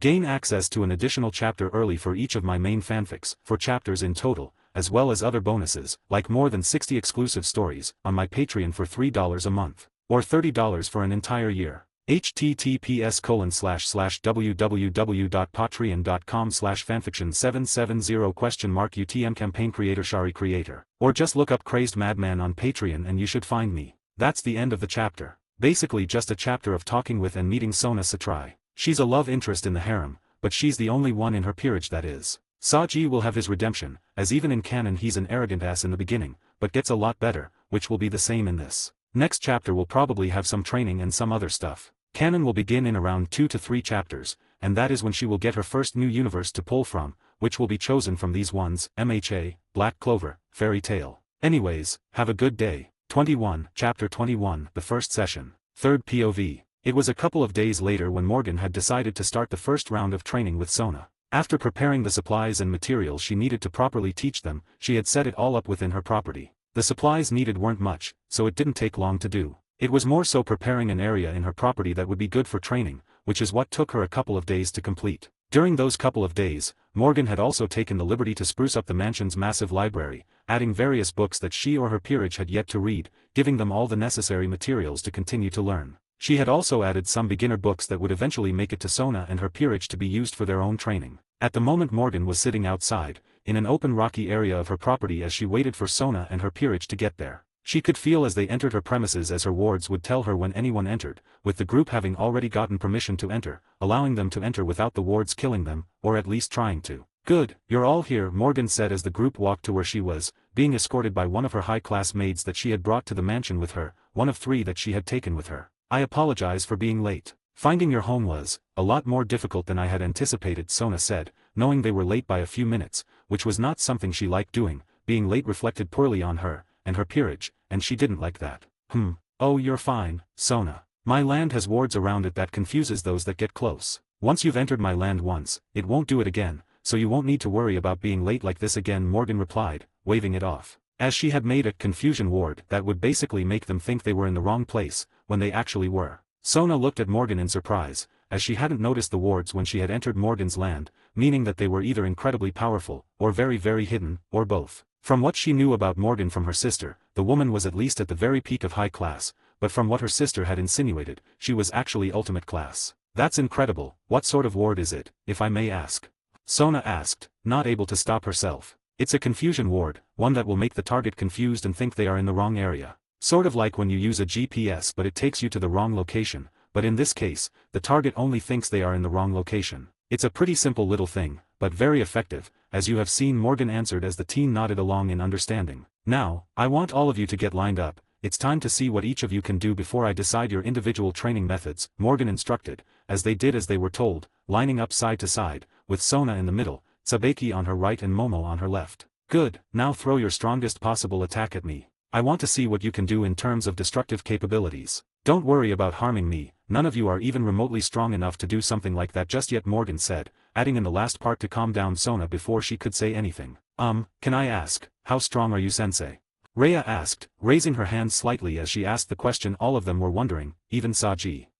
I suppose I'm roughly on par with the strongest queen when going all out, at the moment. But from what Sarah tells me, I'm growing close to her level even when not going all out, Morgan replied after a few moments of thought. Sona and her peerage looked at her with wide eyes of awe as they heard what she had said. Graphia Lucifuge, aka the strongest queen, was known as the strongest queen for a reason. The woman was a Satan class being that used to be the rival to Seraphal, and a potential candidate for the Satan Leviathan position. She had been defeated by Seraphal after a long battle that had lasted days, but the woman was immensely powerful, and was far beyond even an ultimate class being. And while she wasn't on the same level as Seraphal was now, as the current Leviathan had grown stronger over the years, while Graphia had stagnated, she was still immensely powerful. So to hear that Morgan was on par with her, albeit when going all out, was incredible. And the fact that Seraphal supported the claim, meant that it was true. What Sona did not know was that this was without including Morgan's various sacred gears when used to their maximums, aka, the balance breakers, many of which she had unlocked by now. Should she use them, she was confident that she could defeat Graphia,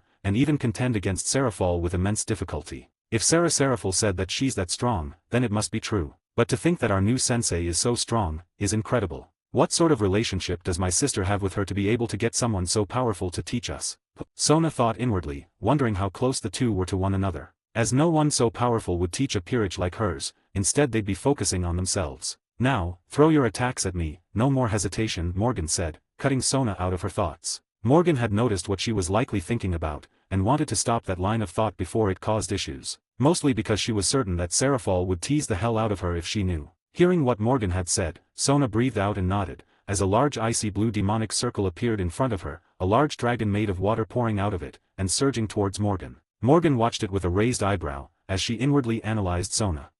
Seems she's around low to mid-high class, if not a teensy bit higher. Meaning Rias is likely high class in terms of power. But Rias is also awful at controlling that power of hers, so she'd have worse stamina. The attack itself is, rather underwhelming from what I can tell. A simple construct made through demonic energy and a circle, nothing mind-blowing, Morgan thought, looking it over, unimpressed. She'll need training in increasing the control and power of her constructs, and physical training as well. I can tell just from looking at her, that she is lacking on the physical side of things. Perhaps some strategy training could be useful too, Morgan thought, before smiling and lifting her hand, making a swiping motion as the dragon that was about hit her, was effortlessly dissipated and destroyed. Not bad at all, Sona. But from what I can tell, this is simply a construct made through water, demonic energy, and a demonic circle, right?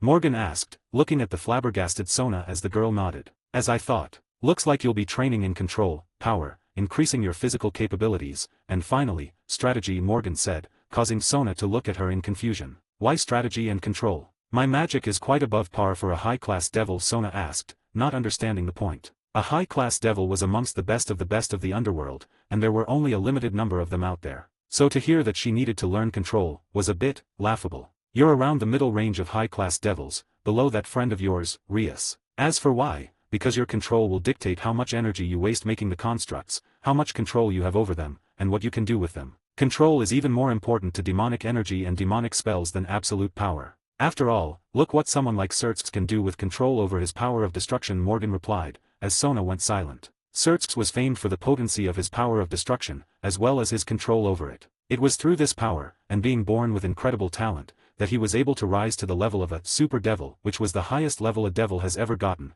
and gave him a ranking in the highest powered beings in the world. I understand. What about physical training and strategy?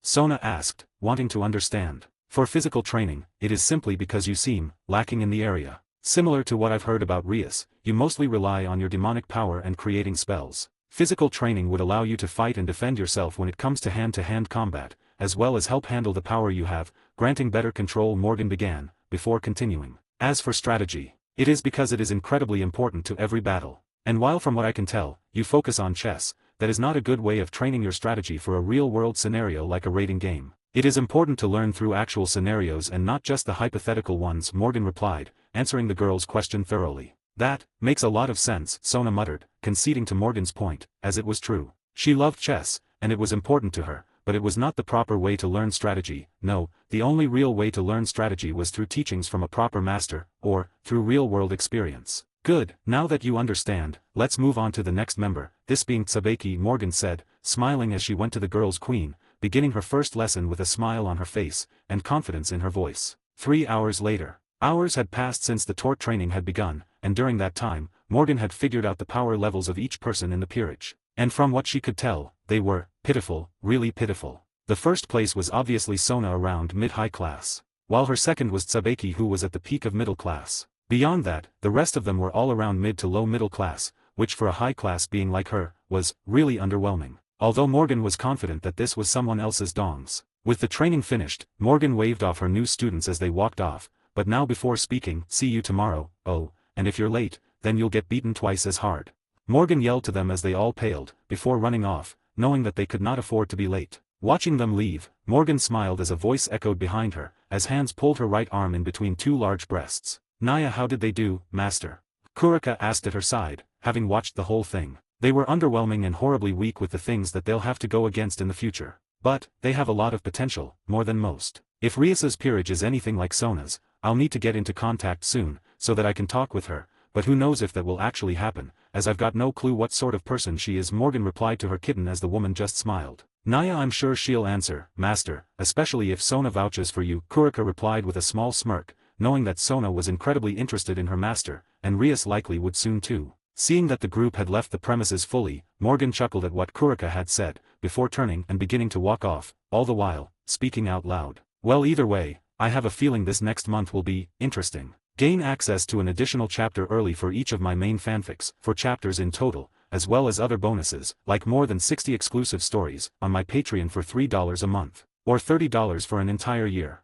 https://www.patreon.com/fanfiction770 UTM campaign creator Shari or just look up Crazed Madman on Patreon and you should find me. That's the end of the chapter. Not sure how well this was written, as I am like half awake making this, so sorry if it's bad quality. The next chapter will be better, promise. Canon will be beginning in the next 2 chapters or so. Anyways, have a good day. 22, Chapter 22, The Gremory Heiress. 3rd POV. Time had passed since Morgan had begun to train Sona and her peerage, around 2 entire weeks at that. During that time, the group had progressed rather splendidly, growing at impressive rates, even to Morgan. Sona herself had grown the most of them all, after Morgan had begun to give her one-on-one training sessions involving tactics, leading, and strategy. During this time, Morgan had sent her peerage out to wipe out all the fallen angels in the nearby towns, wiping out around 25 of them, each around low to middle class in power, and all of them being involved with Cockabile. Had she not had them dealt with, she knew that they would eventually come back to attack when Cockabile himself got involved. Besides that, Morgan had been preparing herself for the eventual gain of a new fanon she could get, as that would be the primary one she'd be hoping for in the future, especially if it was a universe like Fairy Tail or My Hero Academia. The latter was solely because of the sheer variety of power that she could get. At the moment Morgan was visiting Kua Academy. Why? Because she had a rather important meeting, as after 2 weeks of training with Sona, Rias Gremory had finally gotten in touch with her. The teen most likely noticed the difference that was beginning to grow in Sona's peerage, and was hoping to get in on some of the training as well. And considering she wouldn't have Issei anymore, she desperately needed it. Walking through the back of the school, Morgan was heading to the Occult Research Club room, where Rias and her peerage was based out of. Walking towards the large building that was hidden by trees and had vines running alongside it, she knocked on the front door. Waiting for a few moments, Morgan watched as the door began to creak open, and a teenage boy opened the door. This teenager was Kiba Yueto, the only knight of Rias's peerage, and the user of sword birth. He was also the only survivor of the holy sword experiments that involved a lot of experimentation on children, and a whole lot of death. It is nice to formally meet you, Lord Zagan. I am Kiba Yueto, Ria-sama's knight. Please follow me, my king is waiting for you, Kiba said with a charming smile, as he motioned for Morgan to follow. Morgan raised an eyebrow at the teen before smiling and following after him. After a few moments of walking, they made it to the door of the main office of the building, as Kiba opened it. Almost immediately, Morgan noticed the other three individuals in the room. Not only because of their immense beauty, but also because of the powers they each had. First, was a short, petite 18-year-old that stood at the tiny height of 4 feet 6 inches. She was munching on some chocolates as she boredly sat on the couch. The thing that really caught Morgan's attention was the latent power that the girl had. It was impressive, even to her. This girl was in fact Chiron, now known as Konako Tujao, the younger sister of Kurika, and the only other living Nekoshao. She was also Rias's rook. The girl had her tails and ears hidden, as she hated her Nekoshao side, all because she thought that her sister had gone berserk and killed their master. She didn't know the truth of it, not yet at least. The next girl that Morgan noticed was a drop-dead gorgeous 18-year-old that stood at the height of 5 feet 6 inches. She had an incredibly impressive figure, especially in the chest area, with assets that were even larger than Morgan's peerage members,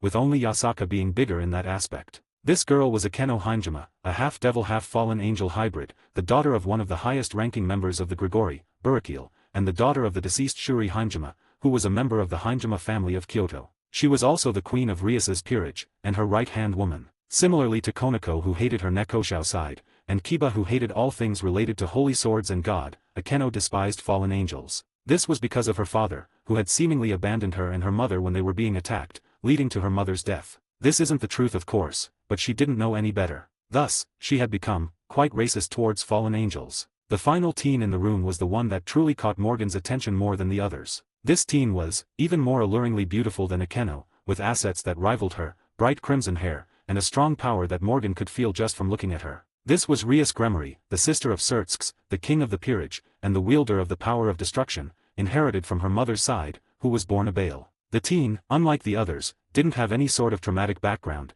and instead, simply wished to get free from her engagement to a certain fire chicken. She was also by far the strongest person in her peerage, and was even stronger than Sona. I can see why Canon Issei went so crazy over them, they're gorgeous. Morgan thought, not afraid to admit that they were incredibly attractive, on par with her own peerage members. They had their own charm to them, just as her beloved peerage members did. It is an honor to meet you in person, Lord Zagan, Rias spoke out loud, giving the woman a small curtsy. None of that here, Gremory-san, I've got no interest in all the noble speak. If we were in a noble setting like a ball, I would, but not here. Morgan waved her off, not wanting to deal with that noble crap again. She could care less for all of it, except, as she said, when it was in a setting like a ball or something of the sort. Giggling, Rias replied, I see, Sona said you weren't one to follow the norm. But either way, it's nice to meet you, Morgan-san. And you as well, Ria-san, Morgan replied with a small smirk of her own. Era already hitting it off with the new sensei, aren't we? Ria-sama, Akeno purred at the side, a hand placed against her cheek with a giggle. Rias rolled her eyes at her queen, before motioning for Morgan to sit across from her. Do you know why I asked to meet with you, Morgan-san? Rias asked, as Morgan nodded. You wish to join Sona in the teachings, correct? Morgan replied. Rias nodded in response. Yes, I've noticed the growth that her and her peerage has been undergoing in the past 2 weeks, and I think that sort of growth would be good for my peerage, especially with your engagement to the fire chicken. Yeah, I know all about it, little Gremory. I'm not exactly fond of that family, so I don't mind teaching you and your peerage. Morgan cut her off, nodding as she knew. Truly, I thank you. What would you like as payment? I couldn't do such a thing without repaying you.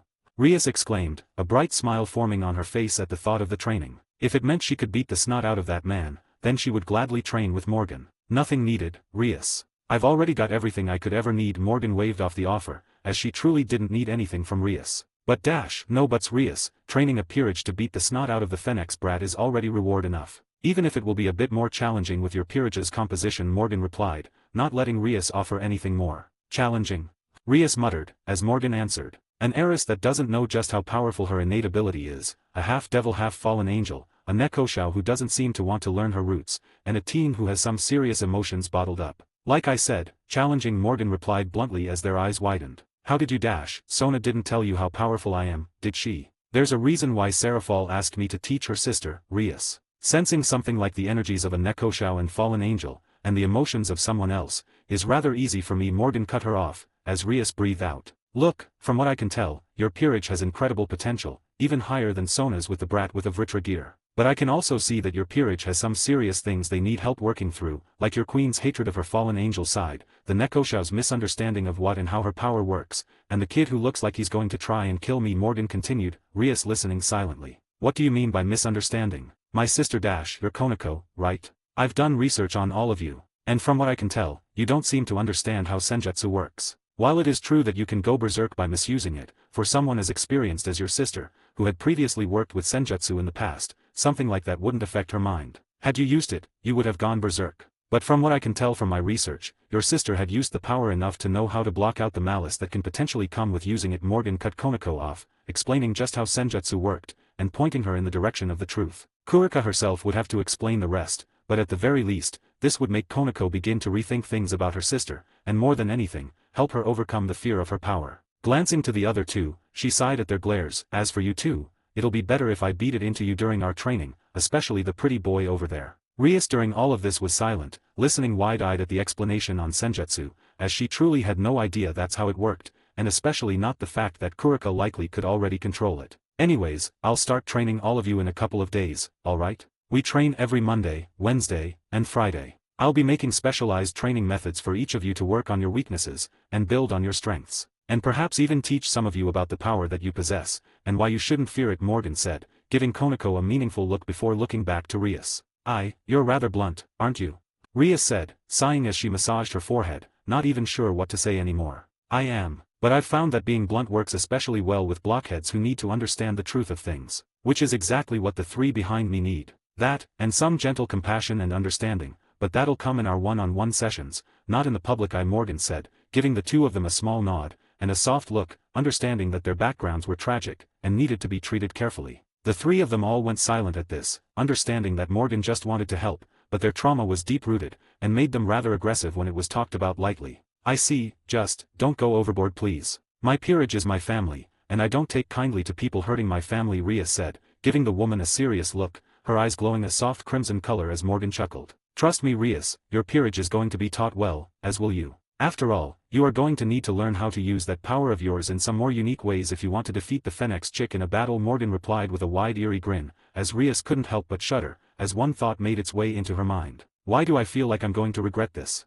Gain access to an additional chapter early for each of my main fanfics, 4 chapters in total, as well as other bonuses, like more than 60 exclusive stories, on my Patreon for $3 a month, or $30 for an entire year. https://www.patreon.com/fanfiction770 UTM campaign creator Shari or just look up Crazed Madman on Patreon and you should find me. That's the end of the chapter. Basically just a talk with Rias and that's about it. Next chapter will be the official start of canon though, so you can expect her to get her next fanon to pull from. Anyways, have a good day. 23, Chapter 23, The New Fanon. 3rd POV. The last days before canon had passed, as Morgan had prepared herself the best she possibly could, getting to nearly Satan class levels of power, getting nearly every member of her peerage to ultimate class, with Lint and Zeka finally getting to the lowest levels, while Jean had risen to peak high class and Valerie had risen to high class, making her peerage one of the strongest in the entire underworld. During these last few days, she had mostly spent her time training Rias and Sona's peerage, as well as them. She found that making friendly competitions between the groups had worked wonders,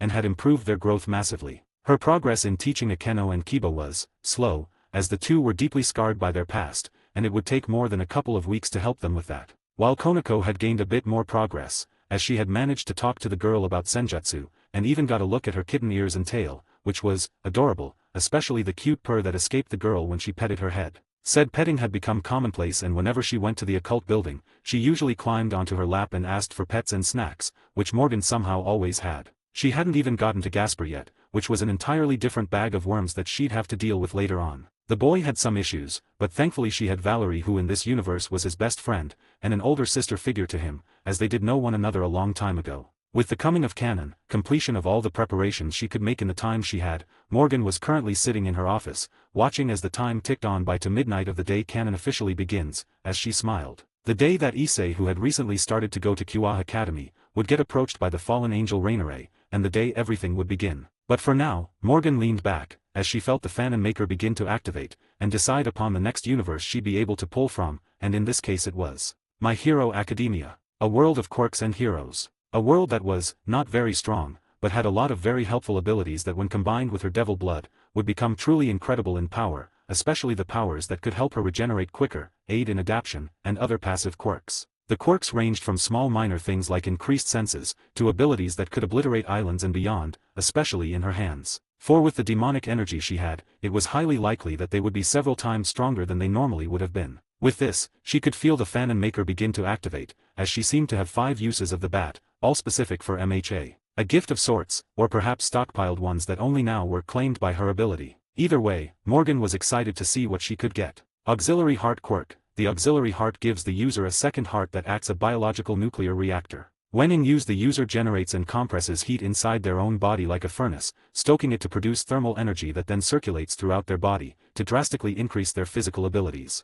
The amount of boost is directly controlled by the user and is represented as stages. Auxiliary Hearts enters its next stage and its effects become even stronger and more noticeable, changing their body into a more vicious state. The user can become stronger through rigorous exercises. Strength training hardens the body, allowing the user to endure more power to circulate through the body. The user can also use cardio exercises to build up the second heart for more power output. Created by Unknown. Dictionary Quirk. Dictionary, Jisho, is a mutation-type quirk that allows the user to understand any language, dialect, code, etc., just by reading or hearing a few sentences of it. They do this through an extremely powerful form of deductive reasoning granted by Dictionary, which allows them to think thousands of times faster than normal, but only when linguistics, cryptography, or something similar is involved. Through the use of this quirk, the user can even accurately predict unknown parts of a language and its creator if enough examples of said language are first given. Whenever Dictionary is used, the user's mind is essentially put into overdrive. Because of this, the more the quirk is used, the more tired the user will be afterwards. Their thoughts become more and more scrambled, their minds fuzzier.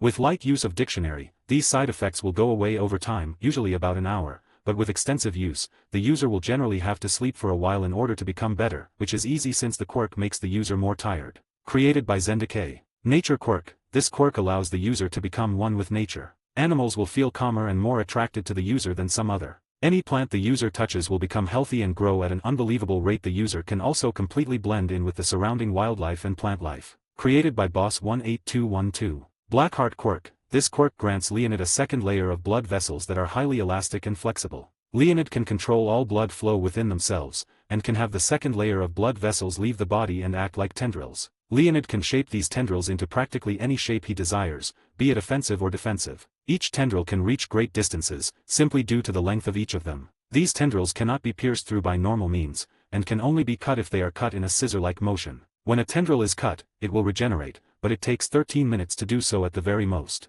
Controlling his own blood flow is another ability granted to Leonid by his quirk. By doing so, Leonid can increase his physical strength and speed to far beyond that of a normal human. Leonid has been shown to be able to cover 100 m in the span of a bit over 4 seconds, a testimony to the speed granted to him by increasing the blood flow to his legs. Doing this requires finite control, something Leonid has from all the time he has spent by himself, locked away in his own room. His quirk is not without its weaknesses. If a tendril is hit with an immense amount of force, it will most often slow down or flinch backwards, the distance proportionate to the force it felt. Overusage of this quirk causes great fatigue and can lead to internal bleeding. Poisonous Anatomy Quirk. It turns every part of the user's body, including all her bodily fluids, her hair, her nails and skin, and even her breath, into deadly poison. This deadly poison is over 10 times more poisonous than botulinum toxin and is transferred through contact, resulting in death to living things that touch her skin and bodily fluids. It is also possible for armaments that are made up of poor materials or of subpar quality to corrode instantly when coming into contact with her poison.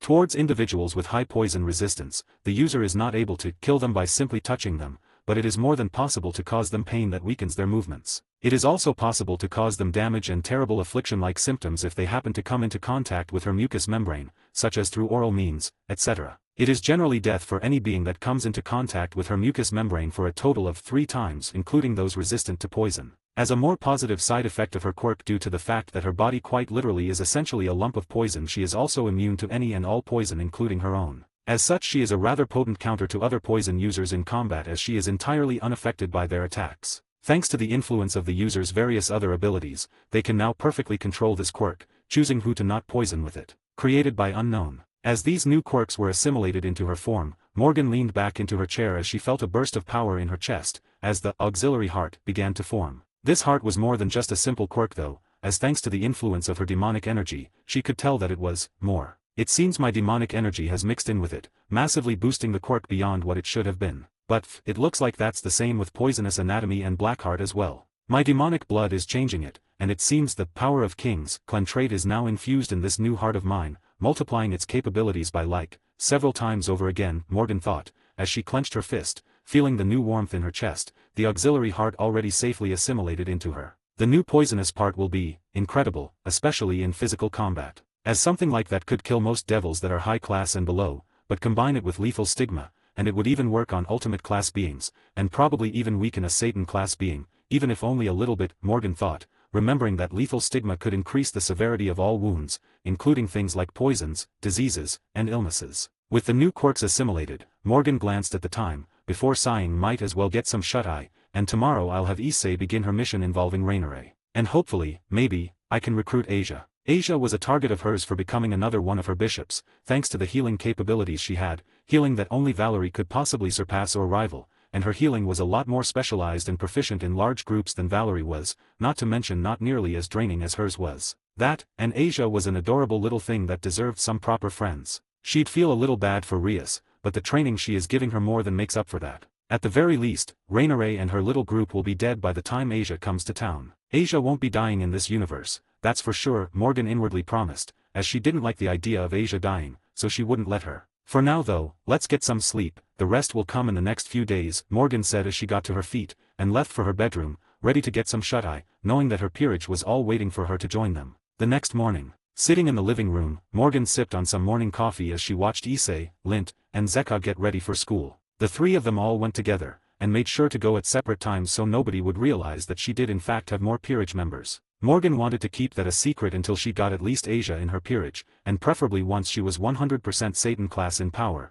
without using the power of her sacred gears. Once she was at that level of power, she was certain she could properly defend her peerage from anyone barring the 4 Satans and above, and even then, should she go out, only Ajuka and Sertz would be a true threat to her, and those two were still well beyond her in power, at least, for now. Super-class devils could likely destroy the entire world should they go all out, or at the very least, most of it. And they were in the top 10 of the entire world in terms of power, so not exactly something she could realistically fight just yet, especially not Rizevim and his ability to make sacred gears useless. No, it'd take a new Fanon to give her the ability to break into that level, or a massively powerful sacred gear. So master, what are we doing for the day while Issei is gone? Maybe some fun time alone, Kurika purred as she leaned against Morgan who just rolled her eyes at the cat, long since growing used to the teasing that the woman constantly put her under. Well, for one, we'll be wiping out the last remnants of stray devils and rogue fallen in the nearby cities. After that we'll see. I was thinking of going out to the movies or something, Morgan responded, inwardly snorting as every head in the room snapped to her, all of them looking at her in interest. Every single one of them wanted to go on what would essentially be a date with her.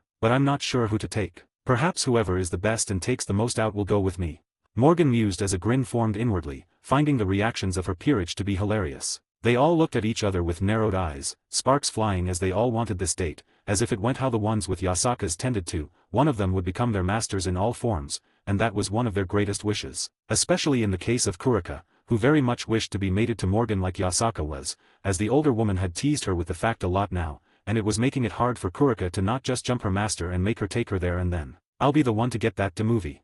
Valyana exclaimed as she got to her feet, racing out of the house without a second thought, with almost the entire rest of the peerage joining soon after. Boo, but I can't, Issei pouted, as Morgan looked at her. Since you're going to school for me like a good girl, you'll get a movie night in a couple of days, Morgan responded, smirking at the cheer that her little red dragon empress had shown, which also included mutters about seeing Masters Oppai and some other perverted speak about her. You'll get yours too, Lint, Zeka, should you want it, Morgan offered as Lint blushed slightly and nodded, while Zeka beamed at the offer and nodded too, as like well, everyone in the peerage, she had a huge crush on her king. Now go on and get, you don't want to be late to school. And don't forget to watch out for the fallen angel, Issei, if she offers a date, take it, and we'll take care of the rest, Morgan added, as her pawn nodded, grumbling about going on a fake date, as she only wanted to go on a date with her master and her Oppai. Satan, she is one strange little pervert, Morgan snorted as the girl walked out of her home, the other two following soon after, but not before giving her a wave, with Zeka even giving her a kiss on the cheek as she blushed adorably and ran off. Sipping on her coffee, she began to read through one of the ancient texts she had in the library, one that she previously couldn't read. But thanks to the new dictionary quirk she had been rapidly learning the language, and could now read all the books that were in it. It was some ancient devil language from the days of old, when devils were newborn and not knowledgeable in terms of their own power. There were a few dozen other books that would now be readable for her. Glancing at the time, she smiled as she leaned back in her couch, a sigh escaping her lips as she softly muttered to herself. For now though, let's enjoy the silence alone. Gain access to an additional chapter early for each of my main fanfics, 4 chapters in total, as well as other bonuses, like more than 60 exclusive stories, on my Patreon for $3 a month, or $30 for an entire year. https://www.patreon.com/fanfiction770 UTM campaign creator, or just look up Crazed Madman on Patreon and you should find me. That's the end of the chapter. Next chapter will have quite a bit happening and won't have any fan and maker usage. Anyways, have a good day. 24, Chapter 24, A Day at Kua Academy. Third POV, Issei, Kua Academy. Within Kua Academy, where the teens of the small city of Kua went for schooling, Issei walked. She was on her way to her first class, with Lint and Zeka having already gotten to theirs. A pout was on her face as she remembered the deal she made with Morgan, which entailed going on a fake date with some fallen angel, and in return, she'd get a date with Morgan. Not really something she wanted or cared for. Stupid fallen angels having to make me go on a stupid date. I only want Master's Oppai, not some skank fallen angel. Issei grumbled. She had long since lost any sort of desire for other women, and now it was only Morgan that caught her eye, especially her Oppai. At least Master is taking me on a date afterwards, and maybe I can even get a good look at her naked Oppai. Issei thought with a perverted grin, excited at the mere idea of seeing them. She had almost gotten a look at them before, but Morgan always noticed and covered them before the girl could, both because of her age, and more so because she found the girl's reaction to be amusing. Walking outside the school, Issei ignored the stares of the Gremory heiress, as Morgan had warned her that the girl would likely be interested in her, as she would with Zeka. She knew that Lint was Morgan's knight, so she wouldn't dare go anywhere near the girl, unless she wanted to piss off Morgan. I wonder if Morgan-sama is gonna make her one of hers too?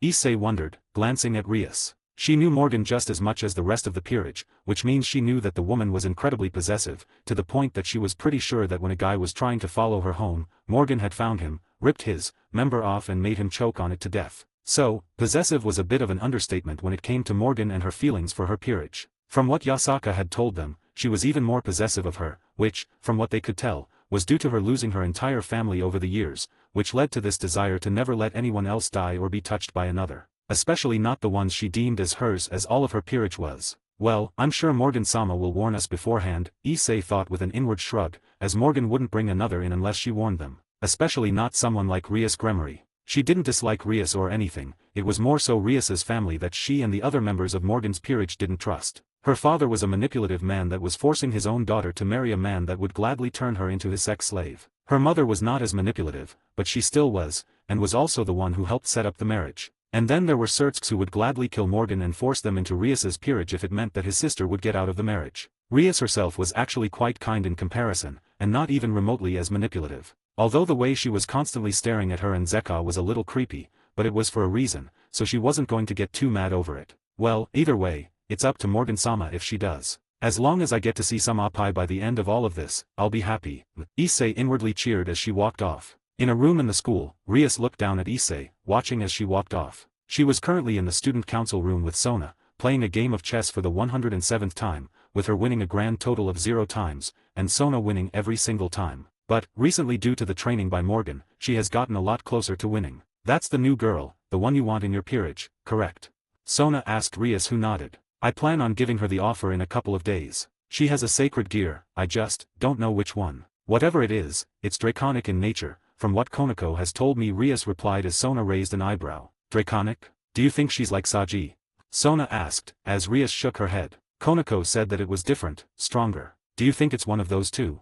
Sona asked as Rias went silent, before slowly nodding. I think it's a good possibility. But enough about my potential pawn. How is your research into the other girl, Zeka was it?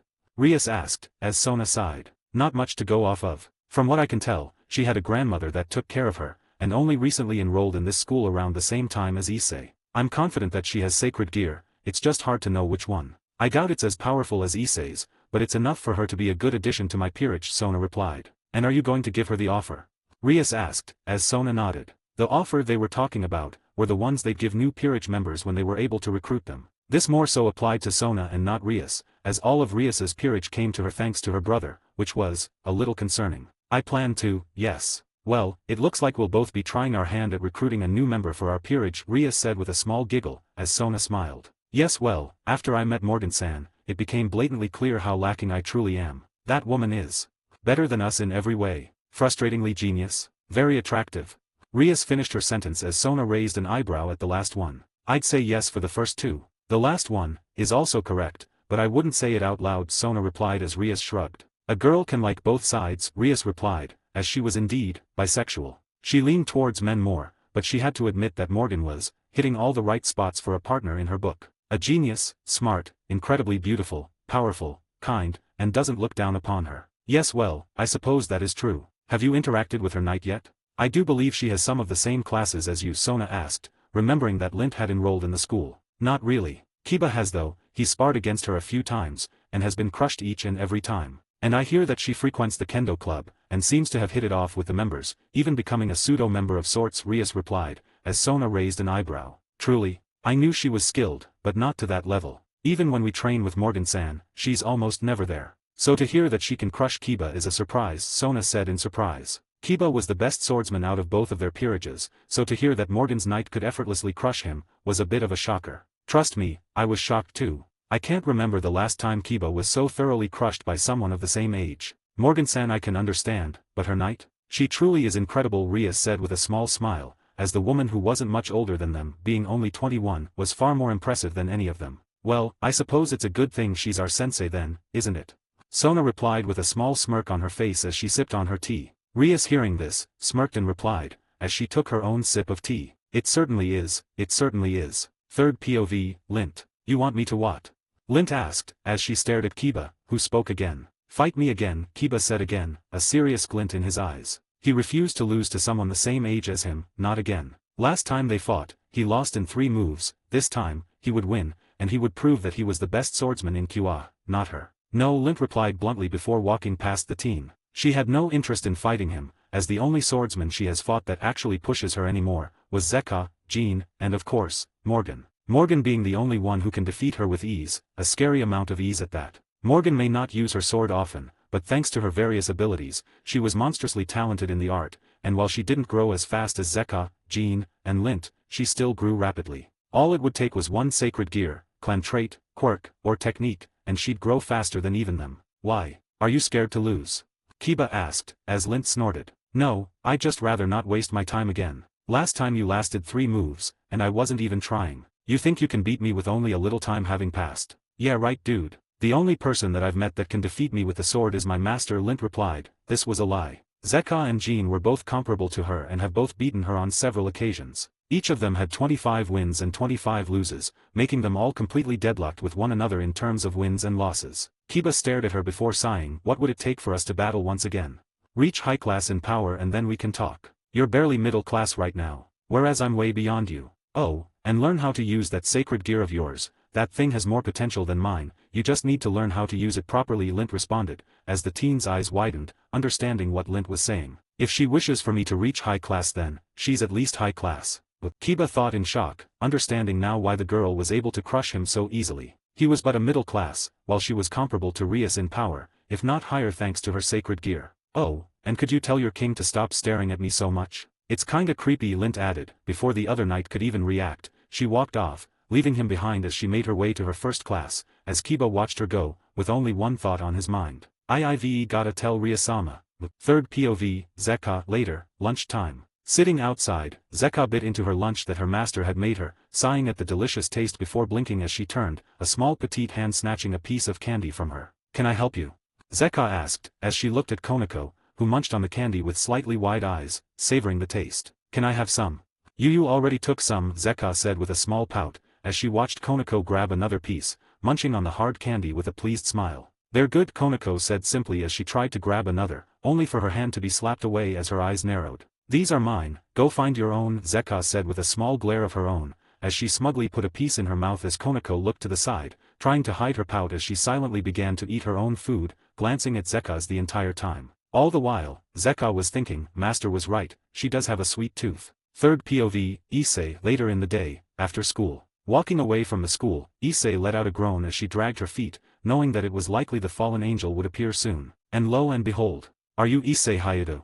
A voice echoed as Issei turned, before she groaned inwardly and nodded. I am, Issei said, inwardly begging for the girl to go away, only to inwardly scream as the girl asked a rather important question, one that would be the true beginning to everything, and that question was, will you go out with me?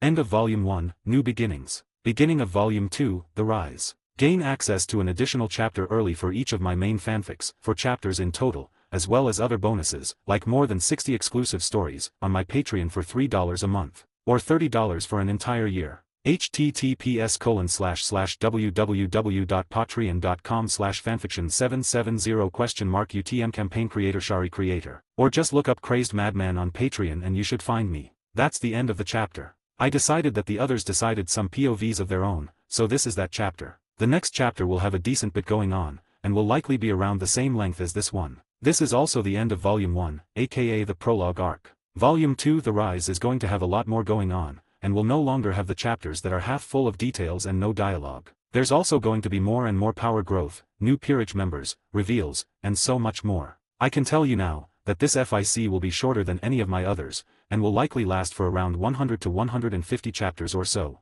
Anyways, have a good day. 25, Chapter 25, The Fallen Angel. Third POV. So she asked you out on the date like I thought?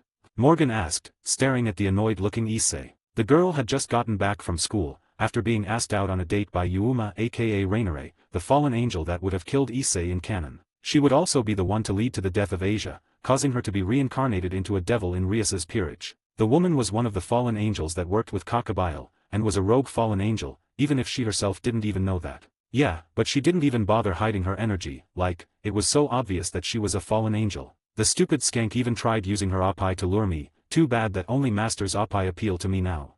Issei exclaimed with anger, as Morgan's sweat dropped, while Drake, who was within Issei's sacred gear, cried at the fact that this girl of all people was his host. No complaining, my little pawn, after all, you're getting a date out of this, aren't you? And all you need to do is go on a single date with Rainare, and that'll be that. After that, we can wipe out the fallen angels in QA and you'll get your reward, Morgan replied, as Issei pouted. Yes, well, a date is good, but that doesn't mean I have to like this.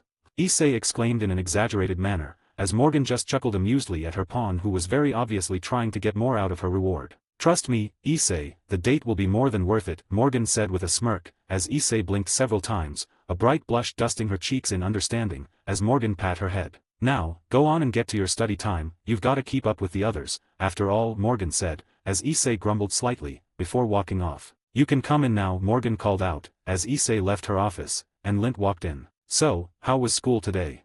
Morgan asked Lint, sipping on her tea as Lint sighed. The Knight of the Gremory Peerage challenged me to a fight again today. I denied him, obviously, but I'm pretty sure he's picked up on the fact that I'm at least high class in power. You'll probably have to deal with Rias asking about that part. Sorry, Lint said with a slightly apologetic look, not sure if Morgan wanted Rias and Sona to know yet or not. The two heiresses were quite behind in terms of political knowledge. So while they knew that Morgan was powerful, and had a Longinus user in her peerage, one that had never been used by a devil before, they didn't know how strong Lint was, only that she was a good swordsman with a powerful sacred gear that was especially effective against devils. That's fine, Lint. I was expecting them to find out sooner or later either ways, and them knowing that you're at least high class won't change anything, except them becoming more interested in you and I, Morgan responded, waving off the concern, as it wasn't a problem for them to know. But what if they try something?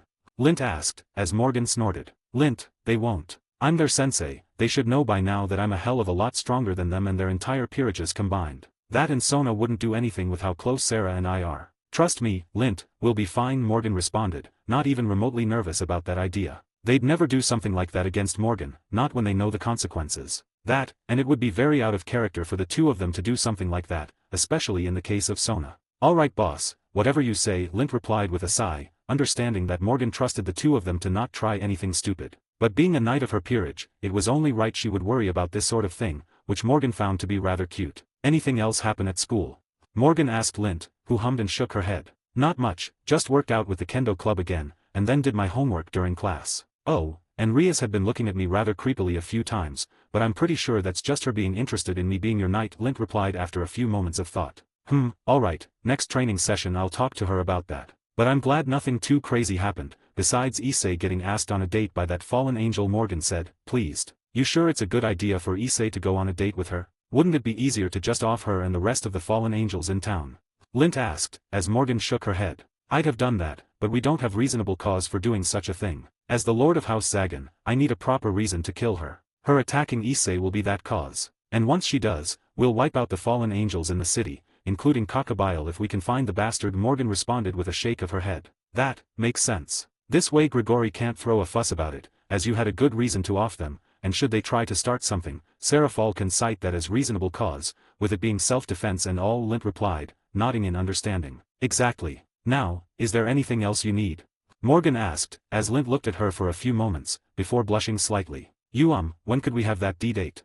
Lint asked with a small stutter, as Morgan cooed at how adorable her knight was. She liked to head headstrong and like a tomboy, but in actuality, she was rather adorable when with Morgan, as was most of her peerage. Although there wasn't a single member that wasn't adorable in Morgan's eyes. How about after we deal with Rainare? I'll go on the date with Issei first, and then a day or two later, we can have ours, Morgan proposed, as Lint nodded, trying to hide her excitement for a date with her king. Like the rest of the peerage, she was very much in love with Morgan. That sounds good, Lint squeaked slightly, blushing. You're adorable, love. Now, why don't you go and get into something comfortable? We're doing a movie night tonight, Morgan said, as Lint's eyes lit up and she nodded, before scurrying off, ready to watch a nice movie with her friends, and her king. Tonight should be fun. That night was pretty fun, just relaxing with her peerage, watching a couple of movies while being cuddled up against by her peerage. She had even managed to get Yasaka and Kunu to visit, and the little girl had decided that her lap was the best spot to sit, while Yasaka sat on her right. Kunu had yet to outright call her anything parental, but the two had grown pretty close. It was already after school, and at the moment, Morgan was silently watching as Rainare and Issei went on a date together. It was going swimmingly thanks to Issei being a surprisingly good actor, hiding the fact that she absolutely hated her life at the moment. While watching, Morgan had noticed that Rias's people weren't watching or had handed out a flyer like in canon, meaning, she wasn't going to try and turn Issei against her will, something that Morgan was pleased with, as it meant that she was probably not one of those manipulative Riases. Although she was sure that the girl would take advantage of her natural charm once she started to get closer to her. Looks like she'll be trying to kill her soon. The real question is if I should off Rainare, or go down the route of making her my maid or something. I suppose having a fallen angel on my side would be nice, but having someone like her in my home is not something I enjoy the idea of, Morgan thought, humming as she contemplated whether or not she should kill the woman, or capture her. I guess I could just capture her and decide what to do with her in the future. That way I can see if it's possible to make her a member of my peerage, or perhaps just a maid, Morgan thought with a sigh, deciding that would be for the best. As while she didn't like the woman all that much, she couldn't deny that she would be useful, and more than that, had some genuine potential. That, and I'm pretty sure she's got no idea that she's being manipulated by Cockabile right now. Nor does it seem like she actually wants to do this, Morgan thought, sensing the emotions of Rainare. Issei didn't like her, for obvious reasons, but now that she was close enough, Morgan could tell that not everything was as it would seem. For now, we'll watch and see how this goes. With how Issei is feeling, it looks like she's starting to notice that Rainare isn't entirely evil either, Morgan thought, as she silently followed them, hoping that she could potentially get a new pawn for her peerage, an unexpected one, but one that she found would be welcome. After a couple of hours of watching the date, Rainare finally started to lead Issei towards where she would kill her. The date itself had gone well, with Rainare not noticing how uncomfortable Issei truly was, as Issei began to notice more and more what was happening. Watching them walk to the fountain, Morgan sighed as she began to listen to Rainare speak. I am sorry Issei, but, would you die for me? Rainare spoke out loud, as a soft glow covered her form, as her wings appeared behind her. Upon hearing this, Issei sighed. Yeah, not gonna happen, lady. I don't know what happened and who is making you do this, but I'd rather not die. Especially not with my master's Oppai waiting for me. Issei exclaimed, as Rainare's eyes widened, an unseen force pushing her to the floor as she tried and failed to get to her feet. What's happening? Rainare exclaimed, as Morgan walked out of the trees, before looking down to Rainare. I don't appreciate those that attempt to harm a member of my peerage, fallen angel. And while I don't understand why you're doing this, I can only assume that someone higher up is ordering you to, even though you obviously don't want to do this. So, I'll spare you. Instead of death, you'll be coming with me, Morgan said simply, as Rainare looked up at her, groaning as the gravity slightly lessened on her. Why? Why what? Why only capture me? Most devils would kill me for this, Rainare coughed, as she was still on the floor, but not being forced under gravity anymore. Because I understand that you're being manipulated by Cockabile, who is likely making it seem as if Azazel had given you this order, when that man wouldn't do such a thing, especially not in the Gremory Heiress and Satrai Heiress's territory, Morgan responded simply, as Rainare's eyes constricted, understanding soon hitting her, as she began to realize that she was lied to. For now I'll be sending you to my home, where you will be restricted to one room. Wait for me and we'll have a proper chat, alright? And don't try to flee, for I will know, Morgan said, as Rainare fearfully nodded, as a gleaming demonic circle formed under her, and she was teleported off. Watching this all, Issei couldn't help but ask why keep her alive. She knows that I'm a member of your peerage, wouldn't you want to end her? Namali, I would. But I've decided recently that my peerage needs some more variety, and I think a fallen angel could be perfect. She's probably the best option I've got at the moment, at least, the best option that won't immediately try to kill me. That, and I feel bad for her, Morgan replied with a shrug, as Issei deadpanned. It's also because she's hot, isn't it? Issei asked, as Morgan looked at her, before replying with a very serious look on her face. Yes it is. Issei just sighed at her king, before blinking as she realized something. Does this mean we can go on that date? Yep, we'll go this weekend, just you and me, Morgan said with a teasing smirk, knowing that Issei was very excited for the date. Yosh, I can finally see Master Zappai. Issei exclaimed, while Morgan snorted, as she had one final thought on her mind, as they decided to teleport off home with Issei. Let's hope I don't regret this.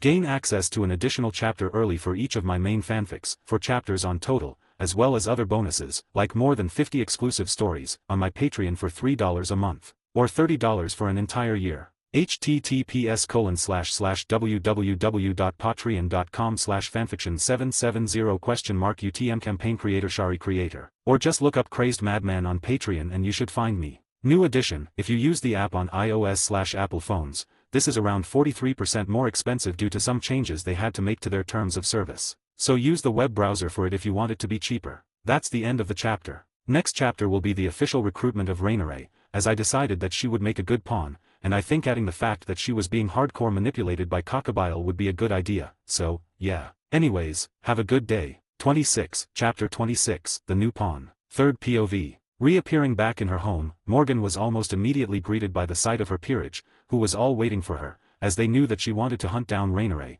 but that had seemingly changed now that she was locked up in a room upstairs, the wards confining her to the room. Morgan, why is a fallen angel upstairs?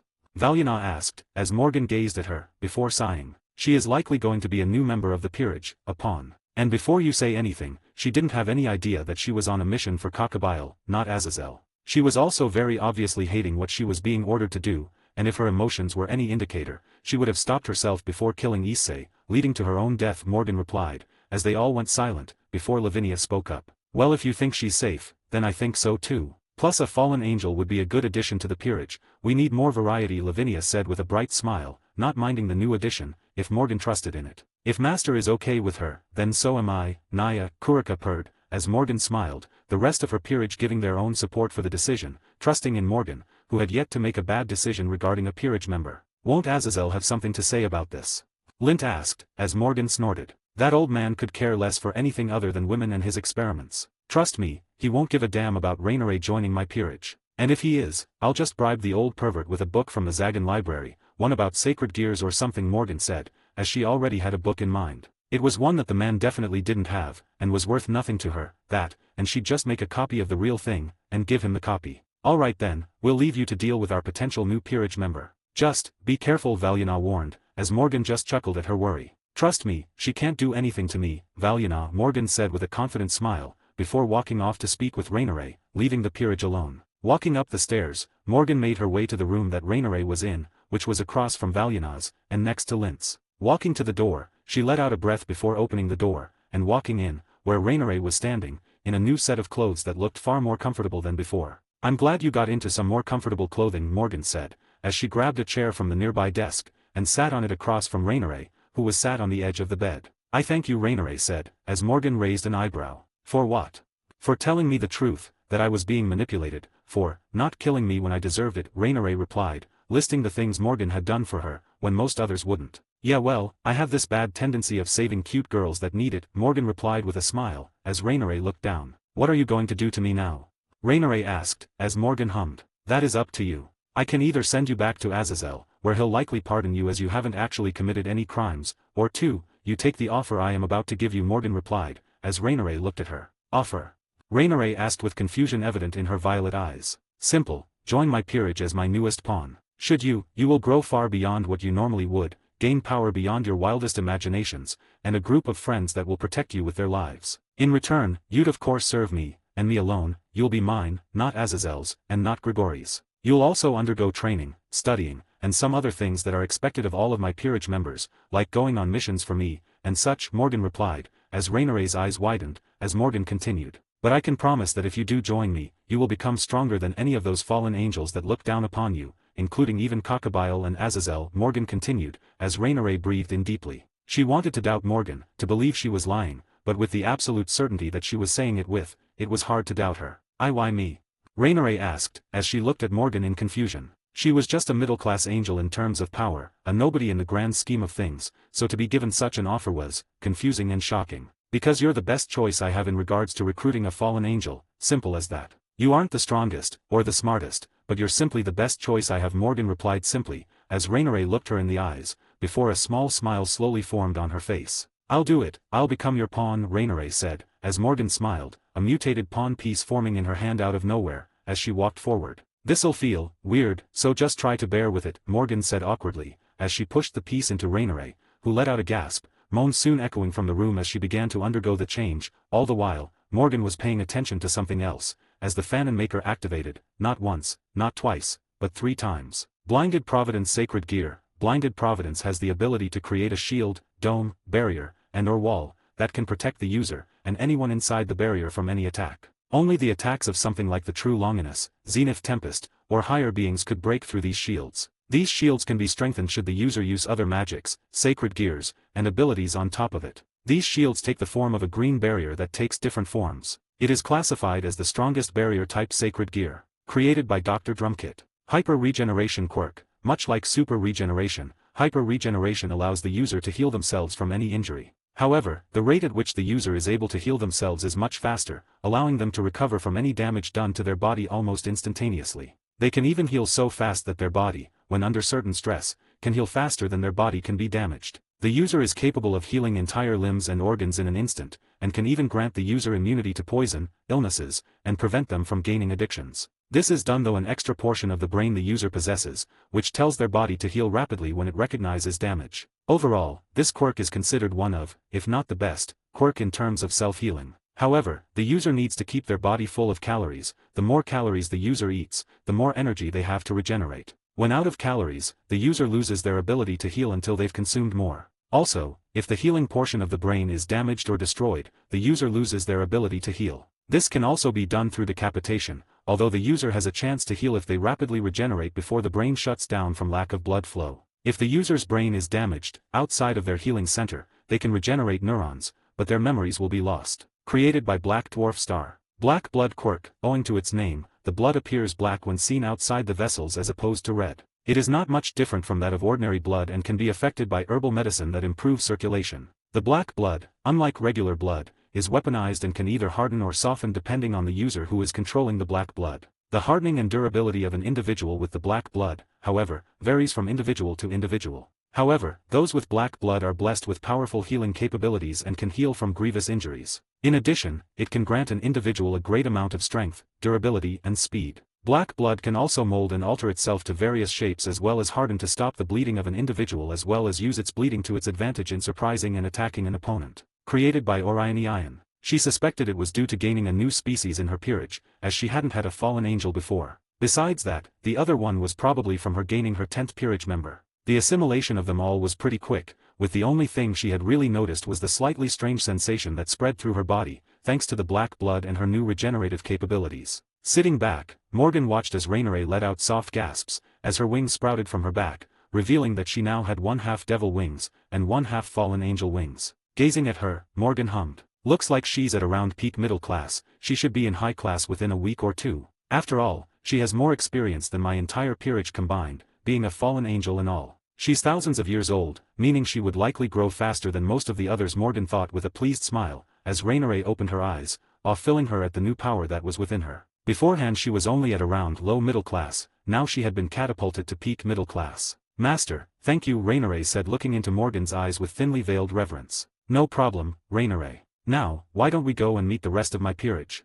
Morgan said, as she held her hand out. Looking down at the hand, Rainere took it with a small blush, as she was led out of the room, ready to formally meet the rest of Morgan's peerage. The next day, Morgan was sitting in her office. Her peerage out in the city, doing what she wanted them to do the previous day, aka, wiping out the fallen angels and stray devils. With her order also included to capture Done Zeke, Middlet, and Kalawarna to give to Serafal. as she believed that it would be a good way of getting out of any annoying situations with Grigori. At the same time, Rainare was in the basement, training with Reina, who had passed some of her duties to trusted aides until she got back later that day. Rainare, after seeing how weak she was in comparison to the rest of the peerage, became determined to catch up with the others, to become strong enough to join them on missions, and to make her new master proud. Something Morgan found to be adorable. With that done with, now I've just got to wait until Asia appears, and I can see about recruiting her into the peerage. Then there's the Fennex brat who I'm sure Rias can deal with all the training her and her peerage are getting. I guess getting some familiars is due soon too, Morgan thought with a hum, deciding that getting herself a good familiar was definitely needed, and there was only really one that she thought would suit her. Well, we'll deal with that after Asia joins, Morgan decided, that way everyone could get themselves a new familiar. As she sipped on her coffee, she stopped and blinked as she felt people enter the wards. Looks like they've noticed, Morgan thought, as she got up and teleported off, reappearing in front of Rias and Sona, who both jumped in fright. Satan, don't scare us like that, Rias yelled, while Sona was blushing bright red at the girlish scream that left her lips upon being scared by Morgan. Sorry, Rias. Now, what is it you are here for? Our training isn't until tomorrow, Morgan asked, as she looked at them. Clearing her throat as she shook off the blush, Sona spoke. Do you have any knowledge of the rapid attacks that are happening around town? Fallen angels, stray devils, and even rogue exorcists. Oh that? Yeah, that's Lint, she's off hunting them down right now. I decided that they were causing a lot of issues, so it was time they died, Morgan responded with a nod, as Rias frowned. What about the church or Grigori? I could care less about the church. As for the Grigori, I'm having Lint capture a few of them to give to Serafal, who will then trade them back to the Grigori and Azazel, and probably not for a cheap price. Otherwise Azazel will have deal with the fallout of having fallen angels in the territory of the Satrai and Gremory heiresses, Morgan replied, not afraid of the fallout affecting her, as it wouldn't. Shouldn't you have told Sona-sama or Rias-sama before doing such a thing? Sabeki said with a frown, as Morgan raised an eyebrow. You're forgetting that I am here because Serafal asked me to watch over Sona. I am keeping her safe by taking care of the problem that is making Serafal worried for her safety in the first place. And while I may live in Qa, you forget who you are talking to, Sabeki, Morgan replied, giving the girl a look of warning as she understood and went quiet. You could have at least warned us, could you not? Rias asked, as Morgan sighed. I could have, but you would have insisted on joining Lint in her hunt. And, no offense, but that would have drastically slowed her down, making it easier for the one she's hunting to flee or go into hiding, Morgan replied, as Rias frowned. How? I am a high-class devil whereas she is just your knight. While she might be strong, she cannot be that much stronger than me, can she? Rias asked in genuine confusion. Rias, while Lint is only a knight, she is already comparable to a weaker ultimate class being. At these words, Rias, Sona, Sabeki, and Akeno, who were the only ones there, all looked at her with wide eyes, registering her words. You mean to tell me that your knight is an ultimate class being? Sona exclaimed in shock, as she knew that the knight was powerful, but she thought that was only at the higher echelons of high class in power, not ultimate class. Yep, she's pretty strong, you know. There's a reason why she told Kiba to reach high class before challenging her again, and there is a reason why I said that she could crush all of you. And that is because she could, even without her sacred gear she is beyond any of you at the moment, Morgan replied with a shrug, as it was true. Look, I understand that you're worrying about the after effects of me doing this, but trust me, I know what I am doing. Now, is there anything else you need? Morgan asked, as she looked them over, before they all shook their heads. No, we just came here to ask about the raids, that's all. We'll be on our ways now, Sona said awkwardly, as she turned and began to walk off, wanting to think about everything she had heard from Morgan, while Rias coughed and awkwardly turned to leave as well, but not before giving Morgan one more glance. Watching them leave, Morgan sighed, as she began to walk back to her home, one last thought on her mind. Now we just wait for Asia. Gain access to an additional chapter early for each of my main fanfics, 4 chapters on total, as well as other bonuses, like more than 50 exclusive stories, on my Patreon for $3 a month, or $30 for an entire year. https://www.patreon.com/fanfiction770 UTM campaign creator Shari or just look up Crazed Madman on Patreon and you should find me. New edition, if you use the app on iOS/Apple phones, this is around 43% more expensive due to some changes they had to make to their terms of service. So use the web browser for it if you want it to be cheaper. That's the end of the chapter. Next chapter will have more meetings, and some other stuff. Anyways, have a good day. 27, Chapter 27, The Nun. Third POV, 2 days later, the underworld. Within a large, lavish mansion, the crimson skies above, painting the surroundings red, and a hellish landscape, a man sat within his office, crimson hair traveling down his back and side of his face, down to his back/chest. His bluish-green eyes read through the newest report that his trusted queen had given him. This man was Sertzka's Lucifer, previously Gremory. One of the 4 new Satans, and one of the most powerful beings alive, a super devil that was akin to a god. Standing across from him was his most trusted subordinate, the queen of his peerage, and his maid. She had long silver hair cascading down her back, powerful red eyes, and a gorgeous, seductive figure befitting of a devil. She too radiated power, but not as much as Sersk's Gremory. This was Graphia Lucifuge, the strongest queen, and a Satan-class devil. So Lord Zagan has been teaching both Sona and Rias, huh? Sersk hummed, as he read the report. He remembered the news of the Zagan lord killing the last of the Valak family, which had made a rather big storm in the council, thanks to their dislike of lords dying out, especially one like the Valak one. Whereas they were all greedy for the Zagan family's library, which would naturally be distributed amongst the lords, should Lord Zagan ever die. She has. And it seems that the teachings have been quite rewarding for the two, with both of them jumping in power over the time they have been learning from her. I'd say that they're close to breaching into the realms of an ultimate-class devil. Graphia replied to her king, no emotion shown on her face, something she had done for a long time now. Serafal really needs to be more open about these things in the future. Sertzkas muttered, remembering when one of his close friends, Serafal, had told him of Lord Zagan moving to Qa in order to teach Sona, and keep them safe from any sort of fallen angel attack. It made sense, with attacks becoming more common over the past few months, but the fact that it was the lord of one of the up-and-coming families, was a bit of a surprise. Serafal was pretty secretive, especially in the past few months. She would look down at her devil phone giggling sometimes, would take pictures of herself in her magical girl costume all the time, and would leave abruptly after their meetings. The other Satans had also noticed, but none of them felt it was their business to question it. But now that Sersk knew of Lord Zagan teaching Serfal's sister, it became rather obvious that the two were close, very close. What of her knight, Lint? Sersk asked, looking up at Graphia. Kiba challenged her to a spar roughly a dozen times, and lost each and every time within only a few moments. He tried to challenge her again, but she denied the challenge, citing that he needs to be at least high class in power to challenge her. I'd estimate she is ultimate class in power at the least, Graphia responded, as Sersk nodded. About what I expected. Alright, Graphia, I want you to get into contact with Morgan Zagan, Sersk said, as Graphia couldn't help but ask. May I ask why? Because I believe she will be the one to free my sister from that damned engagement to the Fennecs. I also believe that if Serafal trusts her so much, then I should too, Sersk replied. And what shall I do once I get into contact with her? Graphia asked, as Sersk hummed. How about you stay in Qa for a bit? Take a break. I've got everything handled here, and Selena always loves to help me when I need it, whenever she's not busy with Milikas, of course, Sersk said with a smile, knowing his wife, Selena, would be happy to help him. Selena was one of the differences in this world that Morgan did not know of. Selena was a low-class devil from a minor family, with little to no power, but she was one that Sertzes fell deeply in love with during the war, after watching her heal countless devils with her inborn ability. So, to keep his wife and son safe, they used the cover of Graphia being his significant other as protection, hiding Selena from the rest of the underworld until they were ready to deal with the consequences of her reveal. She, being the strongest queen, made it easy to use her as a cover, and Graphia was completely willing, as Selena was one of her only true friends, and while she didn't have any sort of attraction to Sertzes, not even the littlest bit, his personality was a bit much for her. He was still her boss. A break? As your queen, I have no such things, Graphia replied, as she had, in all her years as his queen, never actually had a break,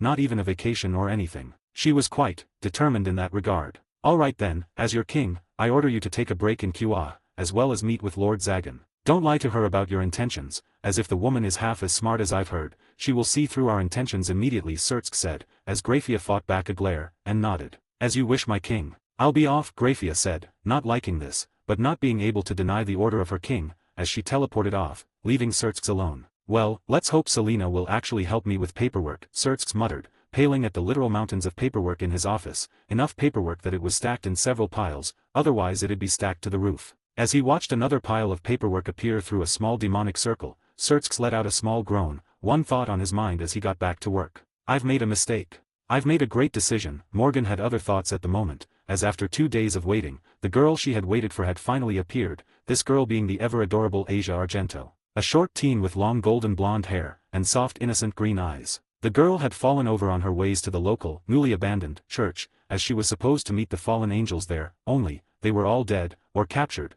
waiting to be sent off to Serafal for her to deal with. The fallen angels wanted her for her sacred gear, Twilight Healing, which was an incredibly powerful healing sacred gear that was probably the strongest healing sacred gear there was, with only the Sephiroth Graal surpassing it. Leaning down, she softly pulled Asia to her feet, as the girl uttered a soft, thank you, she nervously said, as Morgan smiled. It's quite alright, miss, Morgan said, as she picked up the veil that had fallen after the girl tripped over her own feet. I lost my way, could you help me? Asia asked, as Morgan raised an eyebrow. I can, where is it you were heading to?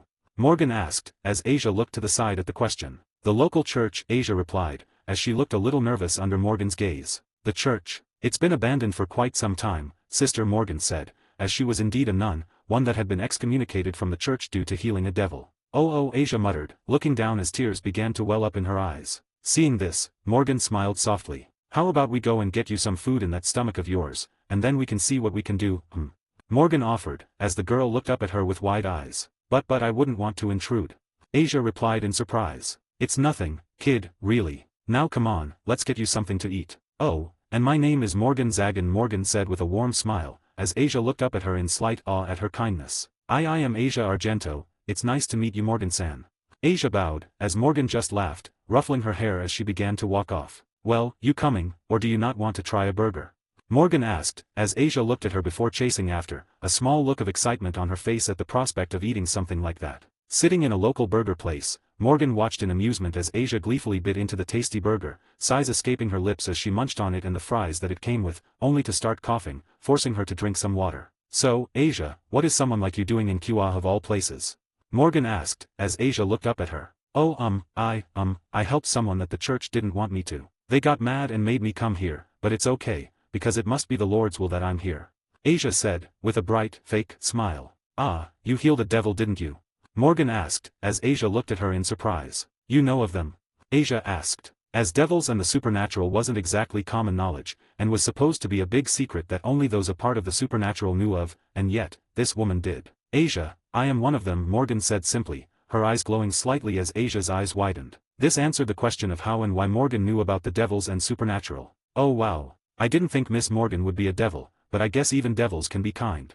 Asia said, a bright smile on her face, not minding that Morgan was a devil. That was just how Asia was, ever kind, and uncaring that someone was a devil, human, or even fallen angel, as long as they weren't an evil person. I'm glad you think so, Asia. It's too bad that they kicked you out simply because you healed a devil, because from my point of view, you seem like a sweet, kind girl. They've made quite the mistake, Morgan said with a shake of her head, as it was true. Asia kept silent at this statement, a small smile forming at the warmth that Morgan was showing her, warmth that she had never received in her entire life. For most of her life they had looked down upon her, even hating and bullying her, all for little to no reason. What do you plan on doing since the church isn't habitable? Morgan asked Asia, as she looked at her with a small smile. I don't know, but I'm sure I'll find a way. The Lord will do whatever is best for me. Asia said, as Morgan hummed. She wanted Asia to stay with her if possible, as she did want her in her peerage, as her sacred gear would be extremely helpful to her, as Valerie's gear was, a bit dangerous to show, as Rezevim Lucifer was looking for the gear, and it would be immensely dangerous for her to reveal herself, at least until Morgan was strong enough to crush the man like a bug, which she was far from being able to accomplish. How about you stay with me? I've got a big home that has tons of empty rooms, and I don't mind letting you stay with me, Morgan replied, as Asia's eyes widened. You'd be willing to do that? Asia asked in surprise. Yeah, why not? You seem like a sweet girl, and I've got nothing better to do with the rooms. Unless you don't want to stay with a devil. Morgan asked, as Asia shook her head. No, I'd love to stay with you, great. We'll get you situated after you're done eating, Morgan cut her off with a smile, as Asia couldn't refute her, only looking at her with tears in her eyes, before beginning to get back to eating. All the while, Morgan had one thought on her mind. Step 1 of getting a new bishop is complete.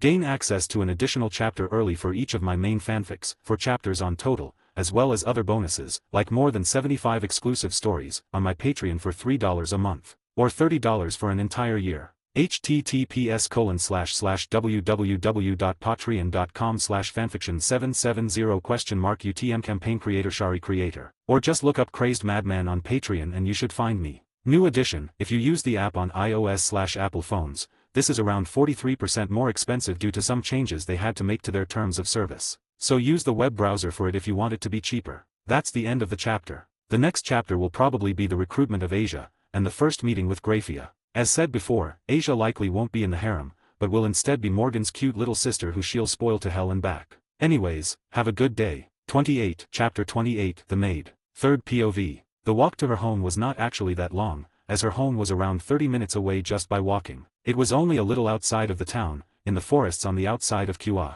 She and Asia had kept small talk while making their way to Morgan's phone. Asia had asked a lot of questions in regards to the size of the home, and who else lived there, which Morgan answered as best as she could, as the innocent little thing asked quite a lot of questions, most of them being pretty simple to answer, for the most part at least. Now after some walking, they were now walking up to her front door, as Asia nervously stood there, shuffling her feet slightly. As it opened, Morgan was met with a smiling Kurika. "Master, you're back," Kurika purred as she leapt into Morgan's arms with a happy grin. Morgan just chuckled as this always happened. It also usually led to Kurika feeling Morgan up as much as she could, which Morgan just let happen as she didn't really mind it. If anything, she enjoyed it more than anything. "Yep, and we've got a guest. Kurika, this is Asia, she'll be staying with us for a while," Morgan said, introducing Morgan to Asia, while Kurika couldn't help but look over Asia with a smile. "It's nice to meet you, Asia. I'm Kurika, one of Master's bishops," Naya, Kurika said, as Asia looked at Air in slight confusion. "Bishop?" Asia asked, with confusion written on her face. She knew of devils thanks to healing them, but she knew nothing about devil pieces, peerages, or really anything else regarding devils, at all. Her knowledge was limited thanks to the church not telling her anything regarding the supernatural world, besides what she needed to know at least. "Yep, a bishop is a piece in the devil piece system, which means I'm one of her peerage members. It means that I get all the cool devil powers, and am now bound to her as her servant, while she's my beloved master. Why, are you interested?" "I'm sure Master would love to have another bishop," Naya, Kurika explained, sounding like a car salesman with her obvious attempt to get Asia to join. "Kurika, stop trying to recruit the girl and dash, I'll join." Asia cut in, as Morgan and Kurika both blinked several times, before looking at Asia, dumbfounded. There wasn't a single member of Morgan's peerage that had offered to join this quickly, and she was probably the most innocent person that Morgan had ever seen, which was both adorable and a huge detriment. Are you sure, Asia? This isn't something that you can just decide any moment," Morgan said, looking at the girl in surprise, as she knew the girl was innocent and incredibly naive, but not to this level. "I trust Morgan, and I think you'd be a great leader. So yes, I want to become a member of your peerage," Asia replied with a blinding smile, one that both Morgan and Kurika just stared at her upon seeing, practically blinded by the bright smile she was giving her. Okay, we'll get you into the peerage once you get settled," Morgan said with a sigh, deciding not to question it too much. The girl was incredibly naive, and while she felt a bit wrong doing this, Asia agreed, so it wouldn't be a problem, hopefully. Walking into the home, Morgan was met by Lint and Valyana. The rest of the peerage was out and about, doing their usual missions, and dealing with some stray devils in a neighboring town that had shown up rather recently. "Who's this?" Valyana asked, looking over the shorter girl. She was seemingly around the same age as Lint, but just by glancing at her, she could tell she was innocent as hell. "This is Asia, the newest bishop that will be joining this peerage," Morgan said, as they both raised an eyebrow, looking the girl over before nodding. "Alright, we won't interrupt you then," Lint said with a nod, understanding that the girl still needed to be turned, and that'd be something that would be better done without them there.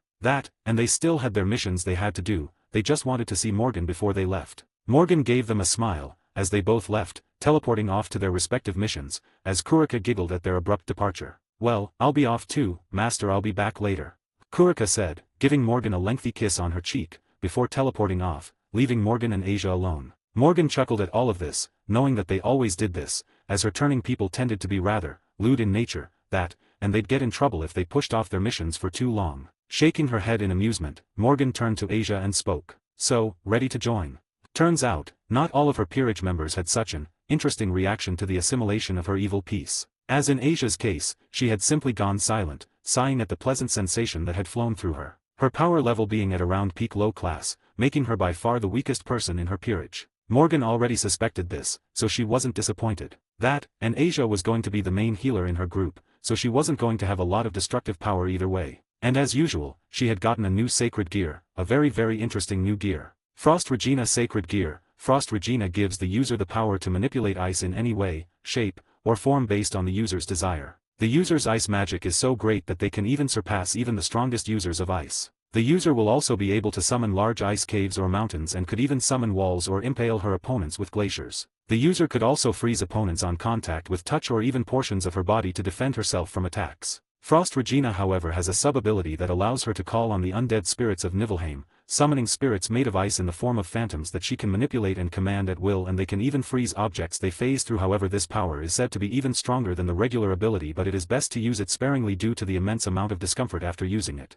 Created by Shattered Rose 23. The Crown. The ice aspect of the sacred gear wasn't really the most interesting part of it, but it was the aspect that revolved around controlling the dead, that was truly incredible in her eyes. As pretty much anything that involved controlling or summoning the dead tended to be extremely powerful, especially when involving a place like Niflheim. Watching as her new bishop got used to her new power in her new room, Morgan smiled. "I'll leave you to get used to your room. Dinner is in an hour, all right.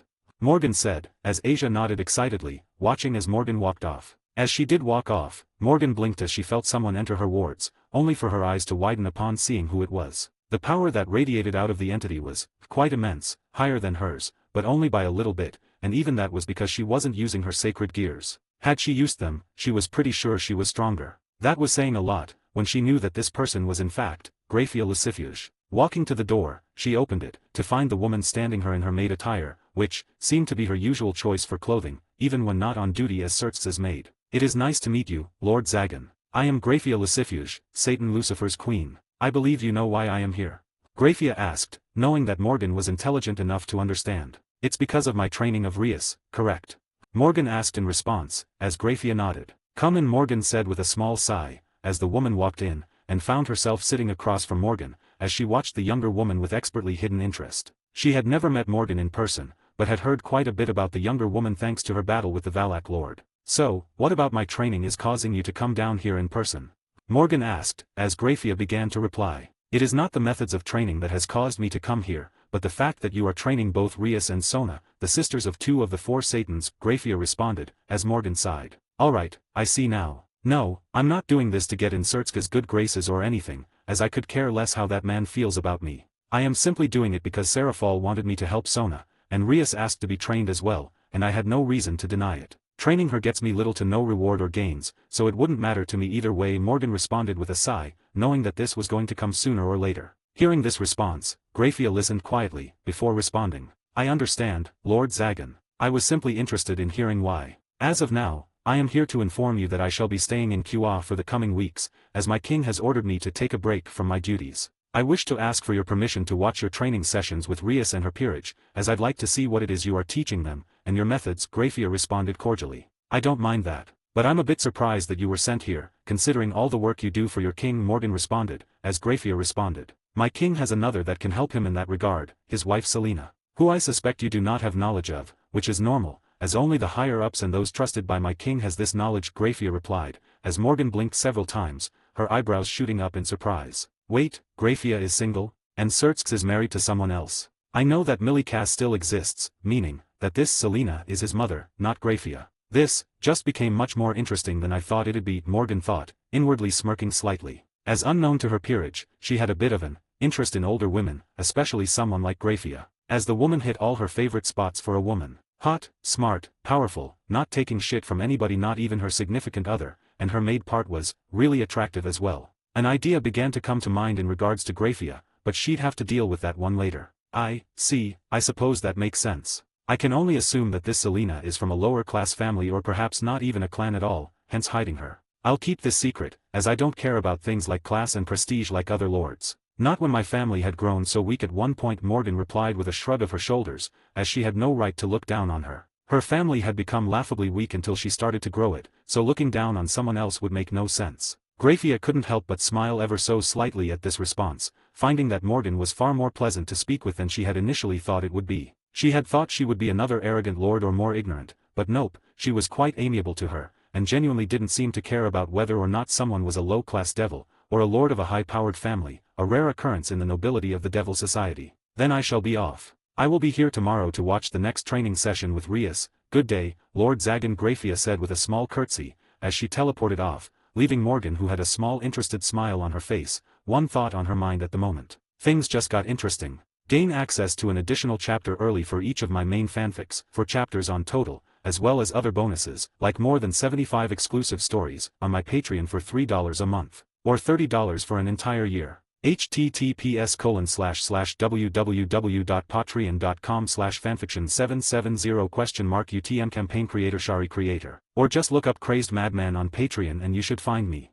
New edition, if you use the app on iOS/Apple phones, this is around 43% more expensive due to some changes they had to make to their terms of service. So use the web browser for it if you want it to be cheaper. That's the end of the chapter. So yeah, Morgan has a type, which sorta backs up why her and Yasaka got together fairly quickly. She likes older women, and Graphia is, like the best in that category, at least, to Morgan. Graphia will be showing up quite a bit in future chapters, as she is in the harem. Next chapter will either be a date with Issei, or they'll be going to get the familiars. Probably the familiars, with the date coming afterwards. Actually, I'm going to ask now. Should I make an entire chapter dedicated to Issei and the smut that would come after, or just a part of it and skip the smut? As most of the dates are pretty similar in nature, and probably not the funnest to read, make sure to let me know. Anyways, have a good day. 29, Chapter 29, The Familiar. Third POV. With the news that Graphia was in town, Morgan decided that the next training special was going to be rather special. It was going to focus on a team battle between the two peerages she was in the process of training,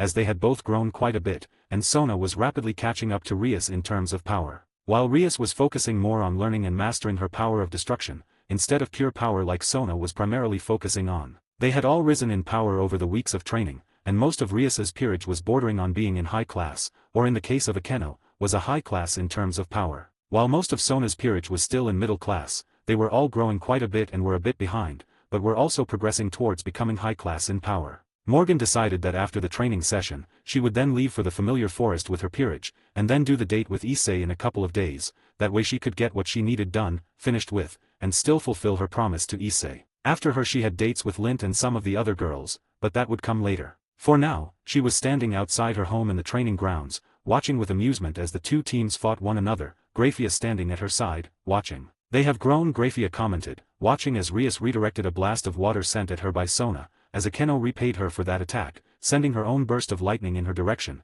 slamming against the ground where she had stood moments earlier. They have, thanks to my teachings, and most of all, their own talent. Rias is quite incredible once she puts her mind to it, and with her engagement to a certain bird, it seems that this is the result. Morgan responded with a nod, as Graphia understood who she was speaking of. She is. But do you believe it is a good idea to put those two against one another? What if it causes conflicts to arise should one of them lose?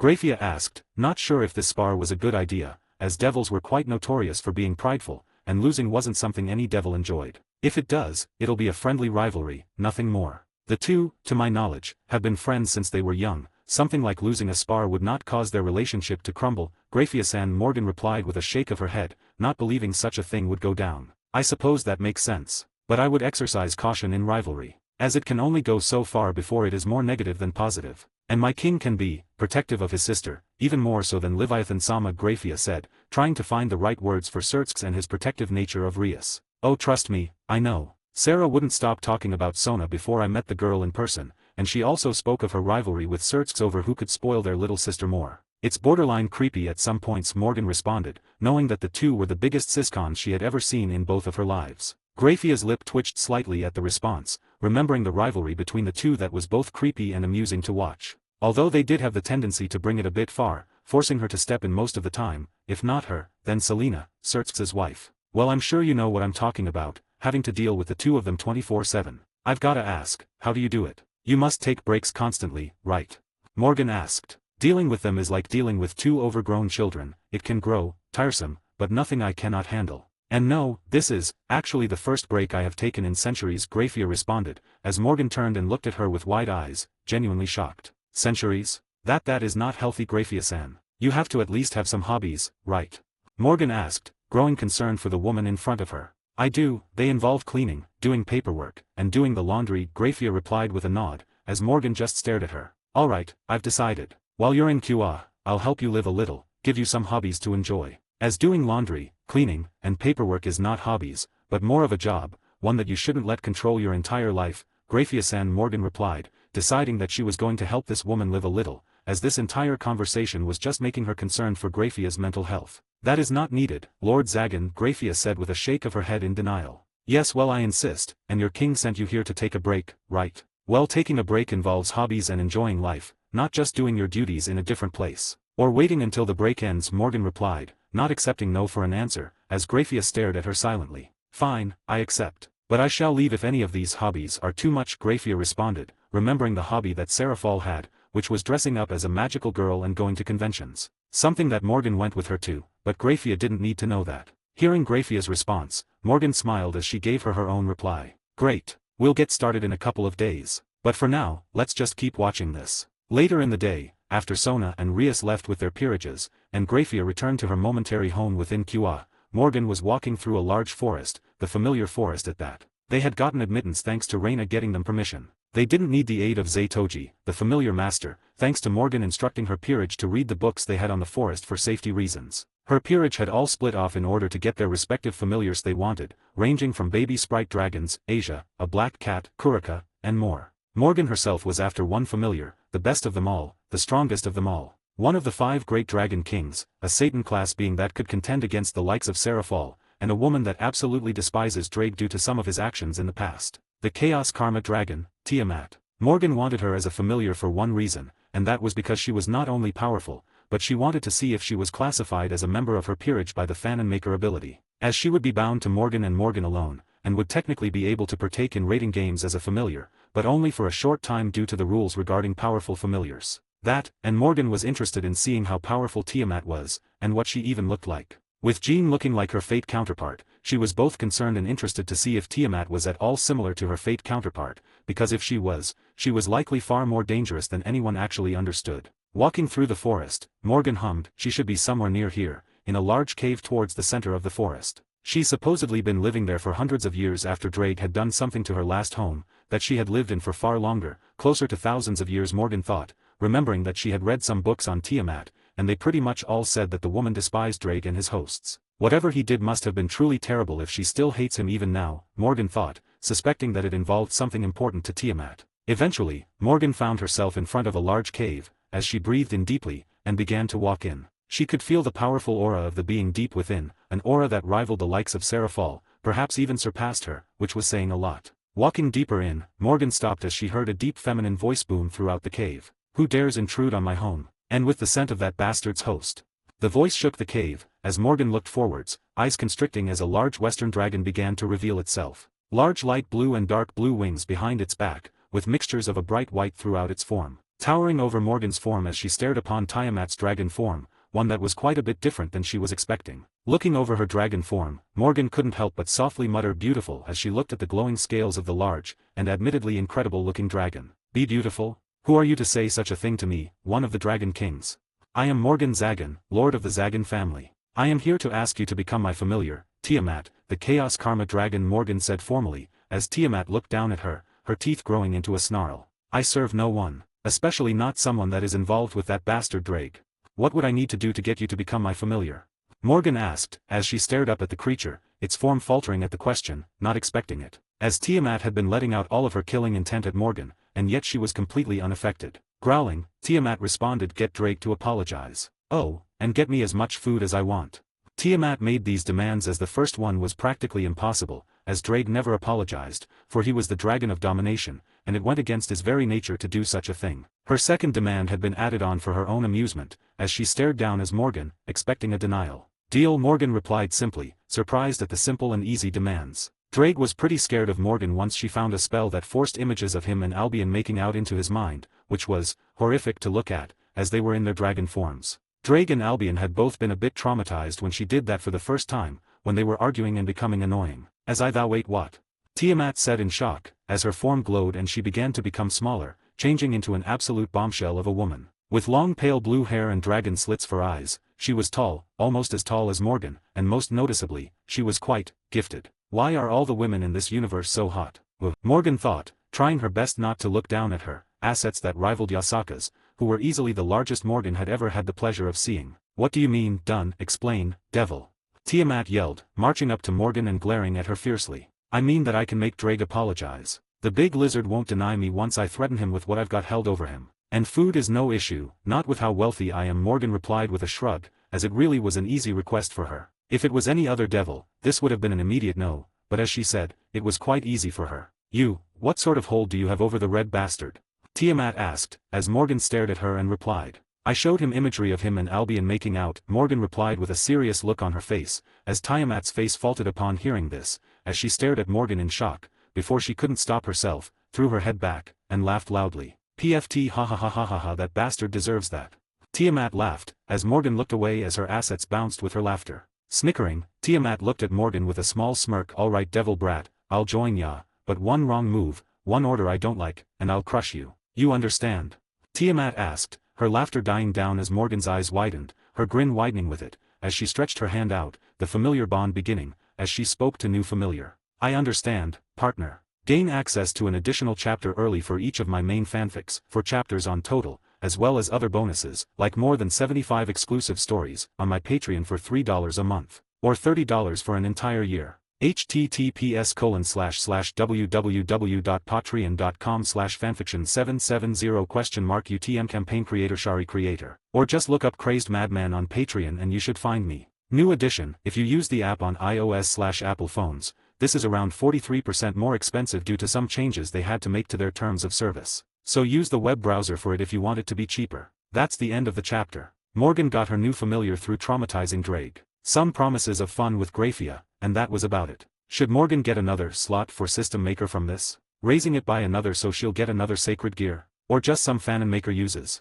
As she is going to get some either way. After all, recruiting the Chaos Karma Dragon as a familiar is a big deal, as it had never happened before, and she is the only one that is recruitable as a familiar out of the 5 Dragon Kings. Tiamat will play some important roles in the future, and might be a part of the harem, as it is already quite large. She's in the maybe pile. Anyways, have a good day. 30, Chapter 30, The Beast. Third POV. As the familiar bond cemented, Morgan felt something within her begin to activate, only for her to pause it until after they got back home, as she'd rather not do this in front of Tiamat. Now, where's the host of the bastard at? I want to hear that apology of his immediately, Tiamat said, an excited grin on her face, especially after hearing of the punishment Morgan would give him if he didn't apologize. Towards where my peerage and I entered this forest from. They're off getting their own familiars at the moment, so it'll take a bit before they get there, Morgan replied as Tiamat growled in slight annoyance, but decided to not push it, as Morgan was already getting her what she desired, so she'd control herself, for now. Beginning to walk through the forest, Tiamat looked over her new partner, as their familiar contract wasn't of a master and servant one,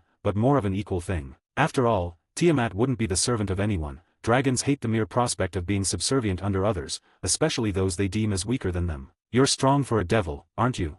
Tiamat asked, as she very rarely interacted with devils, and hadn't actually talked to one in years now, but she could tell that Morgan was strong, very strong, much stronger than normal devils at least. She had met the 4 Satans, so she knew that Morgan wasn't on their level yet, but she could tell that the girl was certainly in the upper echelons of devil society. In terms of the normal devils? Certainly, but compared to someone like Sertsk or Ajuka, no, Morgan responded, shrugging. She was decently close to being on the same level as Seraphal, but not just yet. She was pretty sure she was about at the level as Graphia at least, if not, she was very close. Humph, at least my new partner is strong, Tiamat said, happy with that much at least. She'd have been disappointed otherwise. Glad you're happy with that. So, Tiamat, may I ask what Drake had done that was so bad?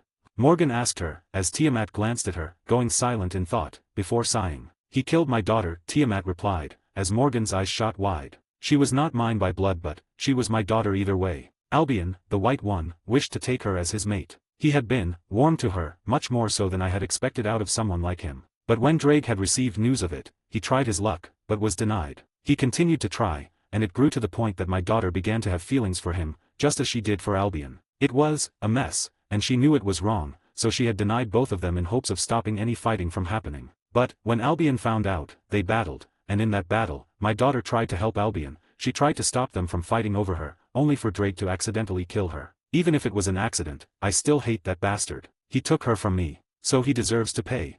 Tiamat snarled, as Morgan frowned. And all you want is an apology?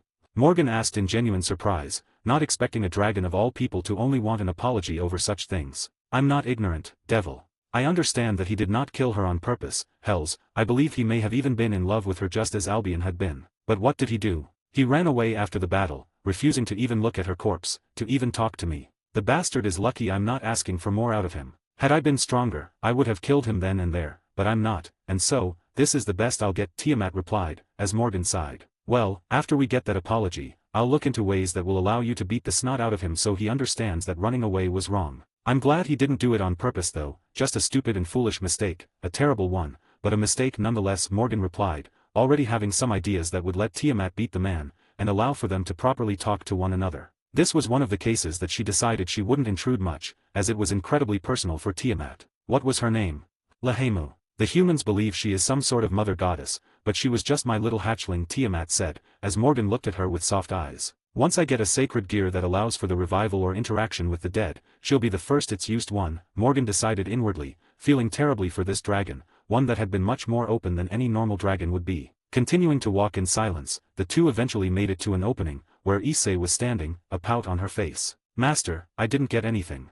Issei said, looking like she was about to cry, only to stop as she noticed the woman standing next to Morgan. "Issei, could you bring out the boosted gear for me? Tiamat here wants an apology from Drake," Morgan asked, as Issei's eyes widened and she nodded, understanding that right now wasn't the time to throw a fit. Tiamat. "What are you apologize to her Drake, for what you did, otherwise I'm going to show you those images again, and in much more graphic material." Morgan cut the dragon off, as he stopped, paling as he understood what she meant by that. "And during this, I'll be shutting out the sound for me and Issei, but Tiamat will tell me if you didn't apologize properly, understand?" Morgan asked, eyes glowing. "Yes, I understand," Drake said in a defeated tone, as Morgan put up a small barrier, one that made it so neither she or Issei could hear anything besides each other, as Tiamat began to speak to Drake. "Is she your familiar master? You sure know how to pick em if so, 'cause she has some huge op-eye?" Issei asked, as Morgan snorted. "Yes Issei, she is my familiar, one of the 5 dragon kings, Tiamat. And try not to piss her off, will you? She's stronger than the current me," Morgan said with a sigh, inwardly agreeing that Tiamat did have some huge op-eye. We're still doing that date in a couple of days, right?" "Yep, why do you ask?" "Just wanted to make sure is all," Issei asked, blushing slightly as she remembered the talk she had with Yasaka, telling her about things that Morgan liked. She had already bought some uniforms with Yasaka for it, so she was excited, to say the least. Morgan fought back a smirk at the response, knowing that that date and the night of the date were both going to be very enjoyable. After another 10 minutes of quietly conversing while Tiamat seemed to be yelling at Drake through the boosted gear, and even spilling a few tears, Tiamat signaled for Morgan to get rid of the silence barrier. "You okay, Tiamat?" Morgan asked, slightly concerned. "I'm okay, Zagan. I'll be returning to my cave, use our connection to summon me when you need me. And, thank you for this," Tiamat said softly, giving Morgan a nod as she flew off, leaving Morgan in silence, and Issei confused. "Let's just get home," Morgan thought, as she began to wait for the others, only to stop when she saw Ingvild walk in with a bashful expression on her face. Trailing behind her was a large beast with 9 heads. I got a familiar. I don't even know what to say to this." Turns out Ingvild had gotten the 9-headed Hydra as her familiar, a direct descendant of the Lernian Hydra from the Greek, making it incredibly powerful, ultimate class in power, with poisons that any devil would fear, with only the strongest of them being able to fight it off. Valyana had also failed to find a familiar, finding none of them appealing. Asia had found the same familiar as she did in canon, a small sprite dragon. Kurika had found herself a cute little cat that could seemingly manipulate shadows. Valerie got herself a bat, one that could control and manipulate lightning. Rainare ended up finding herself a rather interesting pet in the form of a large bird, that upon research, turned out to be the Thunderbird, a distant relative to the extinct phoenix. Lint had found herself a hellhound, surprisingly enough, a pup at that. Levinia had found herself a rather interesting dragon that was a mutation of a water dragon, this being an ice dragon. It was only a young one, but it was a dragon either way. Zeka had yet to find her own familiar. Finally there was Jean, who they were still waiting for after 30 minutes. Morgan was growing a bit concerned, when she entered from the forests, a small bundle in her arms. "I found my familiar, isn't he just adorable?" Jean asked with a bright smile, as she held her familiar up, and Morgan's eyes constricted, eyes wide as it let out a small sound, a very recognizable one. Foe. Sitting within Jean's arms was the entity known as Foe, but he was also known as Kath Palik, an incredibly powerful being that had the potential to grow into something dangerous. It wasn't the same as its fate counterpart, that much Morgan could tell, but she could sense that it was strong, very strong, and should it reach maturity, she doubted she'd be able to fight it. What the hell is Foe doing here? He's not a beast like in Fate, thank Satan, but he's still strong, much stronger than any normal familiar should ever be. Perhaps I should start looking into the possibility of this world being connected to Fate on a deeper level, Morgan thought, wondering if this was the product of the being that sent her here, or was the outside influence of a rather different person. For now it's best to just get back home and claim this power that I'm holding back. And perhaps we start to look into other Fate characters being here. Because if there are more servants here, I need to find them before anyone else does, and recruit them if I can, Morgan thought. While they were obviously not as powerful as their Fate selves, they were strong, dangerously so. Back home, after the rest of the peerage went off to play with their new familiars or get them situated, Morgan was sat in her room, allowing the power that was previously being held back to flow through her, as her Fanon Maker activated, several times. Demonic Ring Sacred Gear. Demonic Ring has the abilities to create and manipulate dark demonic energy that is effective against any holy beings, which includes fallen angels. It can form into any type of weapon made of dark demonic energy of the user's wishes. The user can also use it to increase their long-range attacks by pouring in dark demonic energy into spells or abilities. The main ability of the Sacred Gear is called Drain, an ability that steals the opponent's strength and adds it to the user by physical contact every 10 seconds. It has a secondary ability called Shadowstar Breaker, unlike Taskstar Barrier, which creates a defensive barrier to block attacks. Shadowstar Breaker has the ability to break through barriers. However, it can only be accessed by having decent control of the sacred gear. Created by Blazefire 21. Hyper Leaper Sacred Gear. Hyper Leaper is a state change sacred gear with the ability to increase the user's speed. It does this by projecting rings of light in front of the user, and as the user passes through the rings, their speed increases. The user is able to control where the rings are projected and their size, allowing them to create specific routes and paths to take advantage of their increasing speed. The rings aren't exclusive to their user, however. Anything that passes through is subject to the burst of speed and momentum. The user can use this on thrown objects and enemies, though if their opponent understands how Hyper Leaper works, they can use the rings to their own advantage. Hyper Leaper is also able to create footholds in the air through the use of smaller rings, allowing the user to propel themselves through the air as if they were stepping on something. Created by Necrogod Yami. Dark Paladin Armor Sacred Gear. Heart of Darkness, an ability of the sacred that will save the user from death. The user's heart and wounds will begin to radiate in a dark aura. The user's wounds will fully heal back to normal and user will resurrected. It takes 2 months to refill this ability before it can be used again. Weapon Attraction. Attraction is the ability to easily grab anything that can be used as a weapon. It works sort of like the armor is a magnet, but the user can attract something on their own will. The object that is grabbed has its components reinforced and can hit harder than steel. Haki Technique, an antithesis of Toki, the external manifestation of ki to manifest an aura. Haki is instead based on the concept of inner flow, where ki is instead channeled and controlled on the inside to where ki doesn't leak out. As such, it could be viewed as the most efficient and optimal means of enhancing oneself because ki isn't being dispersed outside and instead kept concentrated inside their body. If mastered enough, then haki could reinforce the body enough so that a sword couldn't penetrate their skin even if it were thrust into their most vulnerable point. If used on unconventional items, i.e. chopsticks, then haki could turn them into lethal weapons. On far more conventional weapons, i.e. swords and armors, then it'll boost their effectiveness. If these two similar, but different energies were to be merged together, then the fusion can produce a power much greater than either one alone. At the basic level, this could boost oneself and or techniques to another level, providing an advantage in combat, earning it the name haki, supreme spirit, constituting the properties of ki and spiritual power. Dubbed as a technique as it is not a passive energy the user can use. Created by Devilslayer 123. Aborozuki Ryu Technique. The sword style employs a combination of flowing motions created by footwork reminiscent to that of a waltz and hard, fast strikes. Combined with the flowing, oftentimes circular motions,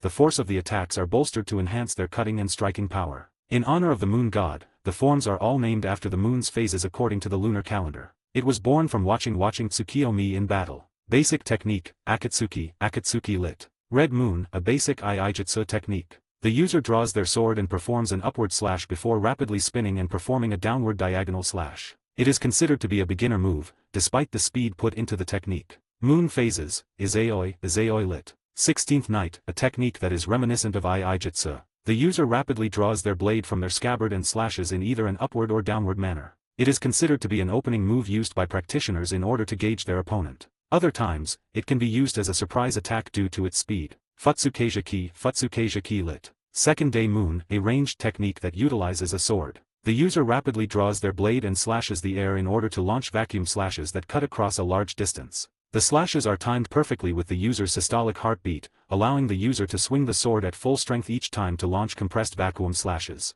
The slashes can be further enhanced with elemental effects. Mikazuki lit. Crescent Moon, a high-speed Iaijutsu technique. The user rapidly draws their blade and slashes in a crescent before dashing forward at extreme speeds, leaving a storm of crescent slashes in their wake. The speed is so immense that several afterimages are left in the user's trail and the slashes only manifest after the user sheaths their blade. Imachizuki lit. Waning Gibbous, the user coats their body in toki and performs a backstep and launches several afterimages forward to slash the foe apart. In a final stroke, the user rushes forward and delivers a killing blow with their sword. The technique can be further enhanced with elemental effects. Keijanotsuki lit. Waning Moon, the user performs a powerful half-arc single slash at very high speeds. The speed is so great that it leaves a temporary line across the world that fades shortly after, revealing the cut. In the hands of experts, it is powerful enough to crack the fangs of Fenrir. Mainjutsu lit. Full Moon, described as a sublime Batujutsu. It is one of the 2 highest level Kenjutsu techniques and considered to be one of the Aborozuki Ryu's strongest.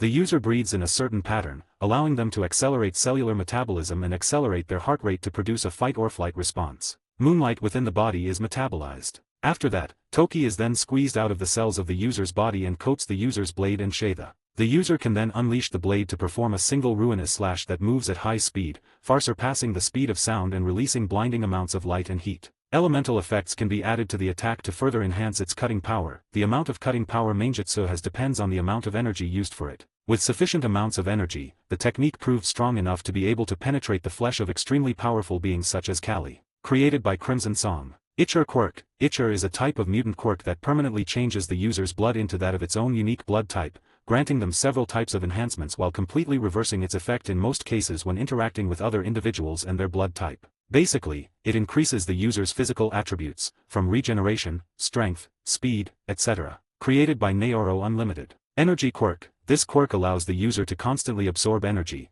including any form of kinetic or potential energy, and transform it into heat and light which can later be redistributed. When enough energy is gathered, the user can even transform into a being of pure energy. This state drastically increases the speed of the user and allows for flight, but will be forced to transform back into their normal state after a short period of time, or risk their body dispersing into pure energy. Despite this quirk's immense power, when the user absorbs too much energy, they will spontaneously combust, damaging much of the surrounding area. While the user will survive the initial blast, they are still heavily injured by the blast itself. However, several subsequent explosions within a short span of time can kill the user. This is incredibly dangerous, as the fact that the user constantly absorbs even potential energy leaves them at high risk of combustion, forcing them to constantly offload energy or suffer the repercussions of their quirk. The user is also incapable of absorbing a large amount of energy all at once. Created by Black Dwarf Star. Absolute Edge Quirk. Absolute Edge is a quirk that allows the user to create a blue aura. The aura can cover their body or their weapon. The aura gives whatever it is covering an absolute edge.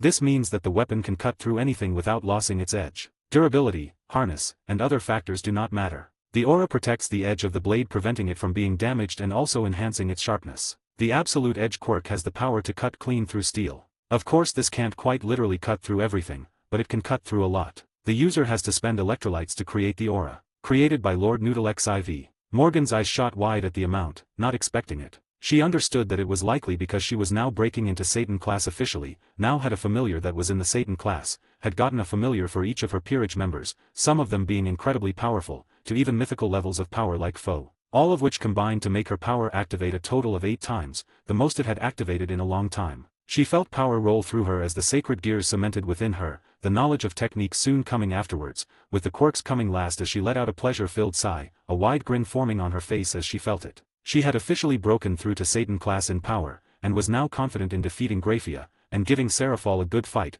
maybe even defeating her should she go all out. And that was without the fact that she could still unlock balance breakers and such. With all the power assimilated, and the Fanon Maker stopping, Morgan let out a sigh, as she had one thought on her mind. I'm gonna take a nap. Gain access to an additional chapter early for each of my main fanfics, 4 chapters on total, as well as other bonuses, like more than 75 exclusive stories, on my Patreon for $3 a month, or $30 for an entire year. https://www.patreon.com/fanfiction770 UTM campaign Shari creator, or just look up Crazed Madman on Patreon and you should find me. New edition, if you use the app on iOS/Apple phones, this is around 43% more expensive due to some changes they had to make to their terms of service. So use the web browser for it if you want it to be cheaper. That's the end of the chapter. Sorry about the big info dump, but it was kinda needed, as she had broken through to Satan class, and had gotten a powerful servant. Everyone agreed that she should get more slots, so she did. Next chapter will be the date with Issei,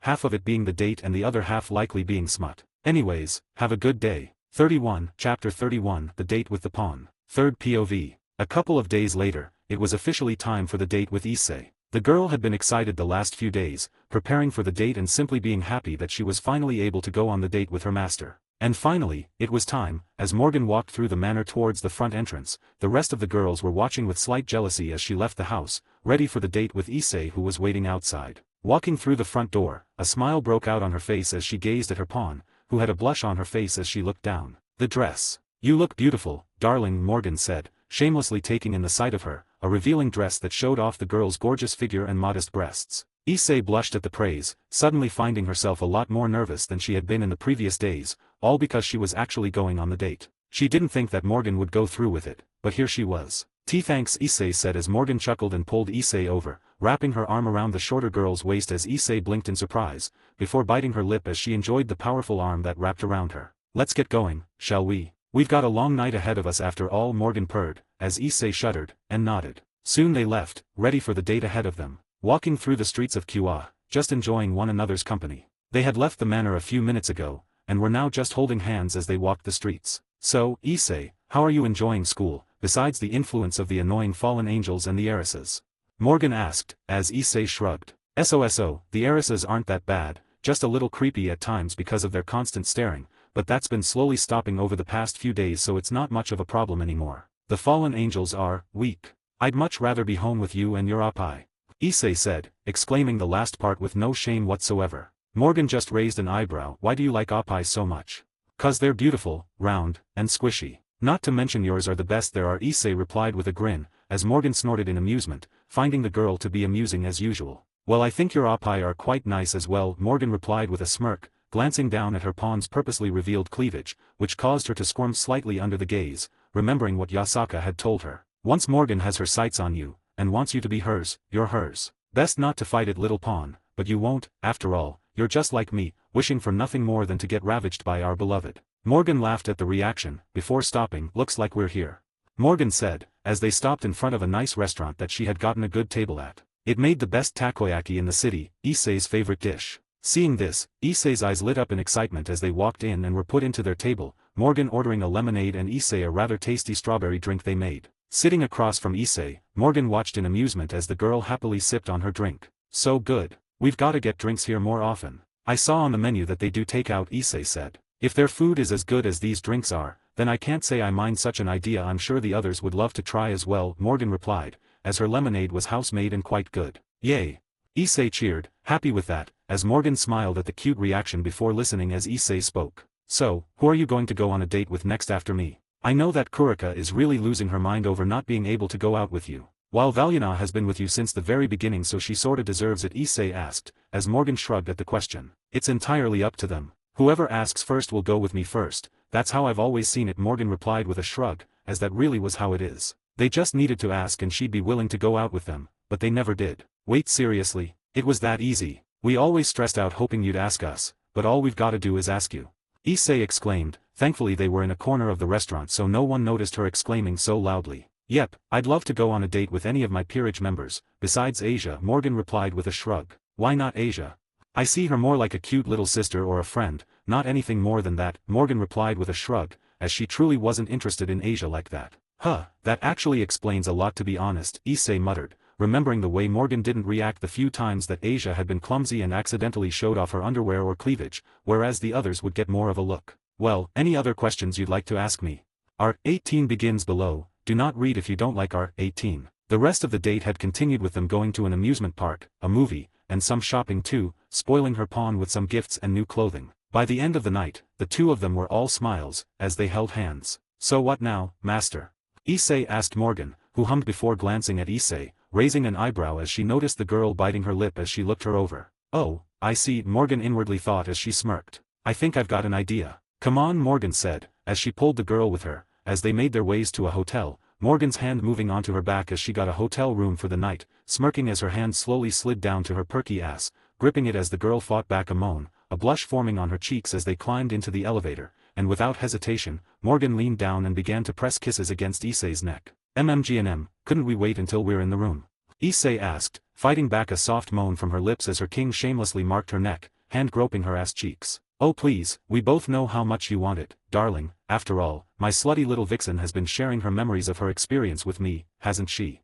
Morgan asked, remembering when Yasaka asked about a spell for such a thing, only to realize that she was doing it to give her peerage members that were interested a first-person view of what Morgan will do to them in bed. "Why yes," Issei stuttered, remembering the front view of Morgan's massive cock, and the view of the tall woman pounding balls deep inside of Yasaka, shadowing over her with her larger form, pinning her to the bed. "I thought so," Morgan said, as they stepped out into the hallway, leading into their large room she rented. The second the door shut, Morgan lifted the girl, which Issei hungrily accepted, lips locking as tongues battled, Issei submitting within an instant as she was thrown onto the large king-sized bed. "Take your clothes off," Morgan ordered, as Issei shivered and nodded, a magic circle forming as her clothes disappeared, revealing her pink little nipples that were hard, and her absolutely soaked pussy with a neatly trimmed bush above it. Her thighs were slick with juices as she watched in quiet awe as Morgan pulled her top off, revealing Morgan's bare tits, large and alluring to Issei. "You know, you're the first person to actually see these bad boys. I usually just wear a sports bra, but since you've been such a good girl, you're going to be the first," Morgan purred, as Issei watched silently as Morgan began to strip the rest of her clothing, her boxers coming last as her massive throbbing cock fell out. It's bigger in person," Issei whispered, rubbing her thighs together in anticipation, as Morgan climbed into the bed, pushing Issei up and onto her back. Rubbing the tip of her cock against Issei's soaked entrance, Morgan smirked as the girl eyed her nipples. "Go ahead and suck on them if you want to, darling," Morgan grinned, as she bit her lip when Issei instantly took her right nipple into her mouth, suckling on it like a baby. "Good girl, now, prepare yourself," Morgan warned, as she slowly began to insert herself into Issei's tight cunt. The girl had already broken her hymen due to extensive training, and playing with a toy. "Fuck, you're tight."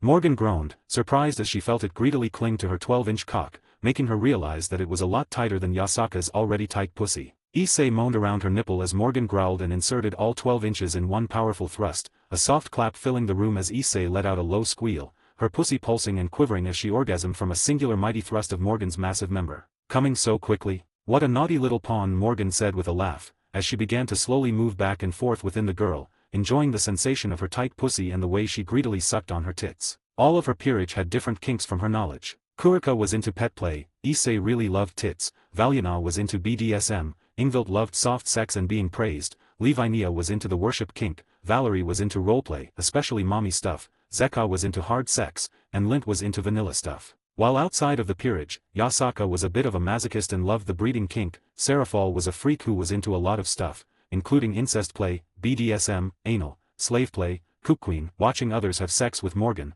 as in other women, and all sorts of shit, although she had limits, like scat, NTR, and the nasty crap. That's from what Morgan has guessed at least. They were all virgins, yes, even Serafal surprisingly enough, so it was all a guess, but she was pretty sure she was right. Sorry, Issei stuttered around Morgan's nipple as Morgan just chuckled. "Not a problem, darling, just enjoy suckling on my tits while I enjoy this incredible pussy," Morgan purred, as Issei nodded rapidly, letting out cute moans and whimpers as Morgan began to thrust into her harder, hands harshly gripping her ass cheeks as she thrusted down into her womb. "Such a good fucking girl taking me all the way," Morgan growled, as she slapped Issei's ass, the girl moaning in response, shivering as another orgasm rocked her figure, not able to fight it back as Morgan continued to rail into her. PLAP clap PLAP SCLK PLAP. Deep clapping sounds filled the room alongside slurping and suckling, as Morgan harshly slammed balls deep into the girl, the bed creaking as she railed into her pawn's pussy, shaping it after her hung cock, marking it as hers forever. Unlike Yiska, Issei was a rather quiet one, focusing more on worshipping Morgan's tits like they belonged to a god,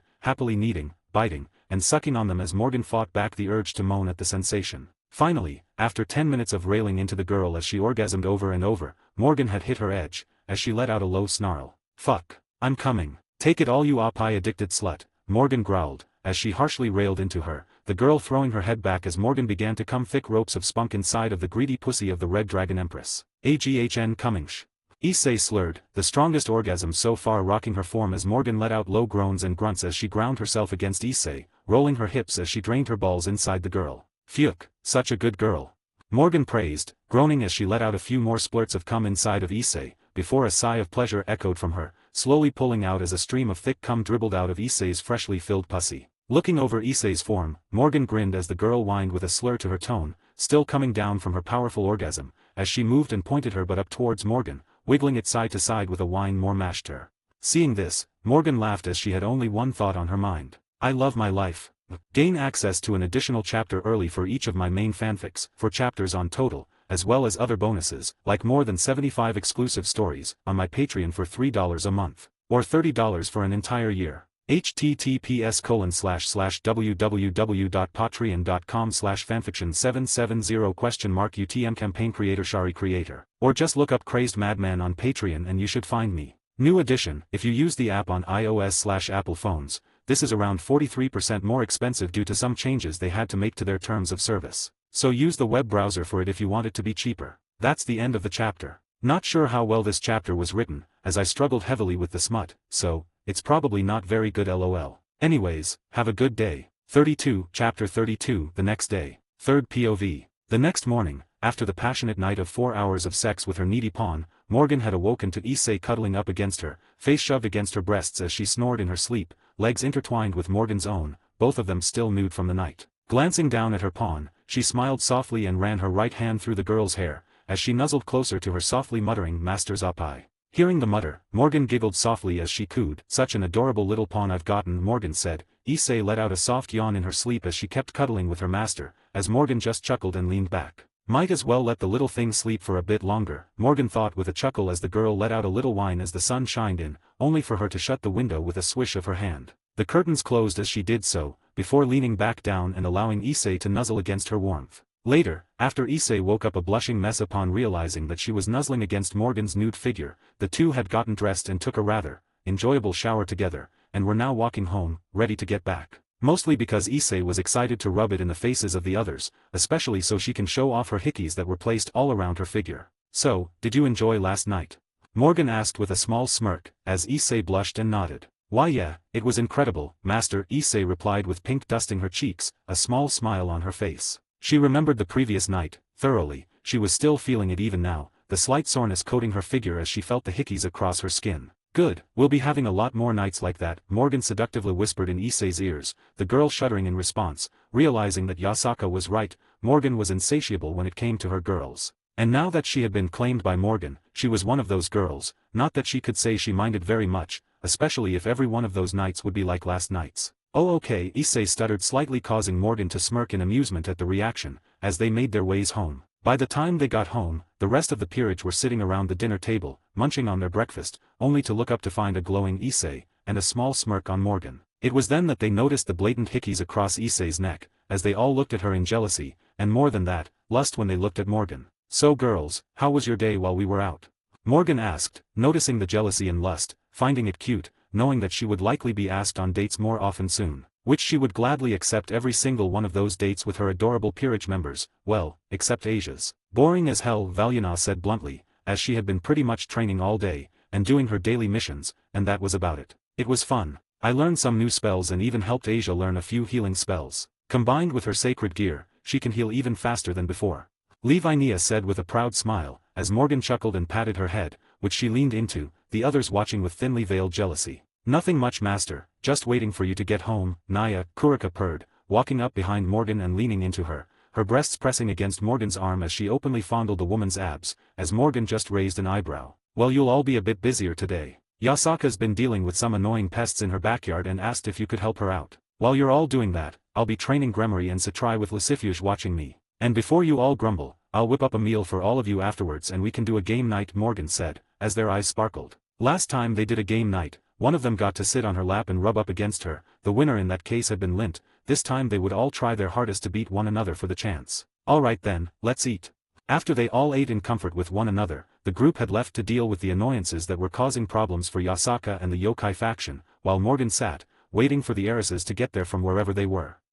Today I guess we can focus on the physical aspect of things, as they have all gotten pretty decent at manipulating and controlling their demonic energy. Now it is time to train up their physiques, otherwise the demonic energy won't matter cause they'll just tire out over time either way, Morgan thought, deciding that they would be putting on the gravity and weight seals, this way they can grow their physical abilities rapidly, so they would be ready for riser in that area. After waiting for a bit longer, Morgan smiled as the group slowly entered the training grounds, Graphia trailing behind them, interested to see what sort of training they would be put under next. "Alright everyone, put these on." "Anywhere is fine," Morgan said, as the weight seals were an upgraded version of normal weights, that would apply equal amounts of weight to every part of your body, as if you were wearing weighted clothing or something of the sort. Hearing this, the two groups furrowed their eyebrows, but did as they were told, putting it on their arms for the most part, with a couple of them putting it on their stomachs or ankles. The second they did however, groans escaped several of their lips, as some of them nearly dropped to a knee. What is this?"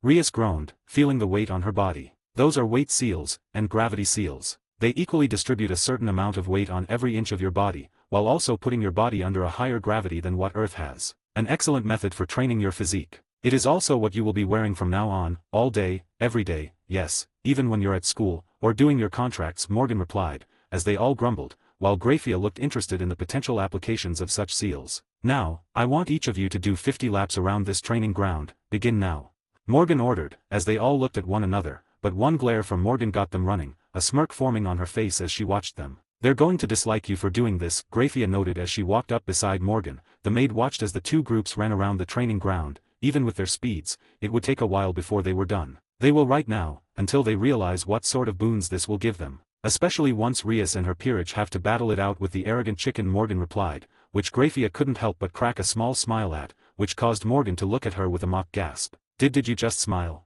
Oh Satan, I think the world is ending.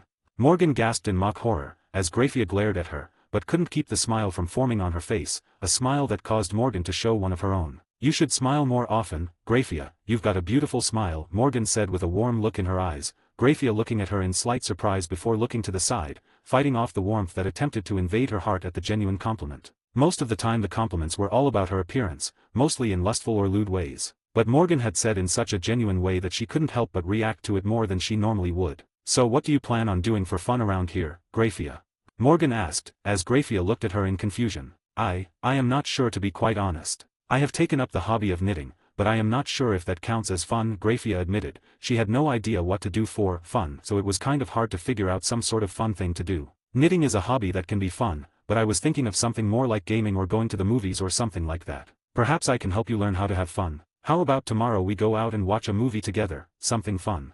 Morgan offered, as Graphia stared her down in silence. That sounds appropriate. What would we do for fun?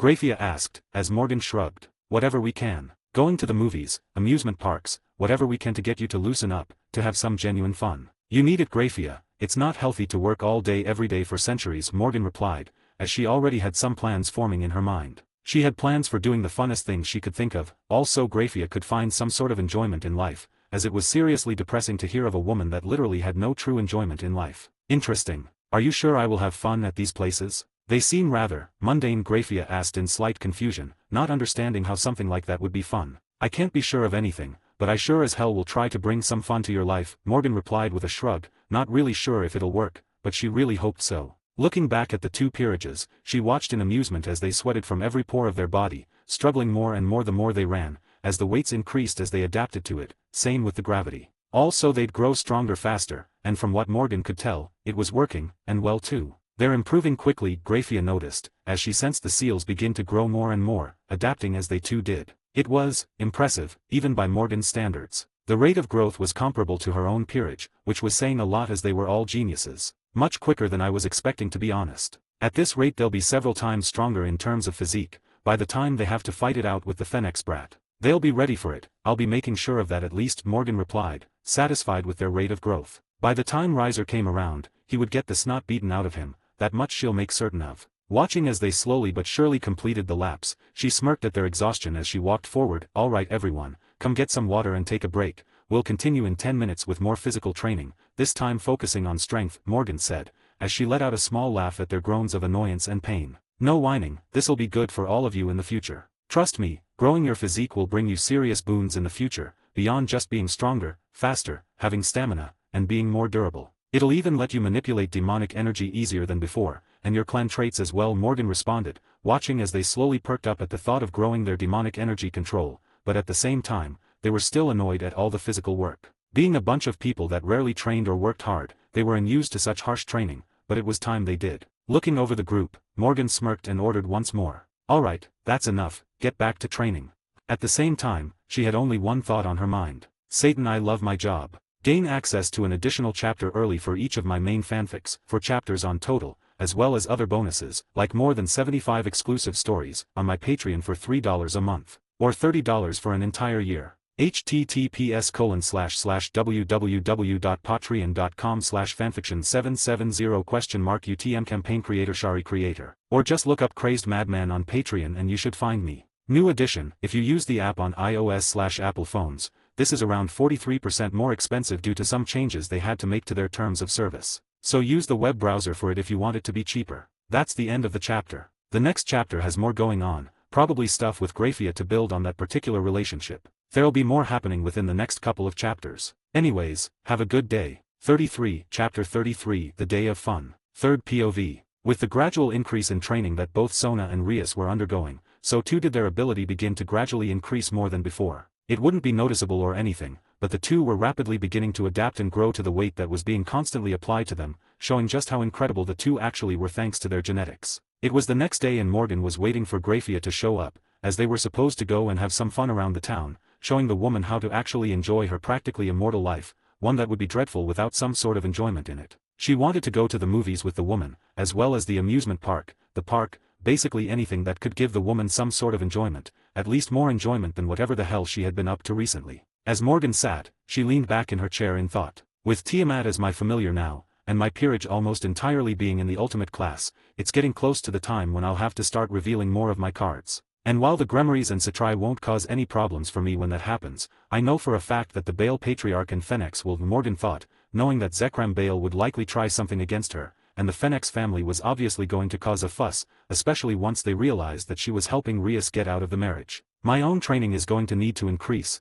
as the threats that will begin to appear will continue to get more and more dangerous to not only myself, but my peerage. Cockabile, Loki, the Cows Brigade, they will all begin to rapidly show up and try to stop my growth, especially that last group with Rezevim being the manipulator of the group, Morgan thought, knowing that she would need to seriously train if she wanted to have any hopes at fighting the man. Morgan was cut off from her thoughts for the future, as Graphia teleported in front of her, the magic circle glimmering beneath her feet as she appeared in some casual wear, thank Satan. It would have been awkward walking through Kua with a woman dressed as a literal maid. I apologize for my tardiness, finding a proper set of clothing was a challenge. I only had maid's clothing so I had to go and buy this, Graphia said, fighting down the slight embarrassment she felt at having to admit to this little fact. She had only now realized how little she had that wasn't involving work. Well, we are going shopping too then. Because the fact that you don't even have any sort of clothing besides that of a maid's is really sad, Graphia, incredibly sad. Now come on, we're going into the city. We'll start with breakfast and shopping before going to the movies and all sorts of other activities, Morgan said as she reached out and softly gripped Graphia's hand, causing the woman to blink as she felt herself get pulled along with Morgan, as they left Morgan's property. Sitting across from Graphia, the two sat in awkward silence as they had already ordered. This awkward silence was eventually broken by Morgan. So, Graphia, what is it like being the queen to Surtsks? Is he as childish as Serafal tends to be?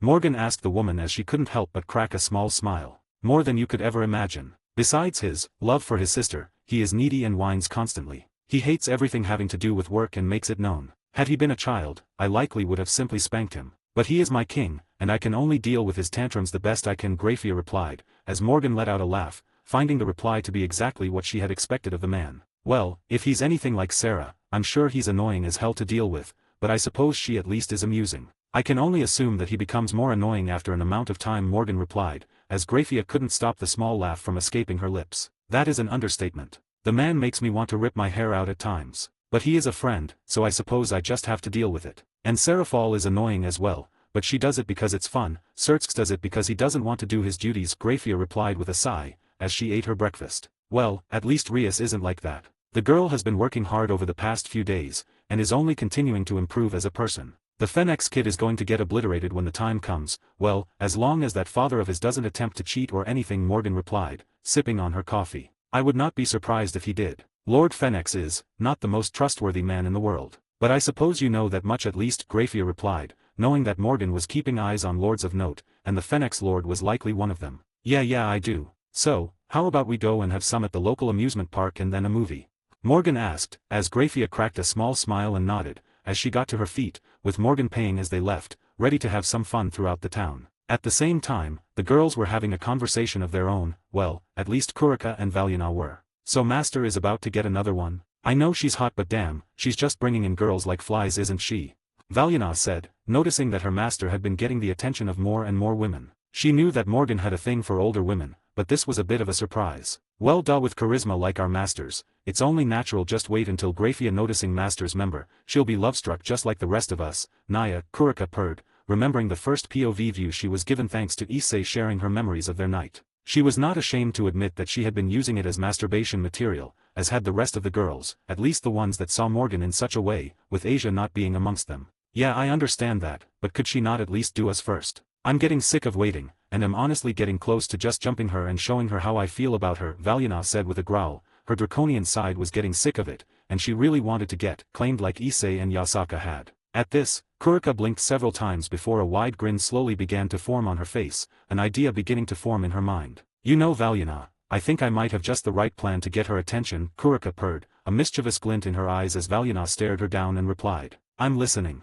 Unknowing to the plans of her peerage members, Morgan was having the time of her life with Graphia, as they went around the city enjoying the fun activities that the world could offer. Starting with the amusement park and then the movies, which ended up being a rather long horror movie that Graphia found more comical than scary. They had also gone to the arcade and other spots similar, as Graphia began to find herself enjoying Morgan's company more and more as they hung out, while Morgan showed Graphia just what life had to give, and just how enjoyable some of these things tended to be. Morgan found herself enjoying the company just as much as Graphia was, especially once she began to see the smiles of the normally cold-hearted woman, as well as the surprisingly cute laughs of the older woman, and had sworn she even heard a snort from the woman at one point. It wasn't a true date or anything, but she was beginning to realize it basically was one, as they continued to walk around the city, as Morgan showed her all sorts of fun activities, buying her new clothes befitting of someone who was now living in QA, and overall just enjoying their time together. So Graphia, are you beginning to find enjoyment in life? What a proper hobby and a good friend can bring you. Life is a hell of a lot more than just working and sleeping,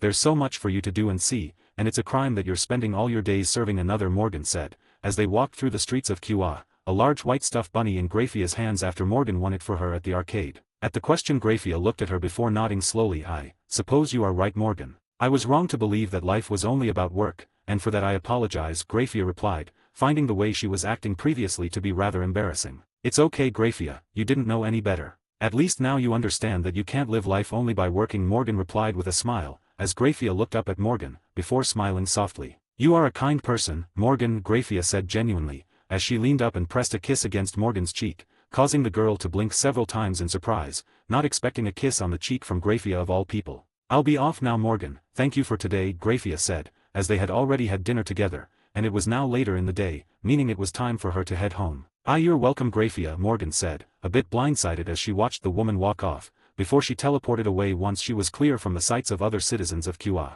After she left, Morgan continued to gaze at where she had just seen Graphia leave from, a small smile forming on her face as she began to make her way home, a pep in her step as she did so. Who knew that Graphia would be such a good date? Definitely gotta see if she'll be up for another one of these days out in the future. She's way too rigid to not do any more of these days, at least before she goes back to Surtsk's. I'll drag her here if I've got to, Morgan thought as she continued to walk through the streets. The fact that Surtsk had been using her to do pretty much all of his work for him, did not sit well with Morgan at all, even if she somewhat understood why he would do that. It didn't help that the man also sounded a bit lazy, even if she knew that that was only really a front he put up whenever he wasn't serious, just like Sarah Fall. I wonder how he would feel if Graphia and I got together. I know that he's got a different partner in this world that is completely new, but I wonder if he'd be okay with his queen hooking up with the lord of another family, Morgan thought, contemplating the possibilities with a small smirk, as Graphia was incredibly attractive, and also had a great personality, something that appealed to Morgan in all the right ways. Continuing to walk through the streets,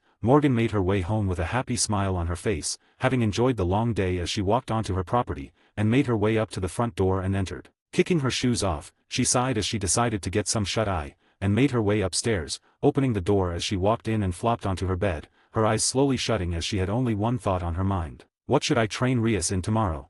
Gain access to an additional chapter early for each of my main fanfics, 4 chapters on total, as well as other bonuses, like more than 75 exclusive stories, on my Patreon for $3 a month, or $30 for an entire year. There is also a new tier that gives 3 chapters early for each of my main fics, 2 more than $3 tier, 12 chapters in total, as well as other bonuses including the ones from the previous tier. It is $5 a month or $50 for an entire year. https://www.patreon.com/fanfiction770 UTM campaign creator Shari creator. Or just look up Crazed Madman on Patreon and you should find me. New edition, if you use the app on iOS/Apple phones, this is around 43% more expensive due to some changes they had to make to their terms of service. So use the web browser for it if you want it to be cheaper. That's the end of the chapter. I'm beginning to realize that making every chapter 2k words is not for me, lol. I think 1.5k words is my sweet spot or something, but I'll try to keep this FIC at its promised 2k words in as many chapters as I can, but it'll likely be a bit dragged in certain chapters. Next chapter will either be smut with a certain dragon and kitten, or some bonding with Rias, no idea which one. Anyways, have a good day. 34, Chapter 34, The Kitten and the Dragon. 34, Chapter 34, The Kitten and the Dragon. Warnings, this is a smut chapter, so it can be skipped. If you don't want to read smut, then just ignore this chapter. Anyways, onto the chapter, you horny bastards. Third POV. As Morgan slept, unknowing to her, a certain silver-haired girl and a kitten snuck into her bedroom, crawling onto her bed slowly and sensually, as Kurika looked over her master's sleeping form with an excited purr. "Master, wake up," Kurika whispered in Morgan's ear. The woman had been asleep for many 40 minutes, so it didn't take much for her eyes to creep open with a grunt, as she noticed the two of them, only to blink several times as she realized that they were completely naked, besides collars wrapped around their throats. The words, "Property of Morgan Zagan," on the back in small print, as Morgan felt her member begin to awaken at the sight. What the dash? Sorry for waking you, master, but we couldn't wait anymore, not after seeing you with the maid. Kurika cut her off with a low whine, as she pushed her large breasts together, as Morgan breathed in the scent of Kurika's dripping desire. Looking between the two, Morgan turned to Valyana in surprise. I didn't expect you to be here, Valyana. Any reason why you're here with the kitten? Morgan asked, fighting down the smirk that was threatening to form upon noticing the collar around her throat too, not to mention the slick juices on her thick juicy thighs. I didn't want to wait anymore, master, Valyana said with an embarrassed blush, as she began to notice the hung bulge beneath the sheets, as Morgan was very naked at the moment, except for her sports bra. Her cock was threatening to be revealed as Kurika looked down at it, a low whimper escaping her lips as she gazed upon it. Looking between the two of them, Morgan couldn't help but smirk widely as she pointed at her bulge. Well, don't you want a good look at it? Morgan said, as they both bit their lip, before moving forward slowly as Valyana began to pull the blanket down, only to gasp as Morgan's giant cock was revealed, throbbing powerfully as Kurika stared at the 12-inch throbbing meat, shuddering as her mating instincts flared. Her tails wagged behind her as her bubbly ass wiggled side to side unknowingly, the scent of an alpha invading her nose, as her pussy quivered with desire. At the same time, Valyana could only breathe heavily as she gazed at the cock that she would be destroyed by within the hour, and felt her pussy drip more and more, desire becoming clear as Morgan laughed at the reactions. What? Haven't you little perverts seen it before? After all, my slutty vixen showed you the memories, did she not? The sight of my cock pummeling her womb, filling her slutty little pussy full of my seed, of her whorish moans as she begged for more, Morgan teased, the two of them blushing as they remembered clearly, for they had used it as masturbation material dozens of times, imagining themselves in a similar situation, one that was about to happen. Looking between the two, she gripped the base of her cock and waved it around slightly, their eyes following it as she laughed. Well, are you two going to get to work or just sit there dumbfounded? I know my pet and slut want nothing more, right? Morgan asked, as they both nodded rapidly, as slowly they both leaned down, their lips moving closer to her cock before. Mwah. They kissed the sides of her cock, two mouths beginning to press long sensual kisses across her fat member, low sighs of pleasure echoing from Morgan's lips as she felt them worship her with their lips. Only that didn't last long as Morgan watched in amusement as Kurika shook. Nyaam Shuri master, Kurika squealed, shaking as an orgasm rocked her form, the taste of her master's cock too much for her to handle as her yokai instincts wanted nothing more than to be bred by the dominant woman in front of her. Valyana blushed brightly at the sight of her friend coming just from kissing their master's cock, inwardly not blaming her because she was close too, only holding on thanks to her willpower and desire to be edged until given permission. Naughty little kitten, I suppose you really are a little slutty pet, aren't you? Coming just from kissing my cock.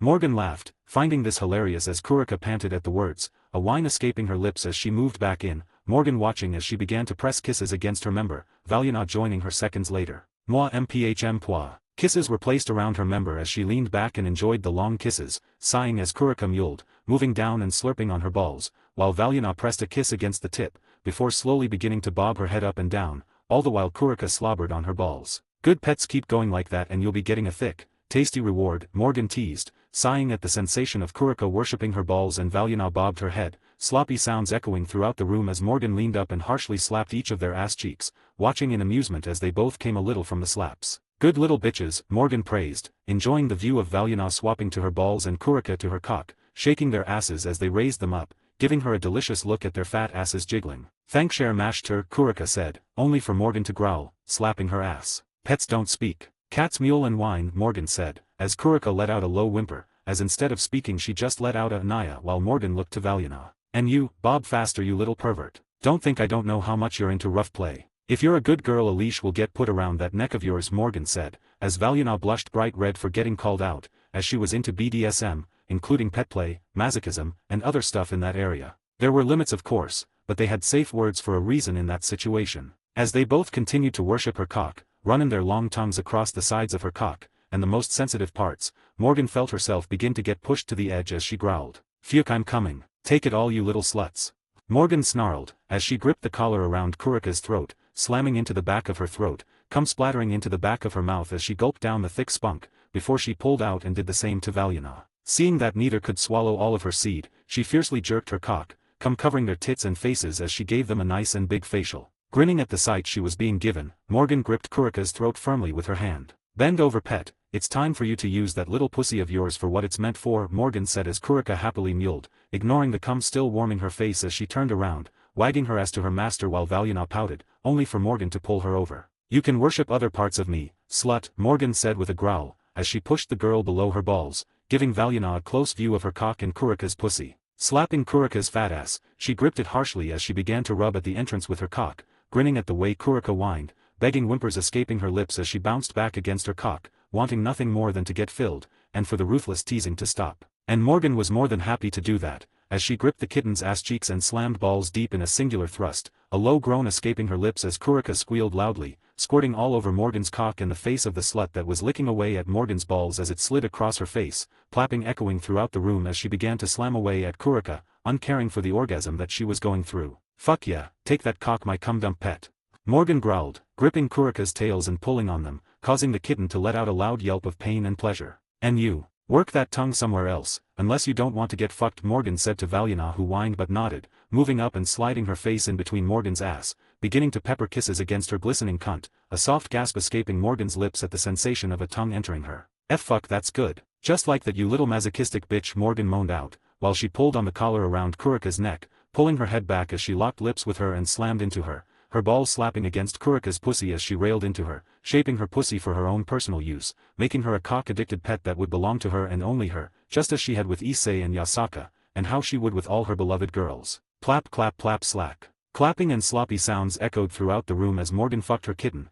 Valyana slurped on her pussy, and she fought back the grin as she noticed the audience they had, Ingvild sitting outside the door, fiercely fingering herself at the view of her master fucking Kurika and Morgan like they were her toys, and watched in awe as Morgan growled, slamming harshly into her with a deep plap sound, her balls throbbing and cock pulsing as she began to fill the kitten with her seed, an orgasm, rocking Valyana and Kurika at the same time. "Satan, I'm coming," Morgan groaned, pushing Kurika's face onto the pillow as she held her down, grounding out inside of her as she felt a white-hot warmth travel through her, coming deep inside Kurika, as well as shuddering as her pussy reacted as well for the first time. "Nay."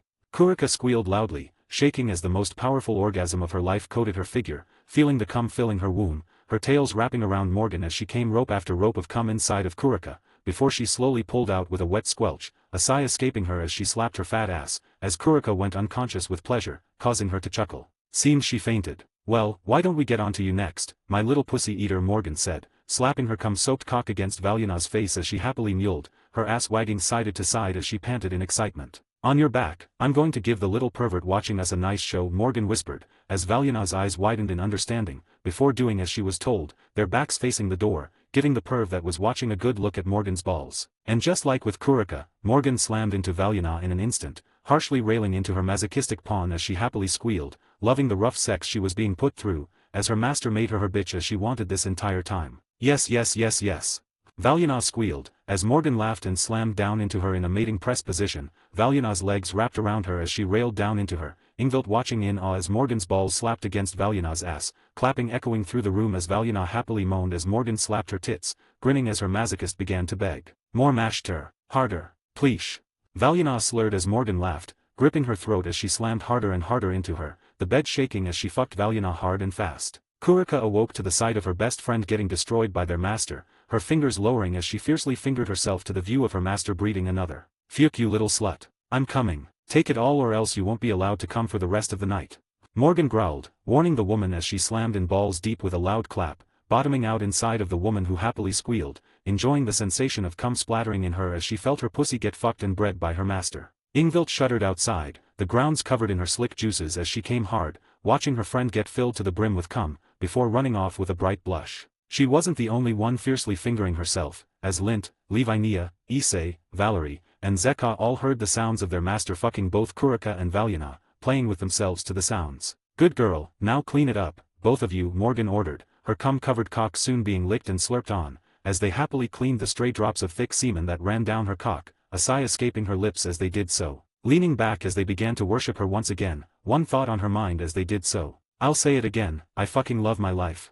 Gain access to an additional chapter early for each of my main fanfics, 4 chapters on total, as well as other bonuses, like more than 75 exclusive stories, on my Patreon for $3 a month, or $30 for an entire year. There is also a new tier that gives 3 chapters early for each of my main fics, 2 more than $3 tier, 12 chapters in total, as well as other bonuses including the ones from the previous tier. It is $5 a month or $50 for an entire year. https://www.patreon.com/fanfiction770 UTM campaign creator creator. Or just look up Crazed Madman on Patreon and you should find me. New addition, if you use the app on iOS/Apple phones, this is around 43% more expensive due to some changes they had to make to their terms of service. So use the web browser for it if you want it to be cheaper. That's the end of the chapter. Another smut chapter done. Kurika and Valyana are in, and Morgan has claimed them thoroughly. They're kinky women, that's for sure. Next chapter will be some bonding with Rias and getting to know her, as a certain Phoenix will be appearing very soon. Anyways, have a good day. 35, Chapter 35, Talks with Rias. Third POV. The next morning Morgan awoke to Kurika and Valyana, both of them cuddled up against her warmth, soft snores echoing from their nude forms, after hours upon hours of mind-boggling sex with the two. They had been filled dozens of times and thoroughly claimed in every way Morgan could, making sure they understood why she was their master and not the other way around. Looking down at the two, Morgan lovingly smiled as she heard the soft purrs of Kurika, and the cute snores of Valyana. The last night had been rough, in a good way, but rough. And aftercare was something she cared very much about, as she wanted to always make sure they were comfortable with what they were doing in bed, and it seems they were. Running her hands through each of their heads of hair, Morgan smiled as Kurika leaned into it with a purr, while Valyana just smiled in her sleep. All the while, she felt her fan and maker activate, likely because of the action of claiming someone like Valyana herself. Blue blood quirk, the user is resistant to the cold. They age at half the rate as a normal person, and they are resistant to poisons. It also strengthens the user's ice-based powers. Created by Lord Noodle XIV. Hyper-awareness quirk. This quirk allows the user to have incredibly heightened senses as well as allows the user to determine the location of any living individuals from a great distance, including through walls. Created by Boss 18212. All Crush quirk. The quirk allows its user to completely disintegrate anything their energy touches, dividing it into cubes, as well as rearranging it for offensive purposes. Once the user has awakened the quirk, its extent user is able to puncture a square-shaped hole to a fraction of the moon's surface, and drag it down to clash against the earth. Cannot affect those that are stronger than the user, can also be blocked, dodged, primarily by magic. Assimilating the new quirks into her form, Morgan let out a sigh as she felt the power roll through her. It wasn't anything crazy, but it was an increase, especially the All Crush quirk, a quirk that would be a great boon to her, should she learn how to combine it with the magic she held within her. Looking down at the two girls, she smiled softly and leaned back slowly, the warmth of their arms lulling her back to sleep as she decided it was best to just let them sleep, and get her own. Later in the morning, once everyone was awake, Morgan sat at the table, eating her morning breakfast as the girls did around the table, all blushing as they remembered the sounds that came from her room all night, with only Asia having no clue what had happened, as her room was soundproofed so that she couldn't hear any of their activities. Morgan munched on her sandwich as she fought back the small smirk that was threatening to form as she felt the stares of her peerage, knowing that they all heard what happened last night, and had all been enjoying themselves to the sounds that were made, and the imagination behind it all. So what's the plan for today, master? Lint asked awkwardly, blushing as she remembered the night before, and the enjoyment she had while listening to it all, much to her own embarrassment. And if the small smirk on Morgan's face was any indicator, she knew that they had all heard what had happened. Besides breakfast, I plan on doing a personal training session with Rias, with the Phoenix brat getting closer and closer to coming by to do the marriage with Rias. And hopefully said training will give her the last bit of edge she needs in order to defeat the brat, Morgan said, leaning back as she drank the rest of her coffee. What sort of training would she need? You've been training her a lot recently, Valyana asked, eating her breakfast as if she hadn't been screaming in pleasure the entire night. Mostly mental aspects, getting to know her better, about her thoughts in regards to the Phoenix. Even help her in mastering her power of destruction just a little bit more, as she is nearing a new level of strength, Morgan replied, as they all blinked in surprise. Do you mean that she is about to reach ultimate class? Lint asked, impressed. The fact that Rias was nearly at that level was impressive, and since she had the power of destruction, that made her ultimate class power well above any normal ultimate class being, far, far above the others. She would still lose to a majority of Morgan's peerage, but still. Yep, it's only a matter of time before she does. And once that happens, Riser will not stand a single chance against her, even if you were to include his entire peerage as well, Morgan replied with a nod, as she indeed was nearly at that level. Huh, impressive. Wonder how her brother is gonna feel once he finds that out, Valyana said as Morgan snorted. Probably cry at the achievement his darling little sister had accomplished or something cheesy. Anyways, I'll be off, I've got an heiress to talk with. Oh, and I hope you enjoy the conversation you'll be having, Morgan teased with a wide grin, as she left the room, leaving blushing girls who all looked at Kurika and Valyana with serious eyes. Reappearing in front of the Occult Research Club room, Morgan walked in without knocking, and soon found herself in front of Rias, who looked slightly surprised at her entrance. Morgan-sensei, what are you doing here?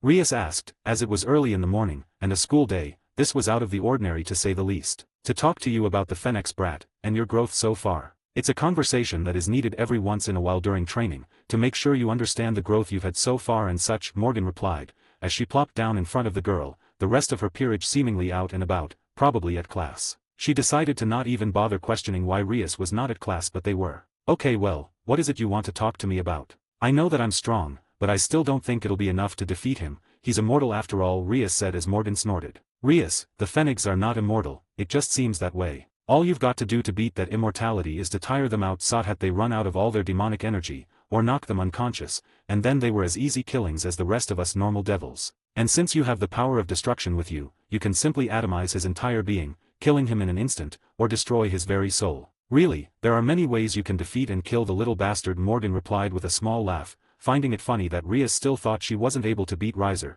even though she had long since surpassed the man that was around the same age as Morgan. He was still a brat in Morgan's eyes, so she would call him as such. But how does no one else know this? How is that more of a widespread piece of information? Rias asked as Morgan chuckled. The Phoenix family is the richest family in the underworld, with only the Bale family rivaling them or perhaps surpassing them, unlikely but still. And with that comes a lot of pull that can erase such pieces of information. My family has the greatest library in the world for a reason, Rias, Morgan said, finding the idea amusing that she wouldn't know a secret like this one. So the only thing I need to do to beat him is to tire him out?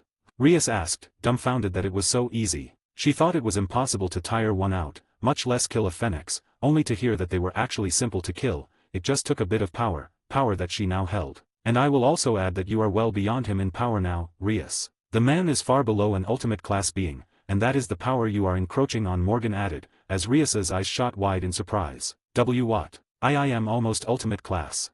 Rias exclaimed in shock, not believing what Morgan had said as it was, a lot. The power difference in between a high class and ultimate class was incredible, and that difference was something that very few could overcome, and she did not think she could too, but it seems she was in fact, wrong. Yep, like I said, Rias, you'll crush the man in a fight. Hell, you could take him and his entire peerage at the same time at your current level of power. Even your servants are getting close to high class in power, with that rook of yours already being at that level. She's stronger than your queen already, after all, Morgan said, finding the reaction to be amusing, especially the way her eyes widened when she heard the praise Morgan gave Konako. What do you suggest I do during the rating game?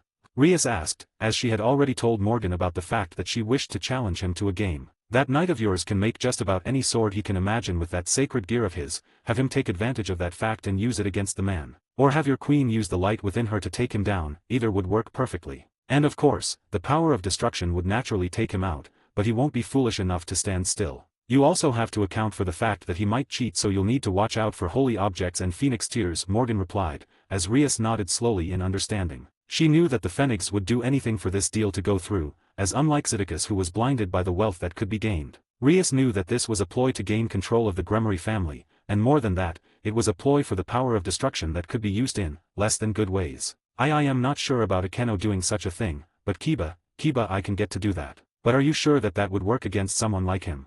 Trust me, Rias, it'll be more than enough. A girl as smart as you will find another way if it somehow doesn't, Morgan said with a smile on her face, the girl blushing ever so slightly at the compliment she had been given, and used to it. Thanks, Rias stuttered slightly, as Morgan laughed and leaned back in her chair, checking the time. So, Rias, what do you plan on doing once you beat the snot out of Riser? I don't know, to be honest. Grow my peerage, make them stronger, become the best rating game player, and then after that, I've got no clue. Maybe find someone nice to marry, someone that doesn't make me want to barf in my mouth every 3 seconds. Rias replied, not sounding very sure, as he hadn't really thought it through very much. Perhaps you should start to think about what you truly want to do with your life, Rias, because once Riser is taken care of you'll have an entire, tens of thousands of years of life in front of you. And like with Graphia, you need to find some stuff to enjoy in life, Morgan said, as Rias went silent, as she couldn't help but crack a small smile. I really like anime, if that matters, Rias said as Morgan raised an eyebrow. Anime, huh? Not a bad choice. Perhaps you can get into writing and making your own anime, or something similar. Morgan said, as Rias went silent in thought, a small smile at the suggestion. I'll have to think about it, but thanks, Morgan-sensei, really, Rias said, as Morgan looked at her smile, a soft one of her own forming on her face as she replied. Anything for one of my students, Rias. Gain access to an additional chapter early for each of my main fanfics, 4 chapters on total, as well as other bonuses, like more than 75 exclusive stories, on my Patreon for $3 a month, or $30 for an entire year. There is also a new tier that gives 3 chapters early for each of my main fics, 2 more than $3 tier, 12 chapters in total, as well as other bonuses including the ones from the previous tier. It is $5 a month or $50 for an entire year. https://www.patreon.com/fanfiction770 UTM campaign creator Shari creator. Or just look up Crazed Madman on Patreon and you should find me. New addition, if you use the app on iOS/Apple phones, this is around 43% more expensive due to some changes they had to make to their terms of service. So use the web browser for it if you want it to be cheaper. That's the end of the chapter. The next chapter will have more happening and will be better. With things going down and things happening. Anyways, have a good day. 36, Chapter 36, The Calm Before. Third POV. With the talk with Rias done and over with, Morgan was now able to prepare them more so for the eventual introduction of Riser Fenix, a true bastard that would be dying sooner or later. At the moment Morgan was watching as Konako used her Toki, slamming her fist against the nearest rock as it was obliterated into tiny pieces, launching the rubble across the area that they were in, making quite a mess of the place. Watching it, Morgan hummed, "You've improved, Konako. At the rate you're going you'll get to my level in no time. I guess you're quite the little genius, huh?" Morgan said with a proud look on her face, happy that one of her students had improved so much over the past few weeks. "Thanks Sensei," Konako said with a slight blush on her cheeks, embarrassed at the compliment. She had heard it a lot by now, the compliments and praise, but it was still a bit to get used to. As with Rias, the girl never verbalized the praise, she just smiled at her, giving off the feeling of praise but never verbally saying it. It was different, but Konako didn't mind it. Rias was weirdly awkward when it came to that sort of thing. "We'll start working on internalizing your Toki more in the future, making it stronger and harder to visually see. It'll go a long way to improving your strength and overall power," Morgan said with a nod, believing that Konako would reach higher levels faster than she did. The girl was a genius in the art of Toki, that much was certain at this point. "We'll also start on Yujitsu and Senjutsu soon, as you've reached a level where those are both arts you need to learn and master. I'll start you on them in the next week or so be ready to begin that particular part of training," Morgan said, as Konako frowned. "Are you sure I am ready for that? Toki is one thing, but Yujitsu and Senjutsu are another." I don't think I'm ready," Konako said, slightly nervous at the thought of it,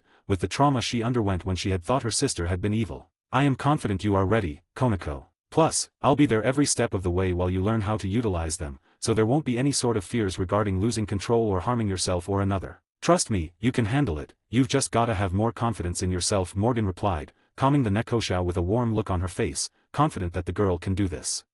Whatever you say, Sensei," Konako said, stuttering a bit as she decided not to argue with Morgan, knowing that that was a losing battle, especially whenever her sensei was involved. Morgan was quite determined to make sure her students understood their own worth, mainly because of the future that they would inevitably have to deal with, like becoming high-class devils and such. "Great. Now, get back to work," Morgan said as the kitten nodded, Toki covering her fist once more as she began to throw punches once again, going right back into training as if she wasn't just conversing with Morgan. After leaving Konako for her personal training, she moved over to where Kiba was, as the teen slashed downwards with his demonic blade, its dark edge cutting through stone like it was paper. Each slash and strike obliterating whatever it cut through, a pleased smile on her face as she watched him. "So you're learning, huh? What sort of blade is that one, Kiba?" Morgan asked Kiba, who let out a small pant of exhaustion. "It's one meant to cut anything that it touches, but keeping it out is draining, as you can tell. I'm trying to increase my stamina so I can use it longer, but it's not going very far," Kiba said with a sigh, disappointed with his own progress up until this point. He didn't really like getting help from Morgan, and instead preferred to do it all by himself. "Well, it's simple really, you've gotta continue improving your stamina and demonic energy control. It's all about time, you simply need more time in order to overcome your current limits in terms of how long you can summon them. And why don't you start a bit smaller? Something like a blade that can cut through skin easier than others, or something of the sort," Morgan said, giving the teen advice as he blinked at the idea. "Will such a thing work? My sacred gear is not a Longinus, Sensei. I doubt it would be able to create something like that. I'd need something a lot stronger in order to accomplish something like that," Kiba replied, not believing that he could do something of such a scale. Like most of Rias's peerage, he had a problem with self-confidence and not believing in himself, similar to Konako and the others. "Why don't you go ahead and try, Kiba? You might just surprise yourself," Morgan said with a small smirk, watching at the teen furrowed his eyebrows, before nodding slowly, the blade within his hands disappearing as a look of concentration formed on his face. Morgan watched silently as the teen had a look of concentration on his face, a blade slowly forming within his hands as a black and gold sword glimmered into his hands. Staring at it, Morgan smiled, pleased. "So, what blade did you make?" "One that can cut through devil skin easier than others, causing permanent harm to others, making it harder for them to heal. I think it could be a good weapon against someone like the Phoenix," Kiba replied, smiling as he realized that he had accomplished what he didn't believe he would be able to do. "Told you could do it. You just needed a bit more confidence in yourself, just like Konako and Rias. I'm glad you were able to overcome that though, and maybe you'll begin to show more and more unique blades that can be used against that Phoenix brat eventually," Morgan replied with a grin, excited to witness that sight in person. "Thanks Sensei, you were right. I guess I underestimated myself quite a bit," Kiba said with a small smile, proud of himself for the first time in quite some time, as Morgan chuckled. Good, now, I'll be off, I've got more things to do. The rest of the day was spent training the two of them more than most of the others. Primarily because Akeno refused to use her light energy even now, something that was beginning to piss off Morgan, as well she understood that the teen had trauma due to some of the things that happened in the past. The fact that she refused to use it even when her king was under threat of being turned into what was basically a sex slave, made her mad. Rias had been growing smoothly over the days, progressing to a higher level of power, and was now at the very peak of high class, with her only needing a week or two longer before she was officially in the ultimate class level of power. During this time, Morgan and Graphia had gone on several more of their not dates, growing closer and closer as people, getting to know one another, quite well over the time, becoming good friends over the time. She had even managed to get a few smiles out of the woman, and even a blush or two, which was a shock to her. Morgan had enjoyed that night with her kitten, Valyana, and Issei all at the same time, which was enjoyable to say the least. She planned on inviting Yasaka next time, which she was sure would be even more enjoyable than this time. At the moment Morgan was in the basement, sweating as sweat trickled down her body, weight beyond anything her peerage could lift, weighing her down as she did push-ups, soft pants echoing throughout the room as she strained her body underneath the immense weight and gravity combination. She had been working on the creation of a new form of training, one that would rapidly grow both her physical capabilities and magical ones. Called the training seal, which would essentially be a seal that would limit her power to a certain level, ultimate class or lower, and in return, all training she did would be massively boosted well beyond the normal levels. This way she can improve far faster than before. As she heard the door to the training room open, Morgan let out a grunt as she got to her feet, the weight lowering in the room as she grabbed her water bottle and began to drink the much-needed water. Turning as she wiped the sweat from her body using a towel, she noticed who was standing there. "Lint, is there something you need?" Morgan asked the girl, who nodded slowly. "Yes, master, it would seem that Rias is going to be meeting the Phoenix brat today, and would like for you to be there when she does," Lint asked, as Morgan got a look of understanding on her face, a sigh escaping her lips, knowing that this would be a less than fun experience. Riser was an arrogant prick who also was a massive pervert who would gladly force women to join his harem if he could, which is basically what he planned on doing to Rias. He cared little for the fact that this was a woman he was talking about, caring more about the fact that she was hot more than anything else. Basically, in simplest terms, he's a piece of shit. Hearing the response, Morgan stretched as she decided to make her way down there, one thought on her mind as she did so. This is about to be annoying. Gain access to an additional chapter early for each of my main fanfics, 4 chapters on total, as well as other bonuses, like more than 75 exclusive stories, on my Patreon for $3 a month, or $30 for an entire year. There is also a new tier that gives 3 chapters early for each of my main fics, 2 more than $3 tier, 12 chapters in total, as well as other bonuses including the ones from the previous tier. It is $5 a month or $50 for an entire year. https://www.patreon.com/fanfiction770 campaign creator Shari creator. Or just look up Crazed Madman on Patreon and you should find me. New addition: if you use the app on iOS/Apple phones, this is around 43% more expensive due to some changes they had to make to their terms of service. So use the web browser for it if you want it to be cheaper. That's the end of the chapter. Sorry about the shorter chapter, but I was struggling to make this 2K words, so I decided not to force myself, as if I did, it would get drawn out and just not good. Next chapter will be 2K words, promise. Anyways, have a good day. 37, Chapter 37, The Phoenix. Third POV. Walking through the Kua Academy grounds, Morgan was making her way towards the occult building in which the meeting would be taking place. A meeting that she really didn't want to take part in, but knew that it was best to be there, mostly for Rias's sake, and she wanted to properly meet Riser Phoenix and his peerage. As she was walking, she had thoughts on her mind. With Riser finally making his appearance, things will soon begin to ramp up, with the appearance of Cockabile happening within the next month, the church, Azazel, and all the others. Cockabile and Azazel are easy enough to beat, but the Cows Brigade is a completely different thing. Especially if Afaiz herself gets involved, Morgan thought, knowing that she had absolutely no chance in hell of defeating Afaiz, not even remotely. The best chance she had of doing anything against her was through poison. She had been focusing heavily on growing her poisons in hopes that it would be able to damage her, or at least weaken her. The one poison she wanted more than any of the others was Samael's poison, one that even Afaiz would get affected by. I'll have to find a way of gathering some of it myself in the future, or pray for a sacred gear that will give me it as an ability. My current poisons are far from enough to be able to do jack shit against that thing, Morgan thought, remembering how strong Afaiz was. Afaiz was the second/third strongest being in the entire universe, capable of fighting all the factions, at the same time. And with very little difficulty at that. Only Great Red and Trihexa themselves could contend against her, and perhaps God when he was around,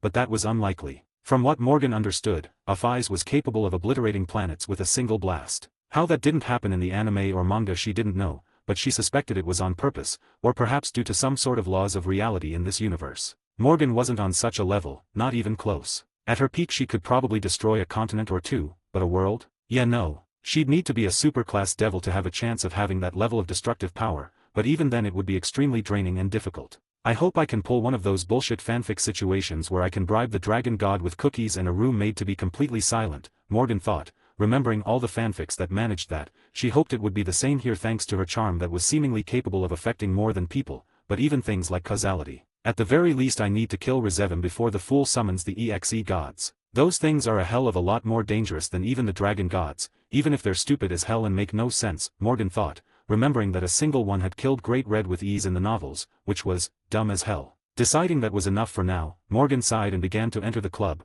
making her ways to the room in which Rias and her peerage were waiting, alongside Graphia. As she entered, Rias's eyes lit up upon noticing her teacher's sensei. "Thank you for coming, it means a lot," Rias said, happy that her sensei would be here for this, less than enjoyable experience. "Not a problem, Rias. I've been meaning to get a look at the little bastard in person," Morgan replied with a smile, as she sat down on the sofa, before stopping as she felt demonic energy flare in the room, a demonic circle swirling behind the sofa in front of her, as a man appeared out of it. "Our Riser Phoenix has arrived in the human realm." Riser spoke, an arrogant smirk on his face as he looked around the room, before noticing Rias as his smirk widened even more. "Ah, my beloved Rias, have you finally decided to stop your foolish attempts at stopping this marriage?" Riser asked, looking over Rias with a lick of his lips, causing Morgan to cringe in disgust at the man. "Yeah, I'm killing this man if Rias doesn't." What a gross little devil, Morgan thought with a scowl forming on her face, not caring if the man saw. His family was richer than hers, sure, but she wasn't even remotely afraid of them, not anymore. "I already told you, Riser, I am not marrying you. And stop looking at me like that, unless you want a blast of power of destruction to your skull," Rias said with a snarl, hating this entire situation. The only form of comfort she had at the moment was the fact that Morgan and Graphia were there, making sure the man didn't try anything against her, which she was sure he would if they weren't. "Truly, you still fight this? It's for the betterment of the Devil Society as a whole. Imagine how powerful the children we'd have would be." Riser replied with a scowl forming on his face. "I don't care, Riser. I will not marry a piece of trash like you. I'd rather die than become your wife, no, your plaything," Rias yelled, her eyes glowing a deep crimson color as the room began to quiver underneath her power, Riser's eyes widening as he noticed her strength. Was she stronger than before? Riser thought, noticing the sheer difference in power. The last time they had met up, Rias was around the same level as him, if not weaker. But now she was far stronger than him, to the point that he had to fight off the shudder of fear that was threatening to coat him. Rias, however, had noticed the reaction as she couldn't help but smirk slightly. "What, you scared, Riser?" Rias asked, looking at the man with a glow in her eyes. She wanted to tease him more, but one look from Graphia caused her to go silent, deciding that was enough teasing for now. "Enough. My master had expected something like this to happen. So, he had proposed an idea," Graphia said, as Riser raised an eyebrow. "In the event that Lady Rias does not wish to marry Lord Riser even now, a rating game is to occur between the two and their peerages. Whichever one wins, shall be able to decide the course of this engagement. Whether or not it continues will be entirely up to the winner of the battle," Graphia said, as Rias fought back a smirk at this piece of information, confident that she can win the battle. At the same time, Morgan glanced over Riser, assessing him. About mid-high class or so. Not all that strong really, should be easy for Rias to crush by herself. Her peerage working with her in tandem will make quick work of them thanks to the teamwork training I put them through. As long as the bastard doesn't cheat, at least, Morgan thought, knowing that the Phoenix family might cheat in order to win, as they weren't exactly known for being the most honorable family in the world. After all, they made their money off of those near death and in need of their tears. Hearing the idea, Riser smirked himself. "A rating game, truly? Seems quite unfair for my fiancé. After all, Riser has fought and won plenty of rating games, while Lady Rias can't even compete yet," Riser said with an arrogant grin, before looking over the girl's peerage. His eyes strayed to Morgan as a smirk formed. "Oh, and this is your peerage? This is it? Well, I suppose you have a good one there. She'll be fun to play with once I win our battle," Riser said, looking over Morgan lecherously, who upon hearing this, looked at the man with a raised eyebrow. "I suggest you stop, Lord Riser. Lord Morgan is not a member of Rias's peerage, but is her tutor. She is the lord of the Zagan family, and will be treated with the respect owed to a lord," Graphia said with a warning in her eyes, not liking the look the man was giving Morgan, ignoring the small burst of anger forming her heart upon noticing the look. She hadn't ever felt that way before. But Morgan had been drawing out a lot of feelings she had never felt before, feelings that she couldn't say she minded very much, as some of them were nice, very nice. Hearing the response, Riser flinched back. "Ah, I see. I apologize, Lord Zagan, I did not mean any offense," Riser said, inwardly scowling as he stared at Morgan. He remembered the stories his father told them about the Zagan family, and the past the two families held. Sure, whatever you say, but I'd suggest against looking at women in such a way. All it takes is to look at the wrong one, and you might find yourself without a skull attached to your body, Morgan replied, a small fake smile on her face as her killing intent swirled around, only Graphia and Riser noticing it. Graphia fought back the twitch of her lips as she gave Morgan a warning look, causing Morgan to give her a wink and turned back to Riser, who fought back a growl, understanding that the woman was messing with him. But he also understood that she was stronger than him, likely an ultimate class being like his older brother Rival. Well, either way, your peerage is far from Riser's. Riser said as a demonic circle formed behind where he was sitting, women appearing from it. Each and every one of them were admittedly attractive, but not at all strong. The strongest of them was high middle class at most, and that was all. Well, besides his sister, Ravel Fenix, who wasn't really a true member of the peerage, and was instead using it for experience and all that. She herself was at high class in power, only low high class, but high class either way. Impressive, are they not? Riser said with a smirk, reaching his hand over and fondling the breast of his queen, Eubelina, aka the Bomb Queen, who was quite proficient in explosions, even by Morgan's standards. She had a lot of potential for the future, too bad she was with Riser Fenix of all people. Not really, Morgan said bluntly as she looked them over. Eubelina and Ravel were the only two of note amongst them. The rest of them were weak, and were mostly chosen for their appearances, which was a little weird considering some of them looked very very young. Hell, she was pretty sure some of them were young. Gross, Morgan thought, cringing at the man. Sure, she liked Konako well enough, but she was an adult. Some of the members of Riser's peerage was definitely not adults. Meaning she had one more reason to get the pig if Rias didn't. Although that's not surprising with how the underworld works, Morgan thought with a sigh, before focusing back on the conversation at hand, ignoring the fondling of large breasts that Riser was doing to Eubelina, who was enjoying it, but was in fact immensely uncomfortable at the moment. Not surprising in the least, really. When shall this farce rating game take place? Riser wishes to know when to prepare to wed his bride, Riser asked, an arrogant grin still on his face as he played with his queen in front of them all, ignoring the glare he was receiving from most of Rias's peerage. That or he was simply too stupid to even notice them. 10 days, it shall take place in 10 days, Rias said after a few moments of thought. She was already well prepared for the rating game, but she wanted to make sure she was through the help of Morgan, who gave her a small nod of acceptance, not minding the extra training she'd need to give the girl in those days. Smirking at the amount of time, Riser got to his feet and began to walk over to the rest of his peerage, the demonic circle forming under his feet as he looked back to Rias. You have 10 days, my bride. And when that time comes, well, we'll have a very enjoyable night after our marriage. See you then, my bride, Riser said with a grin, as Ravel rolled her eyes at his side, the demonic circle teleporting them off, leaving behind a scowling Rias, and Morgan, who had only one thought on her mind in that moment, a thought that was in pretty much everyone's minds in the room, and that thought was, Satan, I can't wait to kill that man. Gain access to an additional chapter early for each of my main fanfics, 4 chapters on total, as well as other bonuses, like more than 75 exclusive stories, on my Patreon for $3 a month, or $30 for an entire year. There is also a new tier that gives 3 chapters early for each of my main fics, 2 more than $3 tier, 12 chapters in total, as well as other bonuses including the ones from the previous tier. It is $5 a month or $50 for an entire year. https://www.patreon.com/fanfiction770 UTM campaign creator Shari or just look up Crazed Madman on Patreon and you should find me. New edition, if you use the app on iOS/Apple phones, this is around 43% more expensive due to some changes they had to make to their terms of service. So use the web browser for it if you want it to be cheaper. That's the end of the chapter. Basically just the meeting with Riser, and that's about it. Next chapter will be the 10 days of training and growing closer to Rias and Graphia, with her likely getting her next harem member in that time before then. Riser is being focused on for good reason, and is not the main antagonist of this arc. You'll see what I mean quite soon. The next few chapters will have a lot happening, with Canon being well and truly fucked soon. Anyways, have a good day. 38, Chapter 38, 10-Day Training. Third POV. With the man leaving, the group was left alone in the room, all still going over what had been talked about during that little meeting, wondering what the hell just happened. So, what do we do now? I mean, we can't really think Riser has a chance of beating us, right?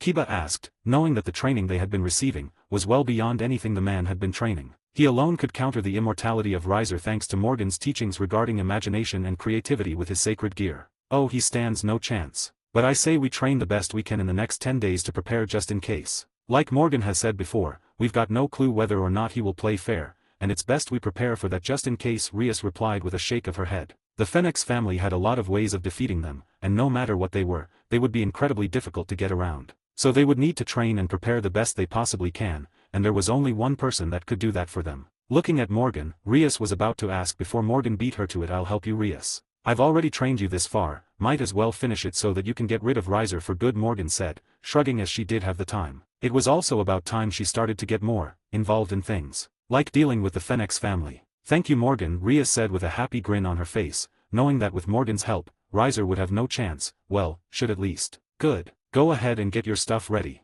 And I'm sure you've got a location for this training, right? Morgan asked as Rias nodded. We have a property in the underworld that I'm sure we can train in. It's out of the way and should be perfect for training no matter how loud and destructive it can get, Rias replied, glancing at Graphia who nodded. Good, I'll be back here tomorrow so we can head there. Although I must warn you that the training in these 10 days will be particularly brutal. And yes, that includes you, Akeno. It's about time you stop avoiding me and my training, Morgan said, giving Akeno a look who flinched slightly at the look. Rias joined Morgan, knowing that Morgan was right that Akeno needed to start properly training with Morgan. Understood, Morgan, she'll be training with you. Isn't that right, Akeno? Rias said, giving Akeno a fierce look, as she was also beginning to get fed up with Akeno's avoidance of Morgan. Fine. But only for this rating game, I won't be using it after, Akeno said with a small scowl nearly forming on her face, but had to fight it off knowing that giving Rias an attitude right now was not a good idea. That and she'd look like a bit of a bitch if she did, considering the rather volatile situation. Good enough, I guess, Morgan said, deciding not to push the issue further, knowing that it wasn't the time for that. With that decided, Morgan looked them over and smiled. Good, now go ahead and get ready. Be here tomorrow morning at 8 or you'll all be in for a world of hell, got it? Morgan ordered, as they all nodded rapidly, knowing that this world of hell would not be fun. Smiling, Morgan got to her feet, and looked Rias over before speaking, see you tomorrow. Before teleporting off in order to prepare for the next 10 days of torture training. The next morning, in front of the occult club, Rias and her peerage were waiting, Graphia standing at the side as she was going to accompany them on this little training session. They had been waiting for around 20 minutes now, and were beginning to get nervous, only for Morgan to appear in front of them, a grin on her face as she looked at them. Good, you're all here. Now, let's get down there so we can get this training started, Morgan said, as Graphia nodded slowly, a demonic circle forming underneath them, as they all teleported off, reappearing in the underworld moments later. Seeing the red skies above, Morgan grinned before turning back to the group. Now that we're all here, I'm going to be upping the seals on your bodies. It's time you work on your physiques. I'll be at the manor waiting for you. If you can't reach the manor within an hour, you'll all restart back here again until you can, got it? Morgan said, as they all began to pale, realizing what she meant by training. Isn't this a bit much? Rias stuttered, paling as she knew that this was going to be a lot worse than she had initially expected. Do you want to become Riser's wife? Morgan asked with a raised eyebrow as Rias rapidly shook her head, far more disgusted with that idea than she was nervous about this training. Then get that great ass of yours going. Morgan yelled as Rias blinked at the compliment, blushing slightly only to listen to Morgan, beginning to run as she felt the weight upon her rapidly begin to increase. Watching the group begin to run off, Morgan glanced at Graphia. They're going to hate you after this, you know, Graphia said, having been warned of the sort of training that they were going to be put under. And even she had to feel bad for them, as it was even more brutal than the sort of training she had been put under. They'll hate me until they realize that this is for their best interest, Morgan replied with a shrug, not minding if they hated her for a bit, as it was meant to be brutal, and was meant to be hard. Otherwise, what was the point of training? Hearing this, Graphia just nodded slowly, as Morgan grinned. Now let's get to the manor. Later that day, after 4 hours of running and retrying several times due to not being able to get there in time, Rias and her peerage had finally gotten to the manor, finding Morgan sipping on a beer as she leaned back in a sun chair. Ah, you're finally here, good. Now, we'll start with the next part, which is individual training with my very helpful clones here, Morgan said, motioning to clones of herself that she had learned to make through a spell she had found in her family library the day prior. They had all been connected to her and had all the memories she did, making it easy for her to train them all at the exact same time, massively improving the rate of training. Each of you will be trained in the areas that will be best utilized against Riser and his peerage. You'll be taught the strengths and weaknesses of his peerage based on the previous rating games that I have analyzed, and you will be trained in countering potential ways he will try and cheat, including bringing others into the game, illegal objects such as holy items, and some similar areas, Morgan continued, as they all nodded in understanding. This was the exact sort of training that they had needed, the sort of training that would make them 100% guaranteed to defeat the man. You all understand? Morgan asked as they all nodded again. Great, let's get started. Day 1. On day 1 of the training, aka the day they had gotten there, the rest of the day had been primarily focused on training them in learning the weaknesses and strengths of Riser's peerage, and how to counter them. She had taught them and showed them which members they'd need to get rid of first, and which matchups were the best, the latter being primarily taught to Rias in order to properly strategize. This strategizing had also been done by showing her other rating games the man had taken part in. Her and Akeno had also started training in light energy. Day 3. Day 2 had went similarly to day 1. So it was day 3 that was different. As on this day she had begun to focus more on teaching them how to counter any sort of ways the man might cheat, chief amongst them being holy objects and how to counter them. This led to teaching Rias how to use her power of destruction to destroy holy objects, and teaching Akeno how to use her light energy to counter them. Both of them were good ways of getting around them. Toki and Senjutsu were another, but they were a lot harder to use and Konako wouldn't have the time. While Kira's swords at their current form wouldn't be able to do something like that, not yet at least. Day 5. Another 2 days of training in that area had occurred, all the while she had put them through rigorous stamina training, and demonic energy control. Their power in that area rapidly improved thanks to her using several potions in the food she cooked for them, that would allow them to grow and adapt far faster than they normally would have. And this was completely legal. Surprisingly enough, she made sure it was with Graphia, as she'd rather not fuck over Rias on accident or anything. Now with the training and the countering of some of the bullshit that Riser would pull out, she began to focus more on the teamwork aspect of a proper rating game. All done through a sort of fake rating game she had set up using her clones. They had been, surprisingly quite good at it. Likely thanks to her training Rias in strategy extensively, making her adapt to the rating game situation far faster than otherwise. Akeno had also used Holy Lightning for the first time on this day, much to her own disgust with the power. She still continued to train it, knowing that it was needed to defeat Riser and his peerage. Day 7. 2 more days of that similar training had continued. At the moment Morgan was sitting outside on her balcony, sipping on a cup of tea as she contemplated what to do next, always planning, and always thinking of the future. She was cut off from her thoughts as she heard someone approaching, this someone being Rias. "Ah Rias, what can I do for you?" Morgan asked, as Rias reached behind her and brought out a bottle. "You've been using these on us, haven't you?" Rias asked, as she held the empty potion bottle in her hand as Morgan sighed. "I have been. I apologize for not telling you, but it was Thank you." Rias cut her off as Morgan blinked, noticing the brilliant smile on Rias's face. "What?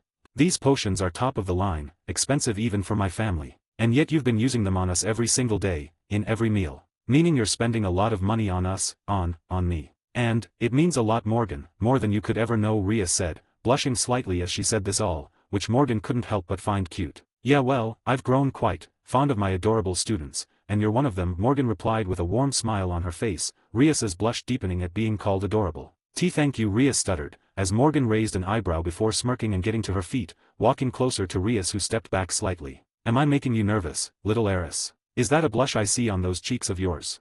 Morgan asked, growing closer to the girl who was struggling to properly reply to the woman who she had a not-so-little crush on. Rias let out a small squeak, her normally confident demeanor completely evaporating before Morgan who leaned down closer to her, pushing her finger underneath Rias's chin to make her look up at her, as the girl couldn't help but look at Morgan's lips. "Do you want to kiss me Rias? You're looking at my lips an awful lot," Morgan purred, as Rias shivered at the tone. "Why yes," Rias sputtered, Morgan chuckling at the response. "I'm glad you know what you want. So, how about this? If you win this rating game, I'll let you kiss me," Morgan said with a smirk, noting the way Rias's eyes lit up at the idea. She wasn't sure when Rias had started to feel this way, but she suspected it had been there for a while. She had just been very good at hiding it. That or the past few days had brought it out of her or something of the sort. "Oh okay," Rias replied, as Morgan grinned. "Good girl, now, go ahead and have dinner with the others, I'll be joining you all in a bit," Morgan said, as she stepped back, watching with a laugh as Rias ran off, likely to cover up the fact that she was rather excited from that little interaction.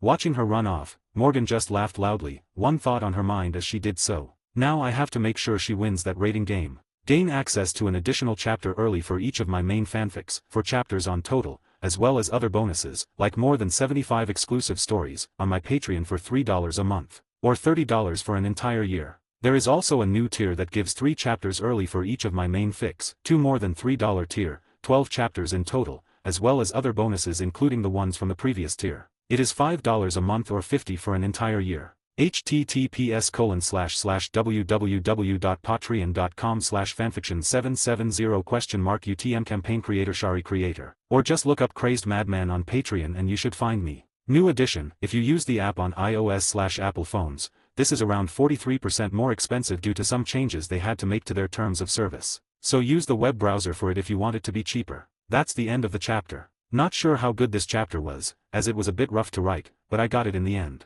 I've heard some concerns regarding the focus on Riser, and to that I say that he and the Phoenix family are very important to this arc. Riser is not this arc's main antagonist, he's sort of an appetizer before the main entree sort of thing. Trust me, it'll start making more sense soon. Anyways, have a good day. 39, Chapter 39, The Rating Game. Third POV. The last 3 days of the training session had gone spectacularly. With Rias growing her power, and officially entering the ultimate class tier of power, her control over the power of destruction grew to a higher limit than ever before. The others had also grown a decent bit as well, with Kiba making even more new swords for the fight, Akeno gaining more control over her holy lightning, and Konako getting better in the usage of Senjutsu and Toki, or at least, even better than before. With all that said and done, it was officially time for the rating game to begin. The group was back in QA, as Ria sat in her chair, nervous, and yet slightly excited, mostly so she could prove herself in front of the entire underworld, and most of all, to Morgan. "You'll do great, Rias. I am certain of it. Just remember what I've taught you, all of you, alright?" Morgan asked, as she looked over them all, causing them to nod, even Akeno, who was beginning to grow grateful for Morgan's aid, as she had noticed the increase in power, even if she didn't like using it very much. Glancing to the side, she noticed Graphia appearing from a demonic circle. "It's time, Rias-sama," Graphia said to Rias, who breathed in deeply and nodded. "I'll be watching Rias. Oh, and remember what the reward will be if you win," Morgan teased with a grin, before teleporting off, as Rias blushed bright red, remembering the promise of a kiss from her crush should she win. Era, are you blushing, Rias?" Akeno teased with a grin, as she, like the others, had noticed the interest that Rias had for Morgan. "Shut up," Rias said with a small glare, causing Akeno to giggle louder, before they all turned to Graphia, who also looked slightly amused with the entire situation. Thanks to Morgan's influence, she had gotten better at showing her emotions, well, at least around those she knew. "Now that Morgan is gone, are you prepared to begin? You will be transported to the rating game location through this teleportation circle," Graphia said, as they all nodded, having prepared as much as they possibly could have, thanks to Morgan. "Good, the rating game shall begin shortly. Simply step through the teleportation circle and it will begin," Graphia said, as the group all got to their feet, breathing in to prepare themselves. As they walked forward, the teleportation circle glowing beneath their feet, as they were teleported off to the rating game dimension, one built for rating games, and a perfect mimic of QA Academy. While Rias and the group were transported off, Morgan was in the student council room, watching a screen of the rating game, sitting next to Sona. "What is the likelihood of them winning this game?" Sona asked, as she had no idea how much training the group had put in, and whether or not they were actually ready for this. "As long as the Phoenix family didn't pull a few ultimate class beings out of nowhere, I am 100% confident in Rias obliterating them in battle. She is an ultimate class being herself," after all, Morgan replied, as Sona's eyes widened in shock. "What?" she yelled, breaking her usually calm demeanor. "You heard me, she's broken into the level of ultimate class beings. Hell, half her peerage is now in the high class range of power. You're all so close, you know, give it another month or two and you'll be there too," Morgan replied with an amused chuckle at the reaction that Sona had. "I truly?" Sona asked, trying to calm herself upon hearing that she was also nearly at the ultimate class level of power. "Indeed, you underestimate yourself a bit too much, Sona. Now, let's watch the chicken get his ass beat, shall we?" Morgan said with a smirk, as Sona just giggled and nodded, as they both turned to watch the game. In the rating game dimension, Rias glanced around the room that looked the exact same as her office in the real world. Graphia had already explained the rules, which was to the surrender or death of the king of each peerage, that if they were to enter the bases of each other, the occult room or principal's office, the pawns would be able to promote to a higher level, as well as the banned items which were Phoenix tiers. These were all the basic rules that most rating games lived by, so Rias wasn't at all shocked by this, as Graphia's voice echoed above. "Rating game, start," Graphia said, as Rias looked at her team with a smile. "You already know what to do. Akeno will focus on his pawns and knights, Kiba shall take care of his queen, and Konako you will take care of the rest. Once they are all defeated, we will go for him together, so that there is no chance of any sort of underhanded tactics," Rias said, as they all nodded, grins on their faces, knowing that with the training that Morgan had given them, the man stood no chance. With Morgan, she hummed at the plan, as she let Rias make it herself. Not a bad plan, although it leaves Rias vulnerable. But I suppose if she truly is ultimate class in power now, that is a strategy itself, Sona mused, realizing that Rias was doing this so that even if Riser came to her himself, she would be able to destroy him, as he was arrogant, so it wouldn't be shocking at all if he tried this. "Yep. As long as he doesn't pull out anything too crazy she'll be fine," Morgan said, as they focused on the game, watching as the three servants of Rias ran off to find their individual targets, using the magic that she had taught them, the one that allowed them to track others as long as they have met them once. With Akeno, she was flying through the skies above, glancing around as she noticed that the tracking magic had led her to this location, the knights both in the same location. As she looked down, a smirk forming on her face as she noticed them. "Get down here, coward."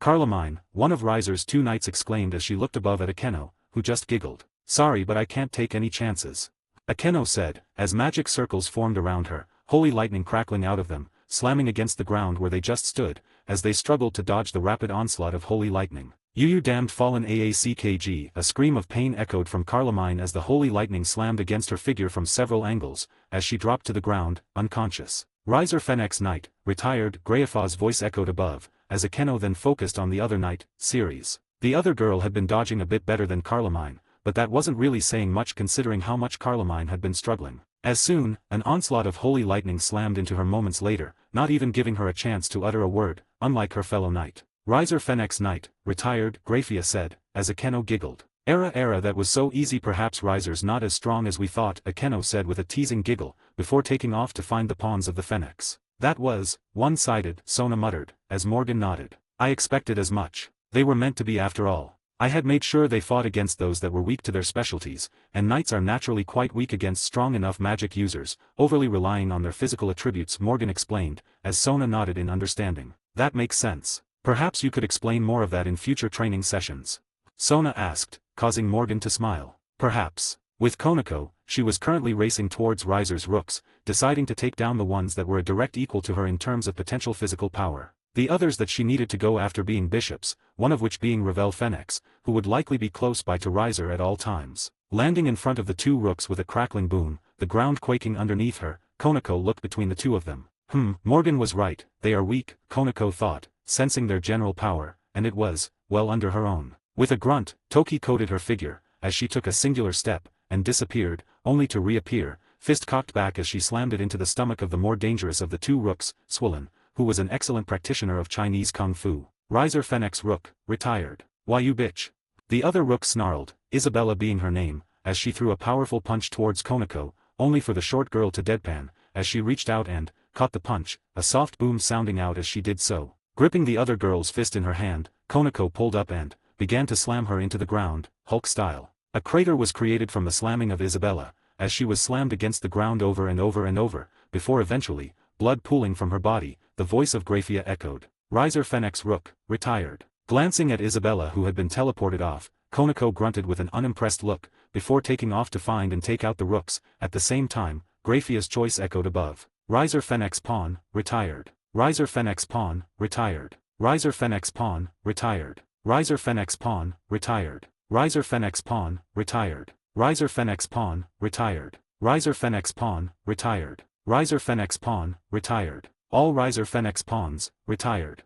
Seems Akeno is having some fun, Konako muttered to herself, as she soon found herself in front of the bishop, and almost immediately noticed the fear in their eyes, as they began to realize that this fight was completely and utterly one-sided. Without the bishop named Mai even being able to react, Konako had a fist slamming into the back of her head, knocking her out in one singular punch. Riser Fenix Bishop, retired. This is boring, Konako muttered to herself with a grunt, as she took off to get back to Rias. This is a massacre, Sona muttered to herself, sighing at the complete and utter one-sidedness of it all. It wasn't even really close, as Rias's peerage easily and rapidly took down Riser's, as the man was simply not on their level, both power-wise, training-wise, and tactically. Told you it wouldn't be close unless Riser brought out some sort of wild card, Morgan said with a chuckle, as she began to watch the Kiba fight next. With Kiba, he was fighting it out with the queen of Riser's peerage, Yubelina. She had been putting up a much better fight than any of the others, but even that wasn't doing much thanks to Kiba's sword, which was made to absorb explosions and redirect them at double the power. Stop dodging.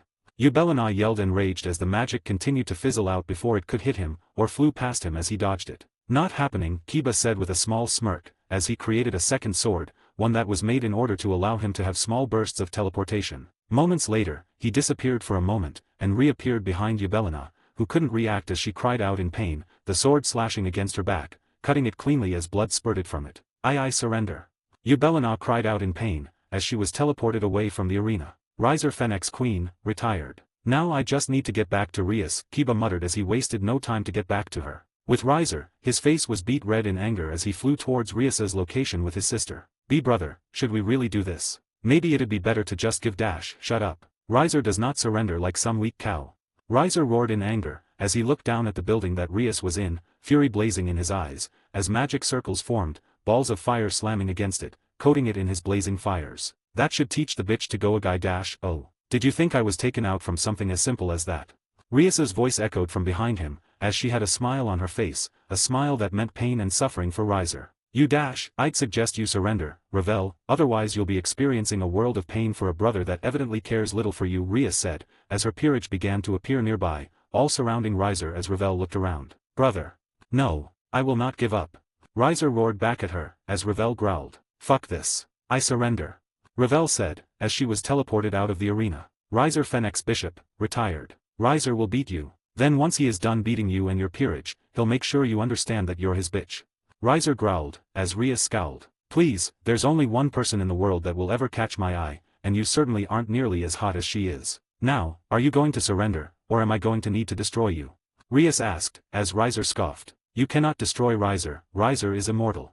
Riser yelled back, as Rias smiled, as a dark aura crackled out of her in one gigantic wave, as watchers around the underworld went wide-eyed. In a lavish room, 4 figures sat, watching intently as Rias let out her full power. Zax John.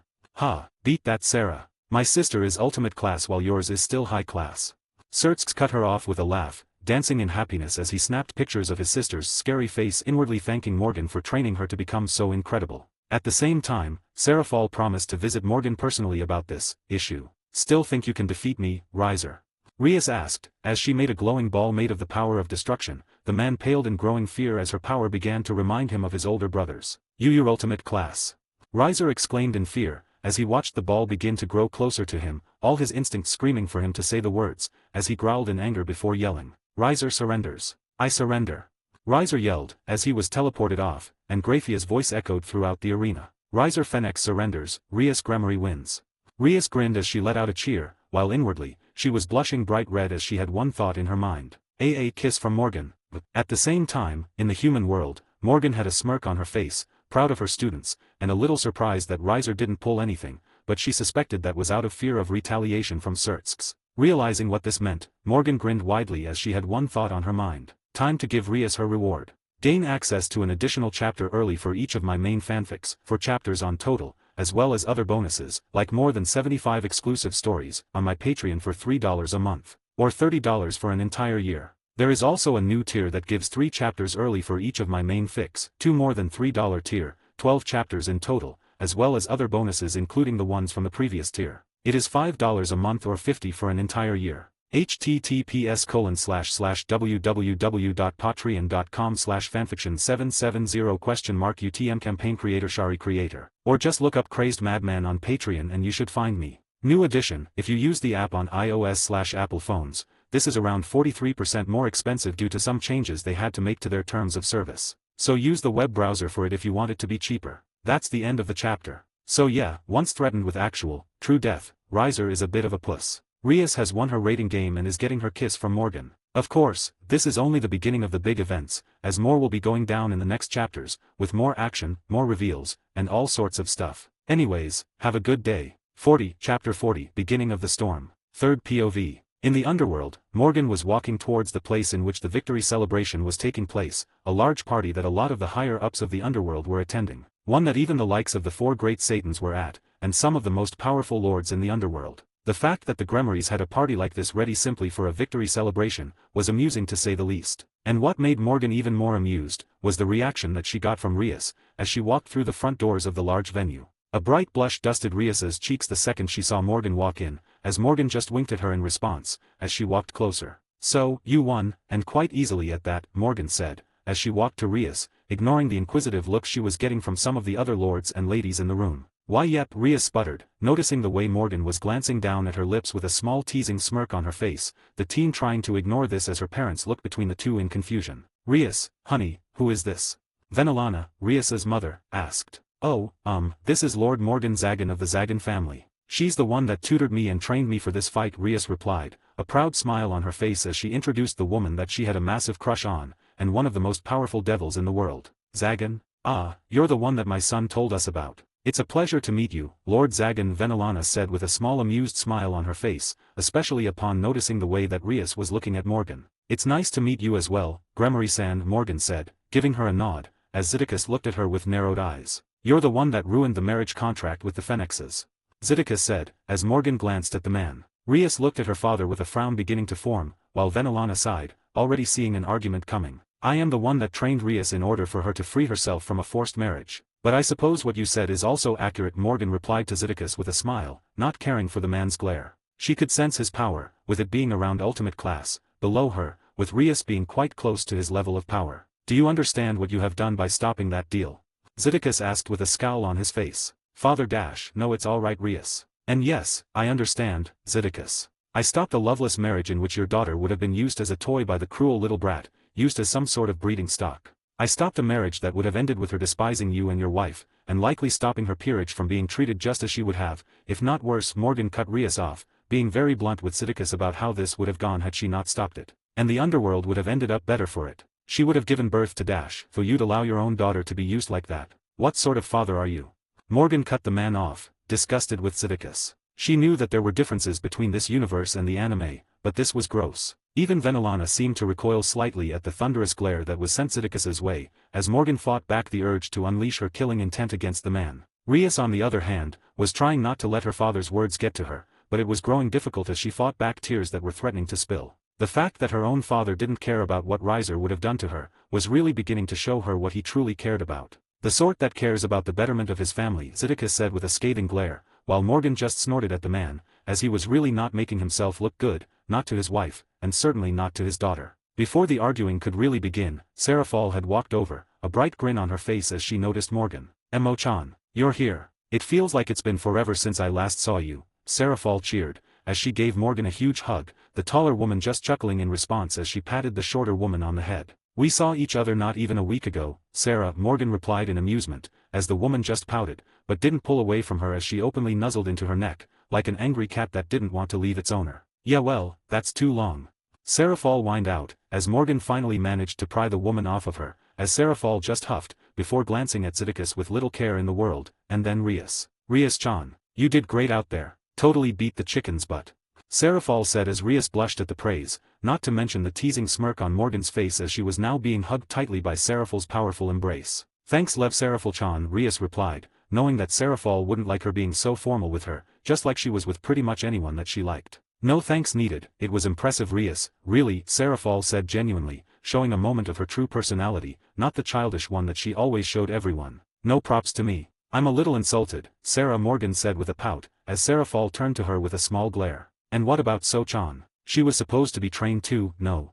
Sarah Fall asked, glaring at her. It was a fake one of course, but she was still a little irritated with Morgan, as she thought that Sona would be trained at an equal level to Rias. She is. But Rias was a bit more, well, vital. Rias had this to deal with, while Sona is completely free of a forced marriage that would have ended in her suffering for years. Don't worry about your sister, she'll be there soon. And as much as I love you Sarah, I'd appreciate it if you stop using me to train your sister. I am a lord first, not your sister's personal training instructor that should drop everything I am doing to help her, Morgan replied, noticing that Sarah Fall had been getting a bit much when it came to the training of her sister. The only reason she had even gone to QA in the first place, was to gather potential peerage members, and to deal with certain canon events, stopping them before they happen and saving a lot of headache for everyone. Hearing the response, Sarah Fall flinched slightly, as a look of surprise appeared on her face. She focused mostly on the I love you part, as she, Satan Leviathan, blushed at the words, before shaking it off. I am sorry Emo-chan. I didn't realize I was being like that. It's Dash, your sister, I know.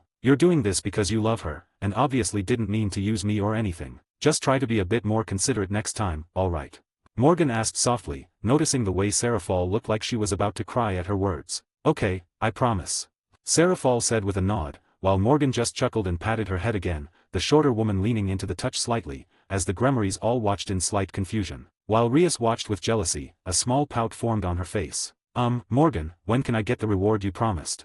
Rias asked, drawing the woman's attention, as she raised an eyebrow, a teasing smirk settling back onto her face once again. Oh, so you really want that reward of yours, huh? Morgan teased with a grin, the girl blushing before nodding slowly. You'll get it later, I promise, Morgan said with a smirk, before she noticed the way Zidicus slowly formed a smirk on his face, as an arrogant, pompous voice echoed behind her, one that caused her to still, as memories began to flow, memories of the body she inhabited, memories of the past. Years ago, before the beginning, a young, sick Morgan stood huddled behind the front door of their aged and falling apart manor. Her father and mother were both outside, waiting for someone, some sort of meeting beginning to take place, as a magical circle formed in front of them, and they lowered their heads slightly. Lord Fenix, her father uttered, looking down. The blonde man looking at him with an arrogant smirk, so very similar to his sons. Lord Zagan, and Lady Zagan as well. A pleasure. I hear from my friends that you wish to buy a vial of tears for your weak daughter.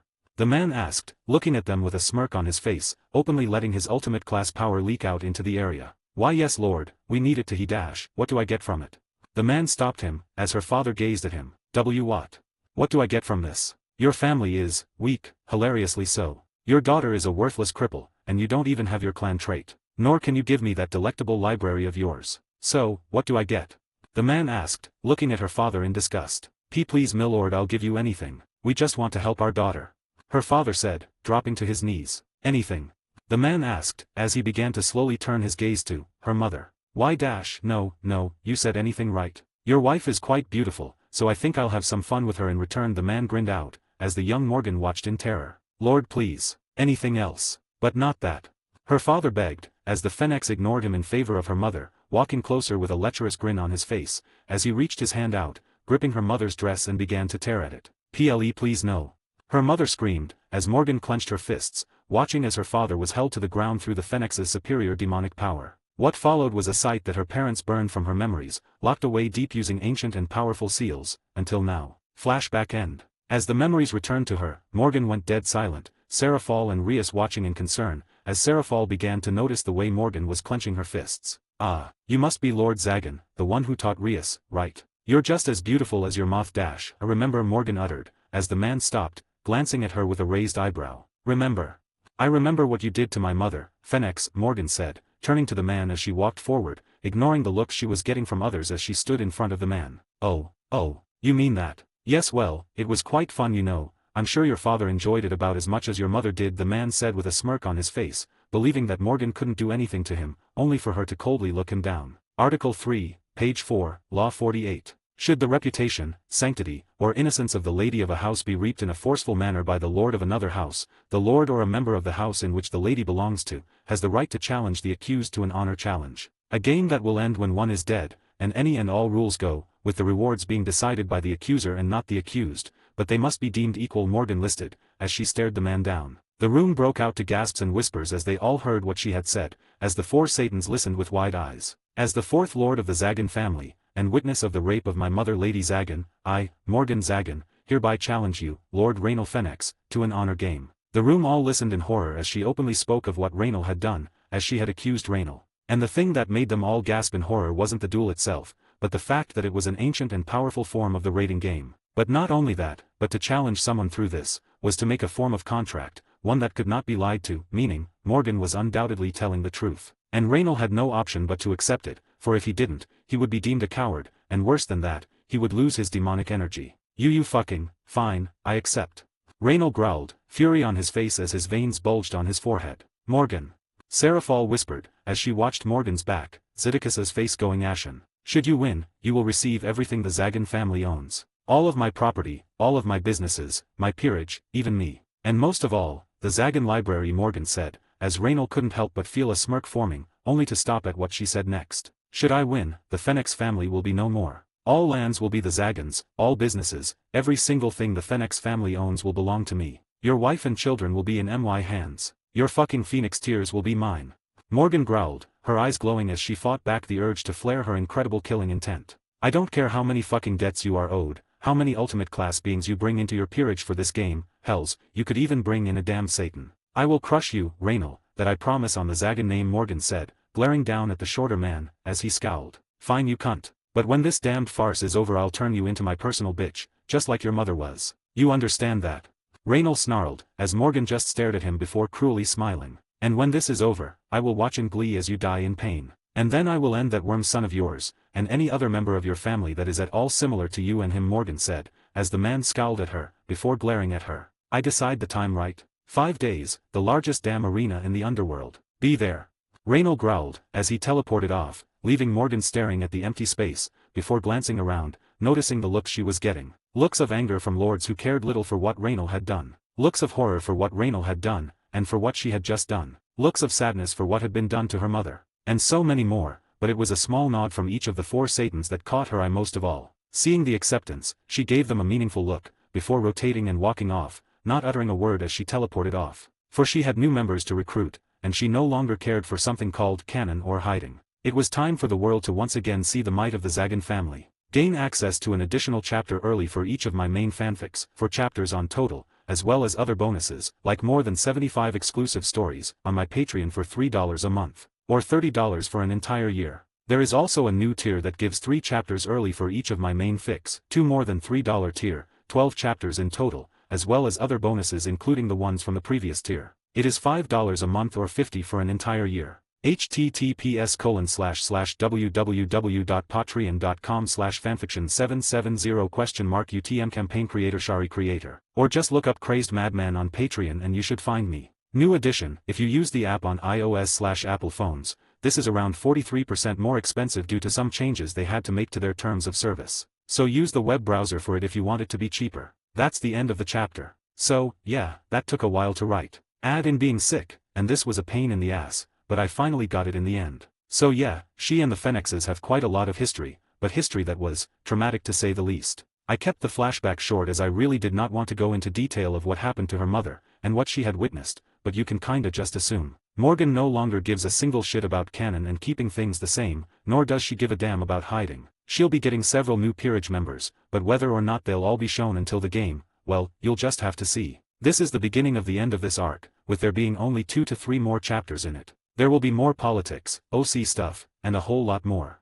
Anyways, have a good day. 41, Chapter 41, The Reactions. Third POV. Watching as Morgan marched off, disappearing from the room, the others sat in silence, contemplating what they had just heard, what they had just seen, and what this meant for the future of the underworld. Should Morgan win, the Phoenix family, one of the top 5 strongest families in the entire underworld, would disappear, being absorbed into the Zagan family. Morgan would now have access to their practically infinite resources, the wealth that outclassed every other house in the underworld besides maybe the Bale family. She would have their knowledge, their people, their land. She would catapult from a minor family to one of the most powerful in the underworld, on the same level as the likes of the Satrai family. It was huge, politically speaking at least. It also meant that if she managed to crush Raynal, she was a confirmed ultimate class being at the least, with the man also being in that range of power. He wasn't a weak ultimate class being either, but a proper one with experience during the Civil War and the other wars back in the day. He had grown arrogant, sure, but he was still the lord of one of the most powerful families. And he was still a Phoenix, so actually killing him would be far from easy,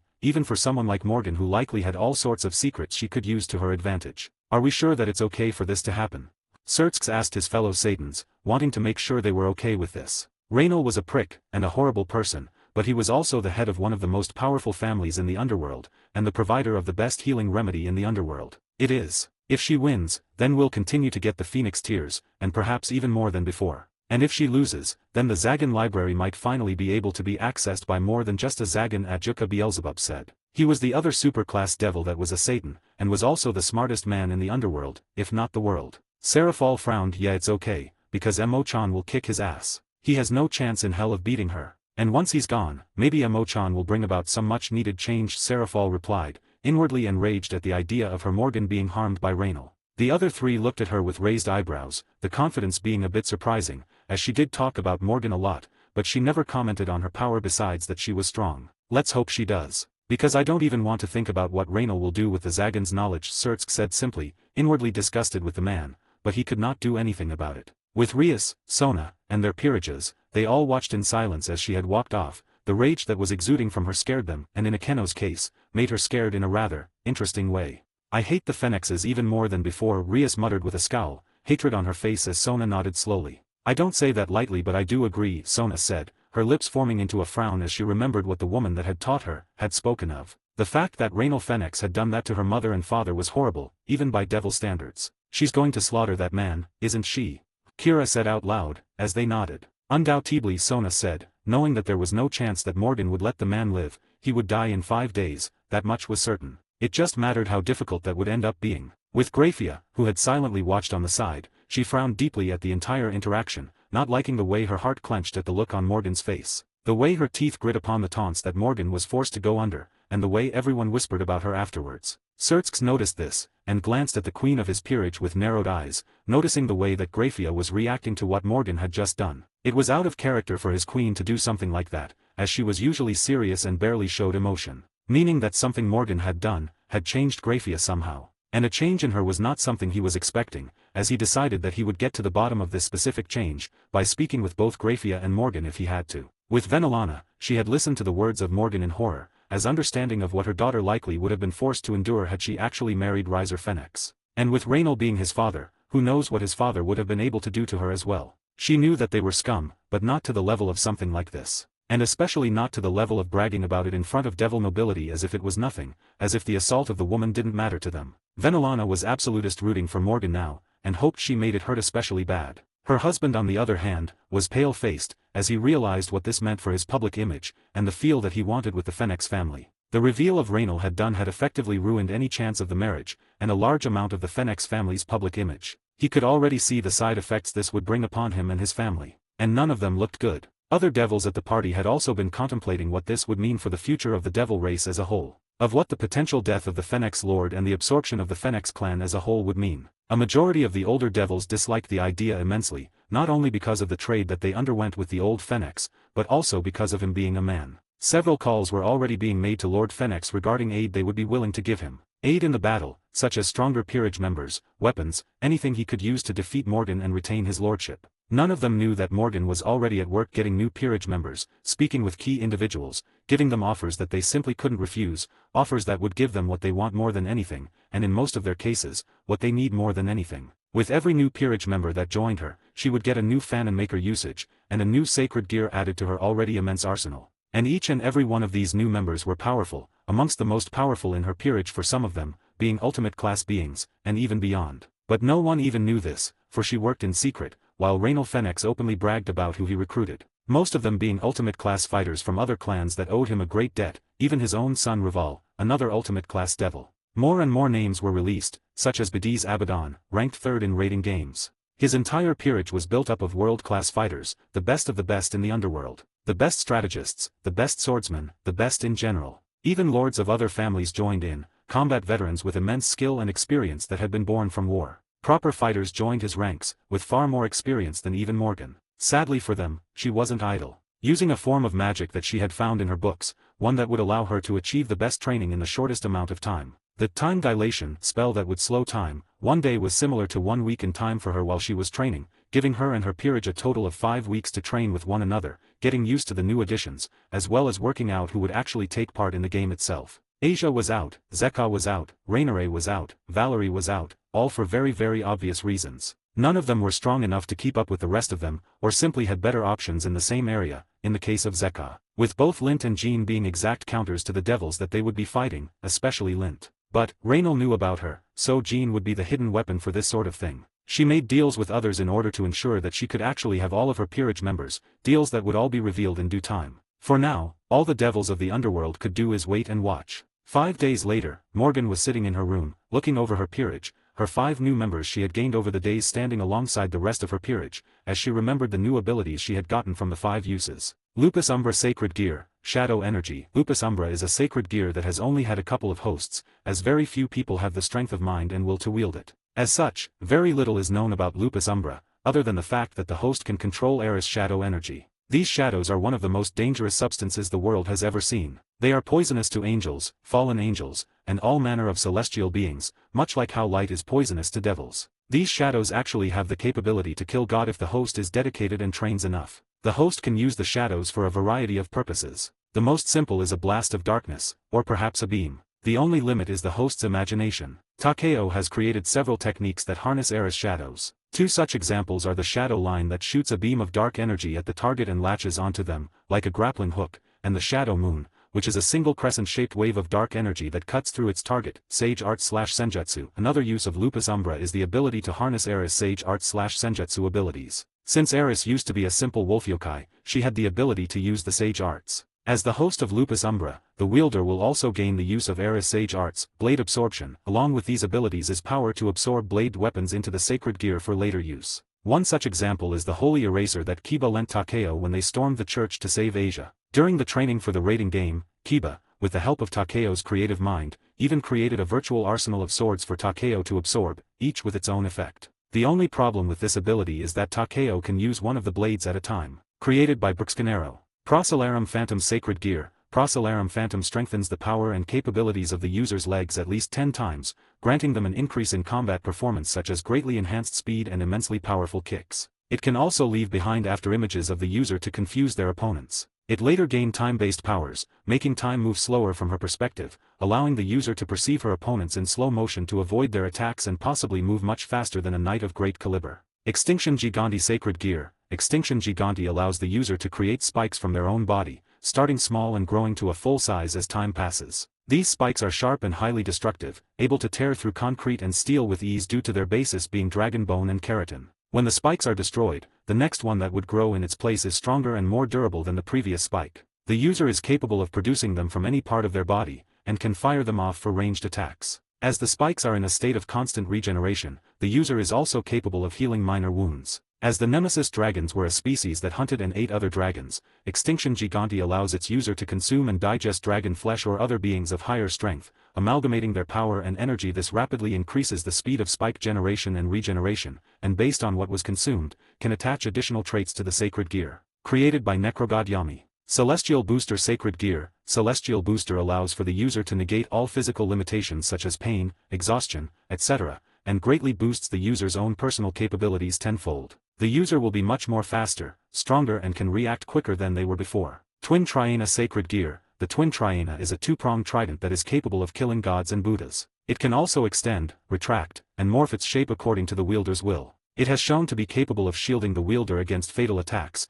and split powerful energy blasts with a single slash. As a high-tier Longinus, it has the potential to destroy the world. It is essentially the opposite to the true Longinus, and is the third most powerful Longinus, but has the potential to grow beyond that. Created by. Each of these sacred gears were huge boons in their own ways, with Twin Triana and Celestial Booster proving to be the best of them all. She could see the usage of Extinction Gigante, as her poison now coated the spikes fired, as well as various other elements combining to make quite the powerful attacks. Each of them were going to be important for the future. And from what Morgan could tell after the training she had undergone, Twin Triana was by far the best of them all due to its ability to massively boost the power of her demonic energy. The sort of boost that would allow her to fight against beings she previously couldn't. It was, in the fanon it was from, the counterpart to the true Longinus after all. Are you all ready for this? Morgan asked, looking over her peerage, all of them nodding, some with grins, some with no expressions showing, and some with slight nervousness. Are you ready, Morgan? You know that there's no taking this back once we do this, right?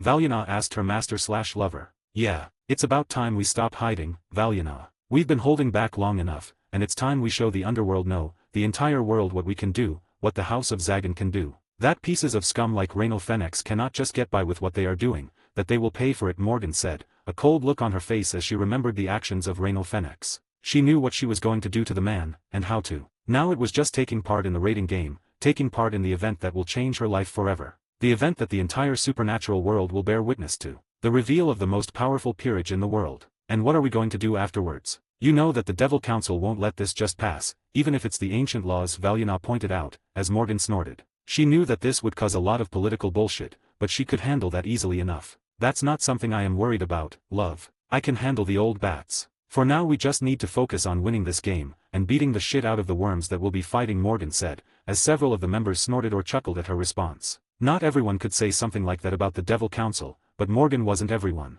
As the time hit noon, Morgan breathed in deeply, as a demonic circle formed in front of her, ready to summon her to the grounds for the raiding game. Looking back to her peerage, she began to walk towards it, as they followed after her behind her. One thought on her mind as she entered the circle: to be teleported to the place her life would change, to the place she would ascend. Time to shock the world. Gain access to an additional chapter early for each of my main fanfics, 4 chapters on total, as well as other bonuses, like more than 75 exclusive stories, on my Patreon for $3 a month, or $30 for an entire year. There is also a new tier that gives 3 chapters early for each of my main fics, 2 more than $3 tier, 12 chapters in total, as well as other bonuses including the ones from the previous tier. It is $5 a month or $50 for an entire year. https://www.patreon.com/fanfiction770 UTM campaign creator Shari creator. Or just look up Crazed Madman on Patreon and you should find me. New edition: if you use the app on iOS/Apple phones, this is around 43% more expensive due to some changes they had to make to their terms of service. So use the web browser for it if you want it to be cheaper. That's the end of the chapter. Next chapter is the reveal of her new peerage members, 5 members in total. It'll also be the biggest chapter so far in terms of importance, and is the second to last chapter for this volume. Any ideas who her new peerage members are? Anyways, have a good day. 42, Chapter 42, The Rise. Third POV. Within a large, spacious, grand coliseum, countless individuals sat within the seats looking over the massive fighting grounds in which countless rating games had been fought, the largest and most important rating games. Games that decided who was the best player of the games that decided feuds and conflicts, and a game that would decide the fate of two ancient families. The game had been advertised, a lot, around the underworld, to every soul that could hear. Everyone had heard of the game between Raynal Fenix and Morgan Zagan. Everyone had heard of the stakes and the reason as to why the game was called. And Raynal took advantage of that fact, making all sorts of propaganda to make himself look good, pictures, photo shoots, basically anything he could to make himself look better, and Morgan look worse. Every seat within the Colosseum was sat on, and every VIP seat as well, all used by the lords, ladies, and heirs of practically every family in the underworld, with only a stray few not attending this great spectacle. Sat at the highest point in the Colosseum were the 4 seats of the Satans,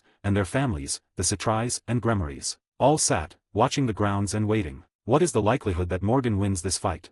Falbium asked. He didn't know much about Morgan besides that she was strong, and that Serafall was most certainly in love with her. Both impressive, but he seriously doubted her chances against a man like Raynal, a proper ultimate class with hundreds of years of experience. Not to mention his peerage made up of all ultimate class beings, his son and the number 3, Bidis. All of them were strong, skilled, and knew how to win a rating game, while Morgan had a single member in her peerage, a Longinus user, sure, but that wouldn't do anything against such an overwhelming difference. Especially not when all pieces were filled, with no limit on how powerful they could be. Hell, the man had even asked for one of them to take part, but they had refused for obvious reasons, beyond the fact that the man was a cunt and none of them wanted anything to do with him. It was also against their stations as Satans, where they had to be neutral in a situation like this. Slim Ajuka replied simply. He had always been a man of few words, usually more focused on his experiments, and proper and true facts than anything else. The opposite of Serafall, that's for sure. Sertsk simply glanced over at the two of them as they talked, silently sipping on his tea as Serafall watched in worry as the games finally would begin. Hello one and all. I am Zelran, your commentator for this incredible game today. And boy is this a big one. On one side, we have the Lord of the incredible Fenix family. With his peerage of the best, including his son Ruval Fenix, ultimate class fighter and top 10 in the underworld in the rating games. And of course, number 3 in the rating games, Bidis Abaddon. Zelran roared, as the crowd sitting all chanted Fenix. Within the middle of the large Colosseum, which was mostly a flat stone ground, not much else inside, the symbol of the Fenix glowed into form, as Raynal appeared, an arrogant grin on his face akin to Riser's, as his peerage all formed behind him. His son as his queen, Bidis as a pawn, and his others, all standing besides him. Most of them with smirks on their faces, others with silent calculative looks, wondering what the fight would be like against Morgan Zagan. They suspected it to be easy, with Lint taken out it would be laughable. Boy did they have no idea. A fight to decide the fate of two families. One that has the greatest library in the supernatural world. The other is the richest family in the underworld, and the ones that give us the greatest medicine in the world, the Phoenix Tears.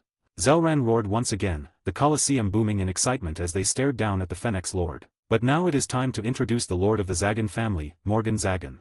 Zelran spoke out loud, as at the other end, in front of Raynal, Morgan appeared in but a demonic circle. No loud flourish, no arrogant smirk, just a cold look as she stared the smirking man in the eyes. And it would seem that Lord Zagan is alone. Not alone. Announcer. I just wanted to speak a few words before we begin, that's all. Morgan spoke out loud, everyone hearing it as Zelran stopped and began to listen. What you did to my mother was monstrous, Raynal Fenix. And I will be making you pay for it, painfully, and thoroughly, Morgan said, as the man laughed. With what? By yourself? Please don't make me laugh. I've got a full peerage, and you're all alone, even your Longinus user has abandoned you. Might as well stop fighting and give up now, perhaps I'll be more merciful then, Raynal said with a lecherous grin, as Morgan looked at the man as she heard his words, before she let out a laugh, a deep, powerful laugh. Hearing the laugh, the man scowled. What is so funny? Raynal growled, as she just continued to laugh, tears rolling out of her eyes as she laughed at the foolish man in front of her, laughed at this entire situation, and laughed at the fact that the idiotic lords and ladies all laughed alongside the man in front of her, taunted her the same way he did. She just found it so very amusing. So sorry. I just found what you said to be hilarious. Truly. I mean seriously, did you think I'd give up? That I would actually lose to someone like you? Morgan giggled, wiping her tears from her eyes as the man growled. You're alone. You stand no chance, you arrogant bitch.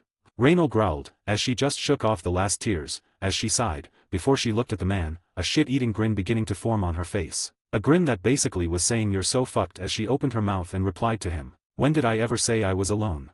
Morgan asked, with a tilt of her head as her smirk widened, his face faulting slightly. You only have one peerage member. Raynal replied with a yell, as she tilted her head more. Really? When did I ever say that? Morgan replied with a raised eyebrow, her grin widening as the man faltered once more. I suppose it's only right that you're introduced to my peerage, that the entire damn underworld is, right? Morgan said with a smirk, the man stopping at her words, as she looked up at where Zelran was. Go ahead, announcer. Announce to the world what my peerage is, announce it to the arrogant fucking lords, the gods, the angels, every fucking man and woman who is no doubt watching this game in interest, wishing to see my downfall as my family's legacy is passed to a monster. Show the world what my family is now, what my peerage looks like. Morgan all but ordered, as Zelran, up in the announcer room, looked down as a note formed in front of him, and he lifted his slowly. He could feel it in his bones, as he lifted it, that whatever was on the note, whatever he was about to announce, it was going to change not just the underworld, but the entire world. And it was then, as he gripped the note, that realization hit him, of what this truly was. This isn't about the downfall of the Zagan family, but its rise, Zelran thought to himself, as he breathed in, and began to slowly grin. And I'll be the one to announce it to the world. Thanks for this, Lord Zagan. Zelran had a grin similar in size to Morgan's, as he gazed down at the paper, reading the names to himself, as he just laughed, loudly, proudly, laughing at the names as everyone watching heard his laugh. You truly never cease to amaze, Lord Zagan. And I will gladly announce this to the world. It is my great honor to announce this peerage, ladies and gentlemen. For this is the peerage that shall change the world as we know it. Zelran yelled once again, as the entire underworld waited, and began to listen, as soft glows began to form behind Morgan, and Zelran began. All of you know of Lint Selzin, the faithful knight of Lord Zagan. Zelran began, as Lint formed behind her, her sacred gear flaring around her with power and light, the devils keeling back at its holy warmth. But you know not of her second knight, once just as incredible, just as powerful, and just as holy as Lint. The incarnation, nay, the reincarnation of one of the greatest followers of the Father of Angels. Zelran's voice echoed, as holy light began to invade the surroundings, just as bright, if not brighter than that of Lint's own. A saint reborn. A warrior who defended her people. A hero amongst heroes. A role model to all those who wished to follow in her path. The reincarnation of the Saint of New Orleans. Zelran's voice boomed, as eyes widened in realization, and the holy light crackled out of the demonic circle, as the figure formed. Morgan Zagan's second knight, Jean d'Arc. Zelran roared, as Jean appeared in all of her beauty, holy light blinding the watchers. Within the heavens above, the angels reacted with gasps and shock. Within the Vatican, the saints and warriors, the followers of the Holy Father all reeled in horror and awe. Next, we have a bishop of Lord Zagan. Zelran spoke, as another began to brighten behind Morgan, who watched Raynol's expression change with barely hidden glee on her face. A woman originally a part of one of the great magicians' association, now a member of Lord Zagan's peerage. A master of magic. A bearer of ice and dolls. His voice echoed, as the surroundings began to grow colder, eyes widening in realization rather rapidly. The host of the Longinus known as Absolute Demise. Levinia Reniainith. Zelran announced once again, as Levinia formed behind Morgan, realization beginning to dawn on more and more people, that this game, it might not go how they had all thought, as they had all believed. Now for the next, well, we'll be skipping the other bishop for a moment, for that one is even more incredible than the last. So next, we have a pawn, a new member of her peerage, gathered just for this game. Her family is born of time, manipulators of its ways, and great at it too, a natural-born pure-blooded devil, chosen specifically for her power, accepting Lord Zagan's call, for reasons we shall never know. His voice echoed, as the next glow began to form, one different than the others. The heiress to the great and incredible Archduke family, the Agars. Gasps ripped through the Colosseum as lords and ladies watched with wide eyes as a beautiful woman formed, eyes glowing a pink color, and a no-nonsense look on her face, as Zelran announced her name. A pawn of Lord Zagan, heiress, Sikvera Agars. But wait, she is not the only incredible heir we have a part of this peerage. No, there are two more pawns that belong to great families. That are the future of great families. Nay, the current lords of two families.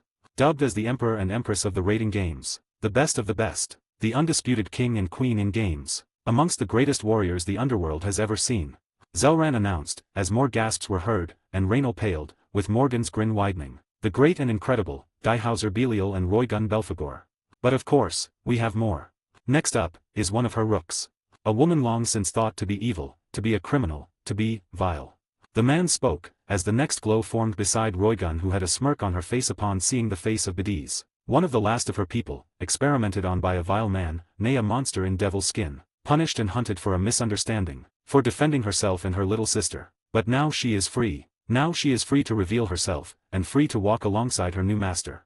The woman that was previously known as an SS-class criminal, and one of the last Nekoshao. Kurika Tujao. Zelran roared, as Kurika appeared with a crack in space, and a teasing grin on her face. Up in the Satan's VIP room, Surtsk simply smiled, as he noticed the reaction of his sister's own rook, gasps ripping through Rias at the sight of the woman. Next, is the other rook of Lord Zagan's peerage. And boy, is this an incredible one. The heir to yet another family. But not just any family, the best of the best. The greatest family in the underworld, holding the greatest of ranks amongst us all.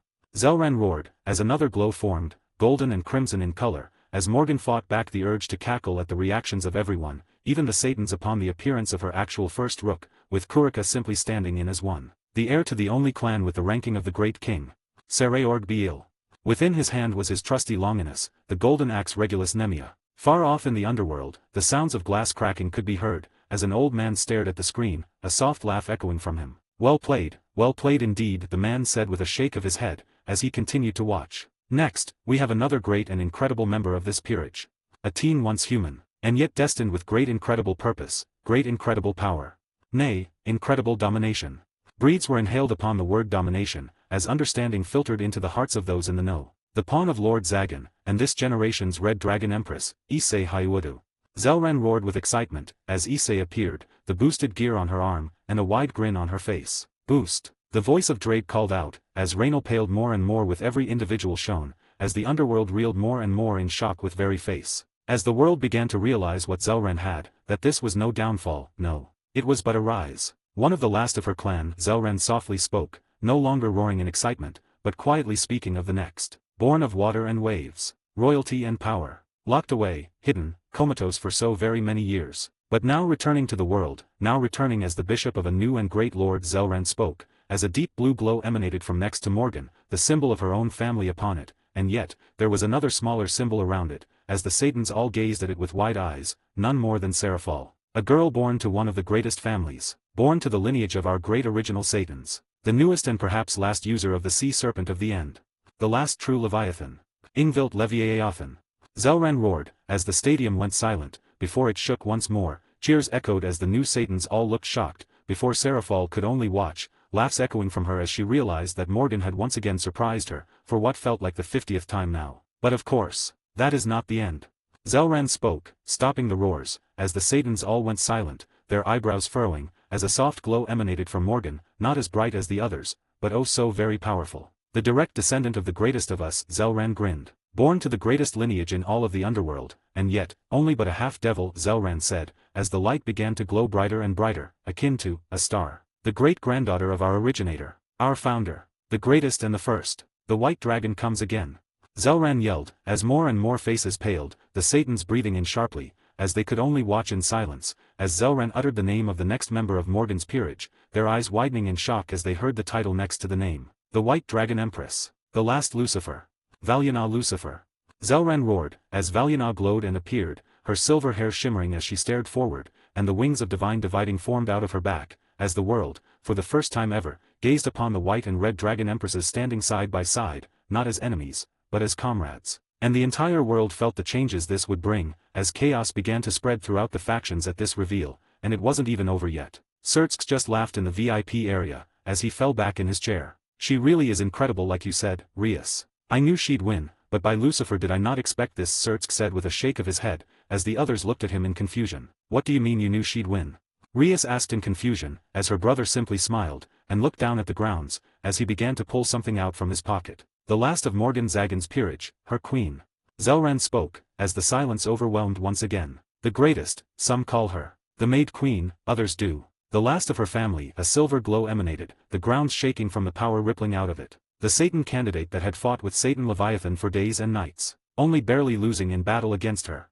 Zelran's voice began to grow louder, as Surtsk smiled, as he revealed what was in his hand. A single queen, peace. The woman who had used to be the maid of the great Satan Lucifer. The woman who is not, in fact, his wife. The last Lucifuge, the strongest queen in the underworld. Graphia Lucifuge. Zelran roared louder than before, as the very grounds shook and quivered, Graphia glaring fiercely at the man who had gone against the woman she had grown to care for, more than any other person she had met in all her years. Bear witness, my fellow devils, to the most powerful peerage in the world. Zelran announced, as the devils all sat in silence, no one even being able to utter a word, not in the underworld, not in the great heavens above, not in the halls of Asgard, nowhere. For none could have seen this coming, as they all realized now, what this was. A declaration, a statement. That the Zagan family, once one of the greatest families in the underworld, if not the greatest, had not fallen, nay, it had risen. And all the while, its lord could only do one thing. As she stared upon the fearful Phoenix in front of her, she grinned. Gain access to an additional chapter early for each of my main fanfics, 4 chapters on total, as well as other bonuses, like more than 75 exclusive stories, on my Patreon for $3 a month, or $30 for an entire year. There is also a new tier that gives 3 chapters early for each of my main fics, 2 more than $3 tier, 12 chapters in total, as well as other bonuses including the ones from the previous tier. It is $5 a month or $50 for an entire year. https://www.patreon.com/fanfiction770 campaign creator Shari creator. Or just look up Crazed Madman on Patreon and you should find me. New edition, if you use the app on iOS/Apple phones, this is around 43% more expensive due to some changes they had to make to their terms of service. So use the web browser for it if you want it to be cheaper. That's the end of the chapter. So, did I cook? I feel like I did. I really hope I did. So yeah, her peerage is OPAF. She has 2 men in her peerage now, which I thought would be a good addition as it can't just be her harem lol. Explanations on how they joined and what she had offered will be revealed in the next chapter, with the battle likely taking place then or the chapter afterwards. Morgan has now revealed herself to the world, her peerage at its full might, or at least, the parts that were worth showing at the moment. Valerie is way too important to reveal, more than anyone else. This volume will end in the next chapter or 2, and after that will be the next great volume. This FIC was always destined to be short, likely my shortest, probably only 100 to 150 chapters at most, but it would also have a high possibility of having sequels in the future. This is the beginning of big changes, and a whole lot of OC plot. Some stuff I've never attempted before is coming, so, be ready. Anyways, have a good day. 43, Chapter 43, Before the Battle. 3rd POV. Staring at Raynal across the area from her, Morgan remembered the conversation she had with each of her new members, each of them joining for different reasons, mostly through bribery, due to the different situations they were in. Flashback. The first individual that came to mind to Morgan, after the declaration of what was basically war against the Phoenixes, was Diehauser. He was the best devil in the underworld in raiding games, and was a master of strategy and combat. A Satan-class fighter that could give her a decent fight, and one that would be a huge boon to her family should she be able to recruit him. The recruitment of Diehauser was a complicated one, as she knew that he was primarily trying to find out what happened to his cousin Claria Belial. She was a sister figure to him, and was an incredibly important person to her. Claria had been killed after she found out about the king pieces that the devils had tried so hard to hide, and was murdered to keep their existence hidden.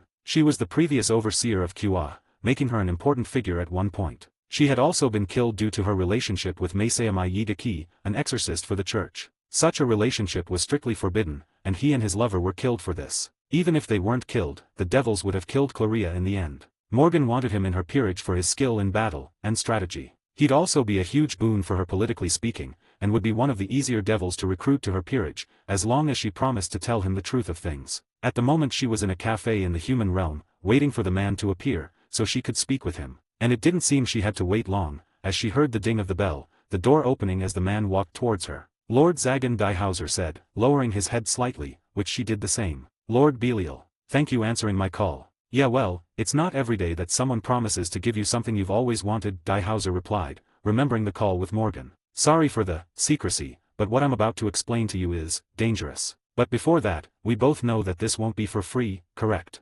Morgan asked, as the man nodded. I know, but if you're telling the truth, then I don't care what you ask of me, I'll do it, Diehauser responded, causing her to raise an eyebrow. Even if it involves asking you to join my peerage as one of my pawns. Morgan asked, as the man nodded. Even if it's that. As long as you tell me what I need to know, and it's the truth, then I'll join you, Diehauser responded with a nod, a serious glint in his eyes as she sighed, and began to tell him the truth of things, and how everything had gone down. Flashback end. What followed was a long conversation about the truth of things. About how his cousin died, about what she was protecting, and about who had done it all. And a day later, after talking with some very specific people, aka Surtsks, Diehauser had his confirmation, and without hesitation, joined Morgan in repayment. Sarayorg had done the same, joining her in a way of repaying her for what she did for his mother, and for telling him of the truth of things regarding the Phoenix family's relationship with his family, which involved a lot of deals under the table that Morgan had discovered, ones that were less than legal. Next was Roygun, who had been, surprisingly pretty easy to recruit into her peerage, and all she really had to do was promise that she would be part of something a lot bigger than herself by joining, and it would also lead to the king piece within her dissolving, being absorbed into the pawn piece, keeping the boost, but without the negative side effects, and without being able to be discovered any longer. It was due to this that she was able to join, and she, like the others, still retained her peerage. A fact that had massively strengthened her family, as they were now technically bound to help her should she ever need it, especially in war and such. After Roygun had been Seek Vera, who had been an interesting talk. The woman was strong, and was similar to Sona in personality, but a bit more shrewd. She was also very distrusting, and didn't really like the idea of serving under Morgan. But that changed after she saw what Morgan promised her, a walking, working, functioning Gundam. It hadn't been too difficult to make it through magic and the help of her peerage, and thanks to Seek Vera having a huge obsession with all things mecha, she had taken the deal rather quickly. That, and Morgan had made an alliance with Lord Agar's, which would now form what was likely the most powerful alliance in the underworld. Zagan, Belphegor, Satrai, Agars, Belial, Lucifuge, and a few more families in one massive alliance. And should Sarayorg become the lord of the Baal clan, then he'd also join the alliance, making a new faction of sorts in the underworld, one that was more so focused on growth and development rather than political bullshit. It would likely be the major force that would protect Morgan against the political fallout of what she was preparing to do. And it was them she talked to after recruiting Sarayorg into her peerage, knowing that it would likely cause some problems. They were also the only people in the underworld that knew of who was in her peerage prior to the beginning of the game, as they needed to know so they could plan around the reveals. Mostly so it didn't lead to any sort of legal action from the council. As knowing them, they'd likely go after Morgan once finding out about her peerage and who was in it. But the final peerage member she had gained, was the most important one of them all, and was not gained by her going to Surtsk's, but him coming to her, shockingly enough. Flashback. Sitting in her living room, Morgan sighed as she looked over Raynol's peerage that he had revealed so far. It was strong, very strong, with some of his peerage being high ultimate class in power. A lot of them were veteran from the Great War, and a lot of them were amongst the best fighters in the underworld. But her peerage was better. It might not be as experienced, but it had far more firepower, far more. She alone could likely take down more than half of his peerage. But she also knew that it was very unlikely that he didn't have some sort of trick up his sleeves, as Phoenix Tears were legal, as were her scrolls, and pretty much anything else you can think of. Even holy objects were allowed in this sort of battle. It was an all-out battle. No limits on what they could pull out, as long as it did not include individuals that are wanted by the underworld. Thus Morgan needed to go through the process of proving that Kurika wasn't guilty, something she had been working on for a couple of days now, with the battle happening in a day. The peerage that Raynal had wasn't enough to deal with hers, but she still had to plan around whatever surprises he might bring out, which involves using Valerie's sacred gear to help her new members lose their weakness to light and the holy element, both of them being possible weapons the man will pull out. As she thought of her plans for the game, she stopped as she felt two individuals enter her property. One of them was Graphia from what she could tell, but the other one made her eyebrows shoot up, as she sensed that it was Surtska's Lucifer. Getting to her feet, she walked to her door and opened it, finding the two standing there. Surtsk with a small smile on his face, and Graphia with a serious glint in her eye. "Can we come in? We've got a lot to talk about," Surtsk asked, as Morgan glanced between the two before nodding. The man in front of her was the strongest devil in the world, and could kill her with laughable ease, even with all her sacred gears. A super-class being was simply on an entirely different level in comparison to a Satan-class being. "So, what is it you wish to speak about? Is it about the game?" Morgan asked, as Surtsk nodded. "Sort of. The game itself was a surprising thing to challenge Lord Fenix to, but not surprising after hearing what he did to your mother. But I'm more so here in regards to a potential member that can be added to your peerage," Surtsk said with a smile, as Morgan raised her eyebrow. "I wish to join your peerage, Lord Zagan," Graphia said with a concrete look in her eyes, her decision made as Morgan looked at her, flabbergasted. You wish to join my peerage?" Morgan asked in shock, as she looked at the woman that had become her friend over the past couple of months. She had enjoyed showing Graphia how to enjoy life, and the idea of her joining her peerage, while very appealing, was difficult. "Yes, Lord Zagan. I wish to aid you in the defeat of Raynal Fenix, and I wish to stay afterwards. I have served Lord Lucifer for hundreds of years, and I believe it is time I switch it up, as you have said," Graphia responded. "And you're okay with this? With getting rid of your queen? With allowing me to have the most powerful queen in the underworld in my peerage? To have the underworld known that she is not your wife?" Morgan asked, as the man nodded. "It's about time I reveal the truth. I can't keep hiding it. It's beginning to weigh on my wife and son, and I won't allow that. I just ask that should I ever need your aid in protecting them, then you'll answer the call," Surtsk said, a rare look of desperation in his eyes. The political enemies of the new Satans would love to get their hands on his wife and son, and hadn't done it yet simply because they thought Milikas was the son of Graphia, but was in fact not, making it far more appealing to kidnap him than before, especially if his mother is a weakling in comparison. "And are you sure you wish to do this, Graphia? I will be under a lot of pressure after I deal with the Fenix, and you'll likely be looked down upon for this decision. We'll have to fight enemies of incredible power and MMGMH." Morgan was cut off from her rambling, as her eyes shot wide, as Graphia had launched forward, cutting her off as she slammed her lips against Morgan's own. Xerxes blinked several times at the side, as he raised an eyebrow in amusement, watching his queen passionately make out with a very confused Morgan. I do not care, I am joining your peerage, and that is final, Graphia said with a small glare being sent Morgan's way. The woman in question just staring at the silver-haired maid, before smiling softly. All right Graphia, I'll let you become my queen, Morgan replied, as the maid smiled in victory, while Morgan looked over to Xerxes and gave him a grateful look, before another thought came to her mind. Actually, before we do this, can you help me with something else?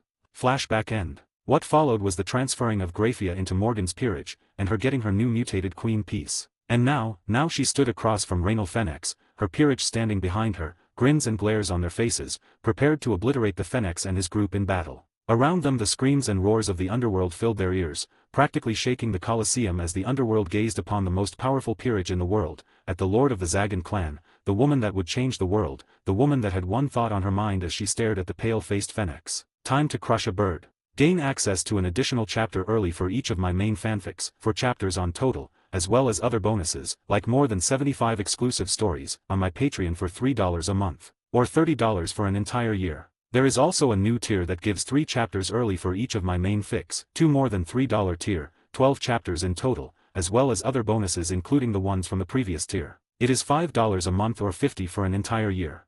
https://www.patreon.com/fanfiction770 UTM campaign Shari creator. Or just look up Crazed Madman on Patreon and you should find me. New addition, if you use the app on iOS/Apple phones, this is around 43% more expensive due to some changes they had to make to their terms of service. So use the web browser for it if you want it to be cheaper. That's the end of the chapter. An intermission before the big battle, as it was basically a chapter dedicated to showing her recruiting Graphia and Diehauser, as well as explanations for the others and some thoughts. Next chapter will be the battle, the chapter after that will be the last chapter of this volume. Anyways, have a good day. 44, Chapter 44, Start of the Battle. Third POV. Staring at the pale-faced man across from her, Morgan could only grin in excitement, as she could not wait to make the man feel all the pain she had felt upon remembering the act that he had done to her mother, an innocent woman who simply wished to heal her mother, and her father, who had been forced to watch. Now, ladies and gentlemen and all those in between, it is time to start this once in a millennia rating game.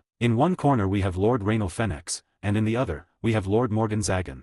Zelran announced, as the crowd began to roar in excitement. For this would be the first time any of them would see the strongest queen in a rating game. It would be the first time they had seen most of them in a rating game, especially in the case of the Longinus class Sacred Gears. There had been Longinuses in peerages only a handful of times before, and there weren't any in the underworld at the moment, beside Morgan. And her peerage had 6 of them, almost half of the Longinuses in the world, making her peerage politically the most powerful in the underworld. She knew that once this was all over with, things would change, a lot, and she would need to prepare more for it. Not only that, but she would need to up her training, and begin to diversify, learning new magics and new powers that can help her reach superclass, which was the minimum level of power she needed in order to be able to defend herself, and her peerage. Rizetham was superclass after all, and that man was the greatest threat to her, with his ability to cancel out sacred gears, something that would be a huge threat to her, should she not get a good universe to get her next set of abilities from. She hoped for a world like Black Clover or Fairy Tale, but it was all up to luck at this point. Ignoring the thoughts of the future, Morgan decided to focus on the present, as she looked forward, listening as Zelran continued to excitedly speak. The battle is to the death for only the kings of each peerage. All others are until surrender or unconsciousness. This is a no-hold-bards, no-rule battle. The stadium will be an open one, with no hiding, no buildings, nothing. A pure and badass battle of the ages. Zelran explained, excitement clear in his tone as the spectators seemed just as excited as him, whereas Rainal was both furious and terrified. For even he could tell that this battle was completely and utterly one-sided. With Morgan having vastly superior quality members of her peerage, having more power and variety than he did, and had some of the greatest warriors of the underworld in her peerage, not just the underworld, but potentially even the entire world. After all, not everyone can face off with Seraphal Leviathan and live to tell the tale, and Graphia was one of the few, alongside Gabriel of Heaven and a handful of others. Now, with the explanation over with, the barrier up and prepared by Satan Beelzebub, and the peerages completely prepared, it is time to commence the battle. Zelran roared, as the crowd roared even louder than he had, cheering emanating from them as the clock above began to count down from 5 seconds. Seeing this, Morgan smirked and turned back to the girls. Whoever takes out the most members of his peerage will get one favor from me, as long as it's within reason, Morgan said, as their eyes widened, before stealing for the girls, while Sarayorg let out a laugh and Diehauser just shook his head with a chuckle. 3, 2, 1, let the battle commence. Zelran roared, as the clock dinged, and within an instant, words echoed from both Valiana and Issei's sacred gears. Balance breaker. Drake and Albion both echoed, as the balance breaker formed around the two, and they took off with immense speed. Naya, don't leave me behind. I'll use that favor to ask for kittens, Kurika purred as she ran off in a burst of speed after them, as Morgan just laughed, watching as Raynol's group began to splinter off into groups in order to fight her own peerage. I'll be the one winning this, Graphia said with a serious glint in her eyes, as the ground began to shake slightly, frost forming as she disappeared as if she had teleported, when in actuality, it was pure speed. They stand no chance, don't they? Roygun asked at her side with an amused expression, as Morgan laughed. Nope, they're going to get annihilated. But that was the point, to show the power of my peerage and my family to the entire world, so that none would ever underestimate me ever again. You guys can take care of the stragglers, Morgan said as they nodded. What of Raynal? He might be weaker than you, but he's still a threat, and who knows what sort of tricks he has up his sleeves, Sikvera asked. I'll deal with him personally. Nothing he has prepared can overcome the difference, not unless it's something huge, something that would put him in deep shit with the entire underworld, not just me, Morgan said with a grunt, doubting the man would have much to stop her with, at least, she would think so. Well then, I'll be off. Roygun said with a giggle, as Diehauser and Sikvera just shook their heads and took off as well, ready to battle it out with Raynal's group. This left only Morgan and Raynal, standing far across from one another, one glaring at the other with utter hatred, and the other not showing any emotions, which was far more terrifying. As around them booms and crackles echoed as their teams fought. With Valiana and Issei, they were at one end of the stadium, in their balance breaker forms as they fought the rooks of the Phoenix group. I bet you I can beat my opponent first. Issei challenged with a grin, as Valiana scowled. As if you are pie-addicted pervert. My sacred gear is way better for one-on-one battles. You're going to get crushed, and I'll be the one to get that favor from Morgan. Valiana growled, as her eyes glowed, Issei's glowing in response. Dragon shot. Drake's voice echoed from Issei's gear, as a beam of green energy slammed against the rook in front of her, launching him back against the wall as he fell to the ground, unconscious. Raynal Fennex rook, retired, Zelran's voice echoed as they watched as Valiana deflected the blow of her rook she was facing, annoyed that Issei took hers down first. Ha, I'm already ahead of you, Valiana. Issei said with a smug grin underneath her armor, as she took off to fight another member of Raynal's group, leaving behind Valiana who snarled, her fist slamming into the stomach of the rook she was fighting, a blast of energy exiting her fist at the same moment, launching him back just like Issei's was. Raynal Fennex rook, retired. You aren't beating me, Issei. Valiana yelled as she burst forward after Issei who was already fighting another member. With Kurika, the Nekoshao was giggling as she teleported, dodging blasts of magic that the rival bishops threw towards her, Yujitsu circles and demonic circles forming to block and reflect them. While at the same time Levinia was fighting another older bishop, an aged man with grey hair and a long beard. Her sacred gear was behind her as absolute demise continued to freeze the area, forcing the bishops to use fire magics to melt the ice in order to have a chance at a proper fight with the two of them. Man, you're boring, not nearly as fun of a fight as I was expecting, Naya, Kurika teased with a yawn, as she launched a blast of energy of her own at the man, which struck against his shield, cracking it, but not breaking through completely, as the bishops in Raynal's peerage were amongst the strongest in his group. I think I'm done with you now, otherwise I won't get that favor, Kurika purred in excitement at the thought of the favor, before teleporting in front of the man, magic slamming into him in the next moment. Raynal Fennex Bishop, retired. Raynal Fennex Bishop, retired. That was underwhelming, Levinia muttered in slight disappointment as absolute demise disappeared from behind her. Kurika giggled at her friend's statement.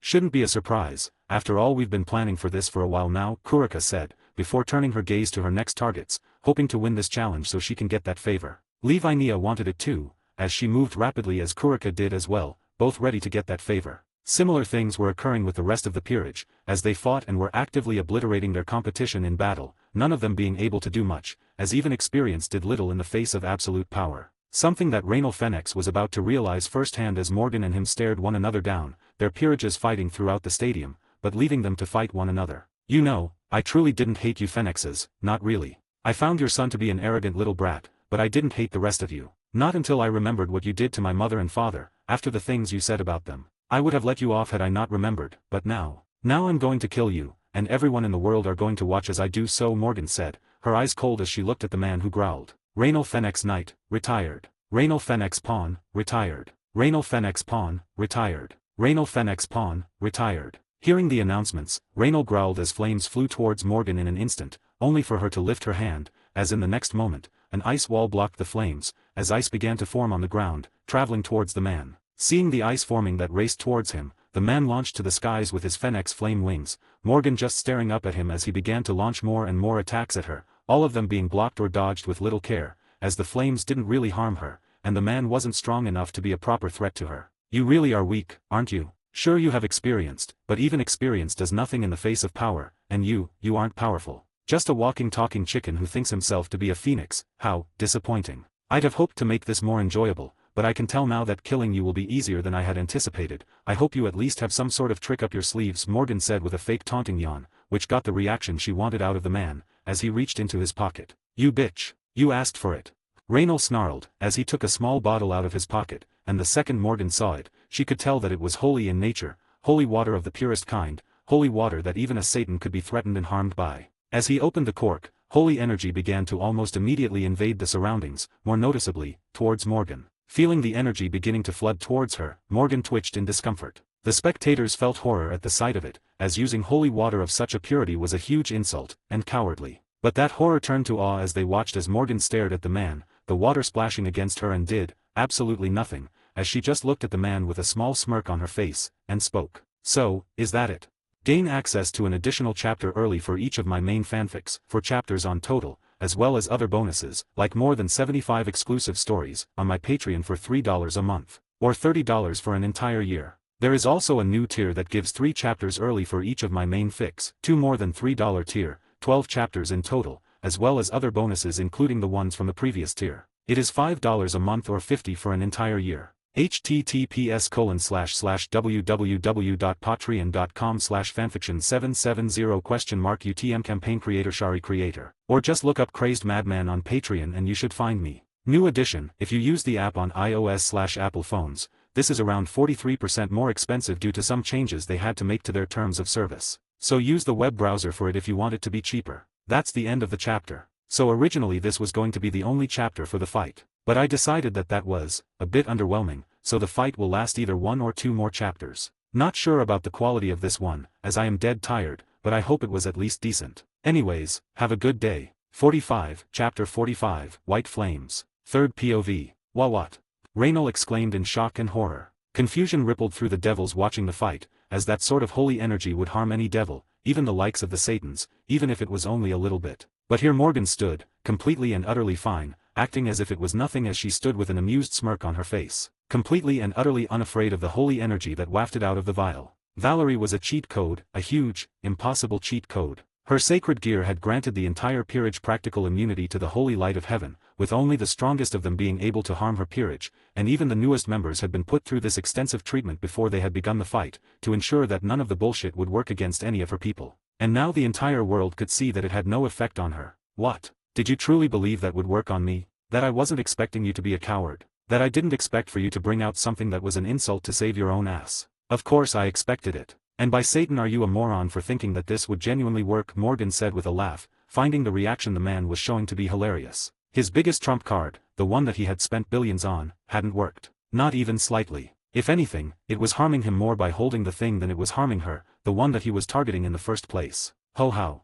The Zagan library is a wonderful thing, Raynal. And there is a reason why it is the best in the entire world, Morgan replied simply, as she stared at the glowingly enraged man, who realized that his entire plan, all the ideas and information and plots, were all for naught. For the Zagan family was not weak like he had thought. They were not arrogant like he had thought. They were strong, and more than that, they were smart. Morgan Zagan was a threat, and Raynal Fenix. Raynal could see that now, as flames began to pour off of him moments later, the heat beginning to invade the surroundings as Morgan felt it growing warmer and warmer in the stadium. Raynal Fenix Queen, retired. You bitch. I'll kill you.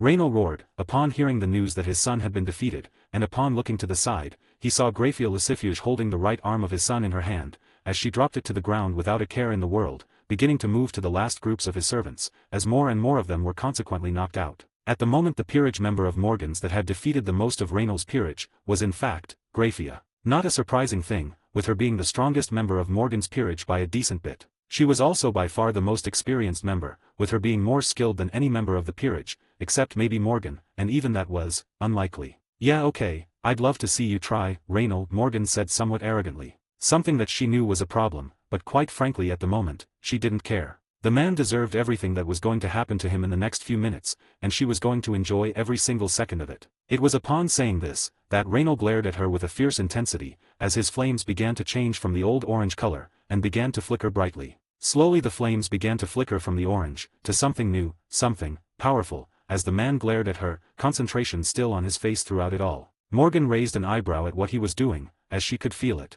The power that was flooding the area as the heat began to increase more and more, as his flames began to grow more and more. So he's got a technique, huh? Not surprised, we have prepared for this sort of thing, Morgan thought, already knowing that he would have something in order to raise his power. Something tied to his powers from being a phoenix, and now as she watched as the flames began to turn a bright blue, she knew what it was. Up in the spectators' arena, the wife of Raynal Phoenix gasped in horror, as she recognized the technique that he was using. The technique that was a secret of the Phoenix family, and the most powerful technique of them all. Mama, what's wrong?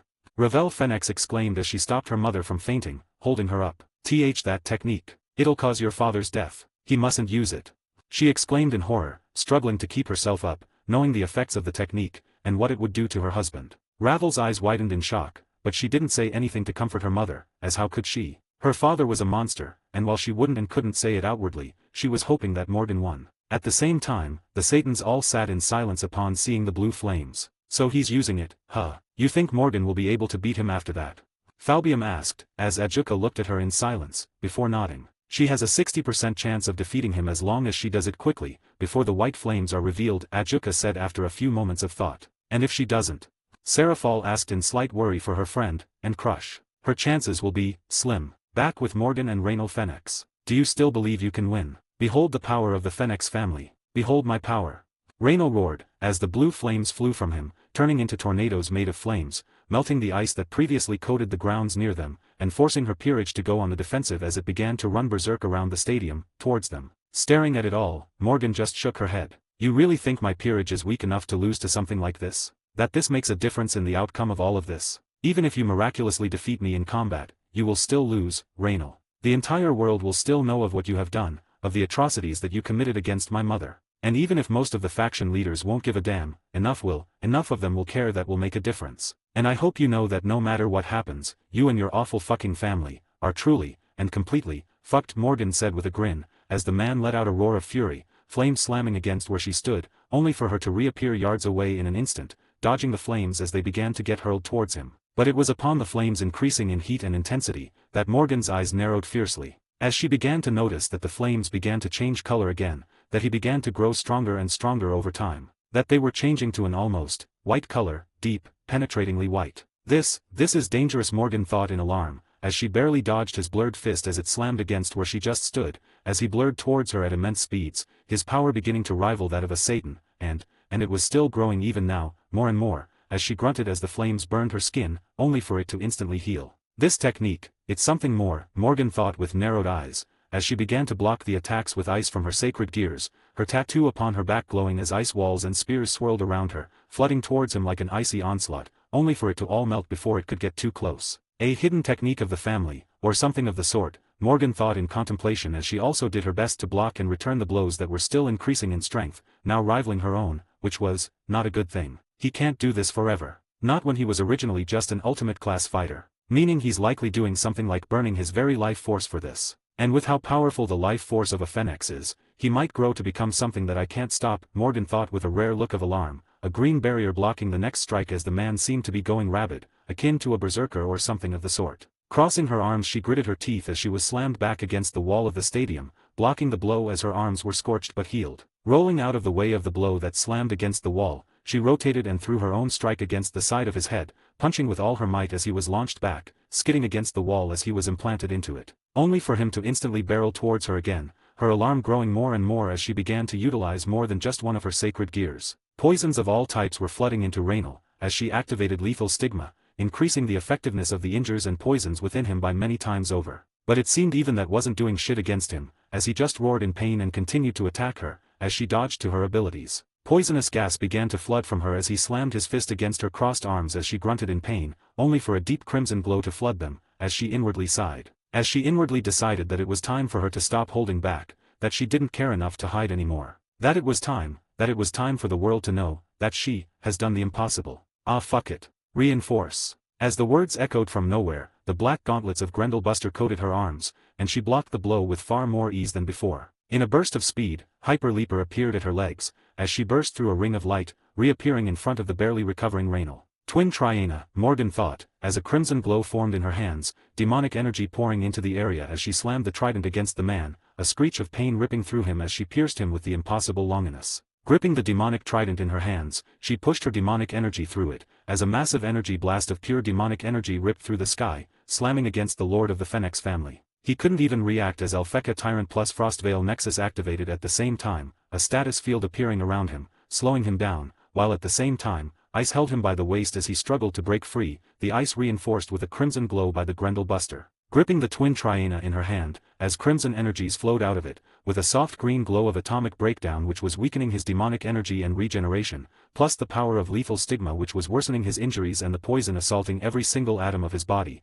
and all of his senses, alongside curses assaulting him as well, Morgan breathed in deeply and lifted the trident as if she was going to throw it. And as she did so, she muttered only two words of immense power. 2 words that caused every person who knew of them to gape in shock, 2 words that would bring more attention onto her than ever. The 2 words were, Balance Breaker. Gain access to an additional chapter early for each of my main fanfics, 4 chapters on total, as well as other bonuses, like more than 75 exclusive stories, on my Patreon for $3 a month, or $30 for an entire year. There is also a new tier that gives 3 chapters early for each of my main fics, 2 more than $3 tier, 12 chapters in total, as well as other bonuses including the ones from the previous tier. It is $5 a month or $50 for an entire year. https://www.patreon.com/fanfiction770 UTM campaign Shari creator. Or just look up Crazed Madman on Patreon and you should find me. New addition, if you use the app on iOS/Apple phones, this is around 43% more expensive due to some changes they had to make to their terms of service. So use the web browser for it if you want it to be cheaper. That's the end of the chapter. And who? Morgan shall be revealing her special, unique balance breaker form. It's entirely unique due to her circumstances, but I can tell you now that it is badass. And things are going to be going down, now that Morgan has revealed these super hidden, unknown, impossible sacred gears. This is only the beginning, folks. Next chapter will be the last of this volume, and the beginning of big things for Morgan. It will also explain why she had to do this, so please be patient, as I can already see the complaints coming a mile away. Stay tuned. Anyways, have a good day. 46, Chapter 46, The Beginning of Something Incredible. Third POV. As Morgan uttered those words, around the world, reactions had been varied. From shock, horror, to confusion. Especially with one man, the leader of the Grigori and the strongest fallen angel in the world, Azazel. He was currently staring at the trident in rare confusion, as he had never seen such a weapon before. Nor had he ever even heard of such a weapon, or its creation by his father, the biblical God. Could it be a sacred gear he never showed off? But what kind? That thing is definitely nothing that father ever showed off, it's almost demonic in nature. Not to mention all those other tricks she's showing off. None of that is anything I've seen before, meaning, they're entirely new, Azazel muttered to himself, looking over the screen in complete and utter concentration, as he scanned every single moment of the past few moments of the fight. Azazel. Did you see ? Yeah, I'm watching, Azazel said, cutting off the man that had barged into his office. This man was in fact, Burakiel, the fallen angel known for utilizing holy lightning, and the father of Akeno Heimjima. What is it? Is it some hidden sacred gear that father never revealed, that's only appeared now? Burakiel asked, as Azazel shook his head in response, not believing that to be the case. He had seen pretty much every sacred gear ever made, and none of them were like the one gripped in Morgan's hands. No, I don't know what it is, but it's not something our father made. It's new, unique, entirely different. Which makes it, and its user, much more interesting. Find any information we have on Morgan and send it to me. I want to know everything there is to know about her. I've got a feeling this will be far from the last thing she shows off in the future, Azazel said, as Burakiel nodded, agreeing with the idea. She was an unknown factor, and it was best to find out how unknown. Watching the fight, Azazel hummed. What are you, Morgan Zagan? Up with the Satans, their eyes were wide with shock, even the usually calm and collected Ajuka had an expression of shock. None of them had known about this part of Morgan, and none of them had expected such a reveal. No devil had ever possessed a sacred gear, no pure-blooded devil at least. And Morgan, at least, to all of their knowledge, was completely pure-blooded. And yet here she was, wielding an unknown sacred gear that exuded immense amounts of demonic power, battling it out with Raynal Phoenix, whose powers had risen to levels that shouldn't be possible for a man like him, even with the technique of the Phoenix family. What did you know about this, Seraphal? Falbium asked with wide eyes, his head snapping to Seraphal, who rapidly shook her head. No, I had no idea Emo-chan had something like this up her sleeves. She is pretty secretive when she wants to be. Did you know anything about this, Zex? Seraphal asked Sertsks, who also shook his head. No, I did not. Whatever this sacred gear is, it's entirely new and unique. and is one that can be utilized by a devil. The sort of side effects this will cause in the political space is going to be immense, Sertsk said, already groaning as he thought of all the bullshit he would have to deal with in the coming months, all because of Morgan Zagan. Upon hearing those words, all the Satans had the same reaction, which was, "Damn you Morgan." The last of the three factions, the angels of heaven, were freaking out. The great seraphs who had been watching the fight in silence and slight awe up until this point, gasped at the sight of an unknown sacred gear within Morgan's hands. A sacred gear that was demonic in nature, and seemingly quite powerful. How is this possible? Raphael asked with wide eyes, as Michael sat in silent shock upon staring at the glowing crimson trident. I do not know. Father had never made such a weapon before. None that I had seen, at the very least. And a weapon of such demonic nature, there is simply no way that Father would ever craft such a thing. Meaning, this sacred gear, it's new, a new sacred gear, Michael whispered, staring at Morgan Zagan in awe, wondering who she truly was, and what else she had up her sleeves. What should we do, brother?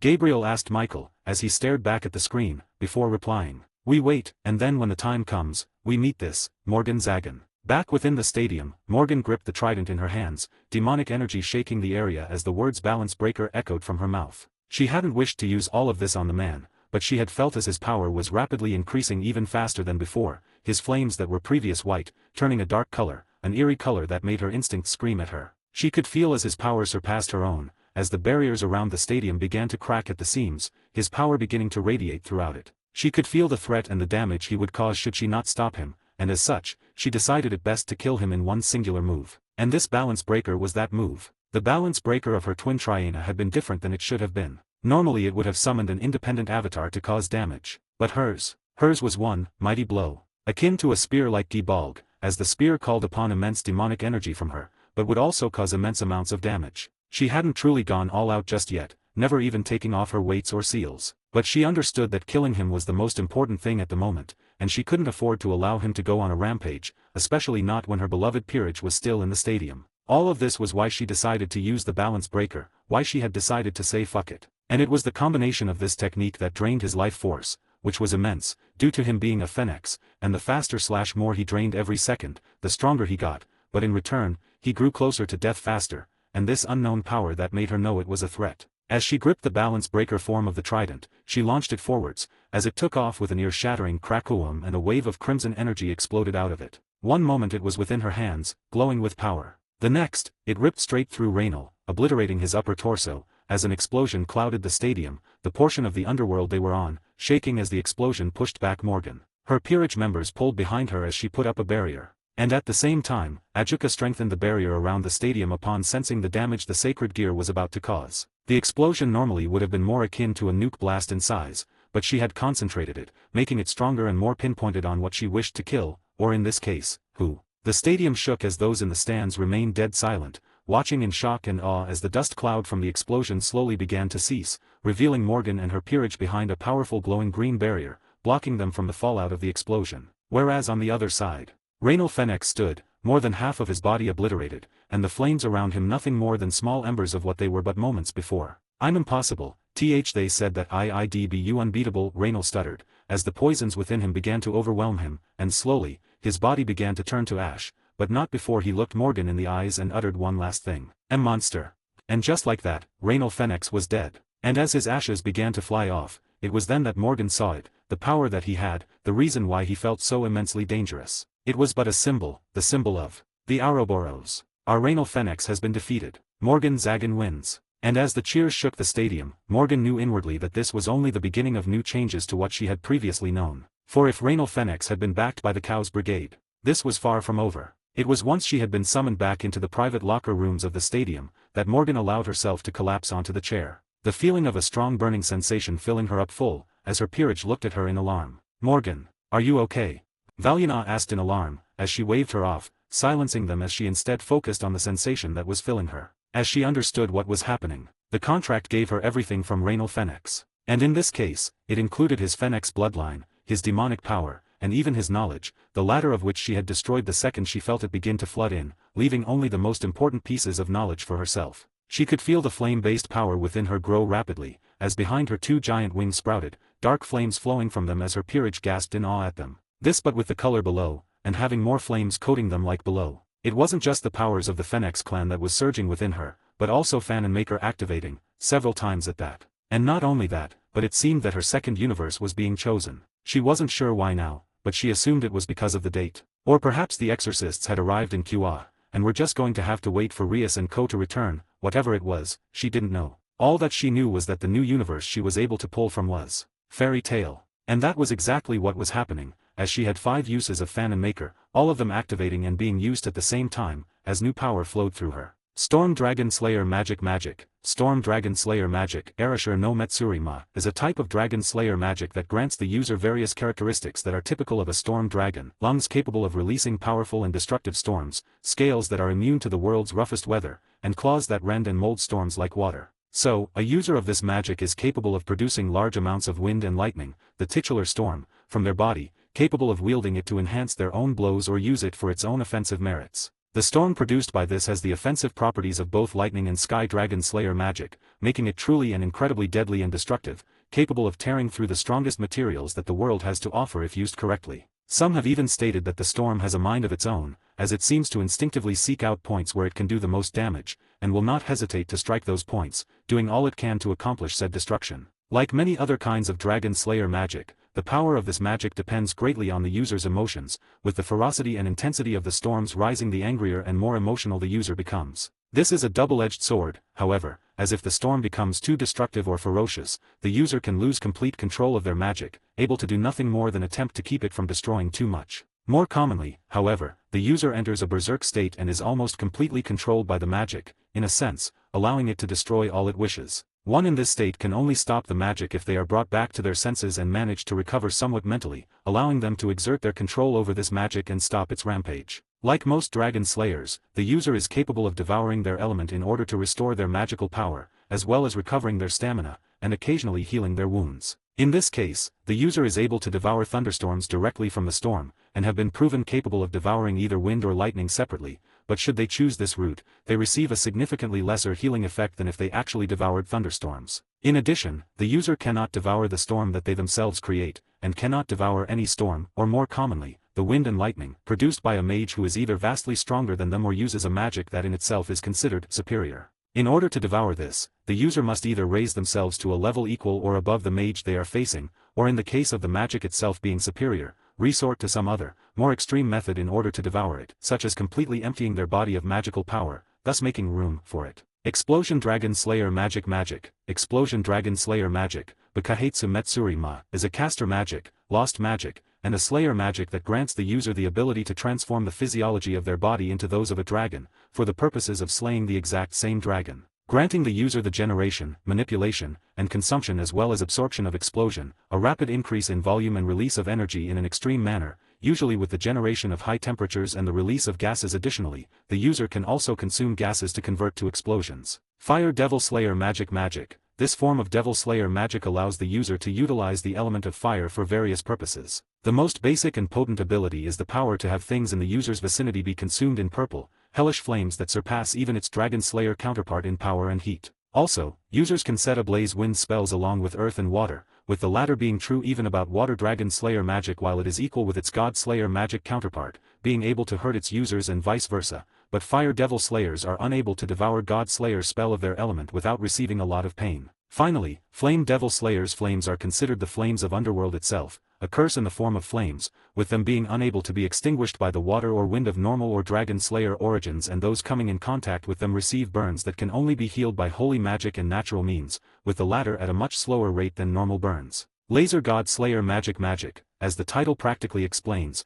this magic enables the user to generate, manipulate and absorb lasers that supposedly bear the power a god would use, though this is unproven. However, that doesn't take away the fact that is still a rather powerful magic. Depending on the ray used, even metal can be penetrated, meaning it could easily cut through the human skin and body, and if the user survives, can leave permanent radiation-related damage in the body. Unlike other Slayer magic that use a solid matter, i.e. earth, ice, crystal, etc., the user cannot undergo partial transformations that turn a certain part of their body into the element that they wield. A user of this magic either has the choice of leaving their body as it is or completely transforming their whole body into that of a laser, which would in turn allow the user to move at speed so fast, it would be as if they were teleporting even to the trained eye. Since the user has to be capable of generating lasers from their own body, the body itself has to undergo changes itself to become a worthy container for the magic. After learning this magic, the user becomes highly resistant to lasers and other light-based attacks, giving him a significant advantage against mages that employ the element in their combat. If wanted, the user could even eat these attacks by orally ingesting the attacks.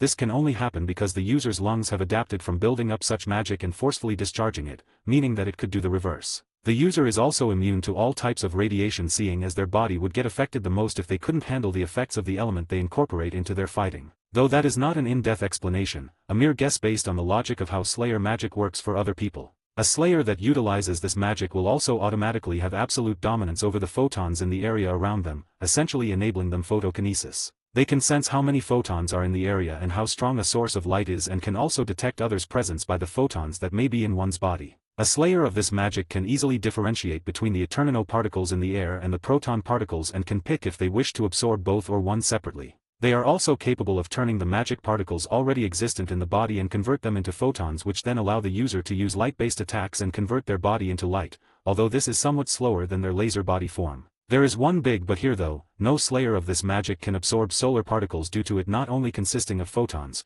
but electrons and HCE ions as well, and the user cannot use their photokinesis to break the proton apart from the two others. Law of sovereignty magic. This magic allows the user to impose their will on those around them by releasing a translucent shockwave that affects those caught in its wake. Unlike most forms of magic, the strength of this magic spells are not dependent on the amount of magical power one possesses. In actuality, this magic's strength is relative to the strength of one's conviction.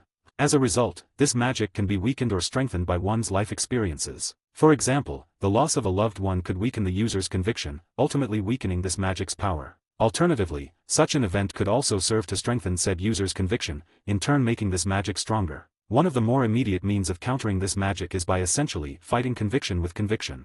This magic spells have no effect on targets whose resolve is greater than that of the caster. Also, commands issued via this magic can be resisted if said commands go against the nature/ideals of a given target. Further, the strength of this magic also decreases in relation to the distance between the caster and the intended targets. Her peerage all gasped as her aura radiated from her, forcing them all onto their knees as deep within her, Morgan could feel it. The seed of a dragon slayer, which would eventually, should she use the new dragon slayer magic too much, into a dragon herself. Or something similar, what she would turn into, Morgan wasn't entirely certain, as she was more than just a normal devil, that much was obvious. As her aura began to slowly die down, the flames surrounding her slowly returning back into her, alongside her massive wings, Morgan opened her new eyes, which were the same as before, but now had slits in the middle of them, akin to that of a dragon. Breathing out, Morgan looked around at her peerage, noticing the worry in their eyes. "Are you okay, Morgan?"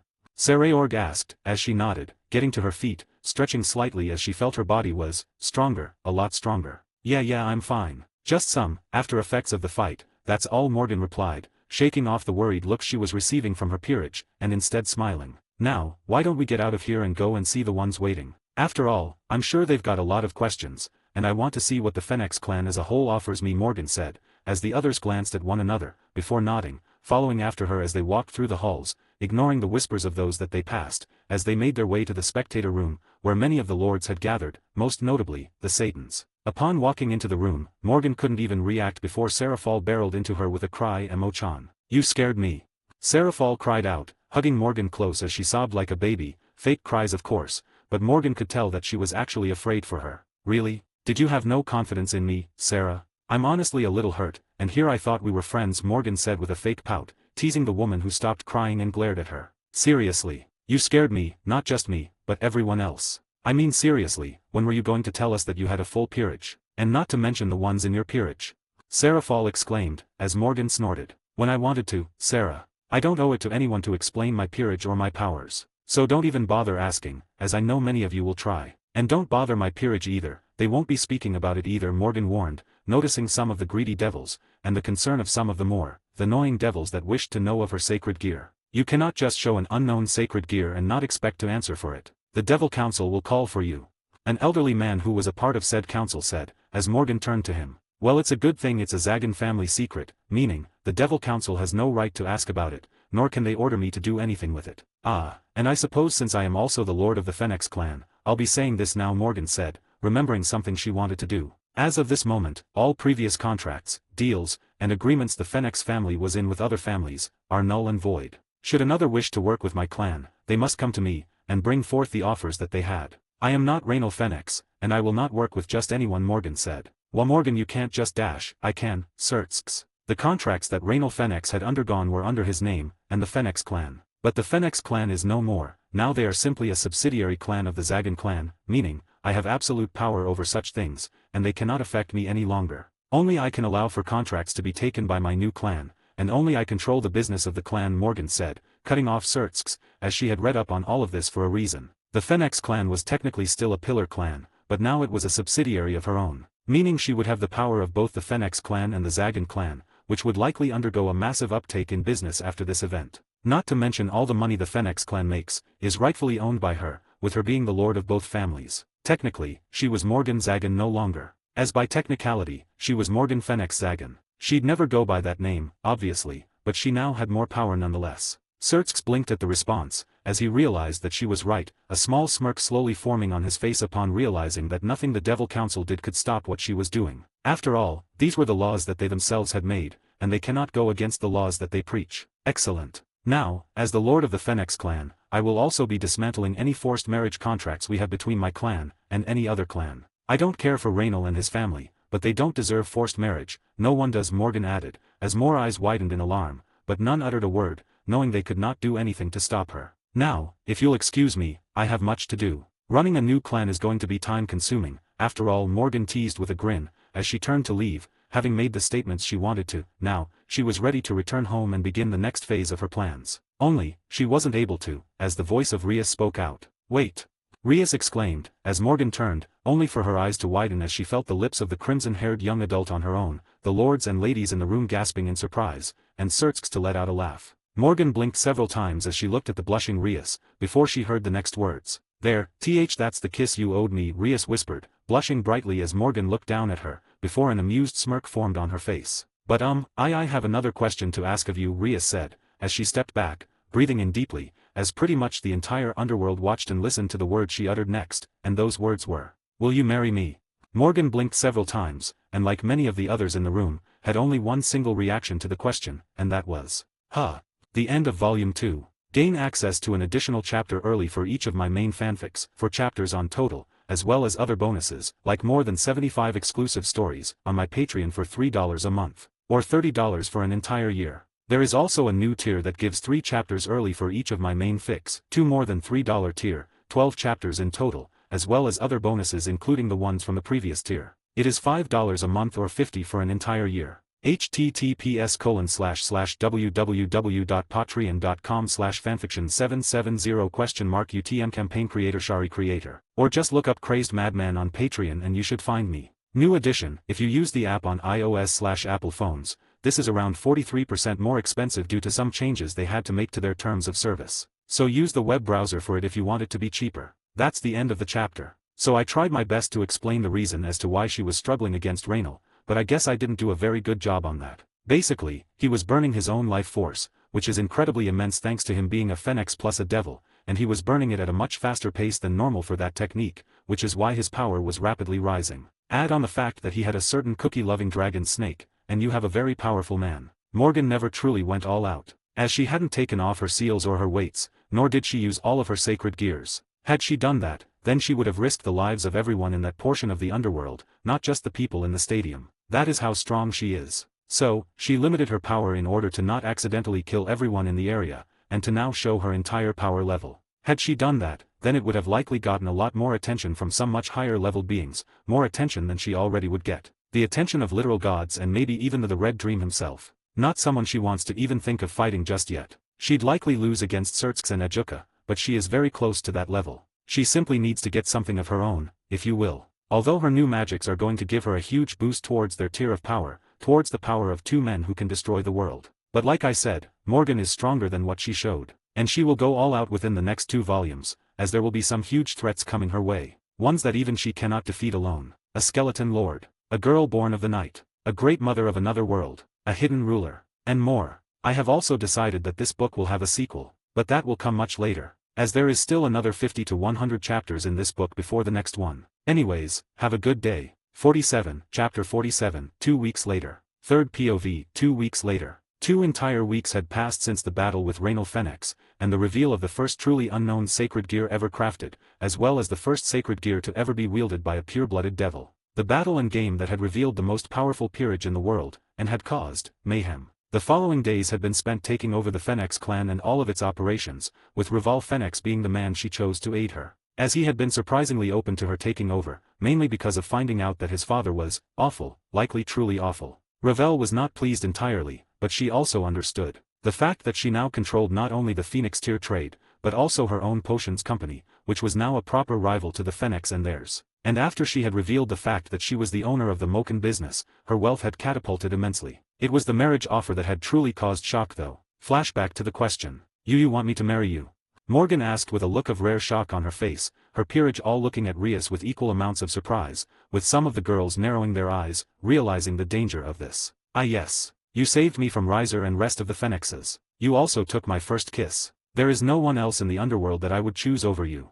Rias exclaimed, blushing bright red upon understanding that she had just said all of this in front of what was basically the entire underworld. Listening to these words, Morgan stared into the girl's eyes, finding that she was completely and utterly genuine. She truly wanted this more than anything, and she truly wished to marry Morgan. Okay, Morgan replied, shrugging, as the peerage behind her blanked. But only once I am ready. And I won't be marrying you first, there is another that is owed that before you, which considering you are offering, I am sure you understand, Morgan added, as she looked at Rias who nodded, brightly smiling. I understand. I'll wait for however long it takes, no matter how long.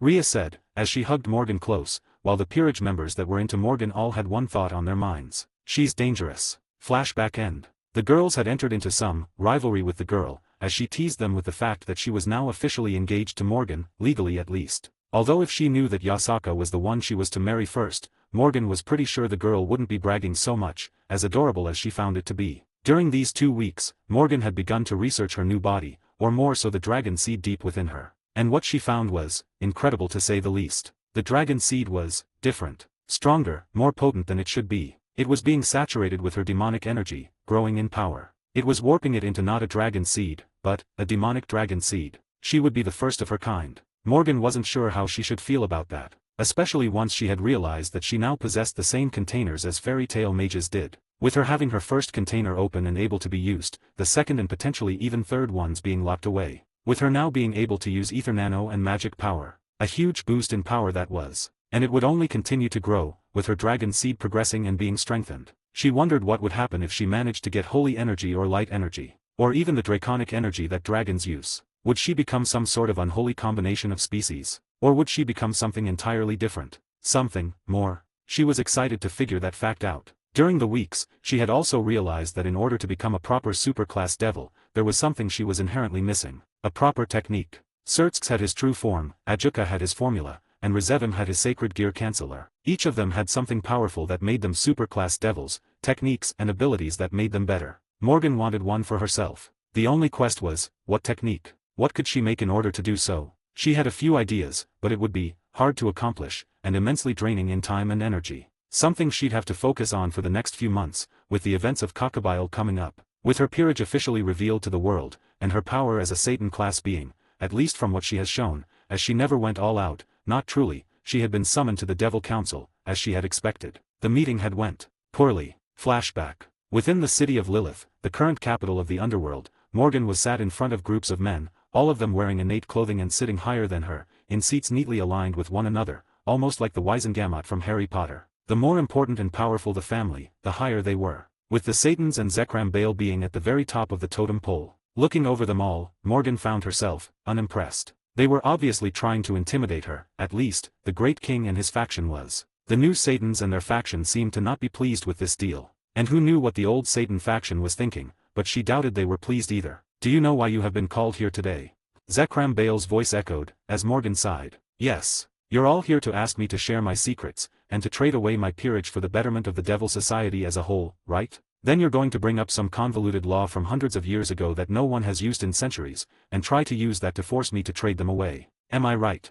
Morgan asked, looking up at the man. She could tell that he was strong, but she couldn't tell how strong. Definitely stronger than he shows. Probably Satan class at least, Morgan thought as she looked at the most powerful man in the underworld, who has been alive for thousands of years, one of the only remaining devils of his era, alongside Runia's Gremory, the ancestor of the Gremory family who was currently asleep. You will show respect while in this room, girl. One of Zekram's loyal dogs yelled. Glancing at him, Morgan deadpanned. I am showing him respect the best I can at the moment. Any self-respecting lord would call this out for what it is, should they have been in my situation. This entire meeting is a farce and won't go anywhere. If anything, you are just wasting my valuable time, and frankly, that's annoying, Morgan replied, glancing at the peak high-class man. This entire situation was simply annoying. And with her alliance with the Belial, Belphegor, Agars, Cetrais, as well as 2 of the 4 Satans, there was simply no way anything would pass with her. Not to mention her own power as the lord of the Fennex and Zagan clans. The dog went silent at this, as none could really refute that they'd react similarly in a situation like this. Honestly, Morgan was being much kinder than a majority of them would be. This is for the betterment of the underworld, Miss Dash, it is Lord Bale. I do hope you understand that. I am the lord of the Fennex clan and all of its operations. Just as I am the lord of the Zagan family, and its potion business, Mokencorp. Morgan cut him off, as she dropped the bomb casually. This was when she revealed that little fact. With Serafal grinning up in her seat, knowing that a majority of the devils in the room relied on those potions and all the other products she sells. The potions were detrimental for the curing of the sleeping disease. You lie, you cannot be the owner of such a business. One of the lords yelled, as Serafal spoke up. She's not lying. I personally helped her in setting up the business, but was under contract that stopped me from telling anyone until she herself permitted it, or told others. Serafal spoke up, as they all stopped and stared at her wide-eyed, causing Morgan to smile. So, are we going to continue this farce? Or can I go home to my lovely peerage, and continue my work? After all, the things I'm working on will be more useful to the underworld than taking my peerage from me would be, Morgan said, a victorious grin on her face, knowing that they wouldn't be able to do anything now. No, that will be all, Lord Zagan. Flashback end. And so ended her first interaction with the Devil Council, and it wasn't the last in the next couple of weeks, as she was now officially recognized as the Lord of Fennex and Zagan, giving her 2 seats on the council, by law and by right. Thanks to this, her alliance with the other clans had officially given form to what was basically a new faction, the neutral faction. The meetings after the first had been far less annoying, and were basically simple stuff like passing new laws, making decisions about resource allocations, and similar things. All very boring, but very important. And she was now a part of that. She had read over 100 books on politics and manipulation over 2 days in order to prepare for that particular aspect of her new life. Her peerage had begun to take contracts around the world at a heightened pace, although Diehauser, Roygun, Seraord, and Seekvera had all gone back to their own peerages, albeit still working with her constantly as they were still members of her own. That had given her even more power in terms of political power. Something that people were realizing very quickly. She hadn't taken advantage of this fact just yet, but she planned on doing it sooner or later. Mainly when she opened up the auction house she was planning, which would sell her much more powerful and important products, the chief amongst them, and perhaps the most important produce she could ever create, the fertility potion. A potion of her own creation that would allow the drinker to impregnate the woman 100% of the time. That sort of thing was absolutely revolutionary and could change the political landscape of the underworld, forever. It would make her the single most important figure in the entire underworld, as the historically incredibly slim chance of impregnating a devil would now be bypassed. She would put it in the auction house at very limited numbers, as if she just released it willy-nilly. It was very likely that she would start another war over it. And while she was confident in winning that war, she would rather not turn Earth into a hellish landscape because of it. At the moment Morgan was laying in bed, Yasaka curled up against her chest as they hadn't seen each other in a while, so Morgan decided to take a small vacation in Kyoto. What followed was hours of mind-boggling sex and a whole lot of explanation. Yasaka wasn't mad though, especially once she found out that Morgan would marry her before Rias. Although she would need to propose first, something she would do farther down the line. She also wanted to get to know Kunu a bit more, as she hadn't interacted with the little girl much, besides taking her out for fun a few times. Glancing down at the beautiful woman that clung to her while softly snoring, Morgan smiled and pressed a kiss against her forehead, before leaning back in bed and deciding to get some more sleep. After all, tomorrow was a big day. 4. It was the day she would meet with the exorcists from the church. Gain access to an additional chapter early for each of my main fanfics, 4 chapters on total, as well as other bonuses, like more than 75 exclusive stories, on my Patreon for $3 a month,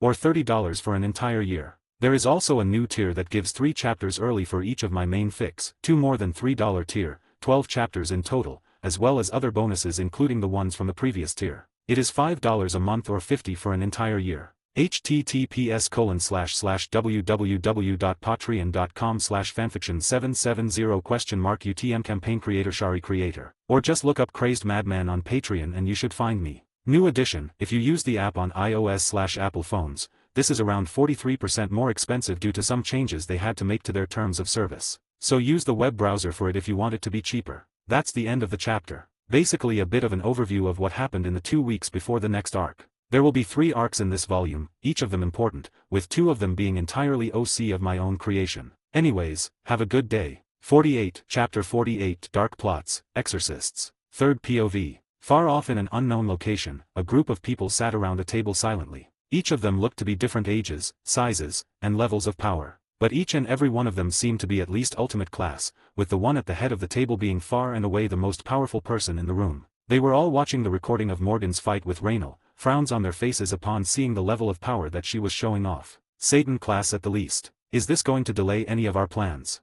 A man asked, as he looked to one of his fellow members of the table, with him shaking his head in response. Unlikely. We've planned for situations like this just in case. Even with a peerage like hers, we're prepared to take her out. Should we help the war maniac and take her out? The man asked, as one of the other members nodded. Best to. Worms like her will continue to grow bigger and bigger if she's left alone. And what of possible recruitment? She seems to hate the way the underworld is nowadays. What's to say we can't bring her in? I'm sure the boss will love to have her on board in order to help with our end goal, one of the women in the room asked, as the others snorted. Yeah, but she won't follow us. One glance at her and I can tell she's not a follower, she's a leader. I've fought enough people like her to know that much, a man said with a shake of his head at the thought, not agreeing with the idea. It was then that they went quiet, as the voice of the one at the head of the table spoke. I shall speak with her personally. She is strong, she reminds me of home. Maybe she can help me beat Baccarat. At these words, the others all looked at one another, before nodding. As you wish. Afai-sama. Are we almost prepared? Those damned heiresses are becoming stronger and stronger, and with that bitch being here, we'll lose our chance at starting the next war, a rather ugly man said, a man with long ears. We are. Give me another few days and we'll have everyone ready, Kakabile-sama. And with the aid from, you know who, I am certain that we can kill her and that little peerage of hers. And if not, well, I'm sure our dear Weapon-chan can do the job perfectly, the other old man said with a grin. And you're certain she will remain under our control?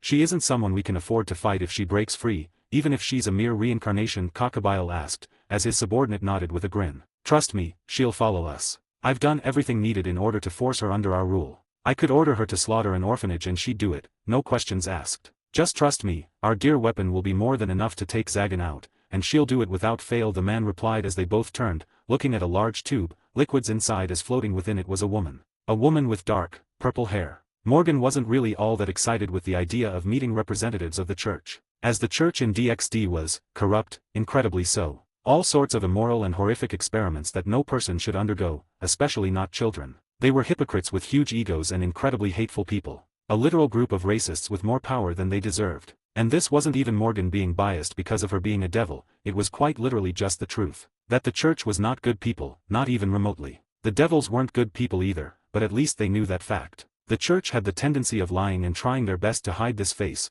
whereas the devils know what they are, and usually don't bother to hide it. It was for this reason that Morgan was sat next to her fiancé, wondering if she should even be here for this. She had a feeling that the church and heaven didn't like her, considering she was likely the most dangerous, and most important person in the entire devil faction at this point, and she had a holy artifact user in her peerage, Jean, who was likely even more important to them, and she planned on getting another soon. Her next peerage member she wished to recruit was somewhere in Europe, and she had sent off Lint, Jean, and Lavinia to find them. They were the user of a Longinus class gear in power, that was not technically a Longinus. Using the nails that were used on Christ, stained with his blood. The woman known as Meredith Ordenton, user of the Alfeka tyrant of this world, not the one that she had in her possession. She wanted Meredith for both the sacred gear she had, and also because of her expertise in the magic of this world. As similarly to Lavinia, she was, or had been, a mage. Having been a member of the Golden Dawn, an important group of human mages that was quite powerful, but she had been kicked out due to a few circumstances. She was also the bastard daughter of a member of the royal family of England, making her, technically, royalty.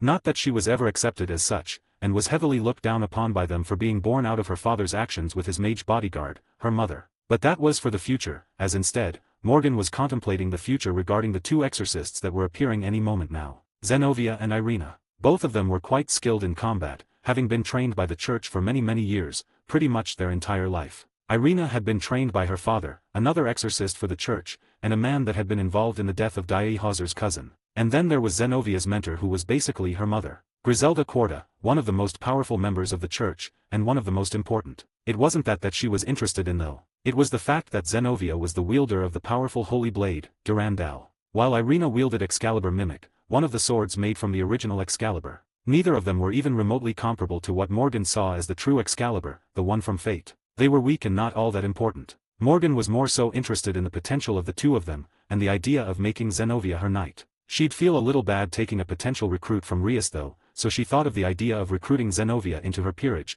and Irina into Rias's. But she also wasn't the type to force anyone into anything, so she'd have to see if they would come to her themselves. You think they're going to start an argument? Issei asked, as she sat on one of the chairs in boredom. She had been called here by Morgan because of her connection to Irina, as from what Morgan knew, Irina was the only friend Issei had ever had in her life, before the death of her parents in the fire that claimed their life. Speaking of that fire, Morgan had recently been looking into the situation behind it, courtesy of a few magic spells that she had found, and from what she could tell, it was indeed the actions of Kakabail and his little faction that had led to the deaths of Issei's parents. She hadn't told her just yet, but she planned on doing so once this talk was over with. Oh, undoubtedly. If they're anything like the other exorcists I have seen and met over the years, they're going to be annoying to deal with. And the fact that they're sending two of them here to deal with someone like Kakabail is foolish beyond belief, Morgan replied, as she had already explained that Kakabail was in the area. She planned on killing him soon, but she knew that it was very likely that he was going to be stronger than in canon. Things were changing, and she could no longer rely on canon knowledge anymore. Not if she wanted to keep her loved one safe and protected. Have you found anything on him yet? I know that you said he's in hiding, but it's a little worrying that someone that strong is so close, Rias asked.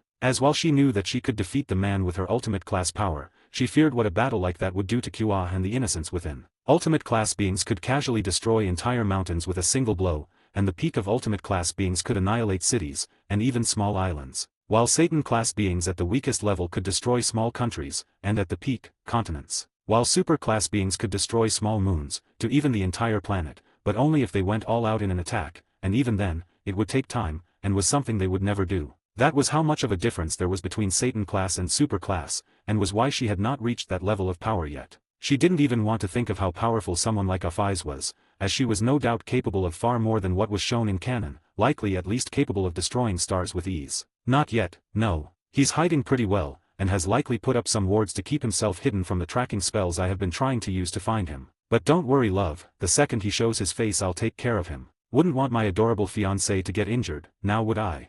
Morgan teased, grinning at the small blush that dusted her newest girlfriend's cheeks, before pressing a peck against her lips. They had been on a couple of dates up until now, but had not gone all the way just yet. But knowing how Rias has been ogling her more and more recently, it was likely that this was going to change very soon, something Morgan was very excited for, as Rias was sexy as hell. Bucka, they're here, Kiba said from outside, as Morgan watched him closely. She could tell that he didn't like that they were here, but thankfully due to her talking with him constantly, and her getting Rias to get him into therapy, the teen didn't seem to hate the blades as he had in canon. Instead he despised those behind the actions that had forced him into the Holy Sword Project, a project that was made in order to find out how Holy Sword wielders are special, and learn how to produce them. It led to the death of everyone involved, besides Kiba himself, who was the last survivor. That was what Kiba believed at least. But from what Morgan remembered, there was a girl named Tosca that had survived, utilizing her barrier-type sacred gear to keep her alive, but also forced herself into a coma at the same time. She planned on helping her out soon, so that Kiba would have someone else that he could confide in that would understand him. Let them in, Rias ordered, as he nodded and walked off, only to return a few moments later, Zenobia and Irina walking in after him, looking around. They both stopped when they saw Morgan sitting there, as pretty much everyone in the supernatural world had seen images of her now, and knew just how powerful she was. Looking at the two of them, Morgan hummed and had one thought on her mind. This'll be good. Gain access to an additional chapter early for each of my main fanfics, 4 chapters on total, as well as other bonuses, like more than 75 exclusive stories, on my Patreon for $3 a month, or $30 for an entire year. There is also a new tier that gives 3 chapters early for each of my main fics, 2 more than $3 tier, 12 chapters in total, as well as other bonuses including the ones from the previous tier. It is $5 a month or $50 for an entire year. https://www.patreon.com/fanfiction770 UTM campaign Shari creator. Or just look up Crazed Madman on Patreon and you should find me. New addition, if you use the app on iOS/Apple phones, this is around 43% more expensive due to some changes they had to make to their terms of service. So use the web browser for it if you want it to be cheaper. That's the end of the chapter. Like I said, things are ramping up, more and more OC stuff is starting to happen, and the FIC is beginning to really start now. Anyways, have a good day. 49, Chapter 49, An Annoying Talk. Third POV. Watching the two teens walk in, Morgan glanced over them. She could tell that they were quite weak at the moment, disappointingly so, with each of them being only middle class in power, with Zenobia being at the peak of middle class, but that was it. Without Durandal and the Excalibur fragment, she was quite confident that they would be even weaker. It was disappointing to see, but not at all surprising. They were basically the usual exorcists with good training, nothing all that impressive besides the swords that they wield, and the potential for growth that they possess. It was a huge waste of what they could become, especially if they learned to utilize something like Toki, which would massively strengthen the church, but go figure, they refused to use something that was primarily used by the yokai. Had they used Toki, they would likely be more of a powerhouse, but they refused to, so they were pretty much entirely reliant on the angels of heaven, were corrupt beyond belief, and were quite weak, with only a handful of members of the church being over ultimate class in power. People like Vasco Strata and Dulia were not exactly common. So you're Morgan Zagan. Zenovia spoke first, as she sat across from Morgan, who was sitting next to Rias as they both looked over the two. I am, why? Morgan asked, as she looked the girl in the eye. She could practically feel the arrogance coming from her, the level of arrogance that brought forth a lot of ignorance as well. You are not nearly as intimidating or powerful as I've been told, Zenovia said simply, as Irina looked to her friend with wide eyes. Zenovia. What? It's true. She looks weaker than me, Zenovia replied bluntly, as Morgan looked at Zenovia with a raised eyebrow, amusement swirling about in her eyes. The fact that a girl who could be crushed by literally any member of her peerage, even the weakest members, Rainare, who had recently hit high class in power, and Asia, who had also gotten to high class, could defeat with little difficulty. For someone who comes to the territory in which you wish to work in, you are acting like quite the arrogant brat, you know that, right? Why should you be allowed here when you are acting in such a manner? Ria said with a scowl, not appreciating the fact that she was not only being ignored, but her fiancé was also being insulted. A fiancé that she loved very very much, mind you. Rias could single-handedly wipe both of them out with a singular movement. So the fact that they were ignoring her was a huge insult, especially considering she was one of the two major leaders of the town, and was also an ultimate class being. And that was without talking about the fact that she was the heiress of the Gremory clan, making her an incredibly powerful and influential person, and considering she was to be married to Morgan, even more so. You do know who we represent, correct? Zenovia said with a dark scowl, as Rias snorted. And you do know who I am, right? Who Morgan is. You understand that you are here only because we have allowed for it. You are acting so arrogant, when you are here to ask of us something. Why should I even bother listening to you anymore? Rias said with a scowl, flaring her aura slightly as the room shook, a dark crimson-red aura flowing from her, only for it to dissipate as Morgan gave her a pat on her knee and a calming look. Calm yourself, love. She's obviously an arrogant little thing that doesn't truly understand what the position she is in entails, and why what she's doing is a horrible way to get whatever it is that she wants, Morgan said, as while she was annoyed as hell with the girl, she knew that she was only like this due to the way she was raised. Fine. But she needs to learn some damn respect, otherwise this'll go nowhere, Rias said, as they both looked back to Zenovia, who was scowling, while Irina looked like she wanted to be anywhere but there. That was until she glanced to the side, her eyes widening upon noticing Issei, who had been silent the entire time. Is that you, Issei? Irina said with wide eyes, as Issei grinned to her best friend from years ago. Hey Irina, it's been a while, hasn't it? Nearly 9 years, right? Issei asked, as Irina nodded, looking over her with wide eyes. What happened to you? Irina asked, as Zenovia glanced between the two with a frown. My king happened. She saved me after my parents died, brought me into her home, and of course, she showed me the glory of her Appai. Issei yelled, a perverted grin on her face as she remembered the night a few days ago, which included a lot of playing with Morgan's breasts, and Morgan playing with her in return. Rias blushed brightly at these words, and couldn't help but glance at Morgan's slight cleavage, all sorts of naughty thoughts coming to her mind. But that was for later, for now, they needed to focus on what was happening right now. I am sorry about your parents. When I heard, I wanted nothing more than to come back, but my dad wouldn't let me, Irina said, looking genuinely bad for not coming back, causing Issei to shake her head. Nah, it's fine. I got over it a long time ago and moved on. You were a kid when it happened anyways, and your dad was an exorcist, not surprising he wouldn't let you leave back to a small town like Kuok just to see little ol' me, Issei replied with a shrug, as Irina wanted to refute that, but she couldn't. It was true that her father didn't really care about their deaths, sure he felt bad for Issei, but it mattered little in comparison to his daughter becoming an exorcist like him. He was also a part of Claria Belial's death, so Morgan knew that eventually she'd have to get Diehauser involved once the man appeared again. Can we get back to what is important now? We are here in order to find and investigate the fallen angel known as Cockabile, who is believed to house several Excalibur fragments. It is our duty to hunt down the foul fallen, and bring him to justice for his crimes. We will remain in the city until this task is completed, and none of you are to interfere in our work, Zenovia explained, as Rias couldn't help but raise an eyebrow. You want to find and hunt an experienced fallen angel general who had fought in the Great War thousands of years ago? You, two teenagers with no power besides the swords that you have on your backs. You do realize that Cockabile is an ultimate class being, right? Even with those swords you do nothing to the man. If he was a devil I would understand, but he is not, so those little holy swords will do little to him. And if he has Excalibur fragments like you believe, that makes him even more powerful and dangerous, Rias replied with a deadpan, being very blunt about her assessment of the situation. Really neither of them had absolutely no chance of even harming the man, even with the swords. It would take far more than that, and they didn't have anything other than the swords. We will do our duty, and we will defeat him. God is on our side, that much we are certain of, Zenobia said in response, as the entire group of people all looked at her and all realized. She's an idiot. You mean to tell me that just because the man you follow is on your side, you are going to be able to defeat an ultimate class being that can level the entire town? Are you stupid?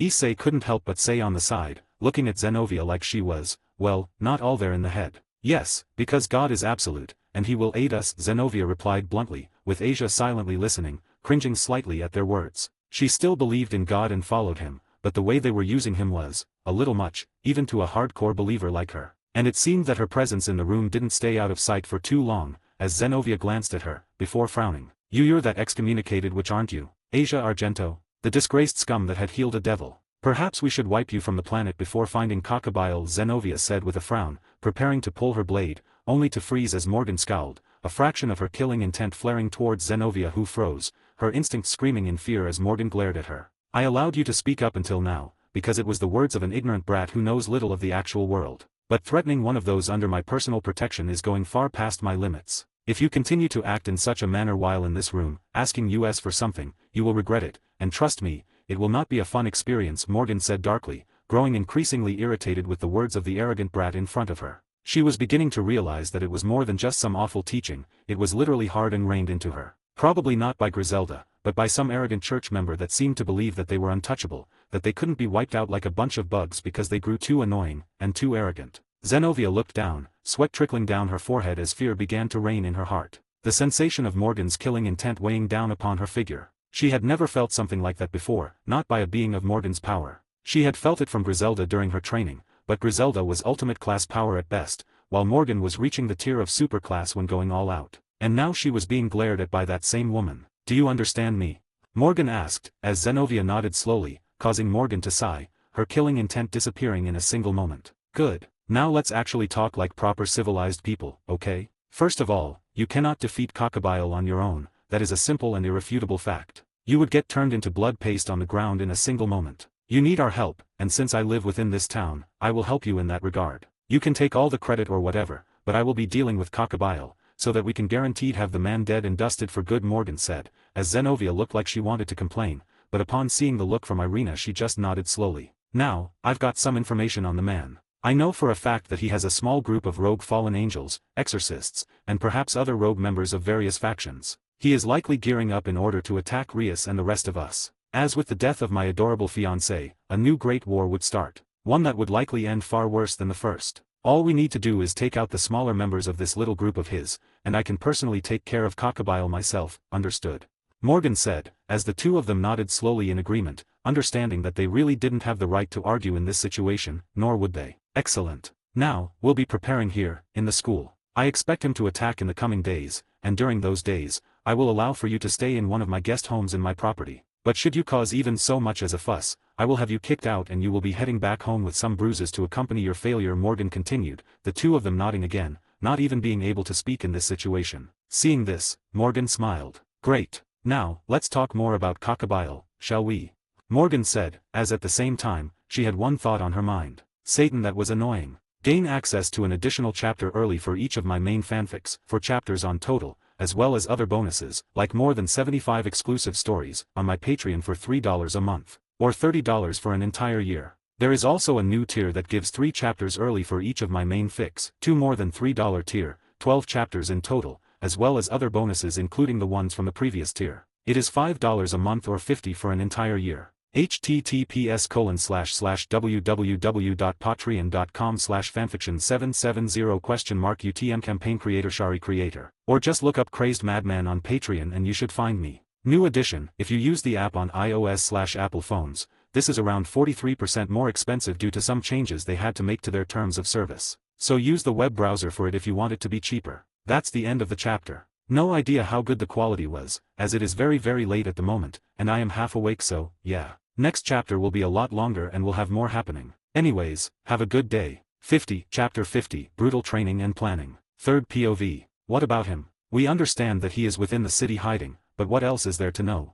Irina asked, as Morgan looked at her like she was dumb, which Morgan was really beginning to think was a fact at this point. I mean that we need to speak on his power, his resources, and the like. I have information that he has a large force of rogue fallen angels on his side, with the strongest of them ranging from middle-class to high-class entities. He also has dozens of rogue exorcists, and potentially other rogue entities that wish to restart the Great War. Like I said earlier, Morgan explained as she had to repeat herself for the idiot. Well, if we can't defeat him by ourselves, we have you, don't we? You'll be able to kill him easily enough if the rumors regarding your power level is anything to go by, Irina replied with a shrug, as Morgan let out an annoyed groan. I understand that, and I can defeat him easily enough. No, what I am speaking of is the fact that the man is not one to fight unprepared, especially not when he knows for a fact that a Satan-class entity is in the very same city that he wishes to destroy, and is close to the very same heiresses that he wishes to kill to restart the Great War, Morgan replied, as the group all looked at her in confusion. What could he possibly do that would make him as strong as you, or even a threat to you? I mean, even Rias, no offense, could defeat him with relative ease,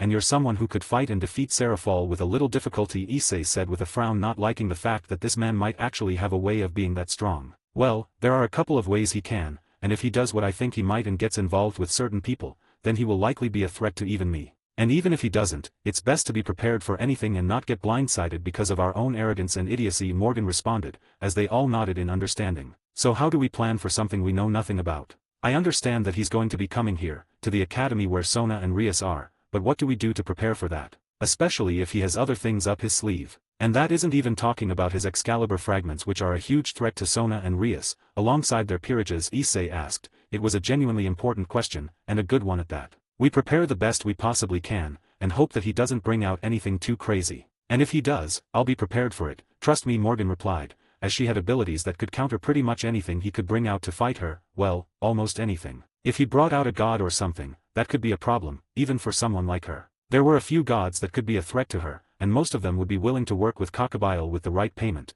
and she wasn't sure if she could actually win against any of them. Maybe if she went all out with everything she had, but that would probably not end well for Japan or most of the world for that matter. And how do we prepare? What do we do to fight against something that can harm you? Akeno asked, acting serious for once, as this was one of those situations that teasing and doing her usual simply won't work in this case, not right now. You train, of course. I've already been training all of you to become stronger than before, but now that training will just have to increase more. I'll also be teaching you all how to fight and handle the power of someone like him, and how to counter the negative effects of light energy on a devil's physiology, Morgan replied with a grin, as they all began to pale. Her training was already brutal, but with this, it was going to be at an entirely different level of difficulty. I'm sure we can handle some mere training, nothing we haven't done before, Zenobia said with a smirk, while the others looked at her before shaking their heads, knowing that she just made a grave mistake, as Morgan looked at her with a wider grin. Really? Well, I'll have to make sure to make it even more difficult for you. At those words, Zenobia stopped as she noticed the looks she was receiving from everyone besides Irina, and the bright grin on Morgan's face, so bright that it was almost eerie. And as she saw all of this, Zenobia felt a shudder travel through her. Why do I feel like I just made a mistake? I have made a grave mistake, Zenobia said bluntly to herself as she struggled to stand. Upon her figure was hundreds of pounds worth of weight, the gravity weights, and even a new seal that Morgan had produced for training. It was a seal that would limit the amount of demonic energy, light energy, or whatever else one can use to 10% of their normal reserves, allowing for their training with that energy, and their training in general, to be far more proficient than before, almost double. It was a great boon to her peerage, and now it was helping the others as well. They hated her right now, but it would prove its worth soon. Especially in the case of Zenobia and Irina, who were weaker than even the weakest members of Morgan's peerage, especially when it came to physical attributes. They're improving, but slowly, Graphia said at her side, her maid uniform still on, as she was effectively Morgan's maid now. It's slow going, but they should be improving fast enough to deal with the small fry. I'll be able to deal with Cockabile, at least I hope so, Morgan replied, not knowing what sort of trick the man has up his sleeve. He had a feeling it would involve the Cows Brigade, but who knows if he brought out other more dangerous tricks. And if they aren't ready? Graphia asked, as Morgan looked at her before humming. Then I'll have to call in the entire peerage, and I do mean all of them. And if it really comes down to it, Tia can be called in too, Morgan replied, as her full peerage hadn't even been revealed yet, with only her peerage members themselves knowing about the full might of her peerage. Do you really think Cockabile will have the ability to threaten us like that? I have met the man before, and he is not nearly strong enough to combat us, Graphia asked, genuinely curious why her master was so concerned about the man. I don't think the current him can threaten us, but I think that he might be getting the aid of a third party, one that has more than enough power to threaten us if they get involved, and should the leader of this third party involve itself, well, we'd be better off just ending ourselves than even try to fight them, Morgan said, knowing that Afaiz was, well, impossible for her to fight, at least right now. The only possible chance she would have is a poison powerful enough to harm her, like Samael's poison, which was very strong against dragons, and while it would not kill her, it would weaken Afaiz by quite a lot. That weakening might give her the chance of at least surviving, but without that, yes, she'd be killed in an instant. Their leader is that powerful. How do you know of them? Grafia asked, alarmed. I know of them because Raynal had the leader's mark after I killed him. I've also been tracking their movements as of recent. They're getting prepared for something, and they're involved with pretty much every rogue group from every faction in the world, Morgan replied, as Grafia breathed in. And who do you believe this leader is? Jean asked, as she was also watching the group train. Hearing the question, Morgan sighed. I believe their leader is the infinite dragon god, Afaiz Ouroboros, Morgan said, as their eyes widened in shock, with Grafia paling. Afaiz was an entity that could wipe out every faction by herself with ease. You'd have to have the entire world ally together to have a chance of defeating her, or perhaps have the Great Dream himself come and beat her, as he was the only being stronger than her, that they know of. There was another, but Morgan was not interested in interacting with it. If anything, she was hoping to stop Rezevim from releasing the damn thing. And she also didn't want him to bring out beings that are even stronger from far beyond the dimensional gap, beings known as DxD, but they were a completely different topic that she would not bring up unless Rezevim somehow called them here like he did in canon. Oh Afaiz, you're certain of this? Grafia asked, in a rare showing of genuine fear. Everyone feared Afaiz, everyone. Only Great Red himself wasn't afraid of the power the woman possessed, well, him and anyone who was psychotic like Rezevim. I am confident that they are the leader of the group, or are at least related to it in some way. Raynal had the Ouroboros symbol come out of his body, one of their snakes that they seemingly can give to someone to make them stronger. Had he not had it, I would have been able to kill him far sooner, Morgan replied with a nod, as Grafia let out a breath. Alright, we'll have to alert Lord Lucifer and the other Satans. They have to know about this, Morgan-sama, Grafia said as Morgan nodded in understanding, before replying to her. We'll have to tell them after we deal with Cockabile. I don't want to cause a fuss without being absolutely certain that the Infinite Dragon is involved with all of this. Because if they truly are, then we'll need to prepare some countermeasures, Morgan replied. What countermeasures could possibly work against a dragon god? She's the most powerful being in existence, with only Great Red being stronger. Jean exclaimed as Morgan looked at her. Calm yourself, Jean. And as for how to deal with her, I've got a few ideas. All of them involving very very powerful poisons that I have been creating, poisons that have the same anti-dragon properties of Samael's poison, but, well, a lot stronger, several times stronger in fact, Morgan responded. Grafia looked surprised at this, as while she knew her master could utilize poison and regularly trained her peerage in using and understanding them, including her, she did not realize that she had poisons of such a level of strength. But these poisons aren't complete, not yet. There are some things I need in order to bring out the full power of the poison that I wish to create, things that I simply don't have yet. I hope to gain them soon, though, Morgan said, as she inwardly was hoping that she could get something involving poison from Fan and Maker the next time it activates, which she suspects will be soon, especially with Cockabile showing up in the coming weeks. Before then, she would try her best to grow to super class, and find any way of getting Fan and Maker uses. She needed more anti-divine magic and anti-dragon magic, and the fairy tale universe had thousands of magics involving them, making it the perfect way of finding a counter against Afaiz. She had also found that the anti-dragon abilities she did possess, seemed to have granted her an immunity towards any sort of weakness she would have obtained now that she has the dragon seed growing inside of her, meaning that becoming some sort of devil and dragon fusion was growing more and more appealing by the day. And with how much she was training her dragon slayer magics, she suspected it wouldn't take long for it to bloom, especially not with her having several forms of dragon slayer magic. Okay, just make sure to tell us if you need any sort of help with this endeavor. I'm certain that the Satans will aid you should you ask for it, and I will do anything in my power to help you, Master Grafia said, as Morgan smiled softly at her queen, pressing a kiss against her cheek as the woman blushed slightly. Thank you, love, I'll make sure to ask if I need any, Morgan said, as she looked back to the training that was happening right in front of her, one thought on her mind as she did so. It's time to up the ante. Gain access to an additional chapter early for each of my main fanfics, 4 chapters on total, as well as other bonuses, like more than 75 exclusive stories, on my Patreon for $3 a month, or $30 for an entire year. There is also a new tier that gives 3 chapters early for each of my main fics, 2 more than $3 tier, 12 chapters in total, as well as other bonuses including the ones from the previous tier. It is $5 a month or $50 for an entire year. https://www.patreon.com/fanfiction770 UTM campaign creator Shari or just look up Crazed Madman on Patreon and you should find me. New edition: if you use the app on iOS/Apple phones, this is around 43% more expensive due to some changes they had to make to their terms of service. So use the web browser for it if you want it to be cheaper. That's the end of the chapter. Morgan will likely be receiving quite a few power-ups in the coming chapters, as she works hard to grow in power, and obtain more usages of the Fanon Maker. She will also be acquiring new powers and abilities not connected to her gift, so that'll be shown off sooner or later. Anyways, have a good day. Hi guys. I made a paid service in Telegram where you will find a great collection of fanfiction audiobooks organized and regularly updated. What you get? An unlimited access to the full audiobook library. New fanfiction audiobooks added regularly. You can play audios directly from Telegram anytime. Joining our service is available through a monthly subscription of $5. You can pay using PayPal or Ko-fi. So what are you waiting for? Send me a message on Telegram or Discord.